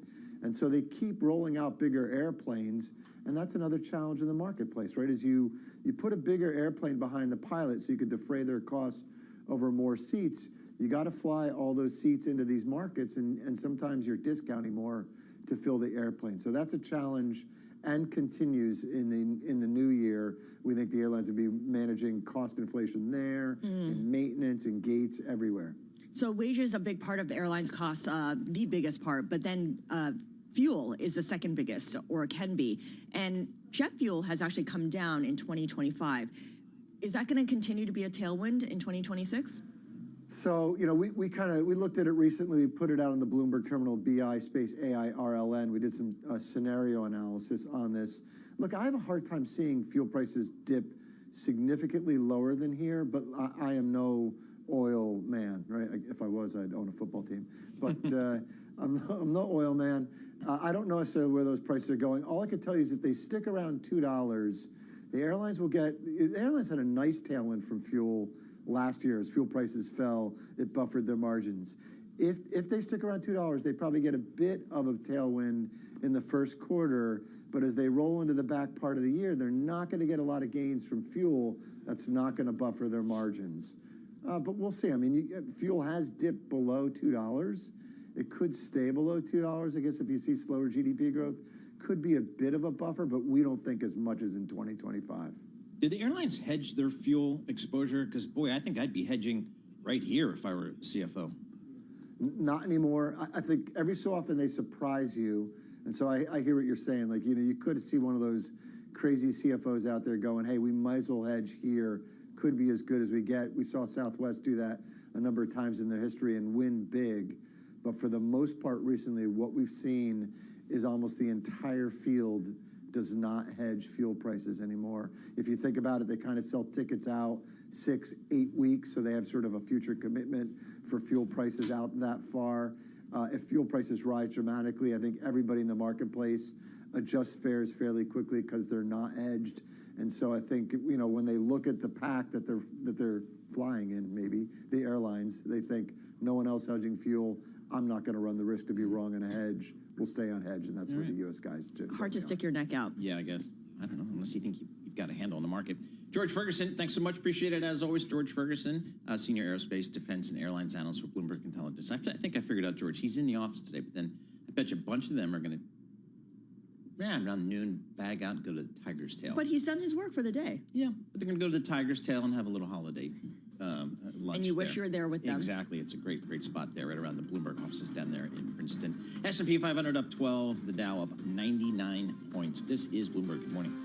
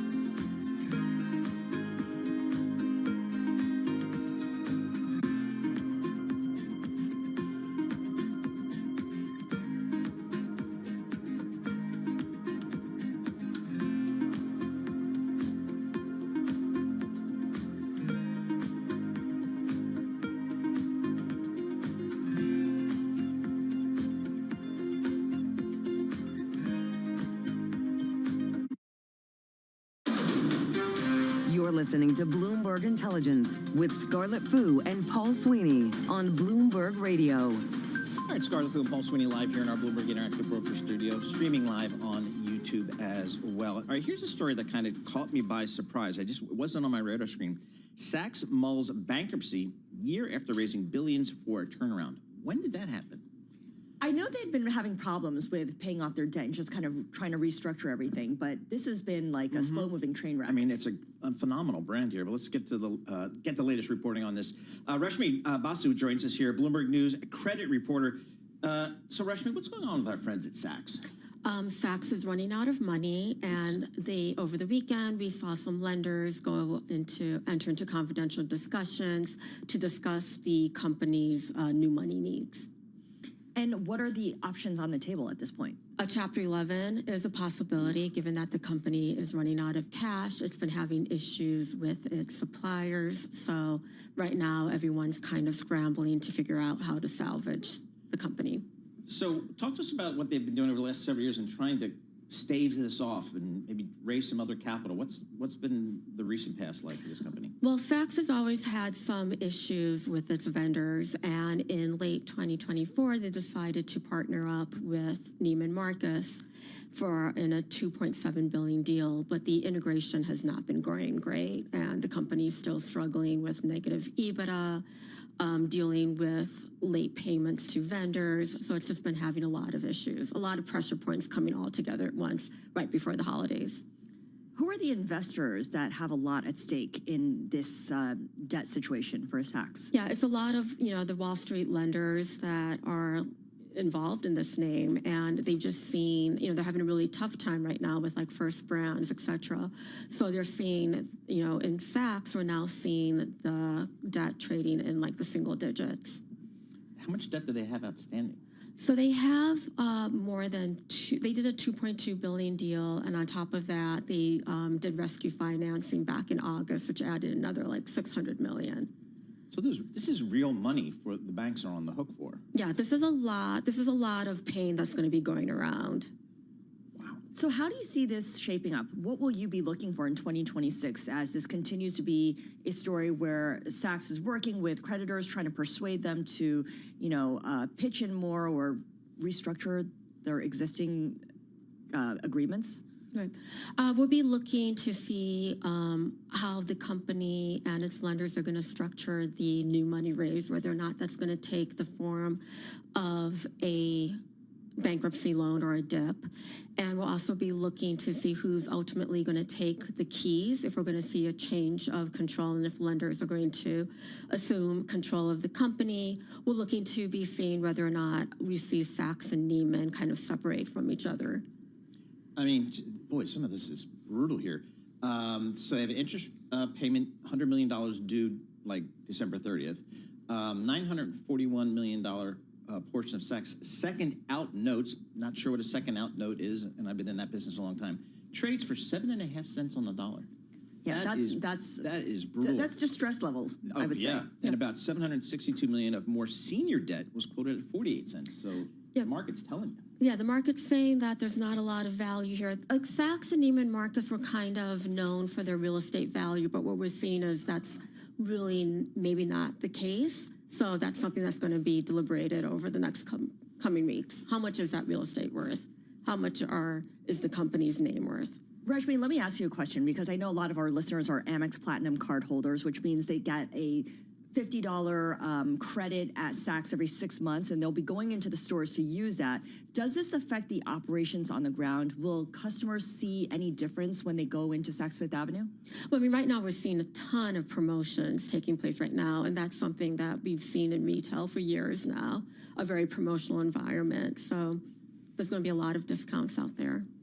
Are there other Saks type stories out there that you're monitoring, that a name that could be a real credit problem?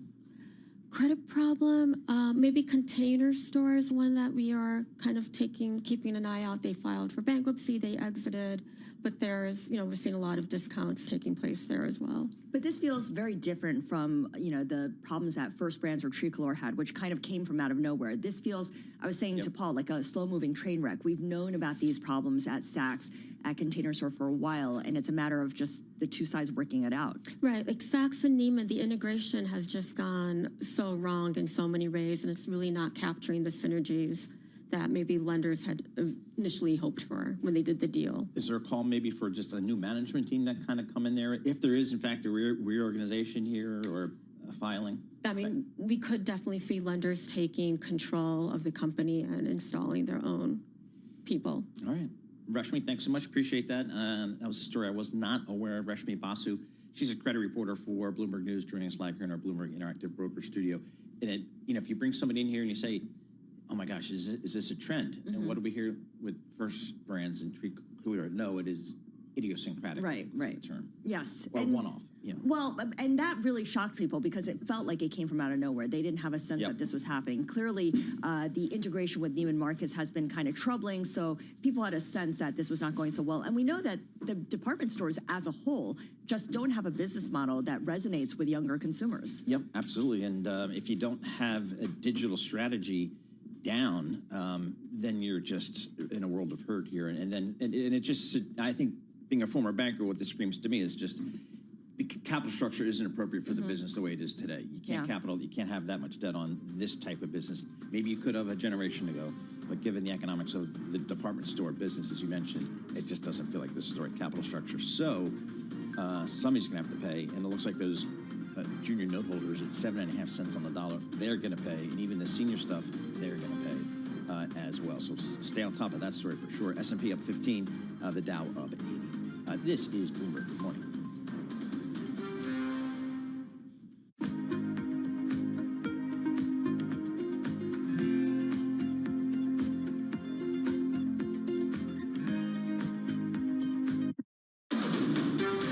This is Bloomberg Intelligence with Scarlett Fu and Paul Sweeney. Concern about rising prices spooking investors. What does renewables investment look like in the U.S.? More tariff talk coming out of this administration. Breaking market headlines and corporate news from across the globe. The president wants lower interest rates. He wants a rate cut cycle. How do you broaden out the AI play? Are people just looking for something to worry about when it comes to China? Bloomberg Intelligence with Scarlett Fu and Paul Sweeney on Bloomberg Radio, YouTube, and Bloomberg Originals. Good Tuesday morning. This is Bloomberg Intelligence, the second hour. We are live in our Bloomberg Interactive Broker studio in Midtown Manhattan. Paul Sweeney and Scarlett Fu here with you for this second hour. We've got a lot to cover, starting with a outlook on the winners and losers in politics in 2026. We're going to round up the winners and losers in politics in 2025 with Nathan Dean, Bloomberg Intelligence Senior Policy Analyst. Stuart Paul, our U.S. economist at Bloomberg Economics, will join us to share his perspective on how U.S. GDP grew much faster than expected, 4.3% in the third quarter. That was the fastest pace in 2 years. We'll also touch base with Nancy Dowd. She is private wealth advisor at Ameriprise Financial to discuss the latest in the markets. You have modest gains right now in equities. And Will Hoffman, Bloomberg Intelligence Senior Rates Strategy Associate, will be joining us to give us his sense on what is ahead for us in the rates market. First, though, let's check in with Charlie Pellet for our Bloomberg Business Flash. Hi, thank you very much, Scarlett and Paul. Here's what's going on. The Dow, the S&P, NASDAQ, they're all advancing. Right now, we are looking at the S&P 500 index trading at just about the best level of the session, up 15 right now, 68.93, up by about 0.2%. Dow Industrials also advancing right now. We've got the Dow up 0.2%, higher by 83 points, while NASDAQ up 55. On the composite index, a gain there of 0.2%. The Russell 2000 index, though, not taking part in today's gains. That index down now by 0.5%. Small cap shares moving lower. The Bloomberg Mag 7 index up 0.6%. Your 10-year 4.17, with the 2-year 3.53%. Gold up another $13 the ounce, 44.57, up 0.3%. Silver 69.80, just back below $70, up by 1.1%. And Bitcoin now down 0.9%, 87,477 on Bitcoin. West Texas Intermediate crude retreating today, down 0.3%, 57.85 a barrel. Lots of economic news today. Yes, GDP, but we also got some numbers on consumer confidence, declining for a 5th consecutive month on more pessimistic views of the labor market and business conditions. The Conference Board's gauge decreased to 89.1 from 92.9 last month. Now, Dana Peterson is chief economist at the Conference Board, and she was a guest last hour right here on Bloomberg Intelligence. Consumers are still not happy. They're concerned about current conditions. They're also worried about the future. And indeed, when we look at the underlying indicators that make up the headline, 4 out of 5 were in negative territory, and one that kind of improved a little bit was still in negative territory.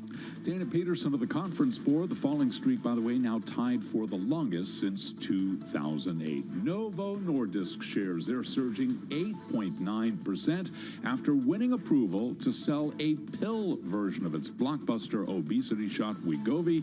In the U.S., it is a crucial step in its effort to defend its market share from rival Eli Lilly. Lilly unchanged. I'm Charlie Pellet. That is a Bloomberg Business Flash. Charlie Pellet, thank you so much. We appreciate that. Scarlett Fu, Paul Sweeney, live here in our Bloomberg Interactive Brokers studio in New York City. A little wet, a little chilly here today. That's all right. We're also streaming live on YouTube, so head over to youtube.com and search Bloomberg Podcast. That's where you will find us.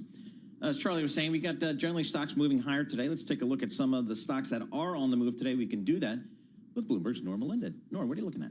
Well, let's talk through one of the biggest stories of the day. We did see that Novo Nordisk won approval to sell a pill version of its obesity shot Wegovy in the United States. So this, of course, should help people lose weight or maintain their previous weight loss over the long term, but this is really an edge up against Eli Lilly, its competitor, because it's essentially giving it a head start because Eli Lilly said that its own oral obesity drug could be approved by March. So this is getting in a bit earlier. You're seeing shares of Novo Nordisk, ticker NVO, reflecting that. We see shares up as much as 11%, now pairing up about 8.5%, but this is the biggest jump since January on a single day basis. Yeah, definitely big news for Novo Nordisk. Let's stay in the healthcare space. Yeah, I'm also looking at shares of Johnson & Johnson, that's ticker J&J. We're seeing shares that are down just a smidge, about 0.6%. This is after the company was ordered to pay about $1.56 billion to a Maryland woman who blamed the company's talc-based baby powder for causing her asbestos-linked cancer. So we are hearing from researchers that they have linked asbestos to mesothelioma, and jurors did find that J&J and 2 of its units and its spinoff Kenvue were liable for failing to warn the woman of its baby powder being tainted with asbestos. So you are seeing shares sliding just a touch off of the news. ServiceNow, a little M&A. Yeah, a little M&A action here on this, what is this, Tuesday? Yep. We did see that ServiceNow, this is ticker NOW, it reached a deal to buy the cybersecurity startup Armis. The deal was valued at about $7.75 billion. This is its largest acquisition to date for the company. So ServiceNow will pay in cash for Armis, expects to fund the transaction through a combo of cash on hand and debt. They say that the deal should close in about the second half of 2026. We did see shares of the ServiceNow, though, sliding as much as 2.9% earlier. Now it's down about 2.3% as we speak. All right, good stuff. Norma Linda, Bloomberg Television markets correspondent with our market movers this morning. For more conversations like this, be sure to subscribe to our Stock Movers reports. Listen for 5-minute audio reports on the biggest winners and losers in the stock market. Subscribe to Stock Movers on Apple Podcasts, Spotify, or anywhere you listen. Let's head over now to Washington, D.C. and check in with Nathan Dean. He is Bloomberg Intelligence Senior Policy Analyst to kind of wrap up the year that was in 2025 and look ahead to 2026 because you can't overstate just how much of an influence politics and policy had on the markets this year. Clients actually demand access to Nathan Dean, and his notes get huge readership because politics definitely impacts investments. I mean, you just look at the crypto space, for instance. Look at the financial space, the banking space. Nathan, thank you so much for joining us today on the eve of Christmas Eve. Which industry saw the biggest impact, for better or for worse, from policy? So obviously, I think the first thing to do is look at President Trump's one big beautiful bill, and really that's clean energy. You know, we saw a lot of the tax credits curtailed in terms of just both solar and wind, and both industries are really significantly being felt in terms of, you know, those actions. I would also say is there's a lot of sentiment out there in terms of crypto and financial services, like you just said, but 2026 is going to bring even more deregulation for those two sectors. And that's why we think for 2026, crypto and financial services in particular are going to see quite a benefit. Just in the banking space, for example, you know, back of the napkin math, because we haven't seen some proposals that haven't come out yet, but we're estimating around $73 to $75 billion in capital that will be returned to the big banks. So think of Bank of America, JP Morgan, and Citigroup. And then in the crypto space, obviously, you know, we had some stablecoin legislation passed that is now going to be implemented in 2026. But also we see Congress debating this crypto market structure bill, which we think is a 70% chance of success passing in the first half of next year, which would then bring regulatory clarity for firms like Coinbase and Robinhood. It's also an election year in 2026. How does that impact how legislation gets passed or doesn't pass? How's that work? Yeah, so, you know, for 2026, every day that all 435 members of the House and 33 members of the Senate are here, it's a day that their opponent is back home campaigning against them. And look, they don't want to be here. So we're telling our clients is that legislation is going to be very difficult to come by in 2026. Now, the Republicans want to have another bite of what's called the reconciliation apple. This is essentially the one big beautiful bill pathway again. So think of this as going to be more healthcare related. We're somewhat bearish on this just because the margins of the House of Representatives are pretty thin right now. And look, if it was easy, they would have already done it, they being the Republicans. But there are some other bills out there, like I mentioned, the crypto bill. But 2026 is a story about deregulation because regulators live here, they don't go home, and they're going to be working on these rules. And it's also a story of tariffs because we do anticipate that the Supreme Court in January is most likely going to say that President Trump's IEEPA tariffs are unlawful. And then the Trump administration is going to have to figure out another way to implement these tariffs because just as of this morning, President Trump said that these are really good things for the nation. Yeah, that's going to be something we're going to really focus in on in 2026. If the Supreme Court does rule against the president, what does that mean for the efforts by importers to claim a refund or to try to get back some of that money? So Bloomberg News had a column a couple of weeks ago, and they used the term refund chaos. And I love that two-word phrase because that's just going to show you how difficult it will be to get refunds. Because to the best of our knowledge, it's not like one company like Amazon could go to and just say, look, give me a check for $500 million. You have to go down to the line item by each individual line item because each individual line item has certain tariffs associated with it. So it's going to be messy. And there's also no way to reconfigure that there would be an electronic version of this wire. It would have to be a paper check. So I think there's a lot of folks out there saying, look, if the refunds are coming, it's going to be quarters, if not years. And I would just say is that, the other thing to keep in mind is that the Trump administration most likely will launch these investigations. So if you hear in the press, you see Section 232 or Section 301, think investigation. But those investigations take time. And the biggest question that we have, we don't have this answer yet, is will President Trump reimpose these tariffs 3, 4, 5 months before the elections when they're extremely unpopular with the populace?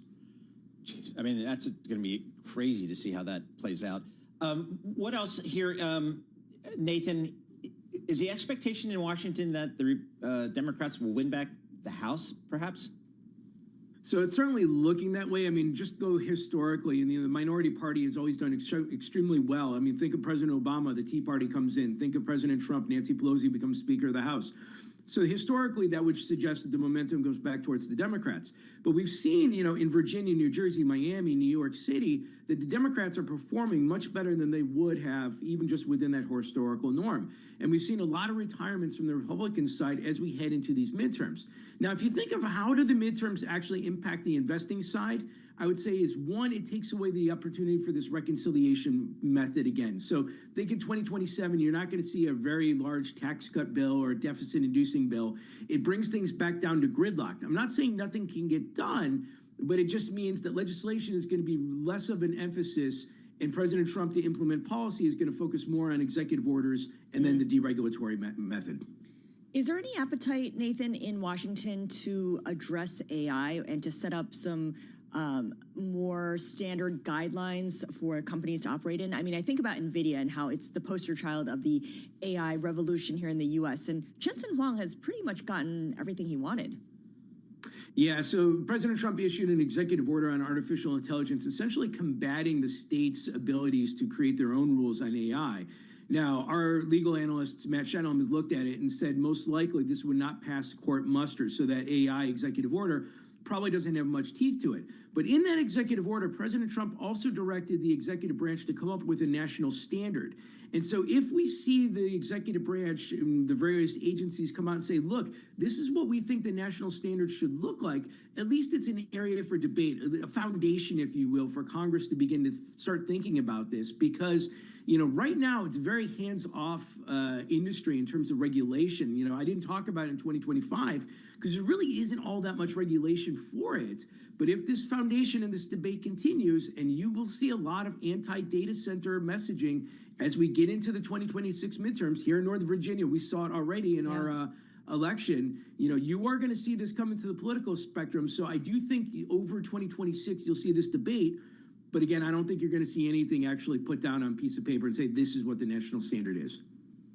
All right, Nathan Dean, very good. Appreciate it. As always, Nathan Dean, Senior Policy Analyst for Bloomberg Intelligence. He's based down there in Washington, D.C. Earlier this morning, around 8:30 Wall Street time, we got another piece of economic data that I think really surprised the marketplace.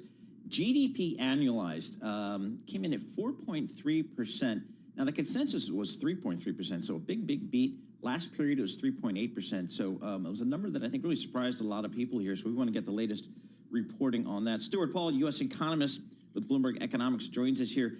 Stuart, is this a quality number? Is it something we can trust, or is it perhaps a little bit like the inflation number, which might be a little squishy given the shutdown?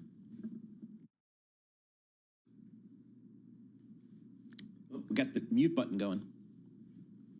Sorry about that. Fortunately, I don't think this number was as affected by the shutdown as the CPI data. The CPI data had some pretty egregious imputation problems, particularly in October. I will say, though, that I don't fully trust the estimate for the GDP deflator, the estimate of inflation through the third quarter that's included in the GDP report, it looks to me like durable goods inflation was probably a little bit understated in the third quarter. And the reason why I really focus in on that is because durable goods spending and spending on recreational services both really drove headline GDP growth higher. If there was any sort of mismeasurement in the prices index, particularly for durable goods, we would expect to see a little bit of a revision lower for headline GDP growth. I don't think that it's a low quality estimate of third quarter GDP growth, but there are a couple little details that stand out to me as perhaps a reason to suspect that we'll get a modest downward revision to third quarter GDP growth eventually. Okay, and that the final release of this third quarter GDP report will come out January 22nd. Everything's delayed because of the shutdown. How does this set us up for the fourth quarter? Because you don't see an impact from the shutdown on this print, but you will on the fourth quarter number.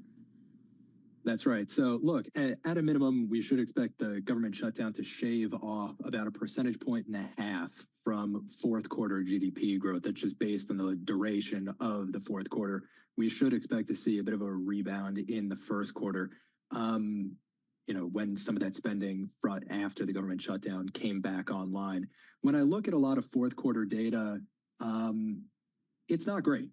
I mean, we just saw industrial production numbers out for October and November. Yes, headline industrial production surprised to the upside, but manufacturing output was dismal in both October and November. When we look at things like the Conference Board's Consumer Confidence Index, also released today, a major downside surprise, and that's through December, in part because of perceived labor market slack and deteriorating buying plans. And when that's the case, yes, this third quarter GDP number is great, but it does look like a lot of economic activity, both on the corporate side in terms of production and output, and on the consumer side, are both quite a bit weaker through the fourth quarter. Stuart, what's the Bloomberg Economics GDP call for 2026, and what are the key, drivers of that? A bit over 2% for 2026. Big expectation that there's going to be some fiscal tailwinds that are supporting growth through 2026. It does look like we made it through the trough of the labor market, and any sort of pickup in income should help to support growth. At the same time, firms are investing a considerable amount in AI and technology. That was also evident in the third quarter GDP report. As some of those efficiency gains become even more notable throughout 2026, that should help to support growth. Stuart, what kind of data points will you be looking for between now and in the next few weeks? Just very quickly. Well, all eyes are going to be on the ISM PMIs. Those are going to be some of the first to hit in January, and that's going to show us how we both ended 2025 and how we're starting off 26. All right, StartupPal, U.S. economist with Bloomberg Economics. Thank you so much, giving us some perspective on that third quarter GDP print, 4.3% annual rate, the fastest in 2 years. This is Bloomberg Intelligence on Bloomberg Radio in New York.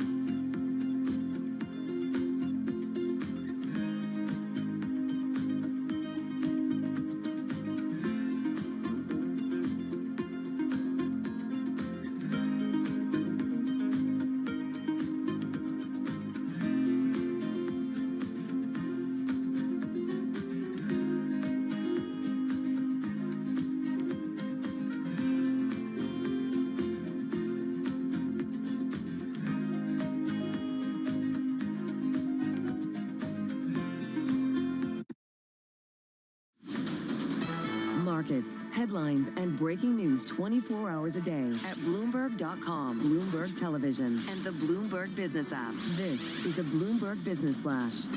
It's 11:21 on Wall Street. We do check markets all day long here at Bloomberg, and this Bloomberg Business Flash is brought to you by Golden Crest Metals. Inflation, tariffs, and volatility have some investors turning to gold for stability. To get a free gold and silver info guide and learn how to add metals to your IRA or 401k tax and penalty free, go to goldencrestmetals.com/guide. That's goldencrestmetals.com/guide. S&P 500 index hovering near a record 68.94 where we stand on this Tuesday morning. 69.01 is the high. Right now we've got the S&P up 16, up by about 0.2%. The Dow up 80, up 0.2%. NASDAQ up 61 for the NASDAQ Composite Index. That is a gain of 0.3%. On an update from much of the market, the Russell 2000 index of small cap shares trading lower, down 0.5%, but the Bloomberg Mag 7 index up now by 0.6%. Your 10-year 4.17%, but the 2-year 3.53%. Gold up $18 the ounce, up 0.4%. West Texas Intermediate crude 58.10 a barrel has been meandering up now by 0.2%, and Bitcoin slumping 0.5%. Bitcoin now at 87,820. U.S. airlines expect to carry a record number of passengers over the holidays after a year in which economic uncertainty and a government shutdown have whipsawed travel demand. The Airlines for America lobby group says a daily average of 2.9 million passengers will be traveling through January 5th, up 1.5% from a year ago. Among some of the airline stocks today, they're all flying lower right now. American down 1.9%, United down 1.1%, Delta down 1.3%, JetBlue down 2.3%, and Southwest Airlines lower now by 1.3%. By the way, in a separate statement, AAA says domestic airfares over the holiday period will average $900 for a round trip. I'm Charlie Pellet. That is a Bloomberg Business Flash. That feels like a lot. I mean, we keep hearing about how they have come down a little bit. I don't see it. Yeah, I don't know. I mean, there's a reason why neither of us are flying this holiday season. I think people are paying up a little bit more because they've segmented the plane so much these days. Right, They end up, paying more than you probably thought you were. Always. All right, let's talk a little bit about the markets here because as Charlie Pellet was telling us, the S&P 500 near its all-time high. It's actually gaining for a fourth straight day. There seems to be a renewed appetite for tech and risk overall. Let's bring in Nancy Dowd. Nancy is a private wealth advisor at Ameriprise Financial. And Nancy, what do you see happening in the markets through the end of the year and early next year? Are we getting a Santa Claus rally or has that already happened? I think we're right in the middle of it. And there's nothing like New York City for the holidays. And that's where I am. Clearly another great year coming to an end. Now, it was not exactly a smooth ride, though. It seems like so long ago. But if you do remember that between February and April, we had a drop of 19%, the S&P, for fear of the tariffs. But it was all recovered by June. So the most important thing to remember, of course, for stock changes are earnings growth and valuation expansion or contraction. And that's what pretty much led the way in 2025. It was mostly about earnings growth. So Nancy, given the performance here, really over the last 3 years of risk assets here, what's the conversation you're having with your clients about expectations for 2026? Yeah, check your expectations. That's pretty much the conversation. It's been a humongous run, and I've been a financial advisor for more than 4 decades, and I've never seen a boom like this. It's really incredible. But it could lead to investor sentiment feeling a little bit like, oh my God, this is going to continue forever. And it's not. Valuations are unquestionably high. Although they are justified with good business metrics, but we do still have to maintain caution and stick to the goals, the time frame, and the risk appetite. So tell us what sectors you like. I know tech is on your list, but I feel like tech is on everyone's list. When we move away from tech and hope to see this broadening of the market, where else can you find opportunity? Well, the market has broadened significantly, which makes us all feel a lot better because you're not led by, a handful of stocks for the entire year. I would say favor more industries over sectors. Fixed income is not a bad diversifier now. We could really lock in some nice yield and have some diversification and a little bit of safety. And, I know it sounds very basic, but this is the time when everybody's hyped up is to really think about sticking to the basics. Security selection has made a real comeback. Nancy, does the basics now include alternatives? Because I hear more and more people talk about alternatives as part of their portfolio and at higher allocations than I have. And kind of surprising. How do you think about that? Well, they've become more popular, and also investors have become more educated on how alternatives serve as a good buffer for a portfolio. And the reason, of course, is by definition, alternatives don't correlate to stocks or bonds. So if everything tanks, essentially, then at least this will be sort of your safety net. Which is why it has become a larger percentage. But again, it depends on the risk appetite of the investor. If it's someone more averse to risk, then it could be up to a 20% allocation. If it's someone more aggressive on the risk or has a longer time frame, we probably would look at more like a 5, maximum 10% allocation to alternatives. And when we talk about alternatives, oftentimes these days it's private credit, some private equity, hedge funds. How about crypto? How does that factor in? Because I keep hearing from our crypto reporters that it's highly correlated to equities. So you're not getting much of a diversifier by going into crypto. Well, I can't really comment on crypto, but that I would not call that a buffer. That would definitely not be a safety net in my book. So remember, we are in the business of meeting long-term goals for our clients. We are not in the speculation business, and crypto is still highly speculative. How much credit risk are you suggesting your clients take these days in the fixed income space? Because I can sit there and hide out very comfortably at a 2-year treasury at 3.5%. Yes, and we will very much advocate boring, really safe U.S. government bonds and everything that's simple and basic and boring. That's the best place to be in the fixed income market. How about in corporate credit? I mean, with spreads have been tight, and there's going to be a lot of supply coming out next year. We've already seen a ton of supply this year, and the tech companies are only raising more money to build out their data centers. Yeah, I would say credit quality is going to be the most important part of this because the Fed is on the trend of lowering interest rates. So interest rate is not the factor now. It's really credit. That's the focus. So for the same reason you would buy a stock of the company, you'd want to check the credit of that same company if you're buying the bond.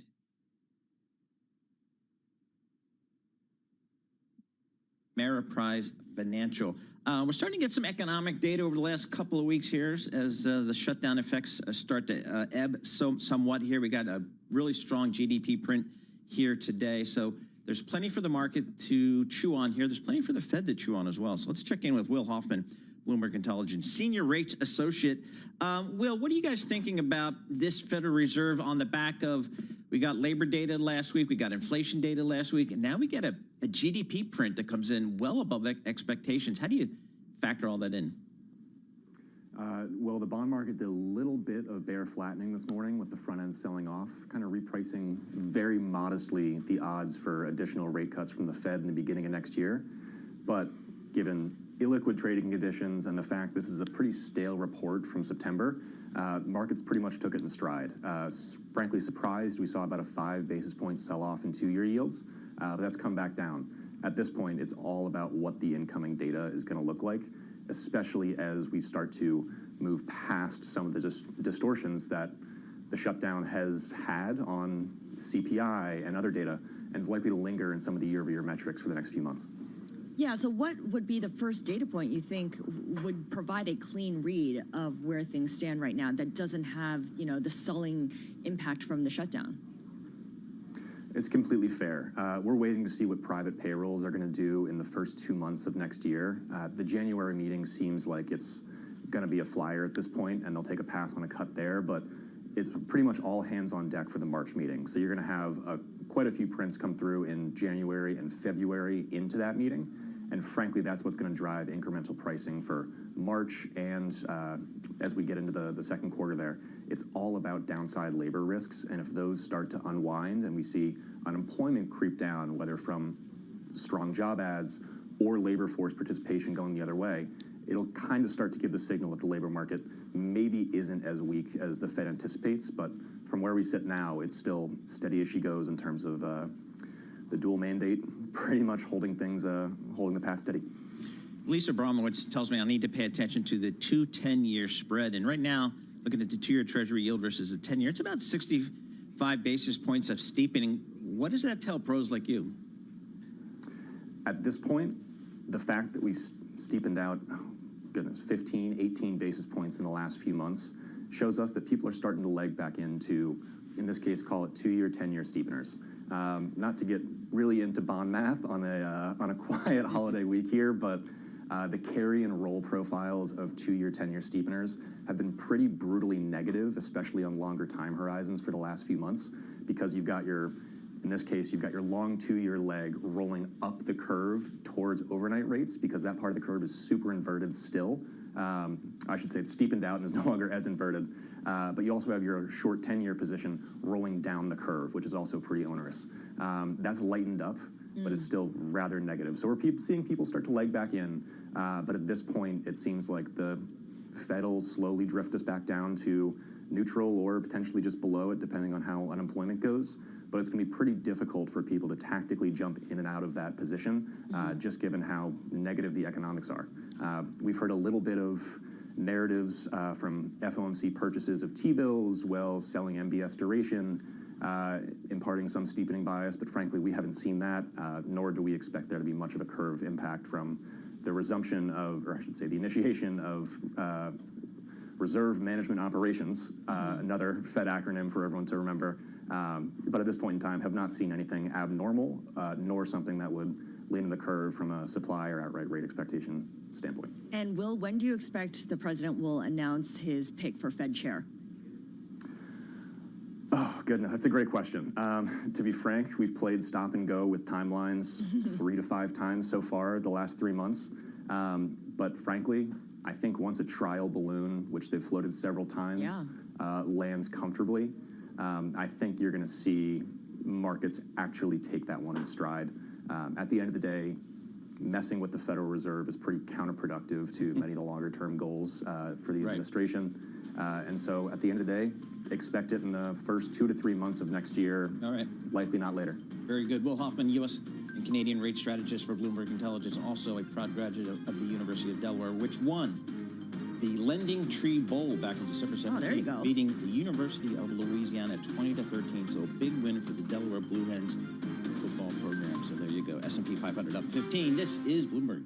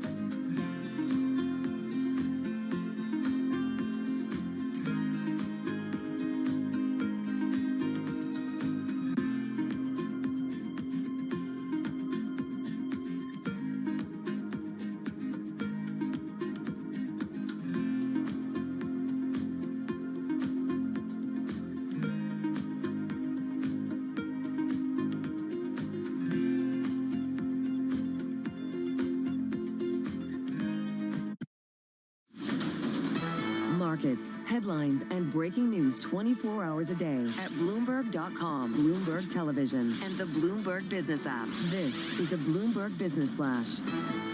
It's 11:40 on Wall Street. We do check markets all day long here at Bloomberg, and this Bloomberg Business Flash is brought to you by Harvard Business School Executive Education, a world-class learning experience for aspiring and established change makers. Prepare for the next elevation for your organization and yourself. Learn more at hbs.me/breakthrough. The Dow, the S&P, NASDAQ all advancing. Not all stocks gaining today. Russell 2000 index of small cap shares slumping. That index down now by about 0.7%, but keeping it all in context. S&P right now up 0.2%, up 16, 68.95, 69.01, the old record. Right now we have got the Dow up 80, gain there of 0.2%. NASDAQ 100 index up 0.2, NASDAQ up 0.3. 10-year 4.16%, the 2-year 3.53%. Spot gold up $21 the ounce. The precious metal trading at a record 44.65, up 0.5%. Silver back above 70 again, has been fluctuating, but again at a record 70.33, up by 1.9%. And West Texas Intermediate crude higher, little changed, up under 0.2%, 58.11 for a barrel of WTI. Bitcoin, meanwhile, down 0.6, 87,732 on Bitcoin. Novo Nordisk shares are advancing today. We do have Novo Nordisk up by 8.6% after winning approval to sell a pill version of its blockbuster obesity shot Wegovy in the U.S. It is a crucial step in its effort to defend its market share from rival Eli Lilly. Mike Neustar is president and CEO of Novo Nordisk, and he spoke this morning with Bloomberg Radio. This is really going to be super exciting for the millions of patients that have been waiting to get their hands on a GLP-1 pill. And for the first time, we are having a pill that has an efficacy of some 17% if you take the pill regularly, and 1 in 3 people are going to actually reduce up to 20% weight loss. Mike Neustar of Novo Nordisk interviewed this morning with Bloomberg Television. The pill, by the way, crucial for Novo's strategy to take on Eli Lilly, which has said its own oral obesity drug could be approved by March. Again, Novo Nordisk shares, they're up by 8.6%. Lilly trading lower, down 0.2%. For on-demand news 24 hours a day, subscribe to Bloomberg News Now wherever you get your podcast. I'm Charlie Pelleton. That is a Bloomberg Business Flash. Thank you so much, Charlie Pellet, for our Bloomberg Business Flash. This is Bloomberg Intelligence. Paul Sweeney and Scarlett Fu here with you in our Bloomberg Interactive Broker Studio in Midtown Manhattan. We are also streaming live on YouTube. There were some headlines today about how rents are getting cheaper in several major cities, at least this past year, because there's more supply, an influx of luxury apartment buildings opening their doors. We also see that these new building openings are bringing rents down as wealthy tenants trade up. So that forces landlords to drop prices for older apartments. Rents for older units fell as much as 11%. Let's talk a little bit more about the commercial real estate space overall and bring in Michael Webb. Michael is a partner and real estate lawyer at Farrell Fritz, and he joins us now from New York. Michael, good to speak with you. What I find fascinating about your view on commercial real estate is you see a lot of things developing, a lot of trends taking root based on Generation Z, Gen Z, and the kinds of spending habits and consuming habits that they have really honed over the past couple of years. What do you see taking place right now, and how do you see that morphing over the next few years? Good morning, Paul and Scarlett. Thanks for having me. Love this question. I think we're seeing a shift, particularly in the retail space, to capture a younger audience and create products and experiences that work and mesh with social media and really drive footprint and traffic that way. We're seeing a proliferation of smaller, 2,000 to 5,000 square foot openings where there may be a international flavor that's being offered. Some recent that we've seen are, bubble tea, poke, Yemeni coffee is a newer one to the scene. And we're seeing, these are kind of higher price point items, stores with a limited offering, and the product is really meant to drive foot traffic into the stores and have people sharing with their social media, with their friends, with their family, with their networks, that new exciting product. Not surprisingly, I don't know any of the brands that Michael just mentioned. None of those sounded familiar? None of those. And have you had bubble tea? No. Dubai chocolate, paddle. I mean, what's going on out there? I mean, anyway. So, Michael, are there certain parts of the country where these types of brands are resonating better than others? I think we're seeing it. I see it gaining a lot of traction here on the East Coast, which may be a result of, the bit more diverse, demographics we have here. We've seen here on Long Island a couple of large-scale shopping malls that have been really turned into experience centers where it's there's not a lot of brick and mortar retail, but what there are things for people to do, and a number of these shops so people can try a number of these different offerings all under one roof. I think you really see it where there is a spending base, and where there's a good kind of diverse mix of ethnicities and backgrounds coming together. So in time, we'll start to see young people hang out in malls, kind of like the way they did when we were younger. Yes. It all comes full circle. Full circle. All right, Michael, talk a little bit about how Gen Z is, of course, entering the global workforce, and the shifts that we see, the larger shifts in terms of return to office from hybrid work or from remote work, and how that fits in with this appeal to their need and their want for experiential spending. Sure. Back in the early days of the pandemic, flight to quality was a term that was used, and it was seen as a trend. And what flight to quality means is that companies, tenants, businesses, and individuals are looking to pay a premium, perhaps reduce their overall footprint, pay more per square foot, but be located in a building that offers more than just a desk and somewhere to be. So we're talking about buildings that are transit oriented. They are LEED certified. They have proximity to retail, to cultural, and to social offerings. And really, in the past year or so, I think flight to quality has gone from the trend to the actual new norm. And this really reflects what we're seeing in the marketplace with Gen Z, where they're placing a premium on health, wellness, fitness, self-care initiatives. So, buildings that have gyms, studio cycle rooms, that have like a curated social aspect, whether that's a holiday market or maybe a free yoga class in one of the breakout spaces. We're seeing businesses and especially large companies want to locate in these type of quality first-in-class buildings. Really, it's the only way to draw people back in.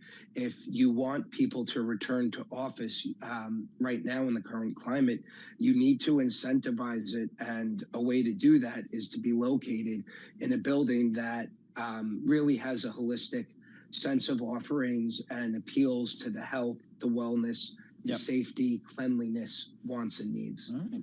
Michael, thanks so much. Appreciate getting a few minutes of your time. Michael Webb, he's a partner and a real estate lawyer. The firm is Farrell Fritz out there on the island. So some good stuff there. I don't know what the B and C buildings do in every market USA. If everybody's going to quality here, not everything's A-list quality is what I've learned. You open boba tea, Dubai chocolate, and Padel and wait for Gen Z to show up. Okay, that's a strategy, maybe. So I don't know, but we'll see. Or you convert it into apartments, which I think is tougher than usual. Yes. S&P 500 up 17, the Dow up 68, and the NASDAQ up 77 points. A little bit of a lift there. 10-year Treasury yield, 4.16%. We'll have more coming up. This is Bloomberg. Good morning.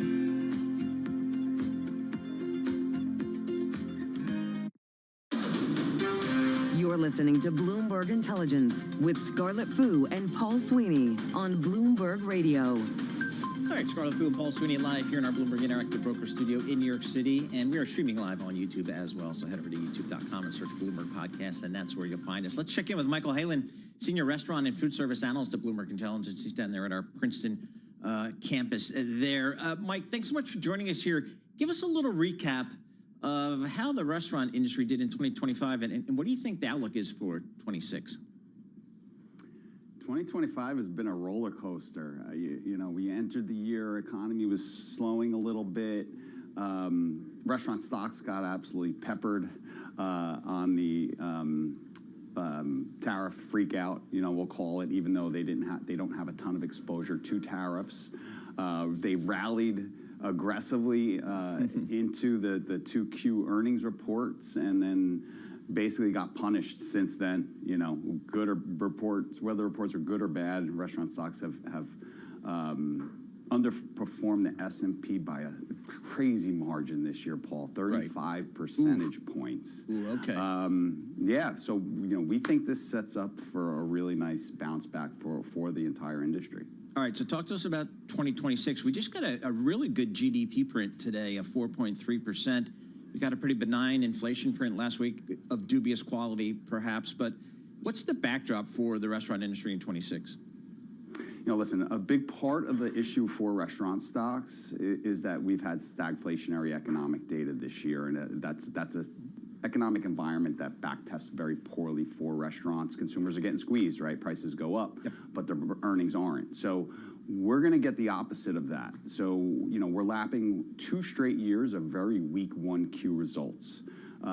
We're seeing gasoline prices right now down about 13% versus the 1Q 25 average. So that's a nice tax cut for low and middle income consumers. And then we get the actual tax relief coming early in next year. So those are all positives for sales. You know, what we saw in the last CPI print was inflation moderating. We expect that to continue. And so, you know, these are all positive. And then we have, you know, potential upside with stimmy checks that Trump really wants to get through in an election year, and then also with interest rate cuts.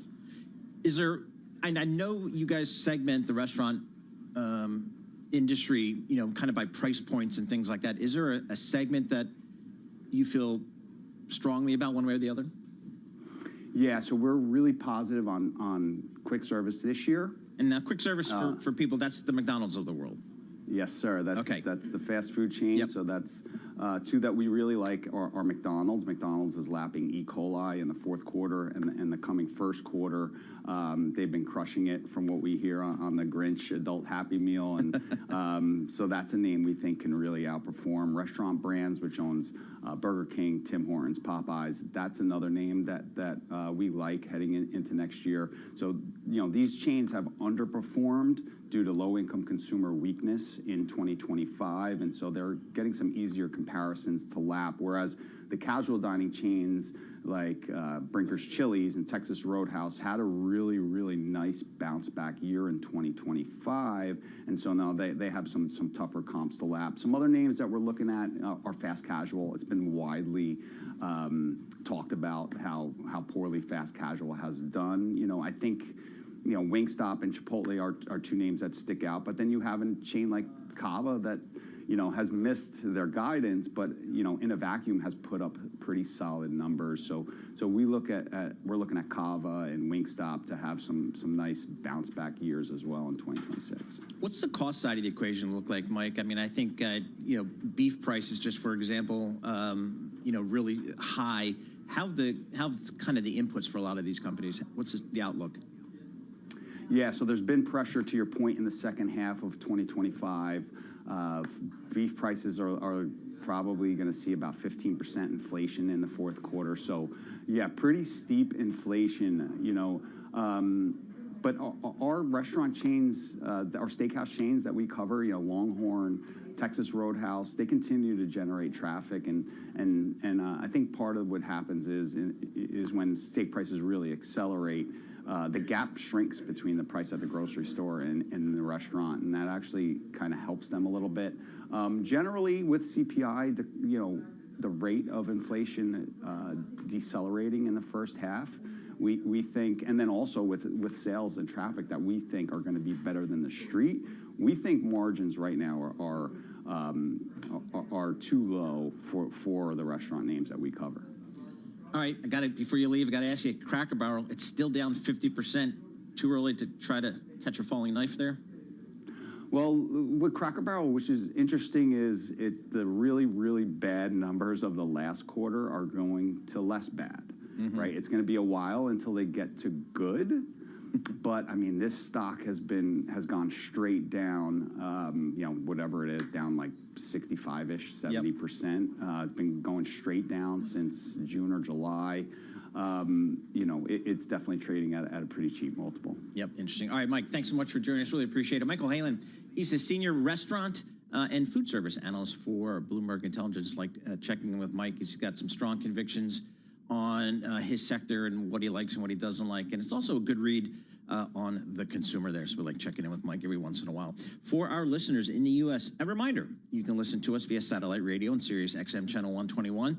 Access the world's only global audio business network, coast to coast, 24 hours a day. Bloomberg Radio on Sirius XM Channel 121 is presented by Golden Crest Metals. Stay tuned for the latest market news and industry research. Your top stories and global business headlines are coming up in moments. S&P 500 up 20 points, the Dow up 73, the NASDAQ up 96. More Bloomberg Radio headlines coming up right now.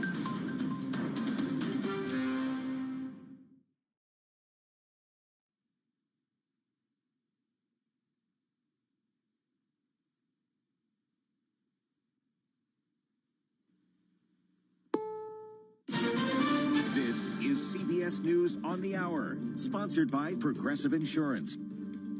I'm Peter King. The Commerce Department says the economy has just shown its fastest growth in 2 years.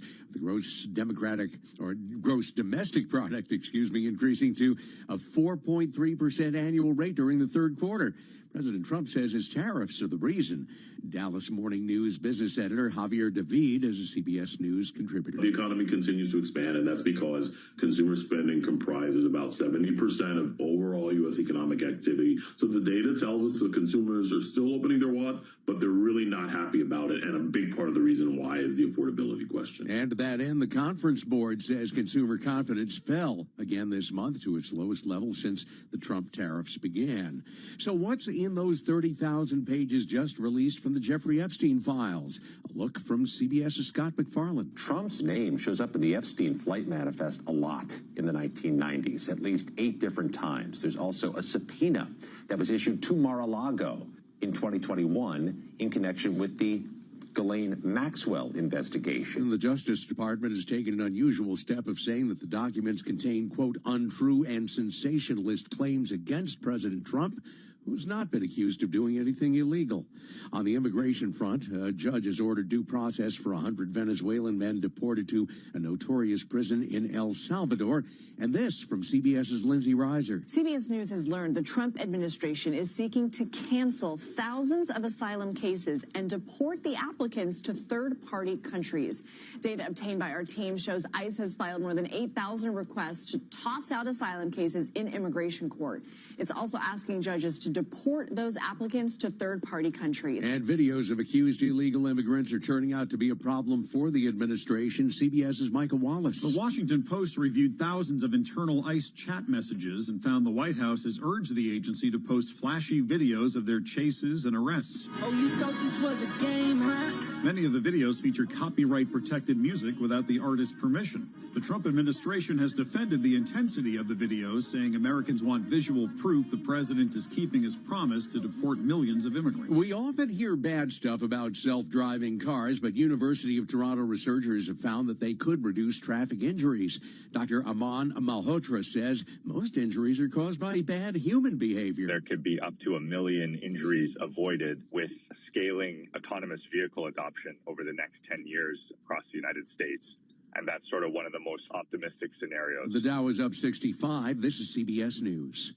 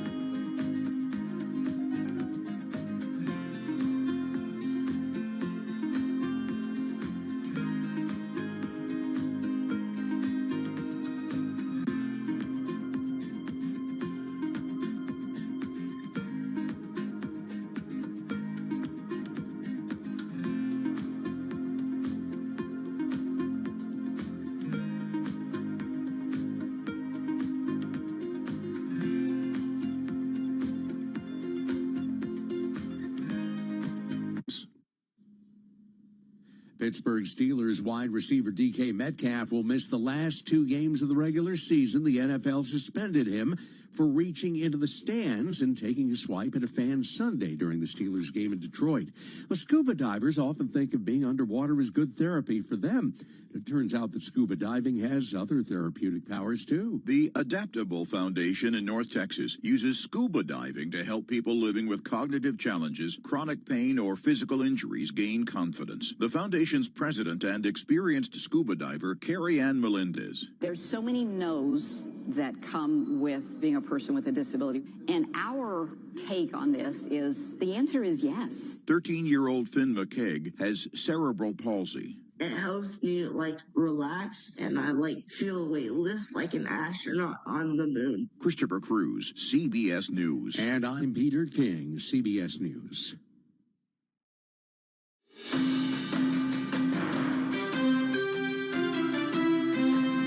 Live from Washington, D.C., this is Balance of Power with Joe Matthew. Another document dump. Welcome to the Tuesday edition as the Department of Justice drops another huge pile of Epstein files, sending lawyers and journalists scrambling through thousands more pages. We're going to talk about what they're finding when we spend some time with Bloomberg legal reporter David Voriakis. He's in New York. President Trump suspending leases for all 5 of the wind farms under construction off the East Coast. We're going to get reaction from the governor of Connecticut, Ned Lamont, with a massive wind project underway in New England. And more Americans are saying, bah humbug this holiday season. Maybe you're one of them. New Gallup poll showing gloomy moods. Certainly when it comes to Washington. We'll talk about that with our political panel. Rick Davis and Jeannie Shanzano with us this hour, and it's all after a look at Wall Street.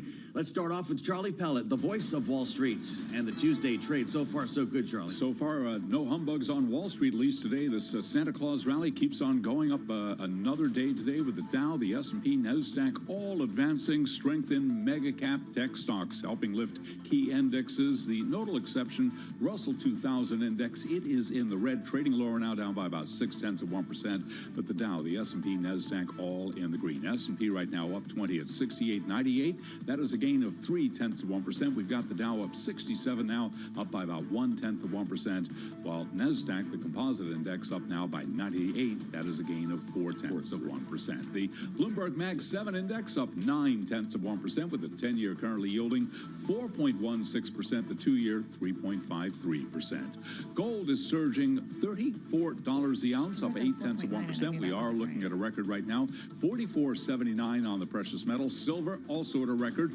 right now, $70.99, up 2.8%. West Texas Intermediate crude, $58.13 for a barrel of WTI, and Bitcoin down 0.1%, 88,095 now on Bitcoin. Looking ahead to the new year, Amanda Agati, the Chief Investment Officer for Asset Management at PNC Bank, says you cannot ignore Washington. I think the story next year is going to be much more about policy uncertainty like it has been this year. I think this year the question was, can the fundamentals, hold up in the face of the policy uncertainty? So the difference for next year is, yes, the fundamentals can hold up, but it doesn't give as much of a reprieve on the policy front.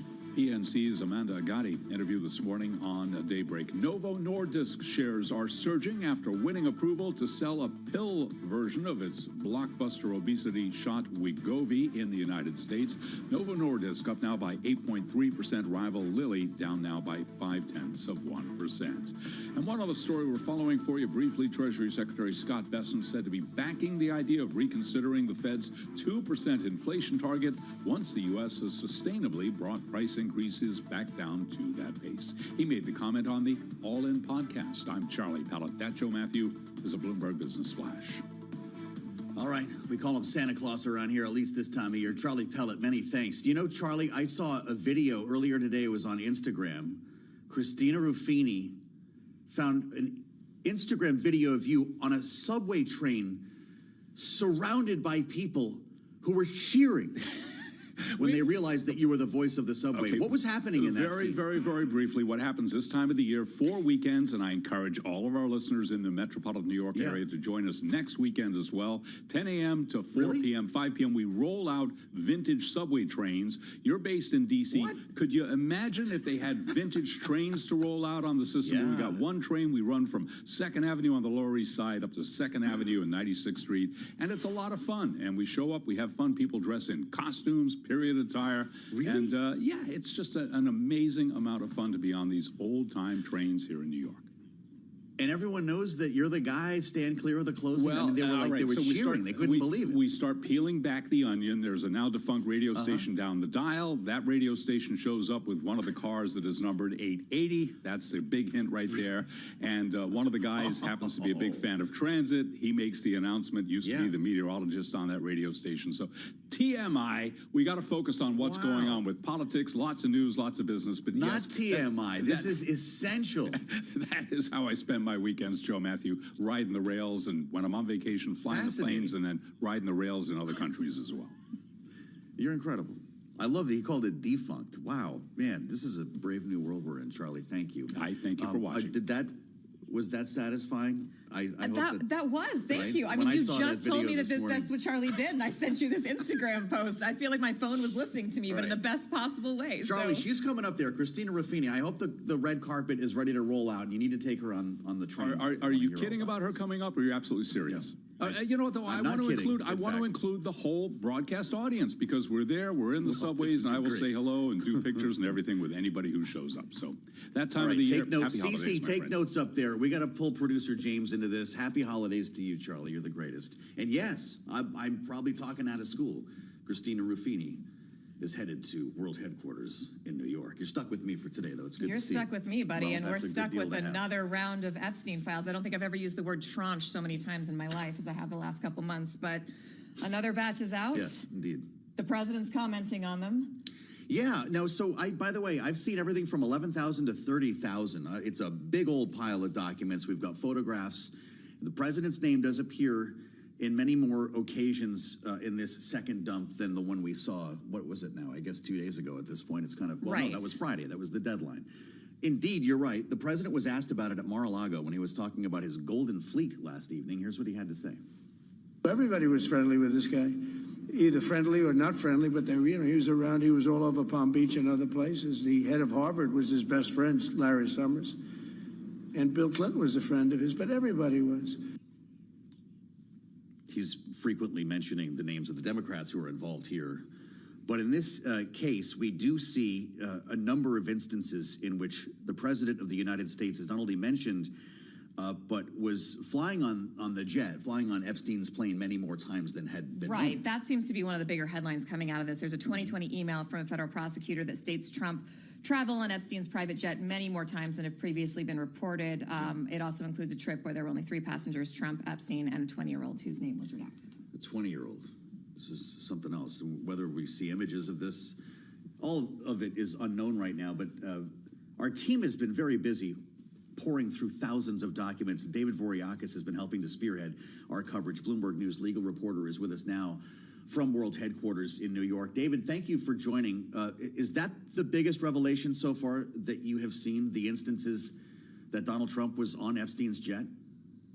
So far, and I'd have to say that it takes time and it's not easy to get through thousands of new files, but that's the one that really caught our eye, that in the 1990s, Trump flew at least 8 times on Epstein's jet, including several times with Ghislaine Maxwell, who, of course, is serving a 20-year prison term for sex trafficking. The other thing I wanted to ask you about, David, I don't remember in previous administrations for previous document dumps, the DOJ released this very strange statement alongside this release that says the Department of Justice has officially released nearly 30,000 or more pages of documents related to Jeffrey Epstein. Some of these documents contain untrue and sensationalist claims made against President Trump that were submitted to the FBI right before the 2020 election. To be clear, the claims are unfounded and false. If they had a shred of credibility, they certainly would have been weaponized against President Trump already. Is this, I know we've worn this word out, but is this slightly unprecedented to get a statement alongside a release from the DOJ like this? I'd have to say that everything about this whole document release is extremely unusual. A lot of what's come out is discovery in criminal cases, which would normally never see the light of day. There are investigative reports, grand jury testimony. None of that would ever be released, and it's because of the tremendous political pressure around the Epstein files that this came out. I don't think that people are vouching necessarily for the truth of all of it, but it certainly gives a lot of insight into what prosecutors and federal agents had collected in originally the Epstein investigation of the mid-2000s, and then the later, and that was in Florida, the later Epstein investigation that led to his indictment in 2019, and the Ghislaine Maxwell investigation that led to her imprisonment. All of this stuff is sitting in a great many files, and people at the DOJ and the FBI went through and redacted to remove the names of victims, but it's coming out in a very sort of chaotic, uncoordinated fashion.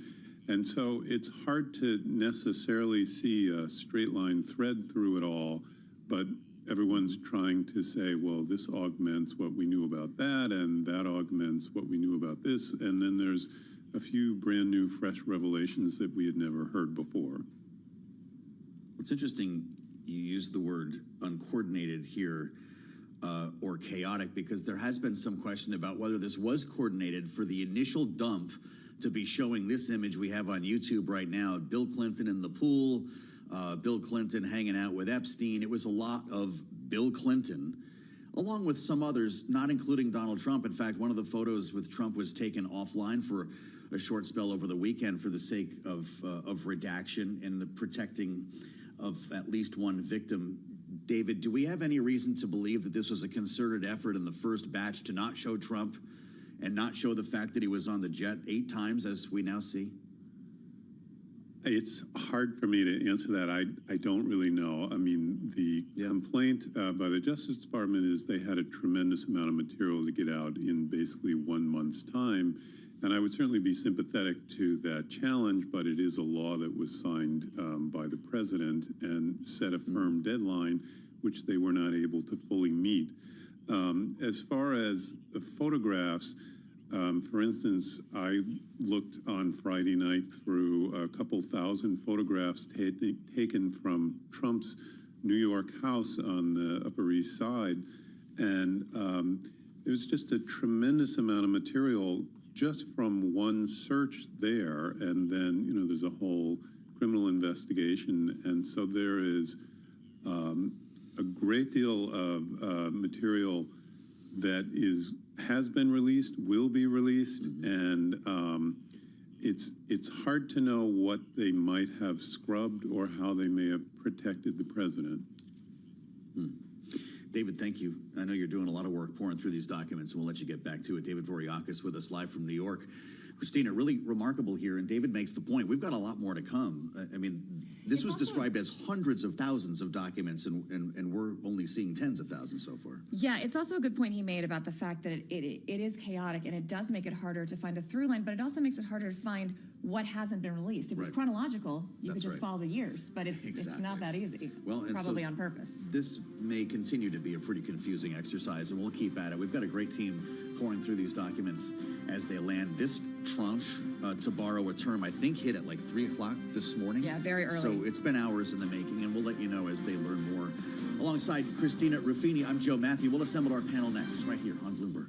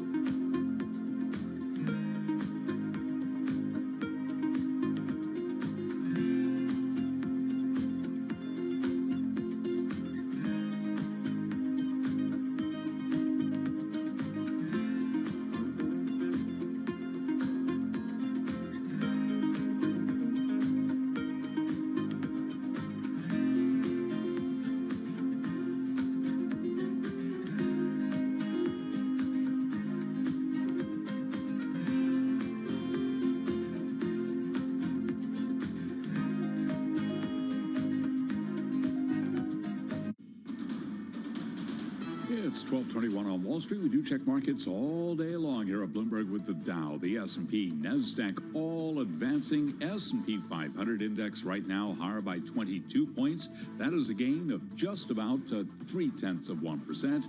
NASDAQ up now by 0.4%. The NASDAQ Composite Index up 98. For NASDAQ, that is a gain right now of 98 points, 23,526 on NASDAQ. Again, the S&P 6,900 even. Record, by the way, 6,901, up 0.3 now. Dow up 0.2%, higher by 103 points. 10-year at 4.16% with the 2-year, 3.53%. Spot gold up $34 the ounce. $44.77 on the precious metal, up 0.8%. Silver also at a record $70.97 right now, up 2.8%. Under retreat for Bitcoin, down 0.4%, 87,907 on Bitcoin. U.S. airlines expect to carry a record number of passengers over this holiday stretch after a year in which economic uncertainty and a government shutdown whipsawed travel demand. The American Airlines for America lobby group says a daily average of 2.9 million passengers will travel between December 19th and January 5th, 1.5% more than a year ago. And by the way, in a separate statement, AAA says domestic airfares over the period will average $900 for a round trip, 7% more than in 2024. Balance of Power continues right now. Lots to talk about. Back we go to Washington. Once again, your hosts, Christina Ruffini and Joe Matthew. All right, Charlie, many thanks. Charlie Pellet will have more on the markets coming up in about 20 minutes' time as we trace our way through this Tuesday in Washington. Still a ghost town, and another Epstein document dump that's got everybody poring over piles of paper here. Some news organizations, Christina, it's really interesting, have created their own search functions now. Remember, this was supposed to be searchable and complete, neither of which the government made possible for us. But leave it to some creative people in the news business.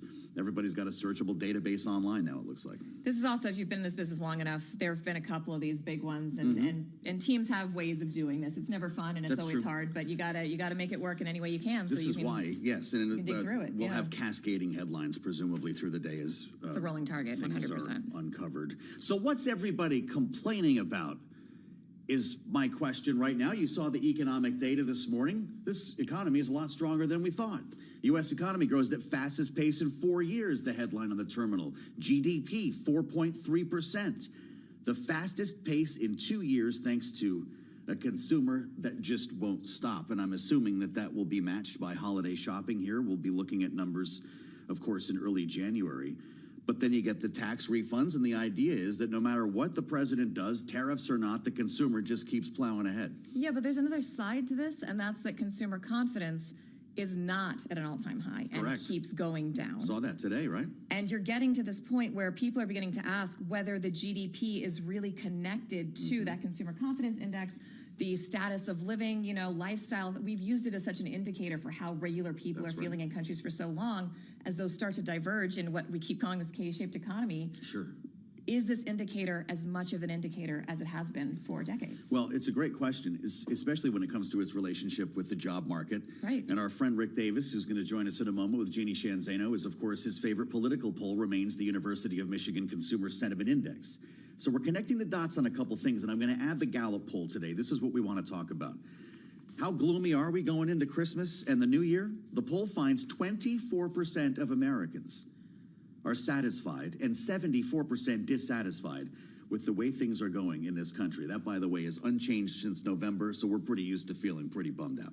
Right. We've also got economic conditions in the U.S. are poor, 47% of respondents, fair, 31%, good, 21%. Well, there you have it on the screen. That's if you're not a with us lot on of YouTube. cheer coming into the holidays. Right. So you may as well get some retail therapy or listen to Rick and Jeannie. We assembled our political panel now. They're on with us a bit early, as we'll be talking a little later this hour with Governor Ned Lamont of Connecticut. Rick Davis, Bloomberg Politics contributor, Republican strategist, and partner at Stone Court Capital, alongside Jeannie Shanzano, democracy visiting fellow at Harvard Kennedy School's Ash Center, Bloomberg Politics contributor.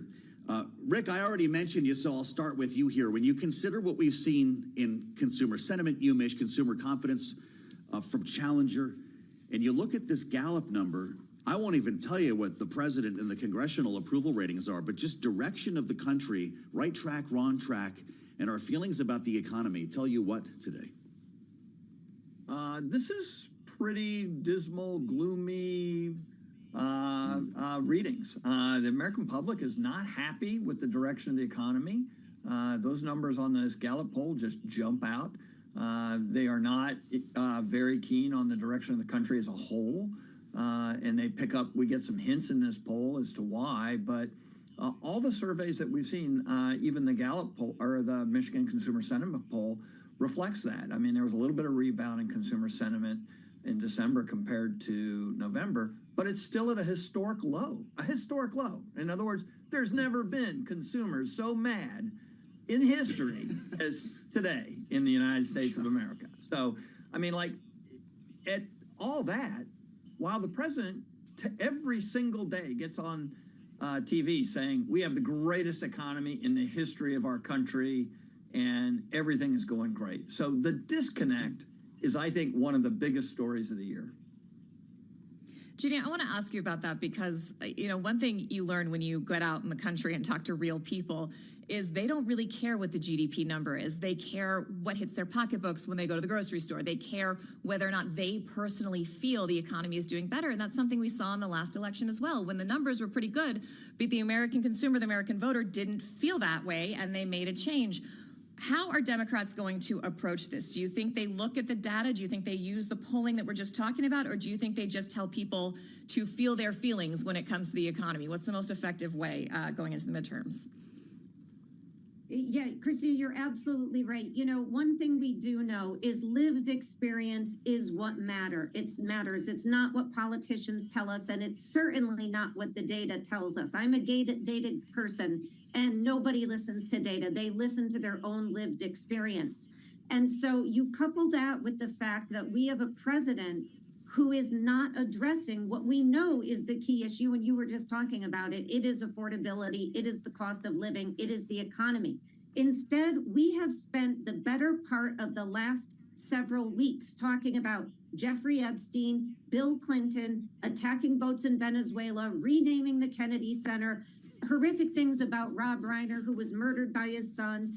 The list goes on and on. The one thing the president hasn't talked about, with one exception, is the economy. And when he was given that opportunity the other night, what did he do? He shouted at people and said, the numbers are really good, and if there's any problem, it's Joe Biden's fault. That is a recipe for disaster. And it is not that the Democrats' numbers are any better, by the way. To Joe's point, the numbers for the Democrats in Congress are deplorable. They just happen to have the benefit of having absolutely no control in Washington right now. I guess that's a good thing. That was quite a catalog of the greatest hits recently, Jeannie. Boy, Rick, you look at the GDP report today, though, and I have to admit, I'm surprised the market's rising. There was a little bit of a freak out this morning because a hotter than expected GDP means the Fed might not be able to cut. And that's kind of what the president's counting on here, right? Do these numbers get worse if the Fed cannot cut interest rates when we get into the new year? Yeah, that's a really good question, Joe, because I think the public has become kind of convinced, both by the president's own rhetoric and the recent actions by the Fed, that we're on this track to continue to cut rates. You get a big spike in GDP like this, and I'm sure it's going to start to even out some of the disagreements amongst the Fed as to what we ought to be doing with interest rates. And so, I don't think the American electorate's following it that way. But if we come to January, February, March, and there has not been another cut, and home prices are still skyrocketing, and mortgage rates haven't come down, and as Jeannie points out, there's continuous pressure on people's affordability of things like groceries. Man, I can see these numbers get worse, and these are historically bad numbers. So it's again, I think, something that's empowering a lot of the public sentiment right now. And I would say there is one number that is advantaging the Democrats, even though their public ratings are so low, and they usually are. John McCain had this line, and he said, they're so low that you're down to paid staffers and family that support you. And yet, by Tony Fabrizio, the president's pollster's own poll this last week, Democrats have a 7% advantage in the generic ballot going into the midterms. That is massive. That alone would translate to over 40 seats being switched. So there is some people getting the joke that, you know, if they want change from this, it means Democrats have to win in 2026. Yeah. This felt a little bit like a joke to me, Christina. Walk with me here. So the approval ratings we're talking about, Donald Trump approval, 36%.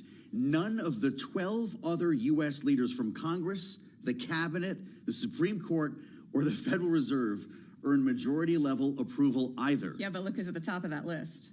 The guy who is the most popular senior official in the federal government is, cue the tape, Cece. So we have a stupid person, frankly, at the Fed. He's either evil or stupid, and either is really not acceptable. Jay Powell is almost purposely being obstructionist to this administration. I don't know why. The man is costing this country literally hundreds of billions of dollars in growth and thousands of jobs. The head of the Federal Reserve is a stiff. A stiff, a stupid person, yes. The chairman of the Federal Reserve, who's on his way out.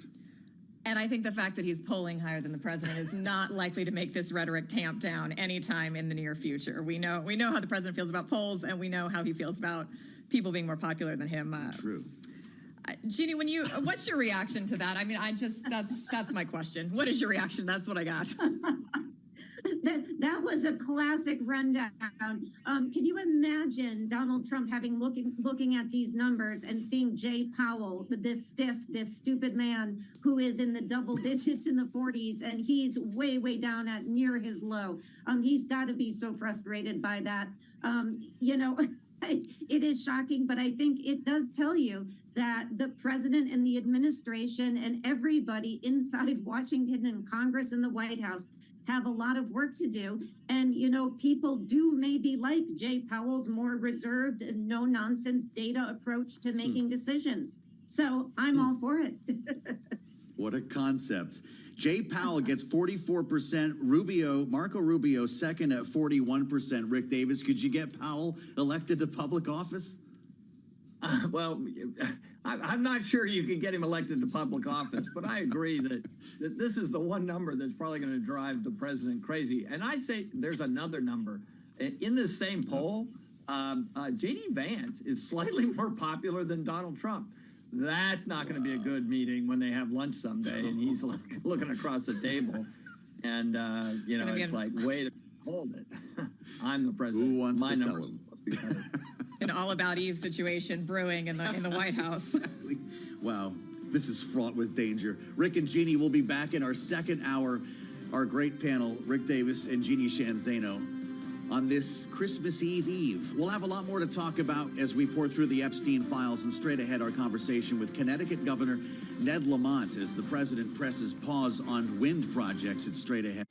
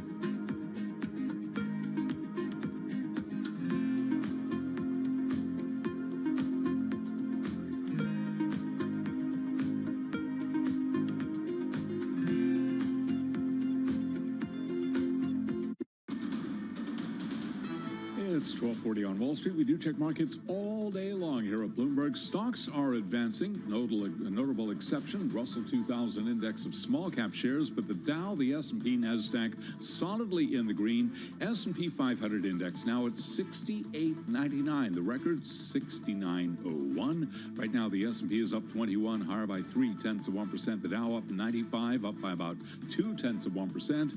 The NASDAQ Composite Index pushing higher, up 87, now up by about 0.4%. And the NASDAQ 100 Index up by 0.3%.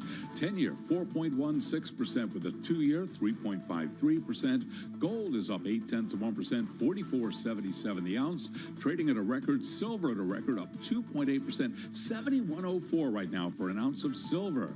And Bitcoin lower by 0.6%, 87,650 now on Bitcoin. The U.S. economy expanded in the third quarter at the fastest pace in 2 years, bolstered by resilient consumer and business spending and calmer trade policies. Joanne Feeney is a partner at Advisors Capital Management. She was interviewed this morning on Bloomberg Open Interest. That's really a result of the tariff policy, and that's not a terribly good sign. But what is good is what's happening on the investment front. And we're certainly seeing a lot of dollars pouring into data centers and into the services folks that help to engineer and build those data centers.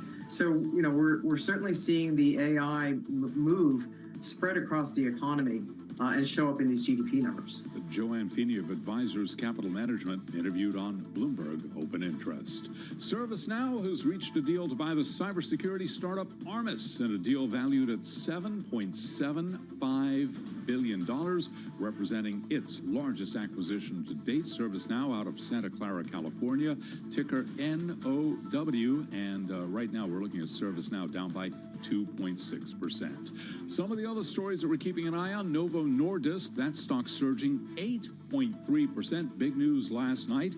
The stock is surging after winning approval to sell a pill version of its blockbuster obesity shot Wegovy in the United States, a crucial step in its effort to defend its market share from rival Eli Lilly. Again, S&P up 0.3%. Balance of power continues right now. Back we go to Washington. Once again, your hosts, Christina Ruffini and Joe Matthew.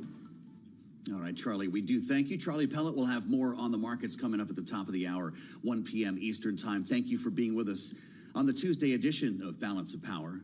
With big news coming from the White House yesterday, the administration suspending leases for all 5 wind farms that are currently under construction off the East Coast. One of them in particular we're going to be focusing on here, Revolution Wind, which is just off the coast of Rhode Island, just south of Point Judith, if you know where that is, and is currently being assembled in New London.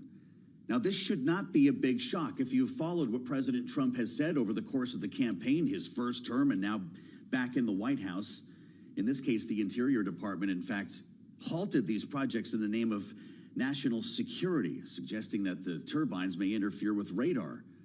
The president, of course, has never been a fan of wind energy, as we're reminded through the ages. Listen. I never understood wind. I know windmills very much. I've studied it better than anybody. You see these things all over the place. They destroy everything. They're horrible and the most expensive energy there is. They ruin the environment. They kill the birds. They kill the whales. So we're going to try and have a policy where no windmills are being built. We don't allow windmills. We're not allowing any windmills to go up. I mean, unless there's a legal situation where somebody committed to it a long time ago, we don't allow windmills. You're not supposed to lose money with energy, and everybody that's doing wind is in virtual bankruptcy right now. And so here we are with 5 projects representing $28 billion in committed capital, several billion of those in the state of Connecticut, which is why we're glad to be joined by the governor of Connecticut, Democrat Ned Lamont. It's great to have you, sir, with us on Bloomberg TV and radio. If, in fact, this is halted here, the mayor of New London, Michael Passero, says the Grinch has just stolen Christmas. Is he right? Not a heck of a Christmas present, was it? Look, you just heard the president say he doesn't like wind power, but he's not going to interrupt things that were permitted a long time ago. Our wind, Revolution Wind, was actually permitted under Trump won back in 2018-19, so a long time ago. So this was a real shock to our system. They did it to us over Labor Day as well. Remember, they had a stop work order. No warning at all. This time they've pulled the permits. And we've got to fight like heck to come back, because you're never going to bring down the price of electricity in New England unless we get more generation, and that's what wind power does. Governor, in September, your state successfully won its bid in courts to lift the moratorium that the Trump administration put in when it first took office on wind power. Now the administration is going at it again and raising national security concerns. Some analysts are looking at that and saying this could be a more durable way to essentially do the same thing. What's your take, and do you think those national security concerns are legitimate? No. I think the president said, I don't like wind power. Come up with another way that you can shut it down. And it was only very recently they came up with these national security concerns. I talked to the Secretary of Interior, Doug Burgum. I've known him for many years. I said, I'm not sure this is for real, but if you want to, we'll come down, we'll talk to you about it. We'll bring down the folks building the wind power, the engineers, but don't stop us in mid-construction for the second time in 3 months. You're just blowing a hole in our efforts to bring down the price of electricity in New England. You know, we understand that this project is about 85% complete. It would power some 350,000 homes across Connecticut and Rhode Island. What will happen to electricity bills without the wind farm? More likely to spike. We can't put pipes in the ground to get natural gas and oil. We're just not that type of a state. We don't have that capacity. It's very rare that we can create our own generation. Offshore wind is one way we can do that. And the more generation we have, the less spiking energy during very cold periods. And that means we can save money for electric ratepayers. We want to welcome our viewers joining us from the TV side, Bloomberg TV colleagues. And we are here with Connecticut Governor Ned Lamont talking, of course, about this new announcement out of the Department of Energy today, putting a halt on those 5 major wind farm projects, including the one that's being assembled in your state. Governor, I'm curious how this is going to play with constituents not only in your state, but across the country, as energy prices are expensive, it's cold, and they're looking to spike. You know, the energy crisis is something that's constantly talked about. This is also an administration that is trying to remove barriers to other forms of energy, including nuclear. The president has said he wants to restart coal. So why not add wind energy to that? Why is this specific mechanism of generating power in his crosshairs? It is contradictory. I've talked to the president about this. He cares very strongly about bringing down the price of electricity, especially in New England, where we don't have a lot of our own generation and it gets expensive. I said, we'll work with you on a nuclear power, we'll work with you on natural gas and other sources, but don't pull the plug on a plant that's already 85% complete, ready to turn on in just a few months. That makes no sense at all. I thought we had agreement they weren't going to do that. Then we were shocked. All right, well, I want to get back to the justification from the administration here, Governor, and I know you commented on this briefly, but I'd like to hear more about the national security concerns or lack thereof, knowing that the Interior Department says these turbines may interfere with radar systems. We understand, however, according to the Attorney General William Tong, the project's already gone through a federal review. He says fully vetted, permitted, state, federal, up and down, inside out, every which way you can. Is that correct? William's absolutely correct. And actually, it went through a very strong national security review over the last few years, voted on a bipartisan basis in Congress just a year and a half ago, where they said so is the administration just making this up? Issues. Is the administration just making this up then? I think so, but look, I'm willing to give them the benefit of the doubt. Get us down there. We'll bring the very best engineers from Orsted, who's the developer. We'll talk it through, but there's no excuse for shutting this down in mid-stride, not in the ninth inning of the ball game. Look, they're seeing drones has changed the world dramatically. They want to take a second look at, onshore radar. It didn't change the world in the last, 12 months. Also, this is not, to a point you made earlier, this is not a new technology. These wind turbines have existed in Europe, much to the president's chagrin, for quite a few years now. We haven't previously heard of it having big impacts on NATO or Europe's military readiness in offshore areas there. We've also got some reporting from Bloomberg and analysts at Raymond James saying, I'm skeptical that there's any new information about the military concerns all of a sudden that single-handedly warrants these projects being halted. So do you think this is an aesthetic, not necessarily an economic or national security decision? I mean, last time around it was birds and whales. This time around it's radar. I don't know what it's going to be next time. I got to tell you, I come out of the business world. I thought the Trump administration had a lot of business folks and it was going to be a pro-business administration. But this herky-jerky, on again, off again. First they did it in tariffs, then they did it in SNAP. Now they're doing wind power. Makes it very difficult to do business with this administration. Very difficult. Well, I'd like to hear more about that, just from your view in Connecticut. You mentioned SNAP. We can add Obamacare subsidies that are about to expire, sending people's bills higher. How much are you and other governors working to fill affordability gaps that are being created by the administration? I can tell you here in Connecticut, we've set aside, $500 million just to at least protect the most vulnerable.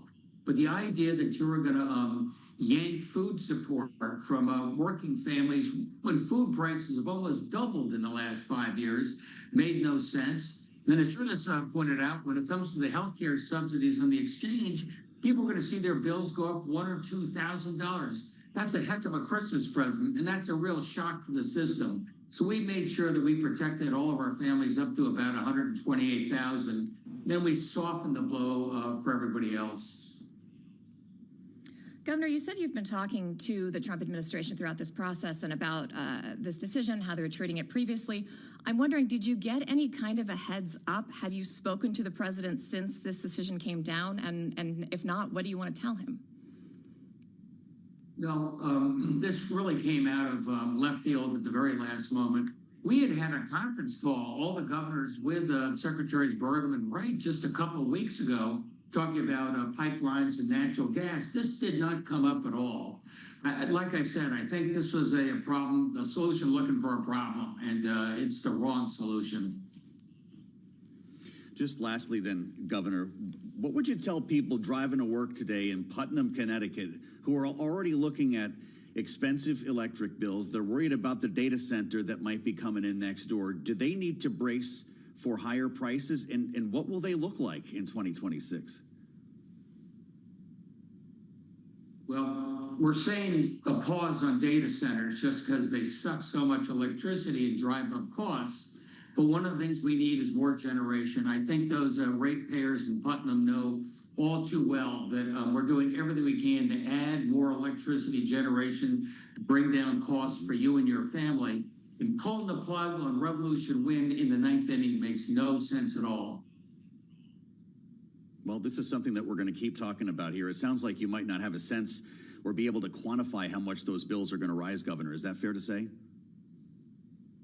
I can tell you that it's going to go up, and it could go up dramatically during very cold times when wind power is generating the most, and we're going to have a spike in energy demand. That's what I'm trying to protect you from. I hear you. And right when heating oil season kicks in New England. Governor, it's great to have you. We appreciate your insights today on Bloomberg. Joining us live from Connecticut, that's Democratic Governor Ned Lamont with us on the early edition of Balance of Power. Alongside Christina Ruffini, I'm Joe Matthew in Washington. Thank you for spending some time with us today on this Tuesday on Bloomberg. And we'll have much more ahead as we make our way toward the second hour of Balance of Power, the Tuesday edition. Christina, it's been a treat to spend some time with you this week. All of the stories I think we can agree that we've talked about today, yesterday, on Friday, are all going to be percolating when we start the new year and everybody comes back to Washington. Yeah, thank you so much for having me. To that exact point, it's a good prep for what's coming down the end of the year. None of these issues are going away. I can only imagine this energy thing is going to end up back in court once again, as are so many other of the issues that we've talked about. And we're waiting for some really massive decisions from the Supreme Court in the next year. So think about how much has yet to be done Epstein files still trickling out, even if it was a big dump today, unresolved in time for the new year. Major tariff decision. Big tariff decision, as you point out in the SCOTUS, and this whole affordability issue with healthcare premiums, nothing was resolved before they went home. Nothing, and that's something so many people have gone since COVID to be contractors. They're getting healthcare on the exchange. I think that's going to be the big thing next year that we're talking about. It may well be the deciding factor in the midterm elections. And so when you take over New York at 7:31, I'll be listening and watching. Forget everything that you learned and saw here in Washington, D.C. I'll send you down some good bagels. That's fantastic. With Christina Ruffini, I'm Joe Matthew. We'll see you for hour 2 of Balance of Power straight ahead.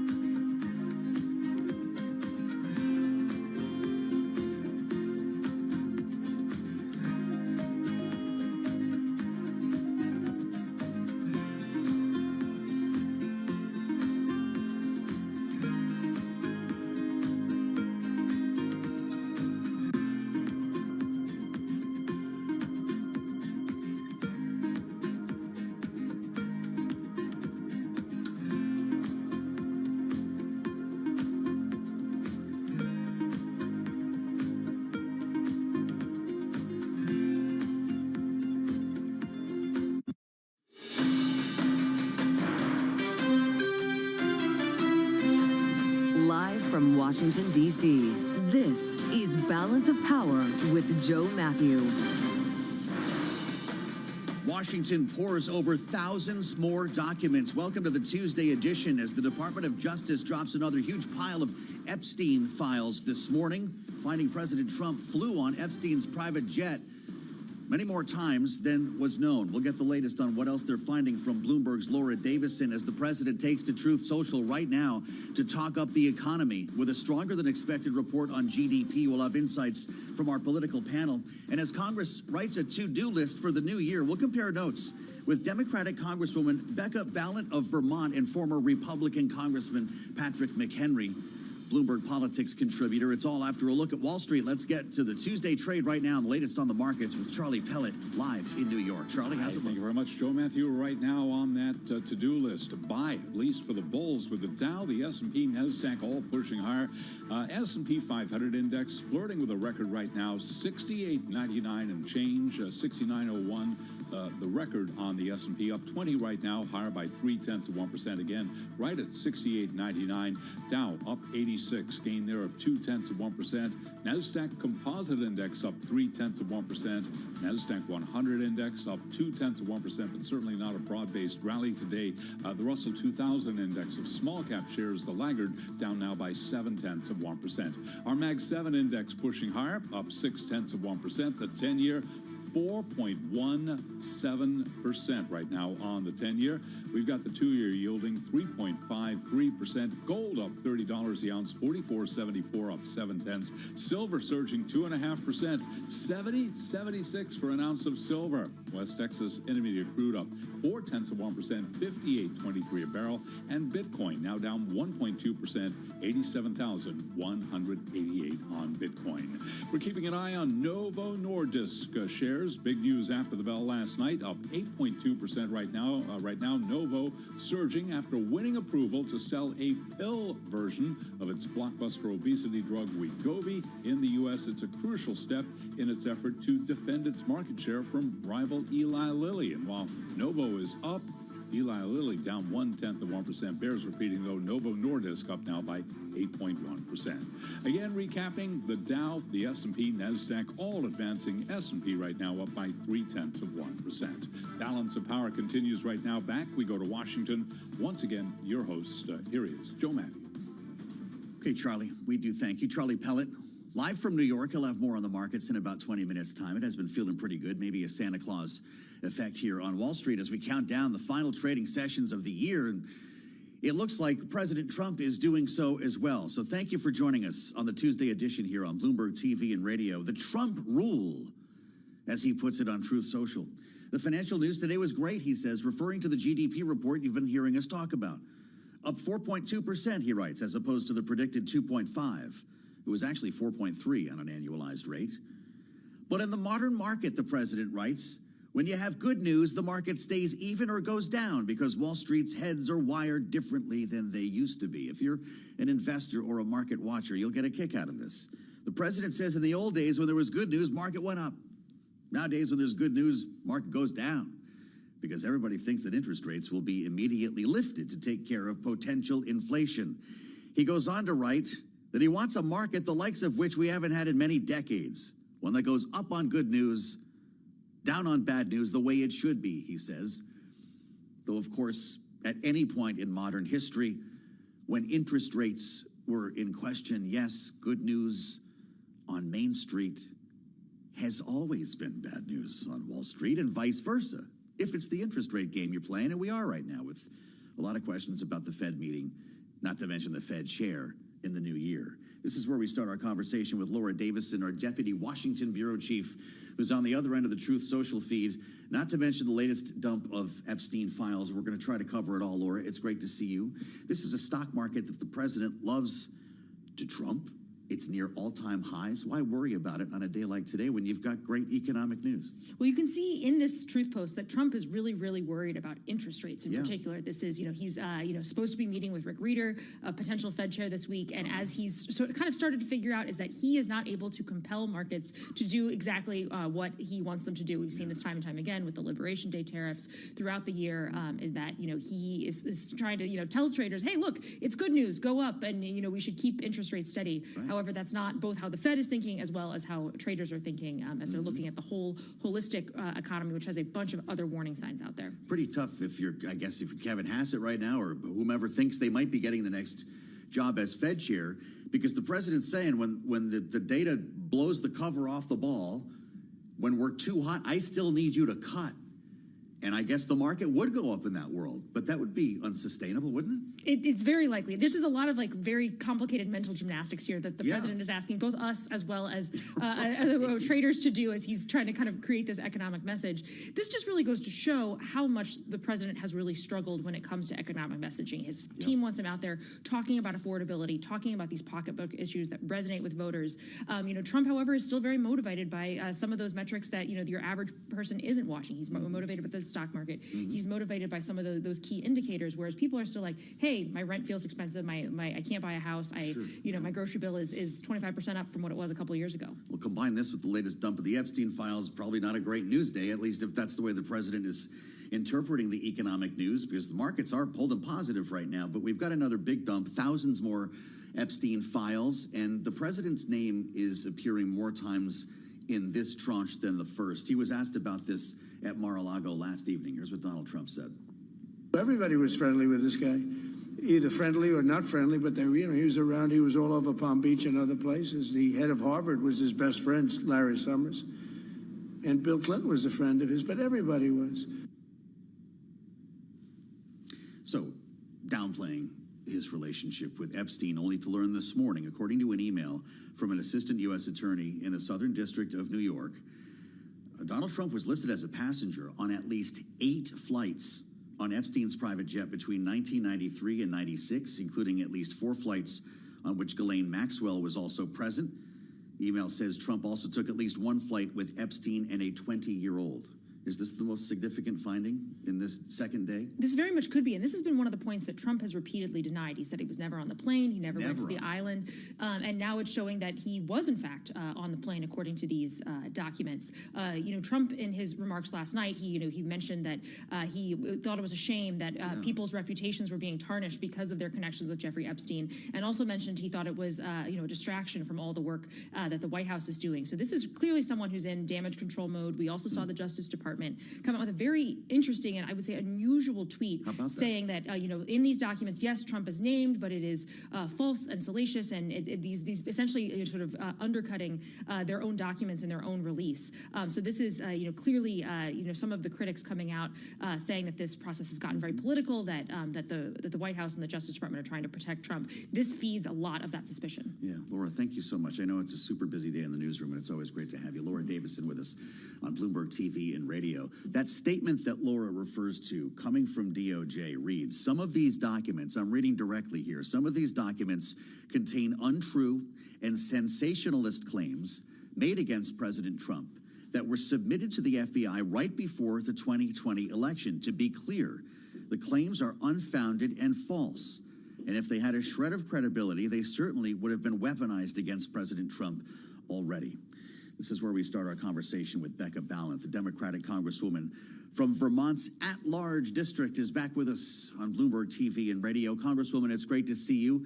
I wasn't expecting to have a full conversation with you about the Epstein files, but I'll start with what appears to be news today. And the administration speaking by way of the DOJ to suggest that the actual files being released are sensationalist and untrue. What do they mean by that? What they mean by that is they don't like what's in the file, so they're trying to distract from it. I mean, let's just look at one instance alone. When you look at the 8 flights that so far we've been able to document that the president was on, he has tried to distance himself from Jeffrey Epstein for years now. It was clear that they had a much closer relationship than he will admit to. And what is so frustrating to so many of us right now is that Americans can handle the truth. We want to see the documents so that we can make a decision for ourselves. And, I want to highlight for you one of the ways in which people connected to this horrible case of Jeffrey Epstein have themselves had their names dragged through the mud. I'm thinking about people like Maria Farmer, who had said, because she had once worked for Jeffrey Epstein, she had said all the way back in 1996 to the FBI, this man has a problem with child pornography. 1996. It took the release of these documents for her to finally be vindicated, that in fact she did go to the FBI and it was buried. And so we deserve to get the information unvarnished, unfiltered from this release of documents. And of course, the president and his team are going to try to spin it. But just the fact that there were 8 flights that he was on that he did not admit to, there is other material here. And Americans can handle the truth. We want to see the truth. Americans can handle the truth. Congresswoman, you have an important post on the Judiciary Committee. There has been talk by the likes of Ro Khanna and Tom Massey about holding, and that would be, of course, these are the 2 names on the discharge petition, holding the Attorney General in inherent contempt. Is that something that you plan to pursue on your committee?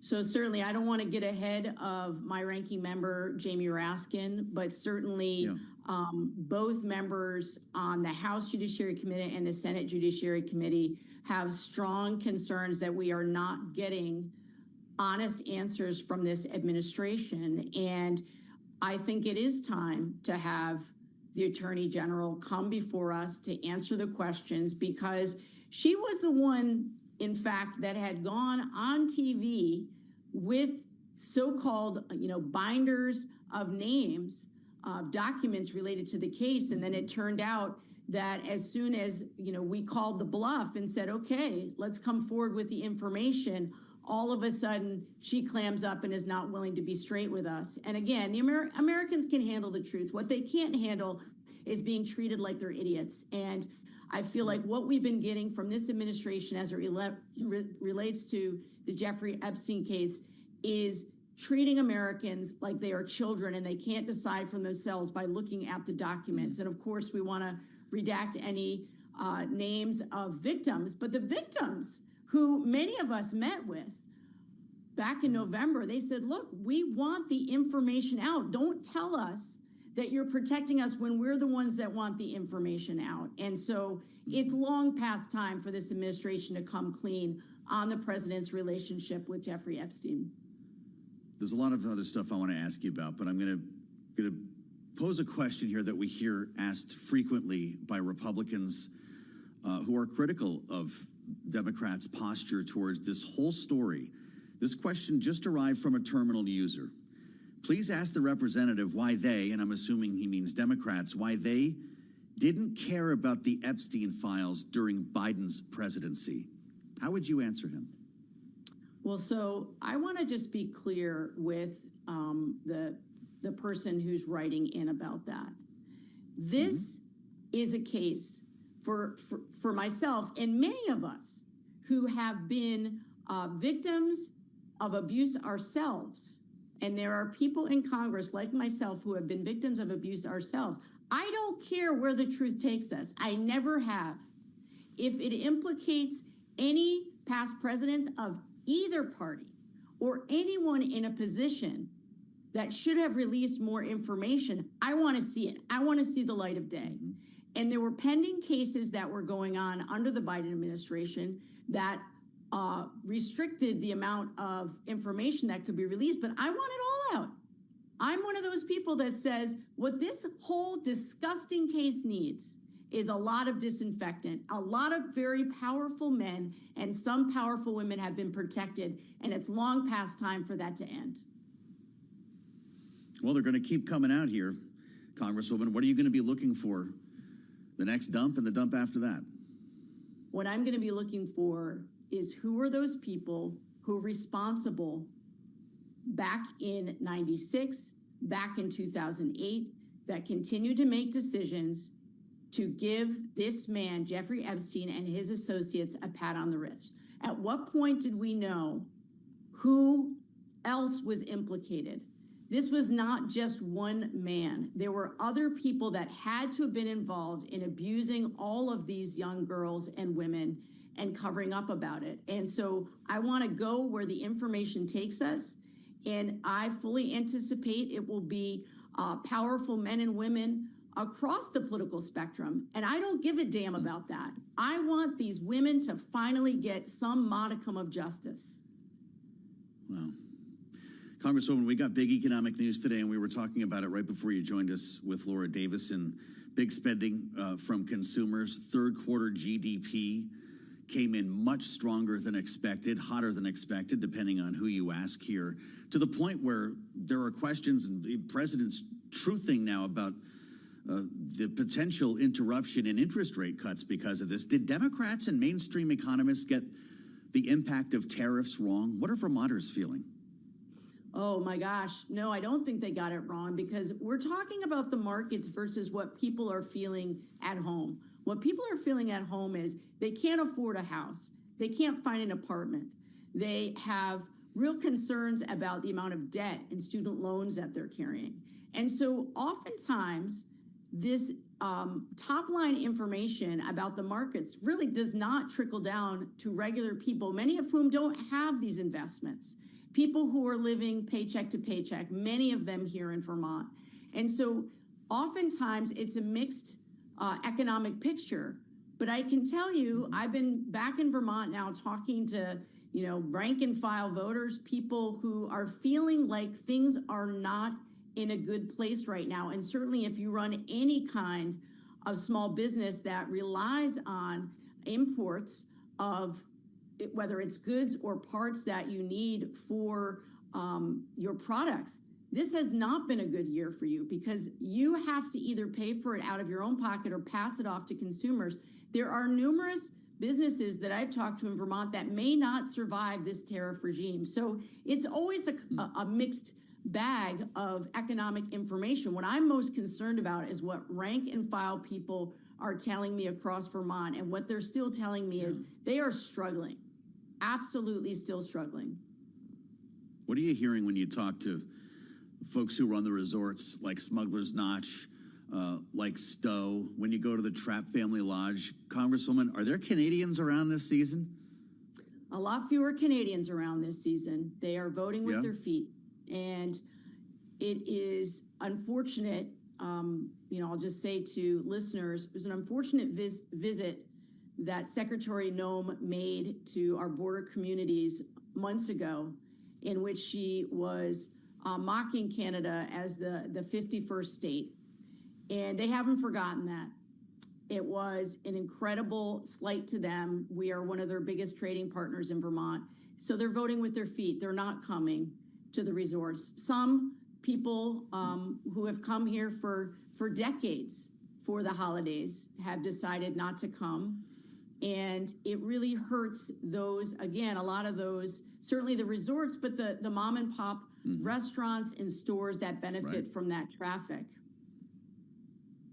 Well, I'm sorry to hear that, and I hope that it's at least a beautiful winter season up there and that the resorts find a way around it. Congresswoman, it's good to have you back on Bloomberg TV and radio. That's Becca Ballant, the Democrat from Vermont's at-large district. She's got the whole place to herself. I'm Joe Matthew in Washington, and we're going to talk about these very issues when we assemble our political panel next. Rick Davis and Jeannie Shanzano looking at the latest drop of Epstein files, as well today's GDP report, which is at odds with the latest polling from Gallup, consumer sentiment, consumer confidence. We'll have it all ahead on Bloomberg.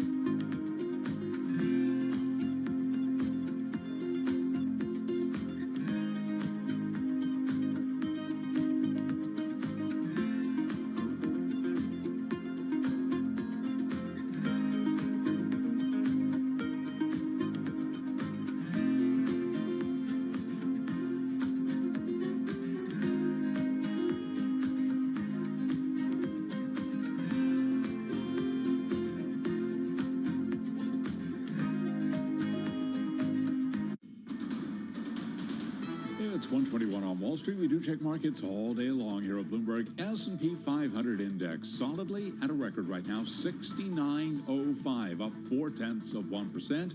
S&P advancing 26 points. S&P higher for a fourth straight day, driven by a narrow tech-led advance. The Dow up 152, up 0.3. NASDAQ, the composite index, up 97. That is a gain of 0.4. The NASDAQ 100 index up 0.3%, while the Russell 2000 index of small cap shares is retreating, dropping by 0.5%. 10-year 4.16%, with a 2-year 3.53%. Gold up $32 the ounce. The precious metal also at a record $44.76, up 0.7. Silver $70.84. Silver up 2.6%, and a retreat for Bitcoin down 0.7%, 87,620 right now on Bitcoin. The U.S. is accusing China of engaging in unfair trade practices in the semiconductor sector, but it is declining to impose additional tariffs on chip imports until at least mid-2027. Among some of the chip stocks that we monitor, NVIDIA up now by 2.5%, again taking part in a broader tech rally. A retreat for Advanced Micro Devices, little changed on the day, down under 0.1%, while Broadcom up now by 1.9%. Recapping, S&P up 26 at 69.05, a record of 0.4%. For on-demand news 24 hours a day, subscribe to Bloomberg News Now wherever you get your podcast. And back we go to Washington. Once again, your host, here he is, Joe Matthew. All right, Charlie, we thank you. Thousands more pages to go through in newsrooms across Washington and New York today. Yeah, another drop of Epstein files from the Department of Justice. They came down in the middle of the night. It was 3 o'clock in the morning, and so we've had a couple of hours to dig through all of these. And federal prosecutors, as we are learning in this latest batch, had prepared an indictment of Jeffrey Epstein in 2007 that would have charged him with sex trafficking. Grand jurors heard months of testimony on the case. This now just emerging. 3 of his employees, 2 of his companies would have been charged in a draft indictment that accused him of abusing girls as young as 14. This is tough stuff. There's nothing good that I have to say about this story right now if you're already concerned about the Epstein story. But we're also learning more about Donald Trump. Remember, on Friday, when that dump took place around 4 o'clock in the afternoon, one of the first names to emerge was Bill Clinton, and there were a bunch of photos of him as well, including one in a hot tub, another in a swimming pool, another on a plane with a young lady whose face is obscured. The redactions were almost as big a story as the emergence of Bill Clinton. It's a different look today. Donald Trump's name appears throughout these thousands of pages many more times, as we also are learning for the first time that he was somewhat of a regular on Jeffrey Epstein's private jet. The president has said he was not on the jet or on the plane, or on the island, rather. And in this case, we do have flight records showing that the president, before, of course, he was the president, Donald Trump traveled on Epstein's jet many more times than has been previously reported, with at least 8 flights between 1993 and 96, including at least 4 in which Ghislaine Maxwell was present, and a flight with Epstein and a 20-year-old whose name is redacted. 2 flights as well with, quote, women who would be possible witnesses in a Maxwell case, unquote. So we're getting a little bit more color here. And by the way, there are thousands more files to be released, and it looks like this is going to go right into the new year. We turn to our political panel for their thoughts on an issue that has been fraught with political risk for Donald Trump. Bloomberg Politics contributors Rick Davis and Jeannie Shanzano are with us. Rick is Republican strategist partner at Stone Court Capital. Jeannie is Democracy Visiting Fellow at Harvard Kennedy School's Ash Center. It's great to have you both with us. Jeannie, how big of a revelation is this? Because Donald Trump isn't talking today. He doesn't have any public events. People are out shopping. Maybe this doesn't resonate with a lot of people, but the fact that he was on this plane at least 8 times means what to you? Yeah, and that email you read from a prosecutor from the Southern District of New York, and what we still don't know, or at least I don't know, maybe reporters who are coming through these have found, is what was the response to his or her email with this revelation of these 8 flights, and that'll be fascinating.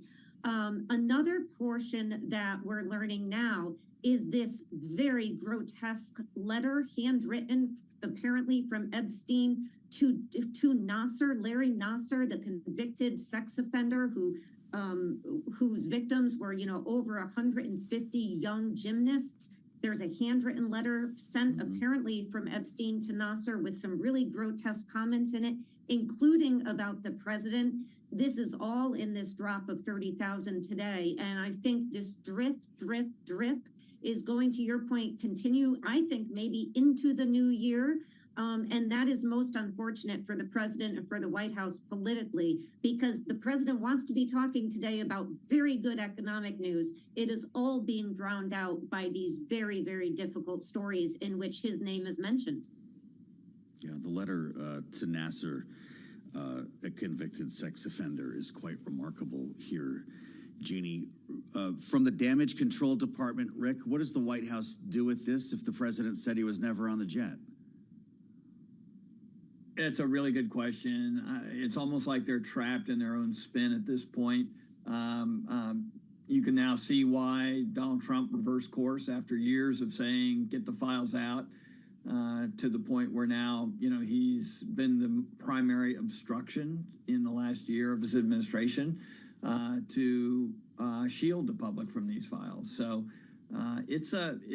now we know why it's been so painful to watch this administration try to bootstrap their way into what to do about these files. And this is no better.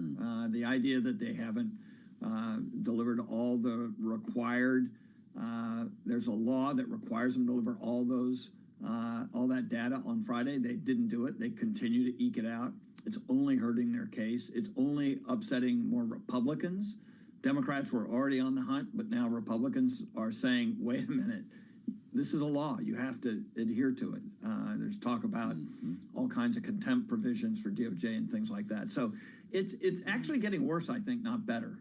Everything they've done to try and improve the situation has only exacerbated it. There's no such thing as a come clean policy at this White House. They're trying to spin it as best they can. But as Jeannie says, in the meantime, when good things happen, they're not going to get any attention. And when bad things happen, it's just going to seem like piling on. So it's going to be a rough holiday season for the White House, because best that we can tell, they'll just keep eking this stuff out, taking down pictures, putting them back up after they're caught. It really is seemingly on the borderline of incompetence. Wow.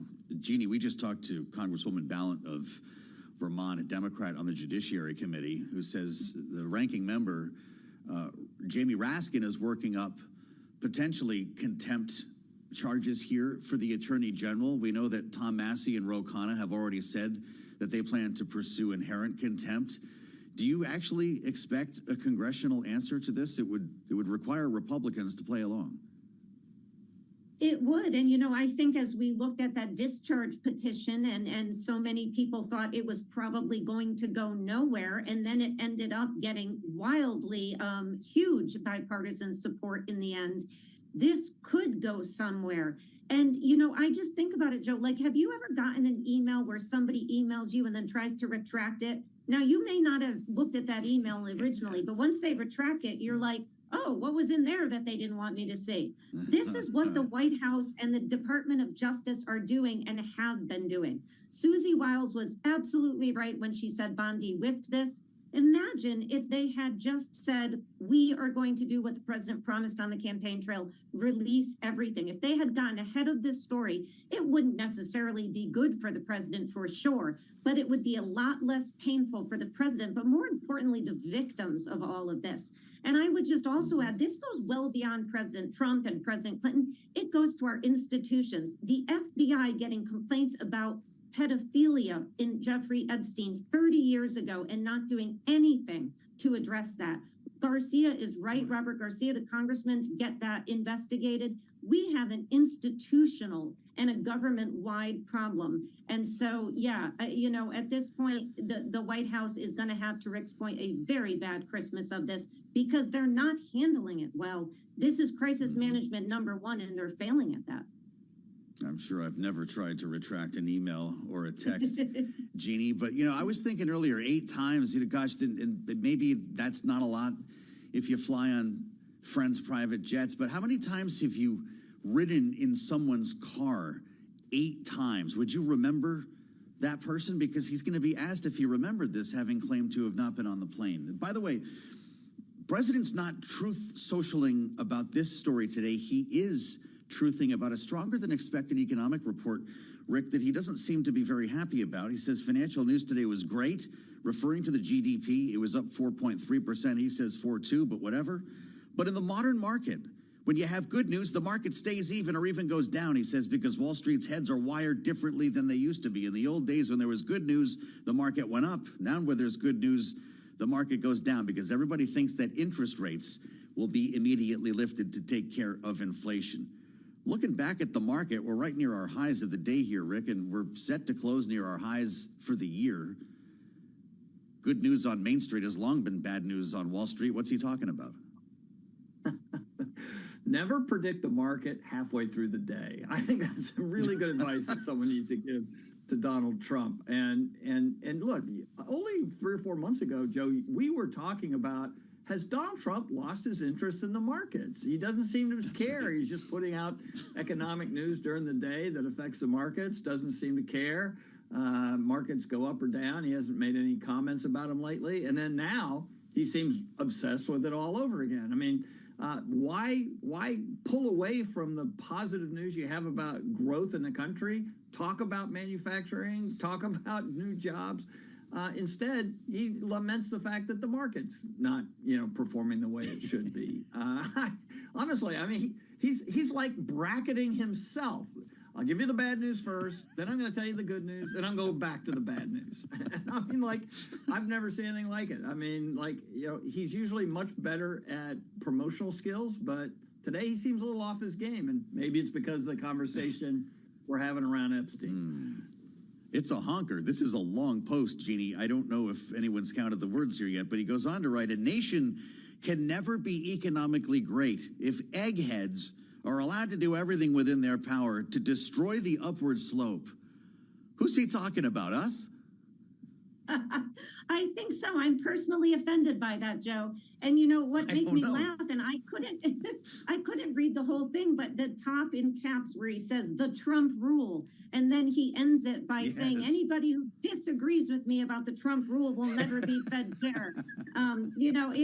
It's to Rick's point. It makes very little sense. He's got a story to tell, just like the other night when he had 18 minutes. Instead of telling a story that makes sense to people, instead of empathizing and saying, hang in there, things are going to get better, he's screaming at people. Here, he can't get out of his own way to say, we've got good economic news today. Let's celebrate that. So I think, the president is frustrated. It is showing through, but he's not the first president to feel this way. They simply do not like how these things are reflected in the market when they aren't the best interest for them. Jeannie Shanzano and Rick Davis, our great panel, Bloomberg Politics contributors. Thank you both. We'll turn our attention to Patrick McHenry next, right here on Bloomberg.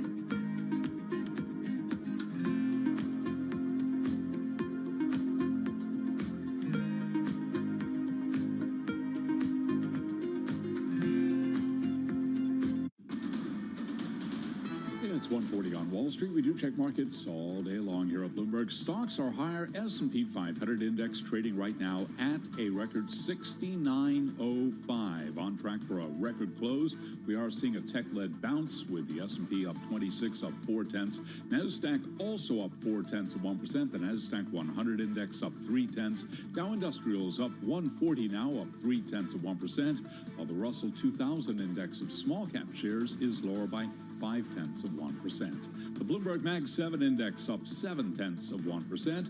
10-year 4.16%, with a 2-year 3.53%. Gold up $31 the ounce, 44.75, gain now of 0.7. Silver at a record up 2.7%, 70.88, and West Texas Intermediate crude up 0.5%, 58.33 for a barrel of WTI. Bitcoin at 88,000 even, down now by 0.2%. Bottom line here, S&P 500 index higher for a fourth straight day. As we have been reporting, President Trump says he expects his Fed chair to lower rates if the country is doing well. U.S. airlines expect to carry a record number of passengers over the holidays after a year in which economic uncertainty and a government shutdown have whipsawed travel demand. The Airlines for America lobby group says a daily average of 2.9 million passengers will be traveling between December 19th and January 5th, up 1.5% from more than a year ago. As for airline stocks today, on a day when much of the market's moving higher, airlines are lower. Case in point, UAL down 1.6%, American down almost 3%, Delta down 1.6%, JetBlue right now down 2.8%, Southwest down 1.5%. Recapping, S&P at a record 69.04, up 0.4%. And for on-demand news 24 hours a day, subscribe to Bloomberg News Now wherever you get your podcasts. Balance of Power continues now. Back we go to Washington. Once again, your host, here he is, Joe Matthew. All right, Charlie, thank you so much. Charlie Pellet will have more on the Tuesday trade coming up at the top of the hour, 2 p.m. Eastern Time, when Bloomberg Business Week Daily gets off the mat. And, of course, we'll all be listening closely, getting ever closer to the end of the year here. Not too many trading sessions left, so maybe the melt-up, the Santa Claus rally, will continue despite the news. President Trump not too happy with the market action. He has gone to Truth Social with a lengthy post entitled The Trump Rule. It says at the very end, anybody that disagrees with me will never be the Fed chairman. So let me tell you what the Trump rule is all about. Good news in the economy should be good news in the market, right? Good news on Main Street, good news on Wall Street. And of course, that's just not always the way it is, particularly when you invoke interest rates. That's been the case, well, forever. Financial news today was great, the president says, referring to the GDP report. But in the modern market, when you have good news, the market stays even or goes down, because Wall Street's heads are wired differently than they used to be, he says. In the old days when there was good news, market went up. Nowadays, when there's good news, market goes down, because everybody thinks interest rates will be immediately lifted to take care of potential inflation. He says that means essentially we can never have a great market again. Joining us with more on this and the rest of the to-do list in Washington as we head for year-end is our friend Patrick McHenry, Bloomberg Politics contributor, former Republican congressman, former Speaker Pro Tem. Great to see you. Great to be with you. This is not a new dynamic in the market, is it? It is. It is? First term Trump, good news begat market movement in a very positive way. But if you're worried about interest rates, you get a strong report, market's going to go down. That's just the way it goes in this world, isn't it? Well, his world is reliving Trump 1. Got it. So imagine coming in from the regulatory constraints of the Obama era with new regulation being passed on to businesses, no wage gains, and President Trump's election in 2016 opened up the market. And so it was all good news. And from election day to his inauguration day, the market was way up on the assumption of deregulation, tax relief, and the changes that President Trump would bring about. And every tweet that he was talking about was pumping the market, right? Yes. So now the market doesn't respond the same way. The dynamics are quite different because we have inflation. The Biden, coming off the Biden era, the set of things that this president can take credit for and produce in the economy are dramatically different. 1 year in, we still have no firm tariff plan for the globe. We don't have an understanding with China. We don't have the fullness of deregulation being put in place. It's still slow with the agencies. And you have the tax cut passed in summer, but still needs to be implemented coming into this year. Yep. So there's so much potential held up in what is to come. The president is a little frustrated because it is to come, not what is to be. He's referring to eggheads. A nation can never be economically great if eggheads are allowed to do everything within their power to destroy the upward slope. Who's he thinking of while he's sitting down writing this very long missive? Who are the eggheads? Probably a few hundred PhDs at the Federal Reserve. Jay Powell, I guess, the first one? Yeah, I think every regional bank in the Federal Reserve, that's what he's thinking of. Anybody who inhabits them. Well, Merry Christmas. Merry Christmas to them. But I think that's what he's thinking of, people that are over-responding to Fed policy. And the naysayers, right? So we have great news about the AI, but we still have doomerism on AI that's going to bring about the end of the world, that all this bubble is to pop, that there's nothing real in it, that these, and so all this stuff about risk and risk assessment, all this stuff that's inward looking and introspective is really important to the president's view. We got to get on with building, and we got to get on with a strong America, and that's his view. As the former chair of the House Financial Services Committee, when you see anyone who disagrees with me will never be the Fed chairman, where do we go from there? We're in a slow news week. Okay. That's what I would say. I'd still be asking you about this, though. But no. What's Kevin Hassett thinking? It's a slow news week, and therefore he's going to, over the course of the next 2 weeks, he will be in the news. In ways that he will demand, and or may not want to. Well, but I think he'll largely demand it, and I think that's. You get into these slow news cycles, and you see more aggressive comments from the president. I think this is part and parcel. If you're Rick Reeder, though, and you're getting ready for the big interview, and you see this post, what are you going to say in the Oval? I don't think the president's been subtle about his view on the Fed. I don't think these conversations are going to be that hard. I think it's a fundamental question for the president of who he wants to helm the Federal Reserve. He picked Jay Powell. I think Jay Powell did a fabulous job going into COVID and in the short term coming out of COVID. Obviously, the Fed missed it on inflation, and we've been reactive to that. But I don't think that means that Jay Powell's a bad pick. So I think he's thinking through this. What does this mean? How is this going to carry out past his term with this pick of Fed chair? Well, the Gallup poll today is a riot. I could tell you how low congressional approval ratings are. Not low enough, not accurate enough. 17%. My question with the 17% is, do they have a driver's license? Because those people that approve of Congress, I don't think they should be competent to have a driver's license. Not operate heavy machinery. The president, 36% of Americans approve of his job performance. None of the 12 other U.S. leaders from Congress, the cabinet, the Supreme Court, or the Fed got majority-level approval either. However, the most popular senior official in the federal government is, with 44%, the chairman of the Federal Reserve, Jay Powell. You're laughing. What a world. What a world we live in, where the chair of the Federal Reserve is the most popular person in D.C. How many people even know who Jay Powell is? It is a wild thing.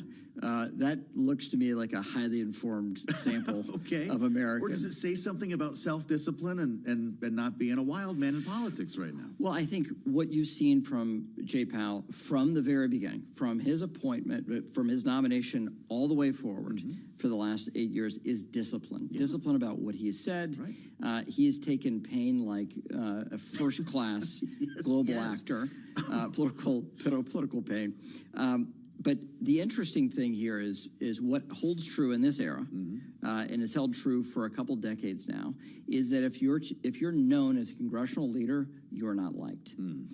Very interesting thing for those even by people in your own district. That's a different metric, right? That's a little softer these days too. But to be known nationally is not a launching pad. So congressional leaders have a very difficult time going out for presidential campaigns, for instance. Governors are much more popular in the states than senators are traditionally. Amazing. Well, there's a lot of other stuff in this poll. 24% of Americans are satisfied with the way things are going in this country. What do Republicans do about that in the year ahead? Do something about the economy. Okay. The question of affordability is the question of the Mandami election in New York. It was the question in November. It is the question that will be next November. So the midterms will be indexed on the state of the economy and how people feel about the economy. President Trump was elected on taming inflation, getting a global reset with China, and bringing peace to the world. He's made great strides with peace in war-torn regions of the world. He's taken aggressive action in the Middle East to calm the waters. That is a very different place than before he was sworn in as president in 2017, and shaped by his administration to the greatest extent of any president in generations. What's to come with Ukraine? What is to come with Taiwan? What is to come with the China trading relationship? These things need to be resolved, and the results need to show up. And when the results show up, Republicans can benefit the ballot box. And if they do not show up, Republicans will be punished at the ballot box. Could the Supreme Court save the president and Republicans by striking down tariffs and prices drop?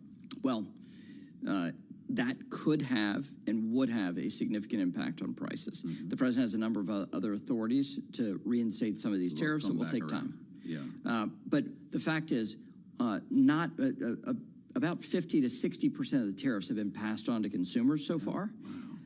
That will bake in over time. So if the Supreme Court steps in and says these tariffs were done in an unconstitutional move and they stop it, there will be a price reset, but that will take time.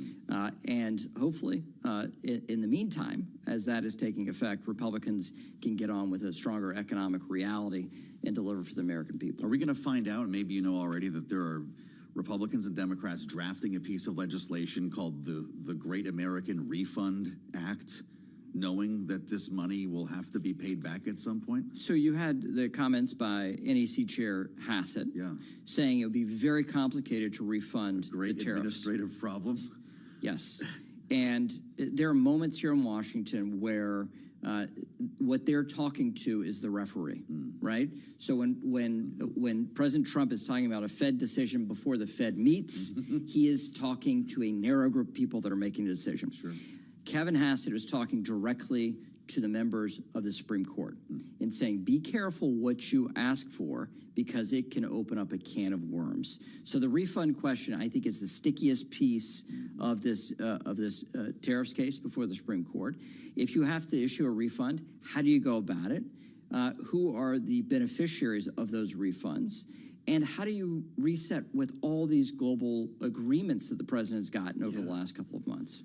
Super chaos. Super chaos, wild times, and that's before we talk about the Lisa Cook firing at the Fed. Right. Those are just two Supreme Court cases we'll see in the first quarter of next year. Oh, my God. We have a government funding issue on the end of January. That's right. We have crypto still to be marked up. That should be resolved by likely Easter with a presidential signing ceremony. That's the hope by the White House and congressional Republicans. You have all this stuff that is really percolating, huge movement in a very dynamic first quarter next year. It's going to be wild to watch. Unbelievable. It's going to be exciting to watch. Let me ask you, and we got another dose of Epstein files today. You were almost saved by the bell. I'm not going to ask you what's inside of them. But there is talk on Capitol Hill about holding the Attorney General in inherent contempt. Judiciary might be working on something. Will there be a congressional answer to this if the files that are being supplied are not satisfying everyone? Yes. They took they made a big bipartisan vote to open up these Epstein files after years of haggling about it. It is a pox on both houses. And deep connections in the Democratic and Republican Party. It's a very complicated thing of folks that are globally powerful, and it's not been satisfactory, the release and the redactions. So there'll be questions about this, about the redactions.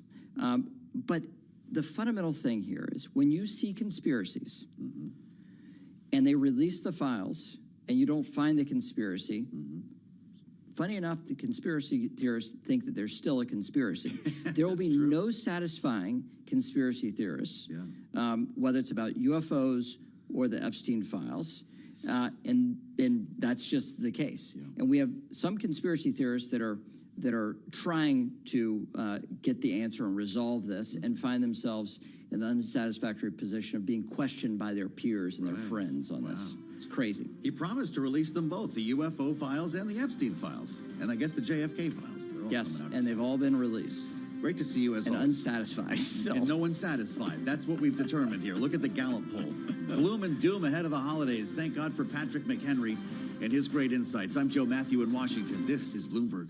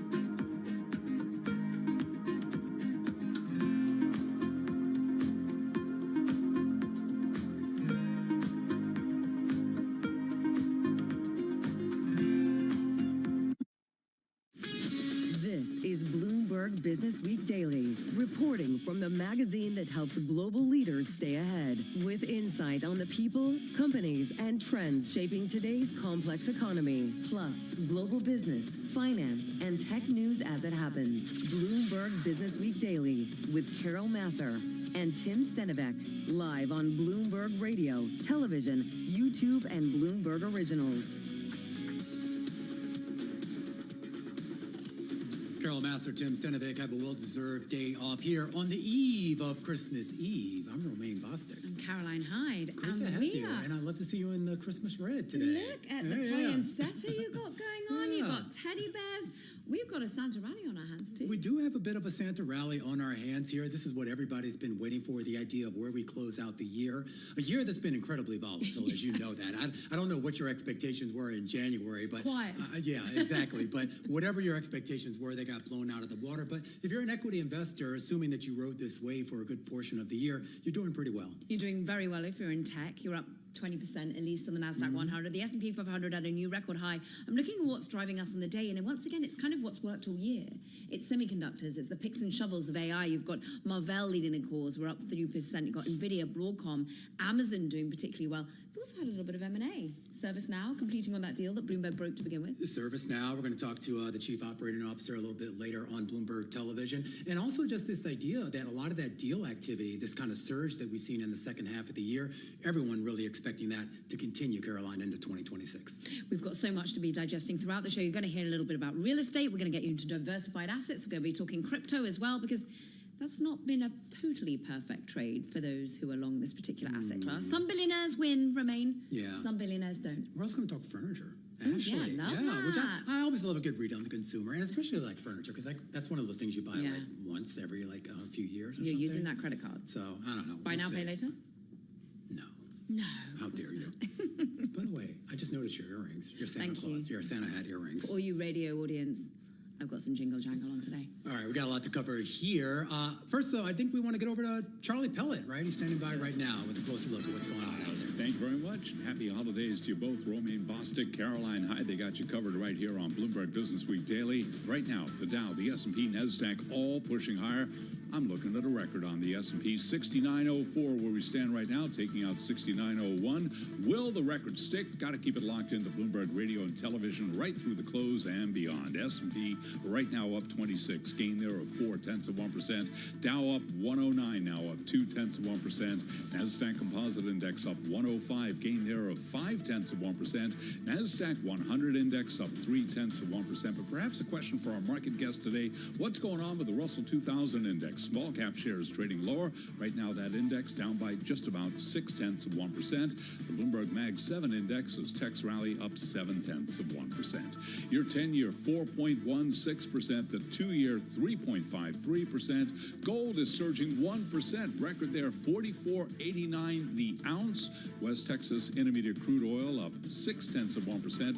58.34 a barrel. Bitcoin right now down 0.3%. Slump for Bitcoin at 87,949. Novo Nordisk shares now surging 7.1% after winning approval to sell a pill version of its blockbuster obesity shot Wegovy in the U.S., a crucial step in its effort to defend its market share from rival Eli Lilly. Lilly again down 0.3%. Novo Nordisk up by 7.1%. And Treasury Secretary Scott Bessent is backing the idea of reconsidering the Fed's 2% inflation target once the U.S. has sustainably brought price increases back down to that pace. He made the comment on the All In podcast. So again, recapping here, the Dow, the S&P, NASDAQ, all higher. S&P 500 index up by 0.4%. Bloomberg Business Week Daily continues right now. Back to go your hosts, Romain Bostic and Caroline Hyde. All right, thanks there to Charlie Pellet, and not to be smug about it, but the fact that we've been above the Fed's inflation target for 4 years, I think the market has decided we've moved on from that 2%. Sorry, Scott Bessent. Yeah, sorry. We did get some economic data that could maybe potentially shape what the trade looks like into 2026. GDP growth, fastest growth that we've seen in quite some time, assuming you believe those numbers. Consumer spending holding up as well. Consumer sentiment less so, but all of this is dated. How does that push us forward? And I'm going to be a broken record, Romain. AI really helped with the GDP figures, that old infrastructure build-out. Not that you're biased because you're the host of Bloomberg Technology. Little biased. Which you guys should just rename it to Bloomberg AI. Yeah. Because that's basically... That's all that tech investing is now. That's been driving the news cycle. It's been driving the markets. Let's bring Emily Grafeo into the conversation of Bloomberg's markets correspondent. And Emily, to Caroline's point, look, AI has been the market this year, last year. A big question is, does that become the market once again for 2026? I wish I could say there's going to be some big new theme that we're all going to get to focus Not on for quantum? 2026. No, Maybe quantum, maybe quantum. I don't really have the crystal ball, but I mean, it's clear that from both the equity market side and then also the debt side, the focus is still on AI, because now we're not only seeing like equity strategists pile into this theme, but we're also seeing now anyone who's a debt investor, whether it's an investment grade company tapping into debt to build out a data center, or even some of those lower rated companies as well. So AI still the theme, but it's interesting that today we're seeing a pretty risk on day in the market. Usually if we were to get good economic data, we would see small caps rallying. We would see more like economic cyclical companies outperforming, but today tech is higher, financials higher, utilities are higher. But what do you think? Why do you think the reason for that is? I mean, when you talk about 4+ percentage points on GDP growth, consumer spending holding up, business spending still holding up, and I understand you had some softness with regards to consumer confidence and maybe with business orders overall. But that still sounds like a stable economy, which I think would benefit small and mid caps. Yeah, I think for today and probably tomorrow and next week, it's low volume. We're about 35% less volume than the past month right now. There's not really a reason to sell tech, particularly as we're focusing on AI for 2026 as well.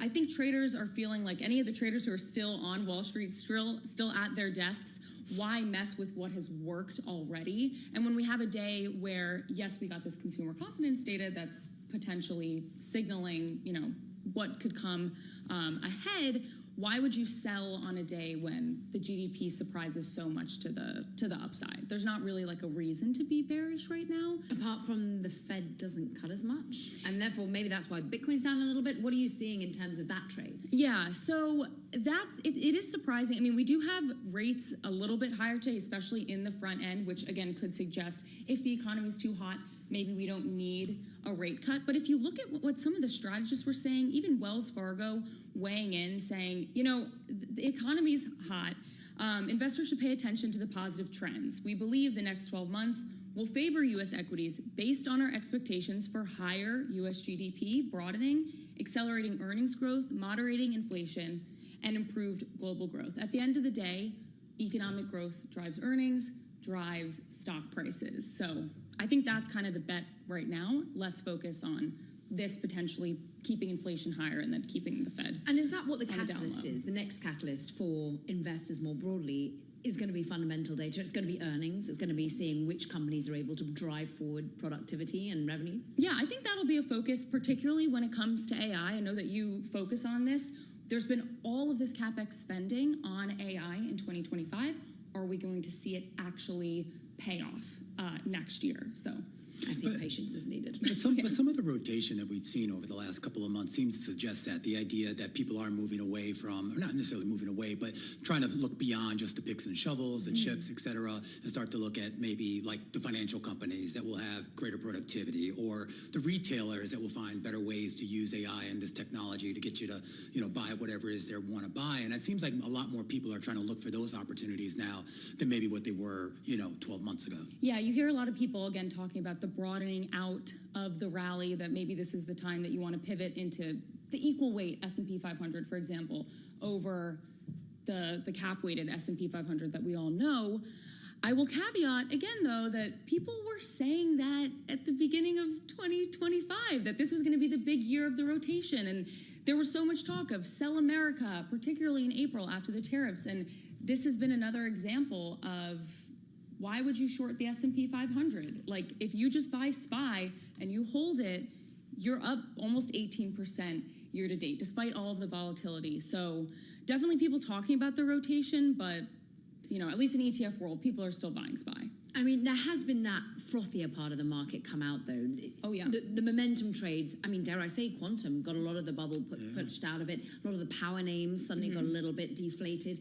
Also, the crypto space has just been really painful for the ETF landscape as well. Oh, absolutely. So the Bitcoin ETF, BlackRock's ETF, it's one of the top inflow funds for the year, people piling billions into there. But I think it's a negative return right now. I mean, Bitcoin, down 6% year to date. That was a hot theme. If you go on BlackRock's website, they're still touting, one of the hot themes, buying Bitcoin. it really didn't pay off for a lot of people. If you got in at the beginning of the year, you're negative, you're down. Emily Graffeo, telling it straight. Always love having you on. Thanks very much indeed. Look, let's talk a little bit more about the diversification trade. Look, real estate, we can sort of wade into, and I won't go into the AI side of it, even though there's a lot of data centers part of it, but it's a real tell on you, me, the housing market, how we feel. We've got the perfect person, Chief Economist. Mike Simonson of Compass is joining us now. And Mike, give us your read. We've just had GDP data that blew away people's expectations for the fiscal third quarter. Yeah, I mean, it was past tense. But what are you seeing in terms of the homeowner right now and the consumer right now? Are we resilient? Well, we look at the transition to 2026 as really the start of the next era for the housing market. So we've been in 4 years of very few transactions, but relentlessly pushing higher prices.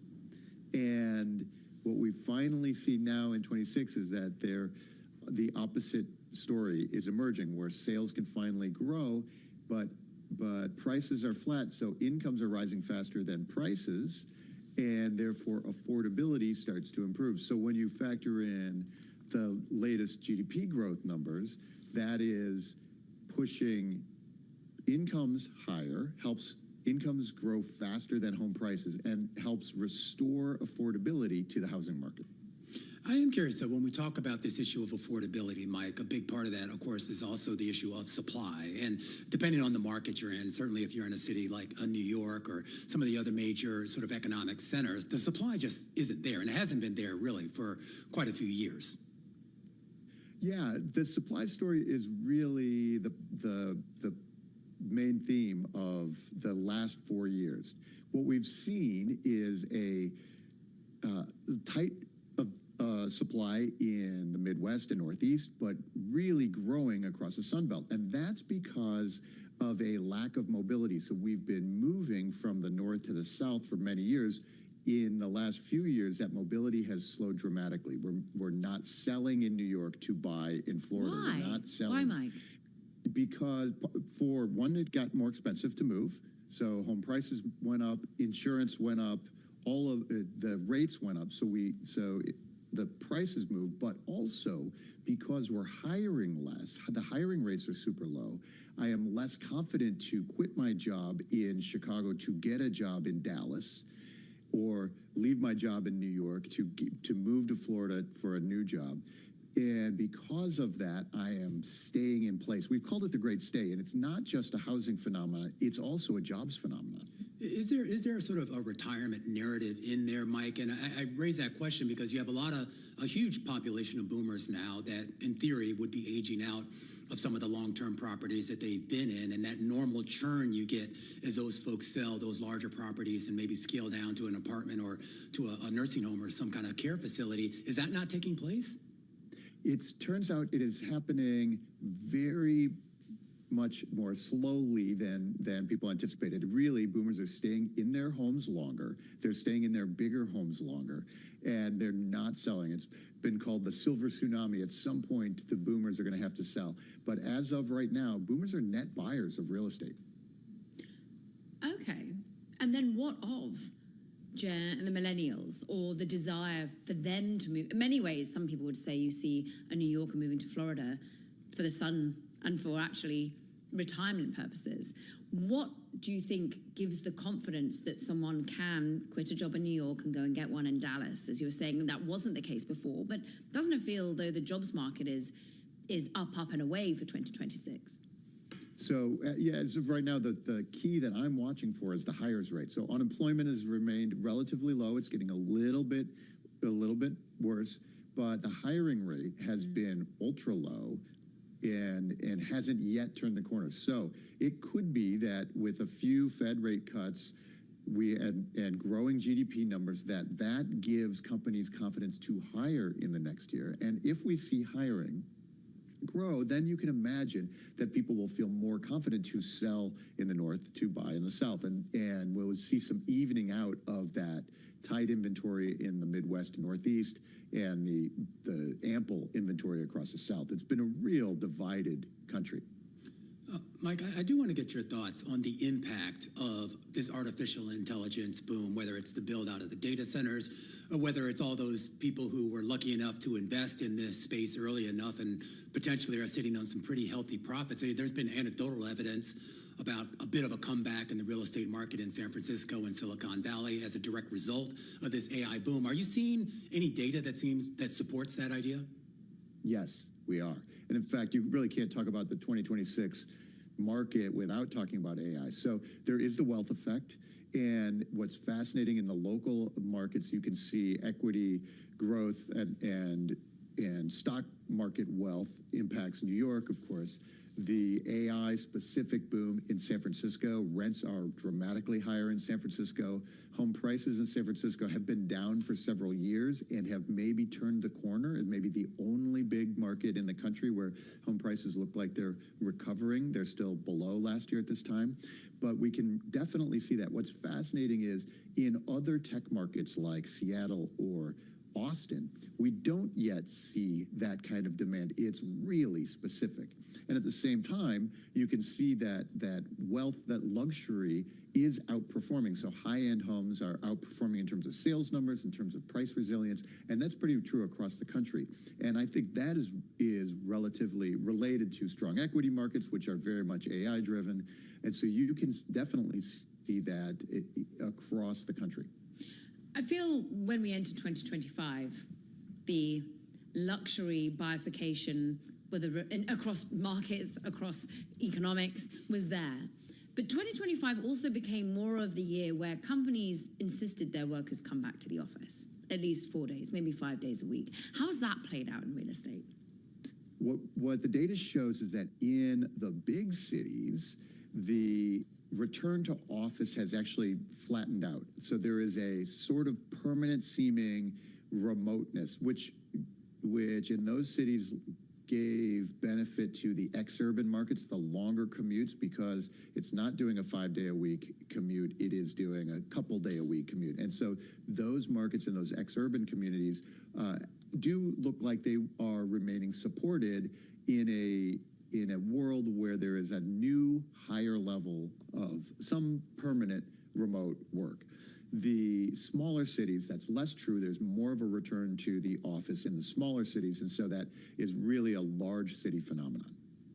It's been great getting your expertise, Mike. Thanks so much. Mike Simonson is economist over at Compass Group, and it really does feel that at the moment that the supply has just been so rigid in places like New York, and it's interesting whether SF or not has more supply on deck. But that point you make, that the baby boomers aren't moving on, and they asked, and just anecdotally, my parents want to remain in their larger house. They don't want to downsize, and a lot of that is because we're able to support them with different ways and means. They're able to get services. Instacart can deliver. We've built a the world has system around changed them. a lot too, right? And then you also talk about obviously the whole issue of affordability, that you have a lot of people sitting on mortgage rates that really they can't compete with if they sell their house and go out there now. So there's a lot of factors that sort of play into this that has a big impact here on what's out there and what's available.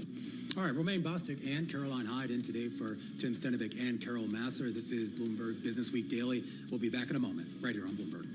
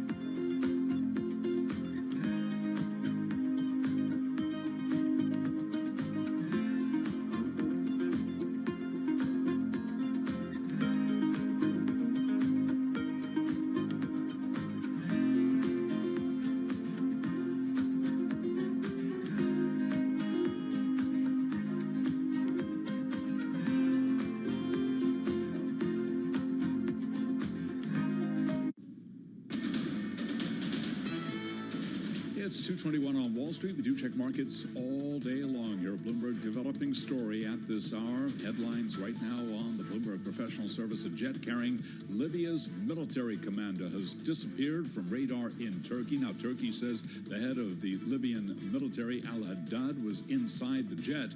Now, according to a number of news services, Turkey has shut airspace around Ankara after this private jet incident, and just getting word that contact turns out to be a Falcon 50 private jet that took off from the Turkish capital to Tripoli, Libya, was lost.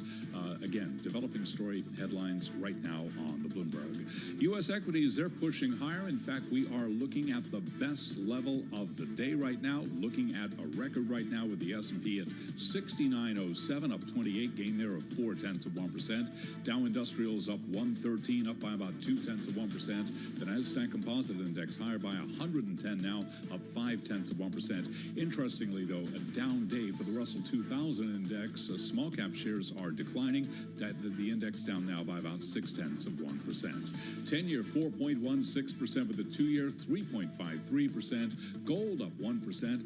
44.88 the ounce, indeed a record there. Silver also at a record, up 3% right now, with a 71 handle on silver. 71.12.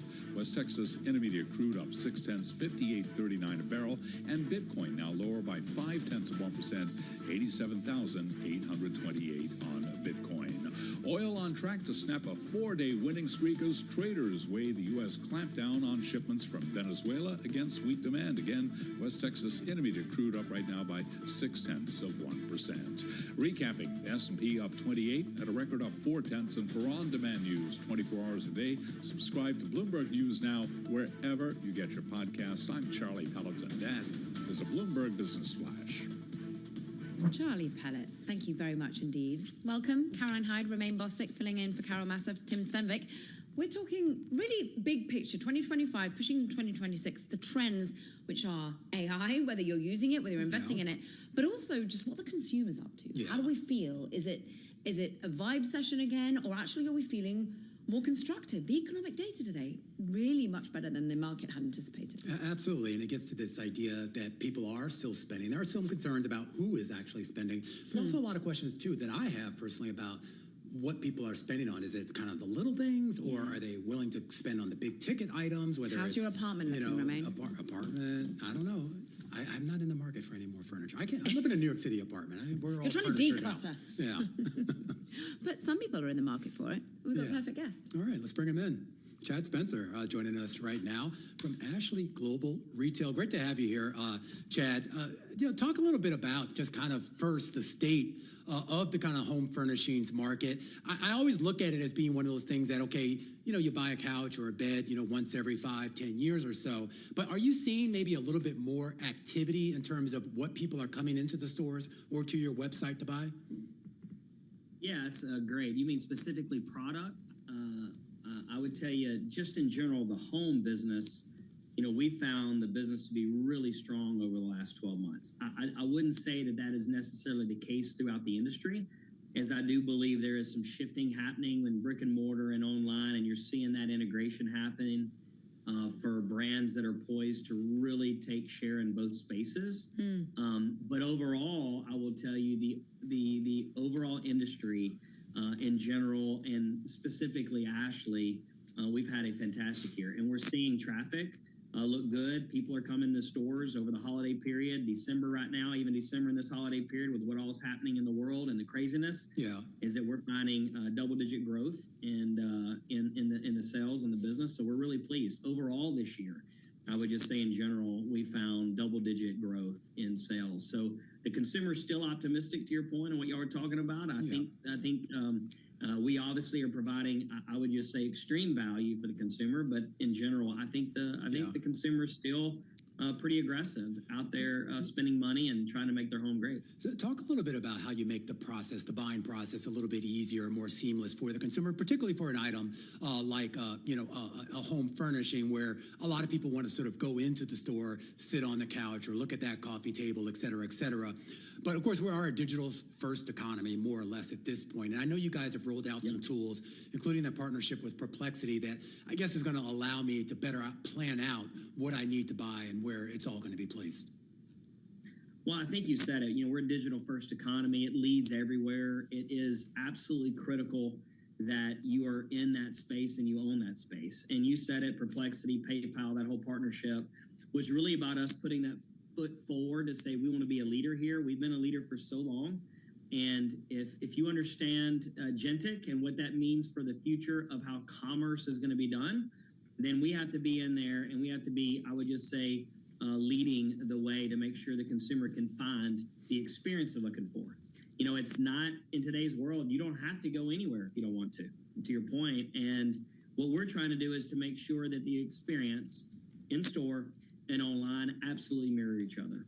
And on top of that, it is best in class, and it is top notch, and it's first class. So the consumer ultimately in store would almost, it's such a good experience that they would be willing to pay to come in and visit and be a part of the experience we give them. And we're working on all types of things to do that. And then online, we want it to be seamless. We want it to be simple. And we want it to be very, very, very, I would just say, service oriented. And in our stores, the same way. And I just go, it's all about the experience.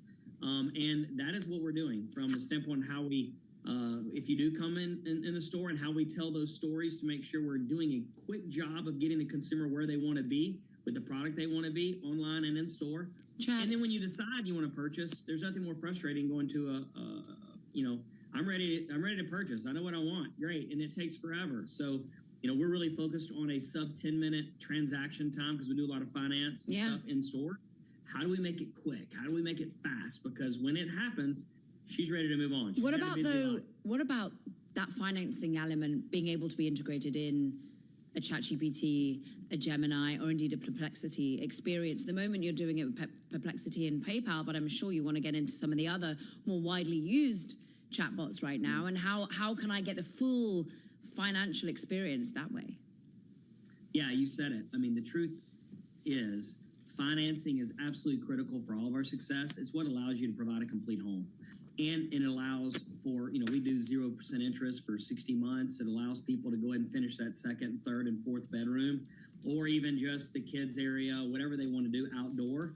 And I just would say it is critical. And our teams, technology teams, already working on making sure that financing becomes available in these, these platforms that you're talking about. And we do it, obviously. We have our own, I would call, waterfall concept that really makes it really easy for the guest. And we really want to do it in 3 ways. Number one, the guests can do it themselves. Yeah. Right?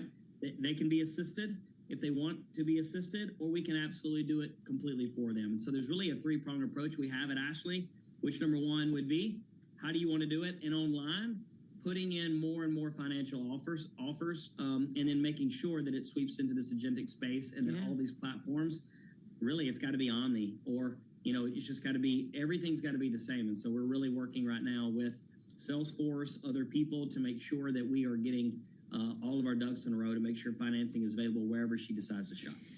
Chad, you're speaking my language. I'm someone who doesn't like to be talked to in the shopping experience as a true Brit. Chad Spencer, it's joyous to have you on the show. Wishing you a very happy holiday. Thank you very much indeed. Chad Spencer there, Chief Executive Officer of Ashley Global Retail. We're going to stick with retail, Romain, because things aren't as rosy for other players out there. I mean, Chad spoke very positively about what's going on in his furniture store, but that ain't happening in the luxury side in Saks. Yeah, certainly not. And this story really caught my eye. I mean, Saks Global, remember, obviously Saks is just a legendary department store chain, but they kind of had to combine with the last year with Neiman Marcus, Bergdorf Goodman, the idea that mashing all this up somehow would make them stronger together. Well, now they're reporting, at least based on what our Bloomberg reporters have learned, is that now the company actually mulling bankruptcy. Oof. And this just really after a year that they raised a ton of money for a turnaround effort. And it's that $100 million in debt payment that's coming due at the end of the month. We can dig into that with Eliza Reynolds-Hannon. She's Senior Reporter, Deputy Team Leader for Distressed Debt and Bankruptcy. And boy, this is distressed. How soon are we talking? What's pushed them over the edge here? Well, it's important to note that Saks has been struggling almost from as soon as they completed this merger with Neiman Marcus, and that was only 1 year ago today. And by the middle of this year, they were raising more money from the lenders whose bonds were trading at about half of their face value in order to pursue a turnaround and give themselves more runway. So those lenders threw even more money after what they had provided in December to fund the acquisition, and now they're looking at a wipeout of much of that value. I am curious, Eliza, whether what ails Saks is indicative of something broader in the luxury retail landscape, or whether this is something that was more specific to how Saks itself was being managed. I think it's somewhat specific. The company did raise quite a lot of debt to fund this merger. Saks was struggling already, but this was swinging hard to try to really come back strong and dominate the luxury space. But it was an expensive effort. So if it didn't go really well from the start, it was always going to be that debt would become a burden. And one thing that I think is also specific to Saks in this case is that prior to the tie-up last year, they had legacy issues with their vendor relationships. They had to or chosen to pay a lot of suppliers late, and that created what's commonly turns into a death spiral in retail, where you're not paying your suppliers because you can't afford to, but then they're not sending you inventory, so then you have nothing to bring shoppers in, and then you have even less money coming in to pay your suppliers. And that's been a real issue for Saks for many years, but especially this year, or at least continuing into this year, and inventory has been low. Anytime you lose suppliers, that's pretty much the kiss of death in the retail sector. I am curious, though, Eliza, based on your reporting, if there's any sense here that somebody would be willing to pick up this company, if not now, maybe out of bankruptcy. I mean, Saks, Neiman Marcus, maybe to a smaller extent Bergdorf. I mean, some of the most iconic brand names when it comes to luxury retail. I can't imagine they're just going to disappear. Right. There's certainly no reason to assume at this point that they would disappear. What is common in a bankruptcy like this would be that some of the lenders who did supply that more than $2 billion worth of financing last year, they are still the biggest creditors to Saks, and they could likely take over some or all of it in the bankruptcy process. Saks will certainly also run a sale process for third-party bidders, and those lenders will also likely run their own process. But Saks has been saying for months now that it is in the market to sell a minority stake in Bergdorf Goodman, and it has said, the CEO has said publicly that he was running into interest in that and that they had bidders lined up. But I think as things deteriorated, it becomes clear that, no bidder, even if they are lining up, is going to buy it. If the company's otherwise going to go into bankruptcy, they're not going to buy it before the bankruptcy. They want to come in and buy it in bankruptcy where it's cheaper. So that could still happen as well. Some of these individual names could fetch high bids from trademark or intellectual property investors. Eliza Reynolds-Hannon, fascinating story, and one that's going to unfold very swiftly for Saks. We appreciate it. I mean, Romain, you say you can't imagine they'll disappear. Barney's disappeared. I mean, I know they have a pop-up every now and then, ironically, in Saks, but where did it go?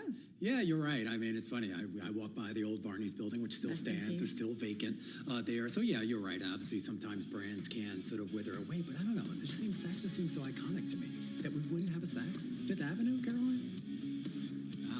I don't want to live in that world. Well, it means more people come near our office, right? Bloomingdale's is just next door from New York.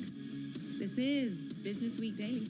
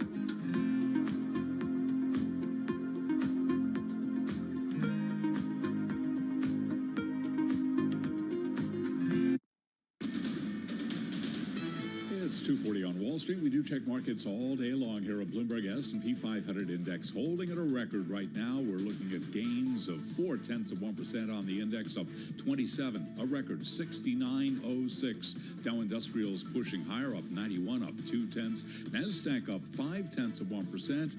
The Russell 2000 index of small cap shares is down 0.6%. 10-year 4.16%. Gold up 1.1%. 44.91 the ounce, a record there. Silver also trading at a record, up 3.3%, and Bitcoin down 0.5%, 87,779. ServiceNow reaching a deal to buy the cybersecurity startup Armis, and a deal valued at $7.7 billion. I'm Charlie Pellet. That is a Bloomberg Business Flash. Charlie, thank you very much indeed. And we are going to talk a little bit of, well, alternative assets. Are they even alternative anymore? Crypto went mainstream right this year. Oh, I thought you meant real estate. Sorry, crypto. Yes, crypto. Yeah, crypto has been struggling a little bit, though.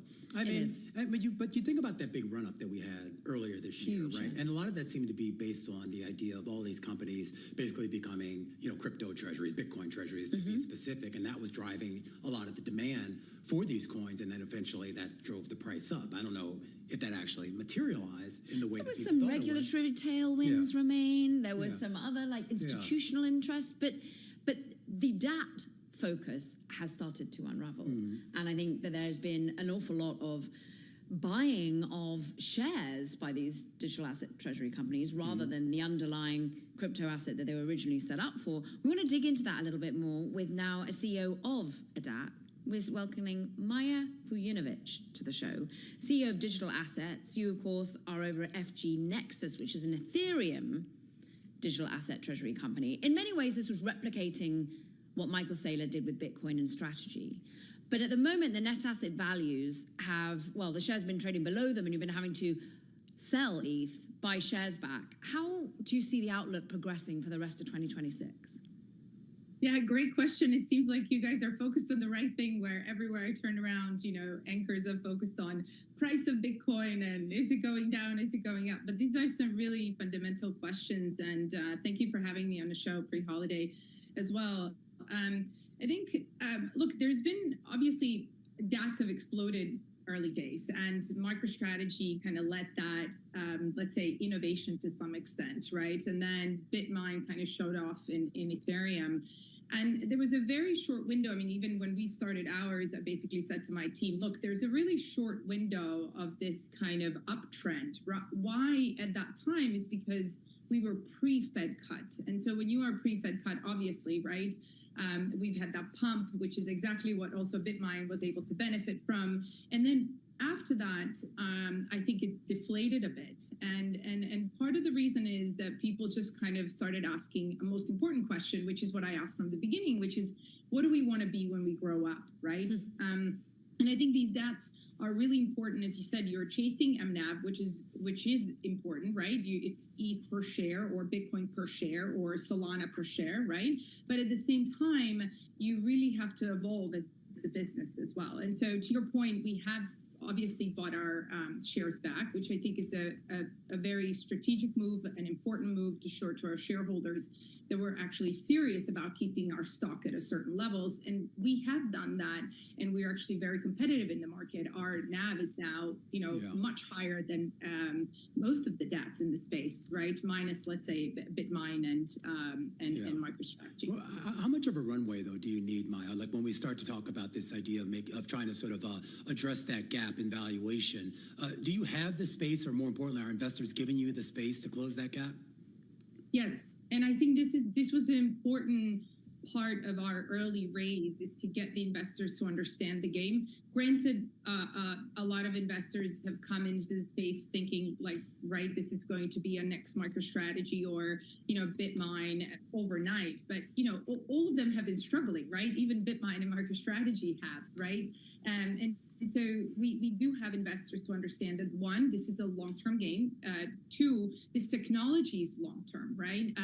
This technology is only taking off right now with stablecoins and tokenization, right? And so we do have quite a bit of runway. And I do think in the next 3-4 months is where you're going to start to see some interesting potential M&A happening in the space, right? Some of the DATs may be growing into real businesses, maybe some even merging with others, right? You will start to see that evolution. Maya, which one are you going to be? I don't know that yet. We are exploring a couple of different options at the moment because we owe that to our shareholders, but definitely something that we are working on daily, saying, right, is there an opportunity to merge with somebody? Is there an opportunity, you know, maybe we can get our stock back at a certain level where we get back on the market. So we are exploring different opportunities right now. All right, Maya, really appreciate you taking time for us. Maya Yovanovitch there. Joining us now to talk a little bit more about what's been going on, the CEO of Digital Assets over at FG Nexus. While crypto is not necessarily having the best year, at least on a total return basis, what do we call it? Well, old school gold rather than digital gold or real gold, having a phenomenal year. Gold up 70-80% on the year. Silver even outperforming that. In fact, having one of its best years going back to 1979. Joining us right now to talk a little bit more about what's been driving those moves higher and whether that continues into next year is Axel Merk, the President and Chief Investment Officer, co-founder over at Merk Investments. Great to have you here. Axel, talk a little bit about why you think we saw such a surge, first in gold and now more recently silver, which is now outpacing gold. Is that all pretty much an issue of what's been going on with the macro side of the economy, what's been going on with interest rates? Well, I think the two components, great to be with you, by the way. One is fundamental and one is more human nature.